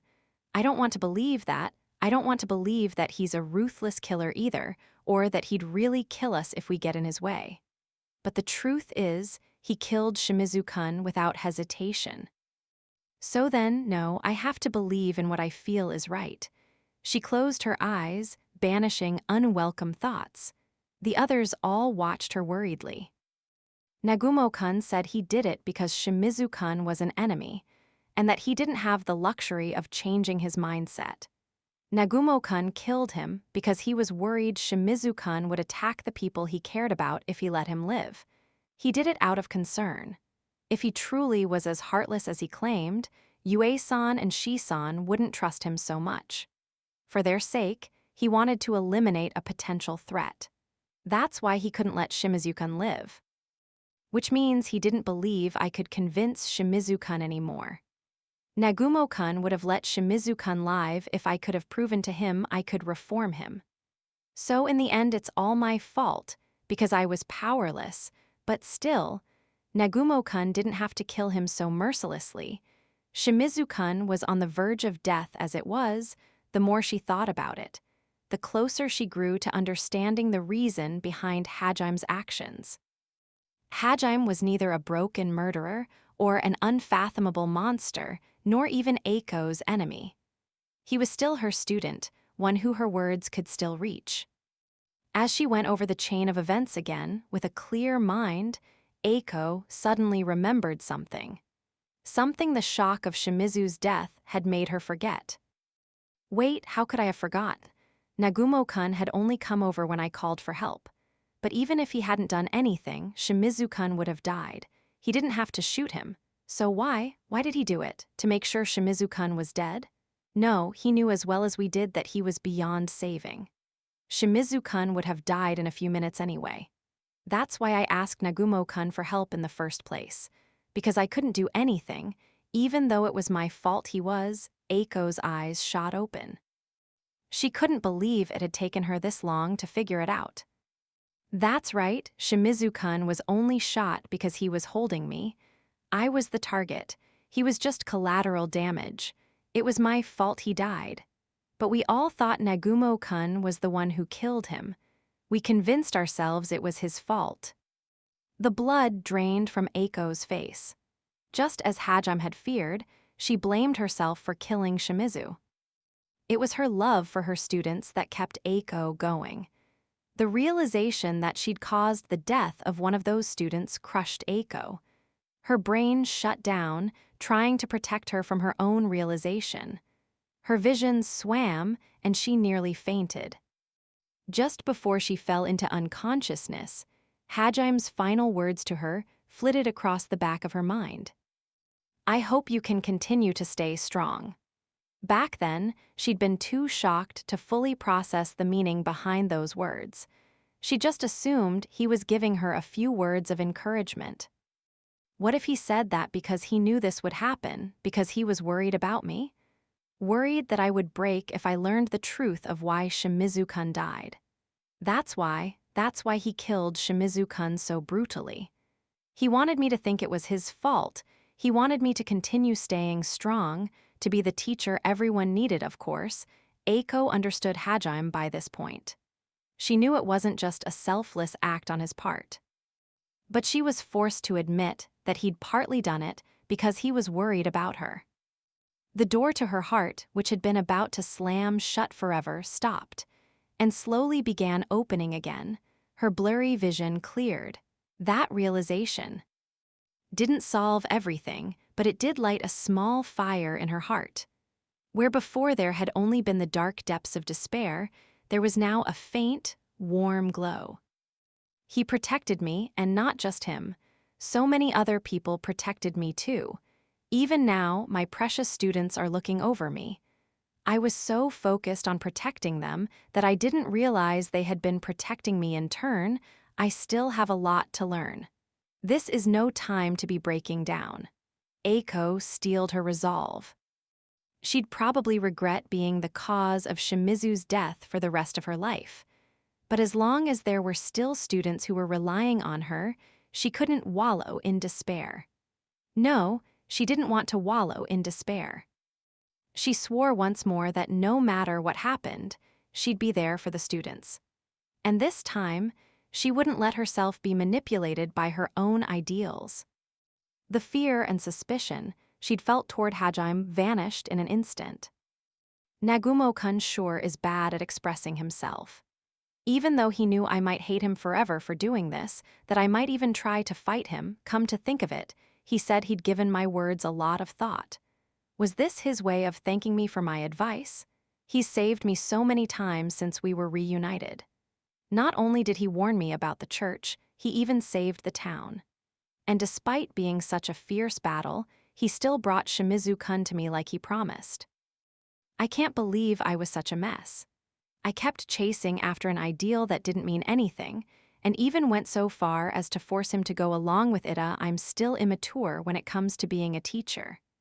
And despite all of that, he still helped me. It's true he's become a harder person than he was before, but he still has some of his old kindness left. Or maybe he's getting it back little by little. Could it be that those two girls are helping him remember his former self? Eiko smiled bitterly to herself.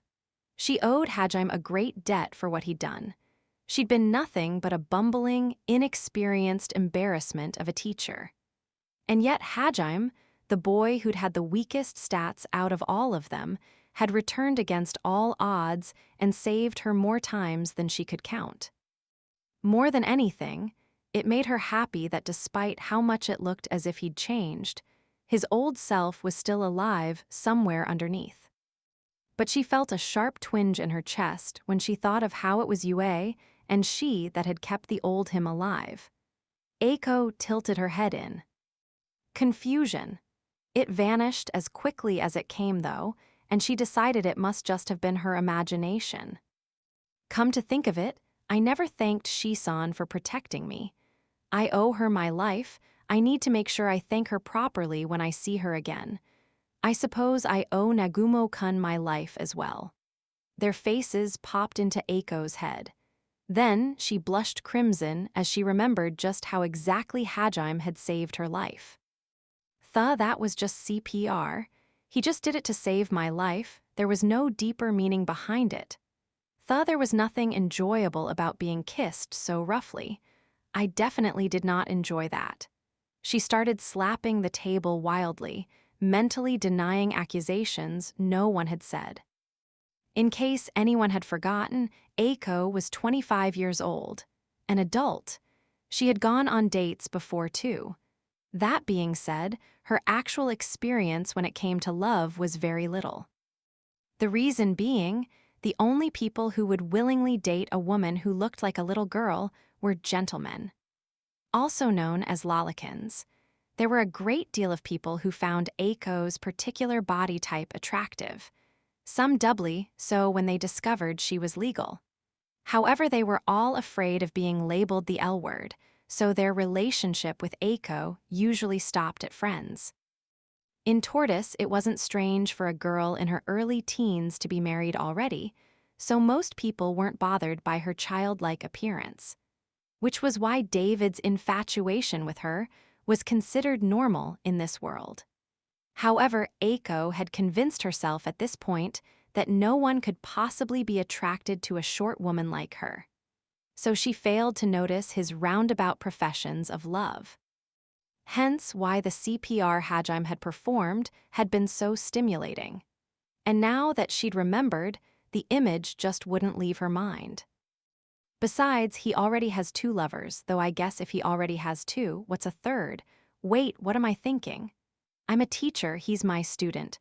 Wait, that's not even the problem here. I'm not even in love with him. In fact, he's already timing as it is. That kind of immoral relationship isn't something a teacher should condone. It's dishonest. Love is supposed to be sincere. Sleeping with 2 girls at once is immodest.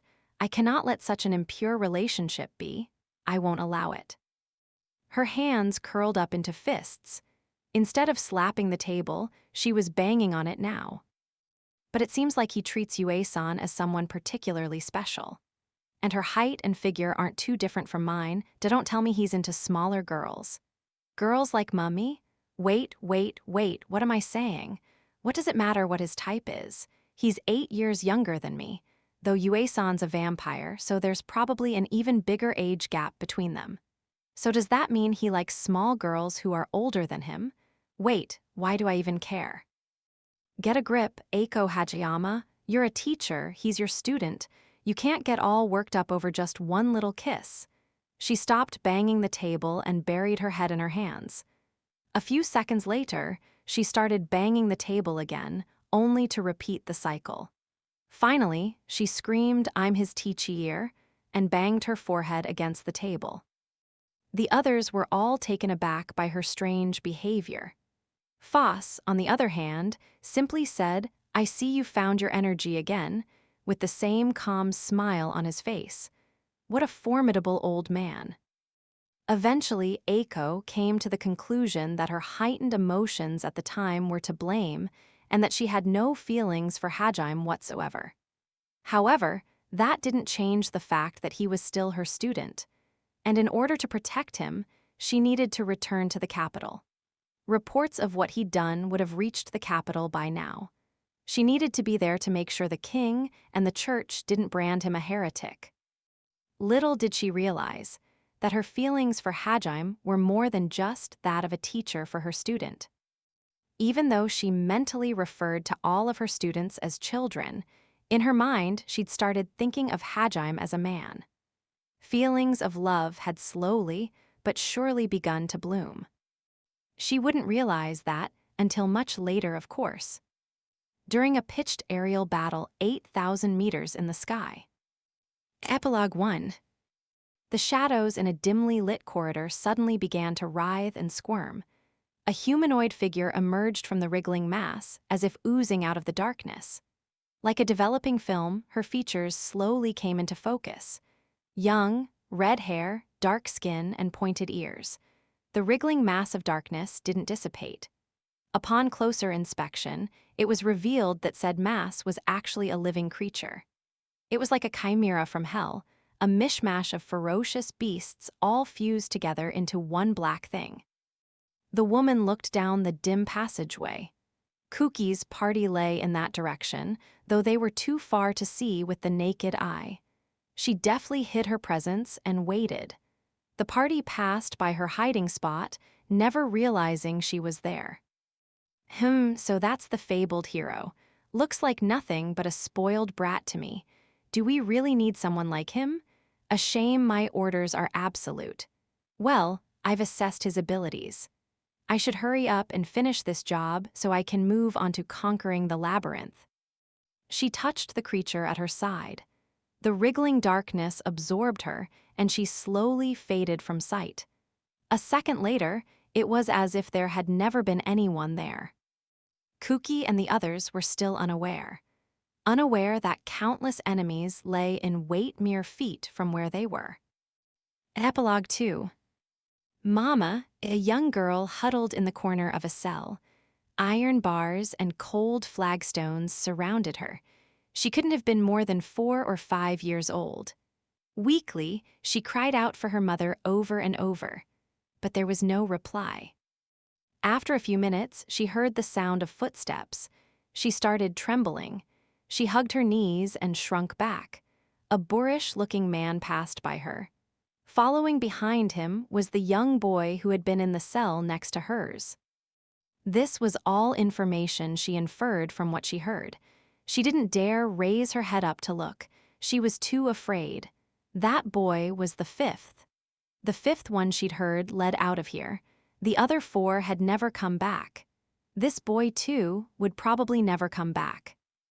Young as she was, the girl still understood that they hadn't been released. Now and again, men would come into the room and examine the kids locked up here. Even if she didn't fully understand their haggling over prices, the girl knew that being taken from here wasn't a good thing. Mama, her faint voice trailed off, heard by no one, swallowed up by the dark underbelly of the city for now. The monster of the abyss drew closer. With him was a seductive vampire princess, an airheaded, worthless rabbit, and the newest addition to their party, a hopeless pervert of a dragon. They drew closer to the intersection of fate, where a new meeting and a miraculous reunion awaited them. Extra chapter, a very dramatic before and after. The whole world was dyed red. The fading sunset illuminated a grisly sight. Flames burned throughout the city. Blood splattered the walls and clogged the gutters. A massive magic circle hung in the sky, eclipsing the tragedy below. This can't," a young girl's voice echoed through the silence. She had beautiful black hair and piercing golden eyes, and she couldn't have been more than 10. Reflected in her eyes was her hometown, embroiled in a swathe of flames. She stood atop a small observation platform, her long hair and kimono swaying in the warm breeze. She gripped the wooden guardrails so hard her knuckles went white. They creaked ominously under the force of her grip. That wasn't the strength a little girl should possess. But then, she wasn't any ordinary girl. She was a member of the Dragonman clan, and through her veins flowed royal blood. She had watched as the world's most beautiful capital, her hometown, was invaded and razed to the ground. The city of verdant trees and crystal waters had been unable to withstand such an overwhelming onslaught. Why did this have to happen? Until recently, the different races had lived together in peace. There had been no discrimination, no persecution. She gazed, dumbfounded, as the flames raged through the city. "Princess, it's not safe here. You must escape." The girl's attendant urged her to flee. However, the young girl shook her head without taking her eyes off the city. "A princess. Venri, I am the princess of Claris. My father and my countrymen are still fighting down there. Yet you would have me flee? If there is a place I should be, it is down there." She pointed to the battle still raging below. Her attendant, Venri, ran up to her. "You mustn't, princess." "I know. Even if I were to go, I would only be a hindrance. Never have I cursed my youth and inexperience so." A thin trail of blood ran down her mouth. She bit her lips so hard it bled. It took every ounce of her willpower not to rush down and aid the army below. Her country had been razed and her people slaughtered. Now, her family was on the verge of being killed, and she was powerless to stop it. She hated her own weakness more than she despised her enemies. It was then that the person whose safety she feared for the most appeared. "Tio, I told you to head inside the barrier." "Father." The girl, Tio's father, was a giant of a man. Massive scaled wings sprouted from either side of his back. This was the man Tio respected more than anyone, the king of the Dragonmen, Karga Claris. Karga was in bad shape. His combat kimono, which was made out of monster hide and sturdier than most armor, was tattered and filled with burn holes. His body was crisscrossed with cuts and burns. The massive gash across his stomach was still bleeding. Karga was the sturdiest black dragon in existence. On top of that, he was one of the few skilled enough to be able to only partially transform himself. Even attacks capable of pierce, his kimono would still be stopped by his impenetrable scales. His penchant for charging headfirst into the enemy lines, while stopping everything they threw at him, had earned him the nickname Mobile Fortress. And so Tio was shocked speechless when she saw how wounded he was. Karga smiled bitterly and knelt down in front of his daughter. "Tio, as you can see, we have lost. Though we tried everything we could, we were unable to fight against the changing times. I am sorry I could not at least leave you behind a home to live in." That cannot be. How could you say that, father? For the dragon men to perish at the hands of something so insignificant, it cannot be. Tell me it ca. We have become the enemies of the entire world, Tio. Do you? Remember what I told you. The one thing you can never do is avert your eyes from reality. Father, that one word was filled with unimaginable pain and sorrow. Tio hugged her father, heedless of the grime and blood that smeared onto her kimono. It just couldn't be. Dragon men were supposed to be the guardians of this world. They had built a place where people of any nationality, any race were accepted. A place where people helped each other and worked together. A place of peace. Every country, every species, had been indebted to the dragon men in some way. And yet, in just a few years, it had all fallen apart. In the span of a few seasons, everything changed. Dragon men were monsters. Dragon men were oppressing the different races. Dragon men were prone to going berserk. Dragon men had turned against the gods. Dragon men were heretics. How did it come to this? Tio thought.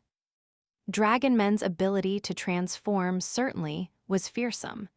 It was magic no other creature, sentient or monster, possessed. But that was precisely why dragon men had strove to be nobler than anyone else, to turn that fear into awe and then into respect. They had disciplined themselves rigorously.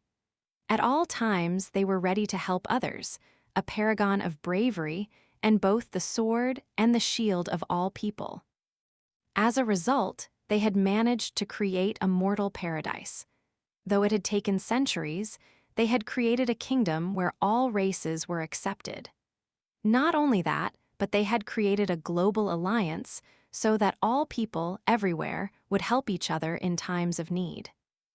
Guardians of the world, protectors of peace, kings among kings, that was how the people had seen dragon men.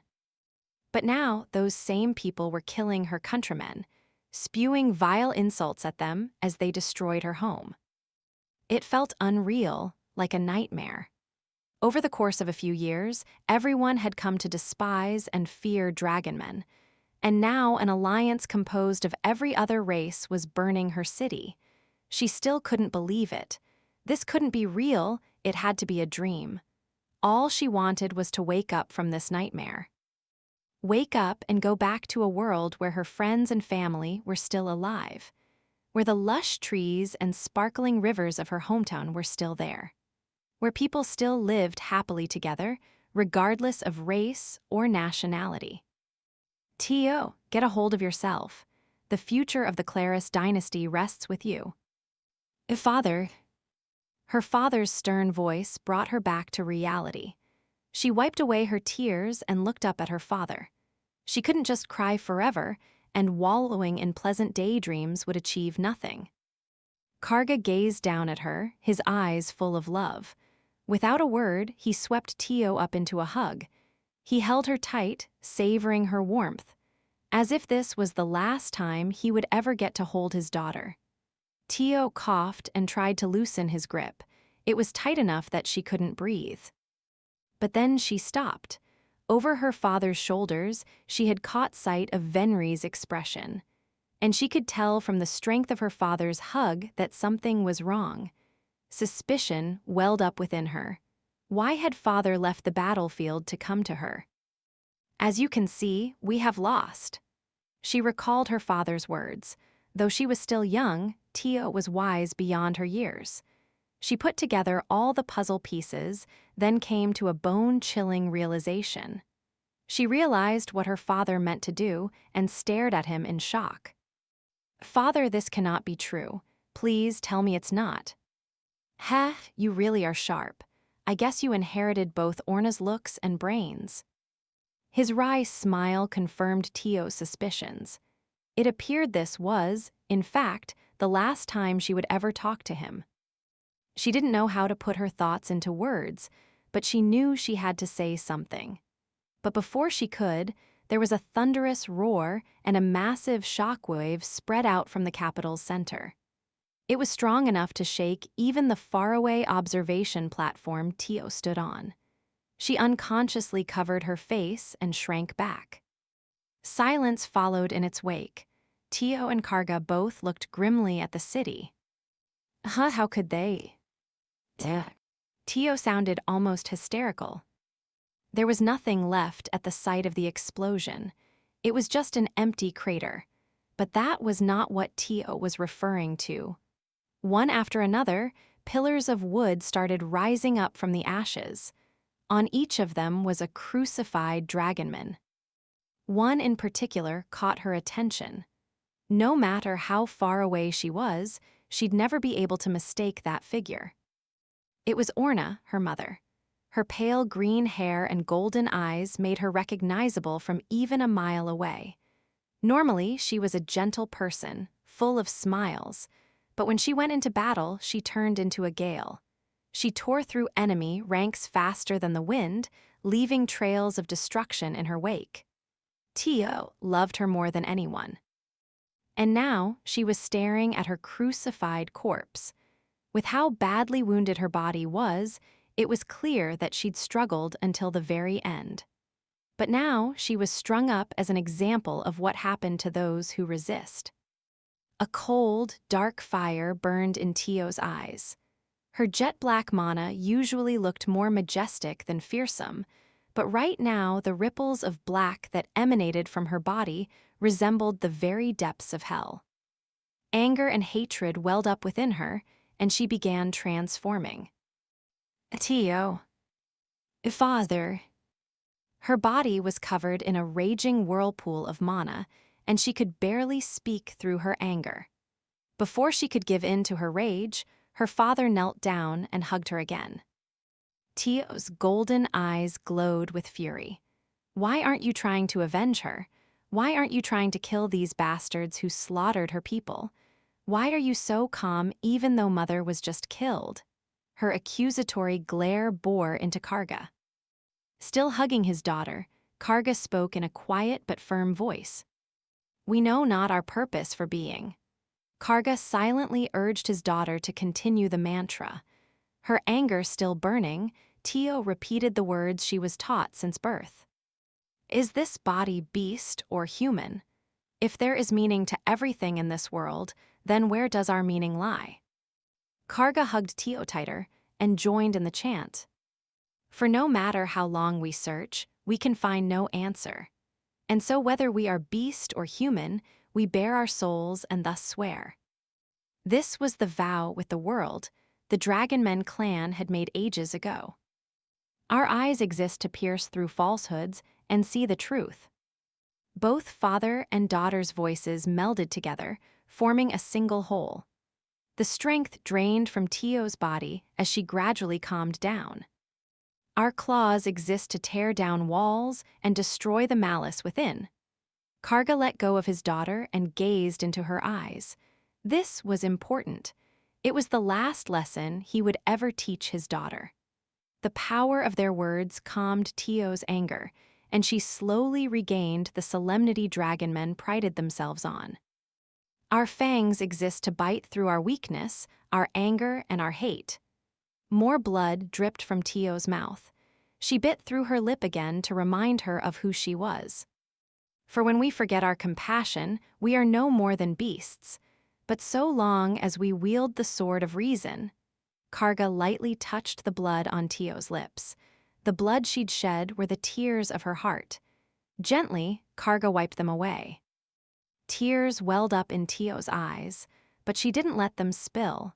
Hatred and anger eroded one's heart. To give in to such impulses was to be weak. She turned her negative emotions into tears, but she didn't let them fall. To do so would be betraying her pride as a dragonman.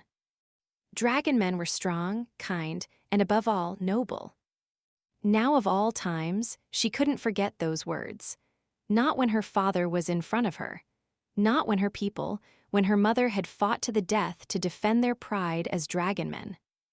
Tio sucked in a deep breath and nodded to her father. These were the words her mother, her father, and all of her people had lived by. The words they'd taught her. "We are dragon men?" She shouted that at the top of her lungs. Karga hugged his daughter again. This time he knew it truly was the last time. However, he had nothing to worry about anymore. Tio had grown into a splendid woman. "Tio, listen well." "What is it, father?" She knew their time together was coming to an end. She desperately held back her tears and looked up at her father resolutely. "Our true enemy, this world's true enemy, are the people attacking us right now. Our true enemies are the gods of the church, aren't they? They are the ones who made this world so twisted." "That's right. I did everything I could to destroy them, but I wasn't fast enough. Because of that, we dragon men will perish here. We have no choice. You know why, don't you?" "I do, because if we do not, the people of this world will remain twisted. The only way to end this war is for our race to vanish." Her heart sank as she spoke those words. Karga nodded solemnly. "The gods are not only powerful, but cunning as well. But they are not all-powerful, and evil will never reign forever. One day, eventually, someone will appear who can strike them down. Of that I am certain." "Tio." "Yes, father." Karga gave Tio his last order, both as a king and as a father. "Alive." "But father, you said we." Her father had just impressed upon her how important it was that the dragon men race perish. Karga smiled triumphantly. It was an expression Tio had rarely seen. "I'm no fool. I knew with how powerful my enemy was that I would need a backup plan. Dragon men will indeed perish tonight, in the eyes of the world at least. Far from the continent, I've created a hidden village, along with a secret path the gods will never discover. My father, along with a few chosen people area living there already. Until the time finally comes that we can overthrow the gods, they will stay hidden there." "Grandfather S over there. But father, you said grandfather had died. Ah, I understand now." Adul Claris, the previous king, and Karga had been aware of the enemy ever since the world had begun to change. They had made sure to take various precautions in case the worst happened. But most of them had been undone. At first glance, it seemed simple coincidence, but they soon realized that the gods' meddling was behind everything. Soon after, Tio's grandfather, the strongest red dragonman alive, supposedly died in battle against an unknown threat without even leaving a corpse behind. However, in reality, he had feigned his death and headed to this hidden village. That had been Karga and Adul's final ploy, the last card they could play to make sure dragonmen never truly vanished from the world. And by feigning his death, he made sure no one would be looking for him. Tio was glad her beloved grandfather was still alive, but at the same time sad because she knew what this meant for her father. "Father, you're not coming, are you?" "I can't, I'm the current king. Without my death, this war will never end. And besides, I could never leave Orna, all alone on the battlefield." Tio smiled weakly at that. Karga tenderly stroked her hair and spoke his parting words. "Tio, you are the pride and joy of Claris' line. You inherited my black scales, your mother's wings, and your grandfather's fire breath. Live strong, my daughter. You have your own black flames and the fierce flames of the Claris family to protect you." "I will, I promise, father." Having passed on his wife's dying message, Karga handed Tio over to Venri and flew off toward his final battlefield. Venri had been briefed on the plan ahead of time and led Tio down the secret path. Just before she vanished inside, Tio looked back for one last time. She saw a majestic black dragon tearing through the battlefield, his flaming breath so powerful it sundered the earth below. Throughout the battle, the dragon men had taken great pains to avoid killing the invaders. Though most of the world had turned against them, a few members of each race had believed in the dragon men and stayed behind. Karga and the few remaining dragons fought only to give those people enough time to escape. They refused to give the gods the satisfaction of watching people of the same race kill each other. Even on the verge of annihilation, they protected their citizens. No matter how painful their despair, they refused to give in to anger and hate. Karga's breath parted his enemies, and his defiant roar rang out through the heavens. It was a challenge to the gods sneering down from up high, a resolute cry that their pride as dragon men would never be sullied. MMMGH. A faint groan could be heard from inside one of the rooms of an Eastern-style wooden house. A beautiful young woman, the person who had emitted the previous groan, rolled over in her sleep. Had anyone seen her in that moment, they would have been instantly smitten. Her disheveled black hair and exposed cleavage made her look bewitchingly seductive. On top of that, her exposed legs and plump butt were sexy enough to blow away any man's self-control. She must have been seeing a nightmare, as her body was covered in sweat. However, that only made her more alluring. A sheen of it covered her breasts and thighs, enticing the viewer. Humph, I have not had that dream in a long time. 500 years later, and still I see them in my dreams. It seems I have yet to truly grow up. Tio heaved a sigh as she straightened out her crumpled clothes. Then, ignoring her gloomy thoughts, she threw open the door. Sunlight flooded the room. A bright blast like that was powerful enough to wash away even the worst nightmares. Tio looked out at her village. In the past 500 years, it hadn't changed at all. Karga had chosen to put it on a bountiful island far off the continent's coast. The soil was well suited to farming, and the island was populated by wyverns and wild animals. The dragon men that had survived the tragedy and their offspring had lived peacefully here for the past 5 centuries. It was a far cry from her old home, but it was good enough to house the few hundred dragon men that lived here. Tia stepped onto her porch and heard a voice call out to her. "Good morning, princess. Were you having a nightmare?" "Good morning. It was a dream about the past. I have not had a dream like that in 10 years. Perhaps it was a message from my mother and father from the other world, a reminder not to forget them." Venri, who looked to be rather old now, gave Tio a concerned look. However, Tio just winked playfully at her. Enough time had passed that she could joke about their deaths now. Venri smiled awkwardly. She had intended to comfort Tio, but it looked as though that was unnecessary. At first she had followed Tio around as her bodyguard, but now it was Tio who usually looked after her. On top of that, Tio's strength had far surpassed her own. In both physical and mental strength, she was unparalleled. Only Adul, the village chief, could hold a candle to her anymore.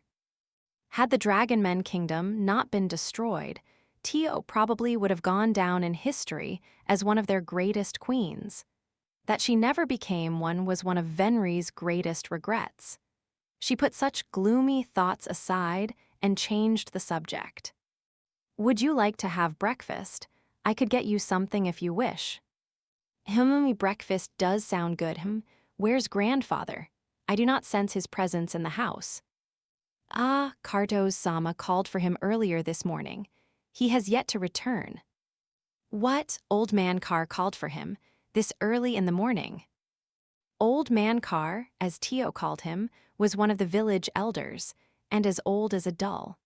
He had the rare job observer, and was skilled at detecting the flow of mana.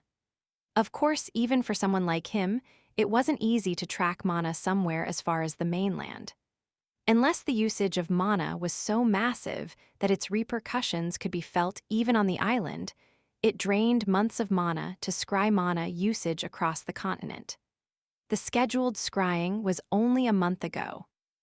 Which means whatever Old Man Kar sensed was massive enough that it could be felt even here. Tio felt a not exactly ominous premonition. It was more as if she could sense a change was coming.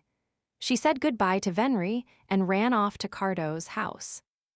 When she arrived, she saw a few of the other elders were also there. There was a tension in the air, and Tio's heart began to race. "You came too, Tio." "Indeed, grandfather. I had this vague feeling that something was off. And judging from everyone's expressions, something has happened on the continent." Adul smiled wryly and nodded at his granddaughter's astute deduction. He had a thick mane of red hair and looked far too young to be called grandfather by anyone. It would seem the Holy Church, or rather the gods, have summoned forth some truly odd guests. Quite a few of them, too. One of them possesses a great strength. According to Cardo's divination, he holds the job hero. Hero. Divination was one of Cardo's job skills. It allowed him to discern the job of anyone he specified. Tia narrowed her eyes and mulled the word over. Hero was a job she had never heard of. This is a turn of events we cannot ignore. This must be investigated. I was thinking we should send Ares out again, too. I will go. Ares was skilled in covert action and blended easily into crowds.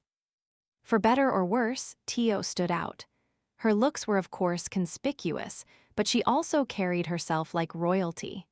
Both her mannerisms and her speech were a dead giveaway. She could hardly pass for an average citizen. Hence why others more suited to the task had gone on previous scouting missions. Until now, Tio had been content to hear their reports.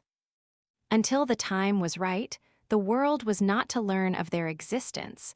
That was the village's most important rule.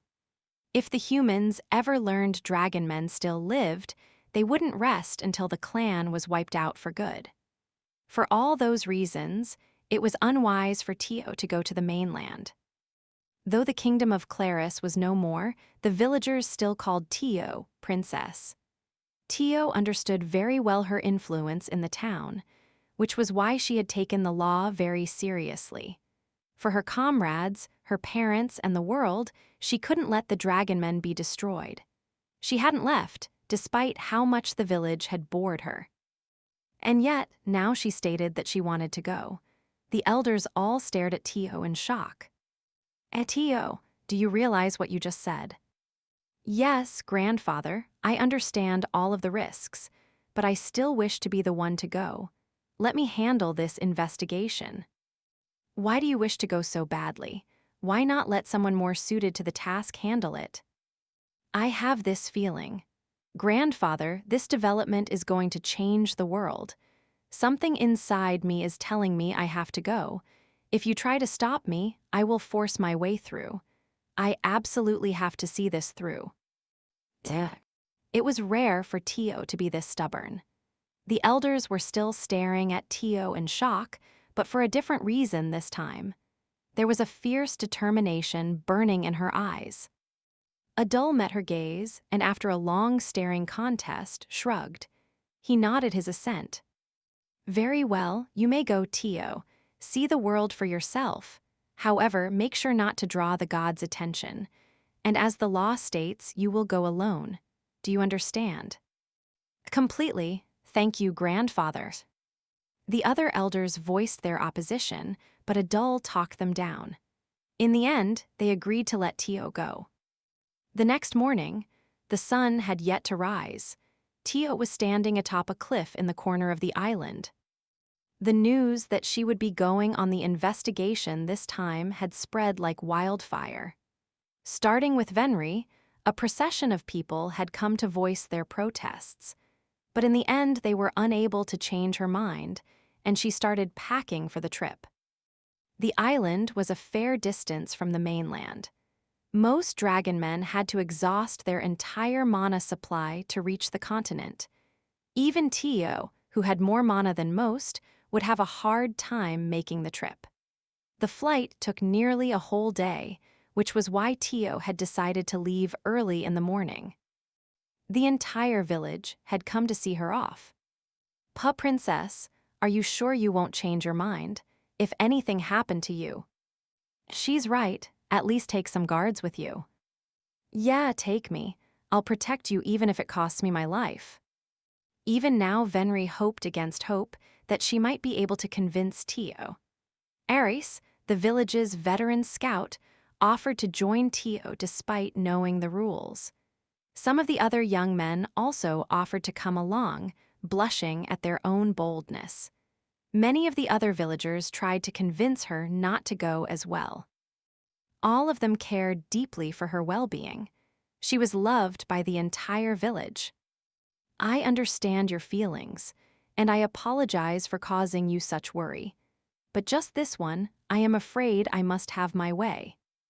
Her determined voice quieted the protests. Tio cast her gaze over the villagers. She looked them in the eye, challenging them to test her resolve. Venri, I know just how much you care about me. You have been by my side even longer than grandfather has. You are like another mother to me. I beg of you, please let me have your blessing before I depart. Princess. Tears leaked from Venri's eyes. No words could have made her happier. Aris, look after my grandfather while I'm gone. Fufu, of all of my suitors you were the strongest. I can count on you to handle things while I am gone, right? How can you call me strong when I haven't even been able to scratch your scales even once?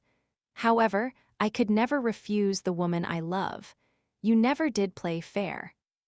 Aris couldn't bring himself to refuse after Tio smiled at him, especially since she was trusting him to look after things. Despite being over 500 years old, Tio had never slept with a man. Most dragon men were married long before they reached her age.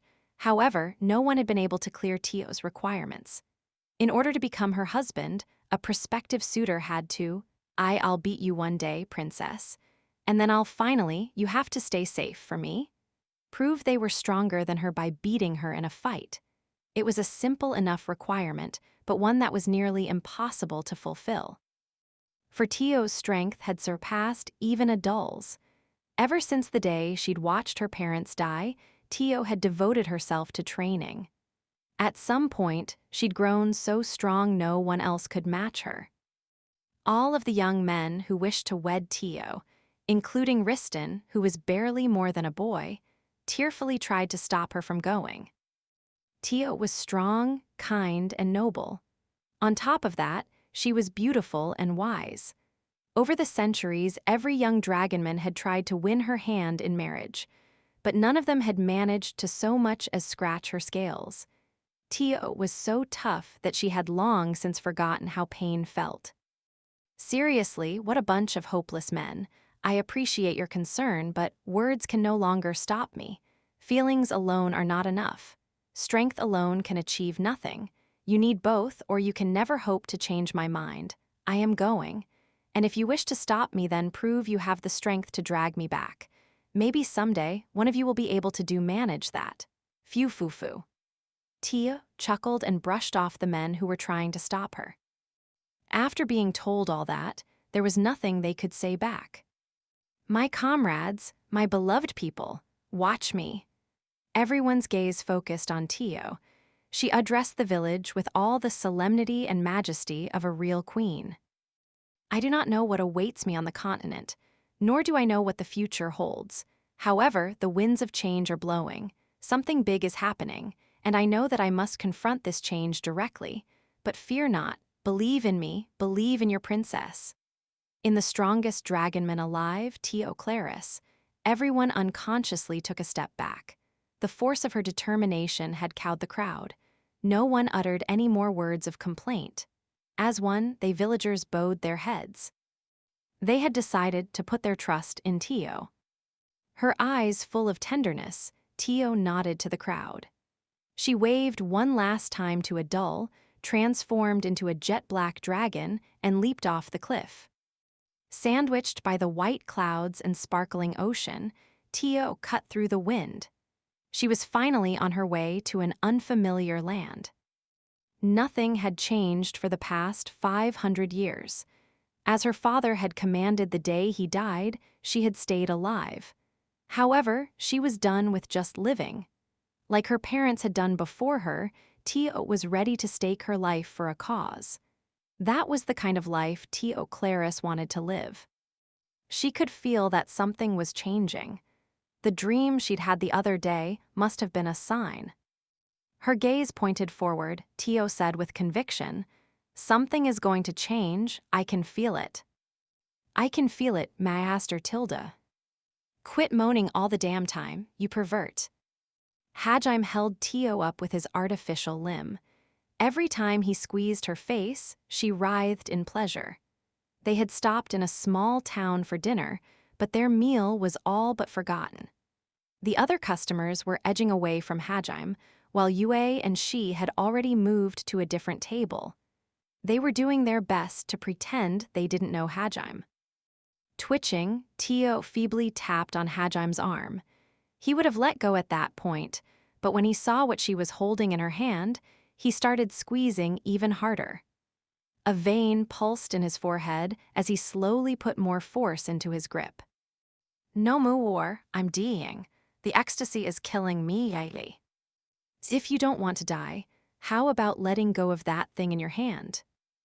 "NNNGH, this is a misunderstanding. I swear I'm not lying, please believe me." In her hand was a pair of Hajime's underwear. When she'd gone to wipe her mouth during dinner, she'd pulled that out of her pocket by mistake. He gave her a piercing glare and snatched his underwear back from Tio's hand. Released from his iron grip, she fell limply to the floor. That was wonderful, ha," she panted, a vulgar smile on her face. "All right, so what's your excuse for pulling this out of your pocket during dinner of all times? Well, you perverted dragon lady." Perverted dragon lady, for me, the proud daughter of the Claris line, to be called a perverted dragon lady. Ha. And that scornful gaze, "Excuse me, master, but may I change my panties?" There was a metallic clunk as Hajime pointed one of his artifacts at Tio. 3, 2, he started counting down. Tio hurriedly starting explaining herself. "This is a misunderstanding. I happened to find your underwear lying on the floor of your room and thought to return it to you." However, what? Hajime lowered his weapon. So far, Tio had a surprisingly valid reason for carrying his underwear around. "I realized depending on how I used it, I could get you to punish me," Hajime snapped. Tio was unaware of the sudden change and was cupping her flushed cheeks and preparing her next words. "Oh, master, what kind of embarrassing things are you making me say?" What is it, master?" Your expression suddenly turned kind. His expression certainly did look gentle. Then, without warning, Hajime pulled Tio forward so she was on all fours. Confused, Tio looked up at him as he circled around to her back. "So in the end, you're just a pervert." He pulled out Donner and fired a full round into her ass. "Ahi, my arse, oh my arse, thank you so much, master." Sadly, all that earned Hajime was Tio's gratitude. She really was tough. There was no lasting damage on her butt. Thanks to their antics, the group was kicked out of the restaurant. For some reason, Yue and she both gave him exasperated stares as they left. Depressed, Hajime dragged Tio behind him as they looked for somewhere else to eat. For most of the journey, she was just panting heavily, scaring off nearby passerby.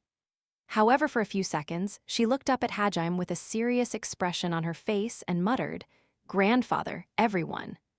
I do not think I can return any more, ha." Whether she meant to her village or to being the princess everyone knew, only she knew.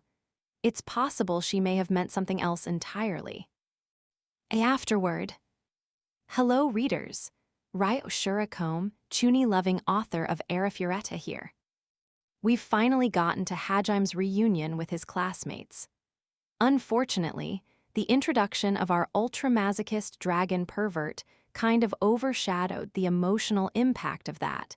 To be honest, as I was writing this extra story, even I felt like this was a bit too dramatic a change from before to after. But if it managed to get some laughs out of you guys, then it was all worth it. This is a bit of a digression, but the AI-chan Defense Force got a lot more screen time here than in the web novel version. It still feels like the female students are kind of the mascot for the whole party, though. I actually based their design off some of the side characters in K-On! Yuka's Heimko. Can you guess who the other two girls are? I'll let you try and figure it out. As always, many thanks to Takayakai-sensei for his wonderful illustrations. I'm grateful as well to all of my proofreaders, editors, and everyone else involved in the publishing process. Thank you all very much. Last but not least, thank you, dear reader, for picking this book up. I pray we meet again in the next volume. Ryo Shiracome.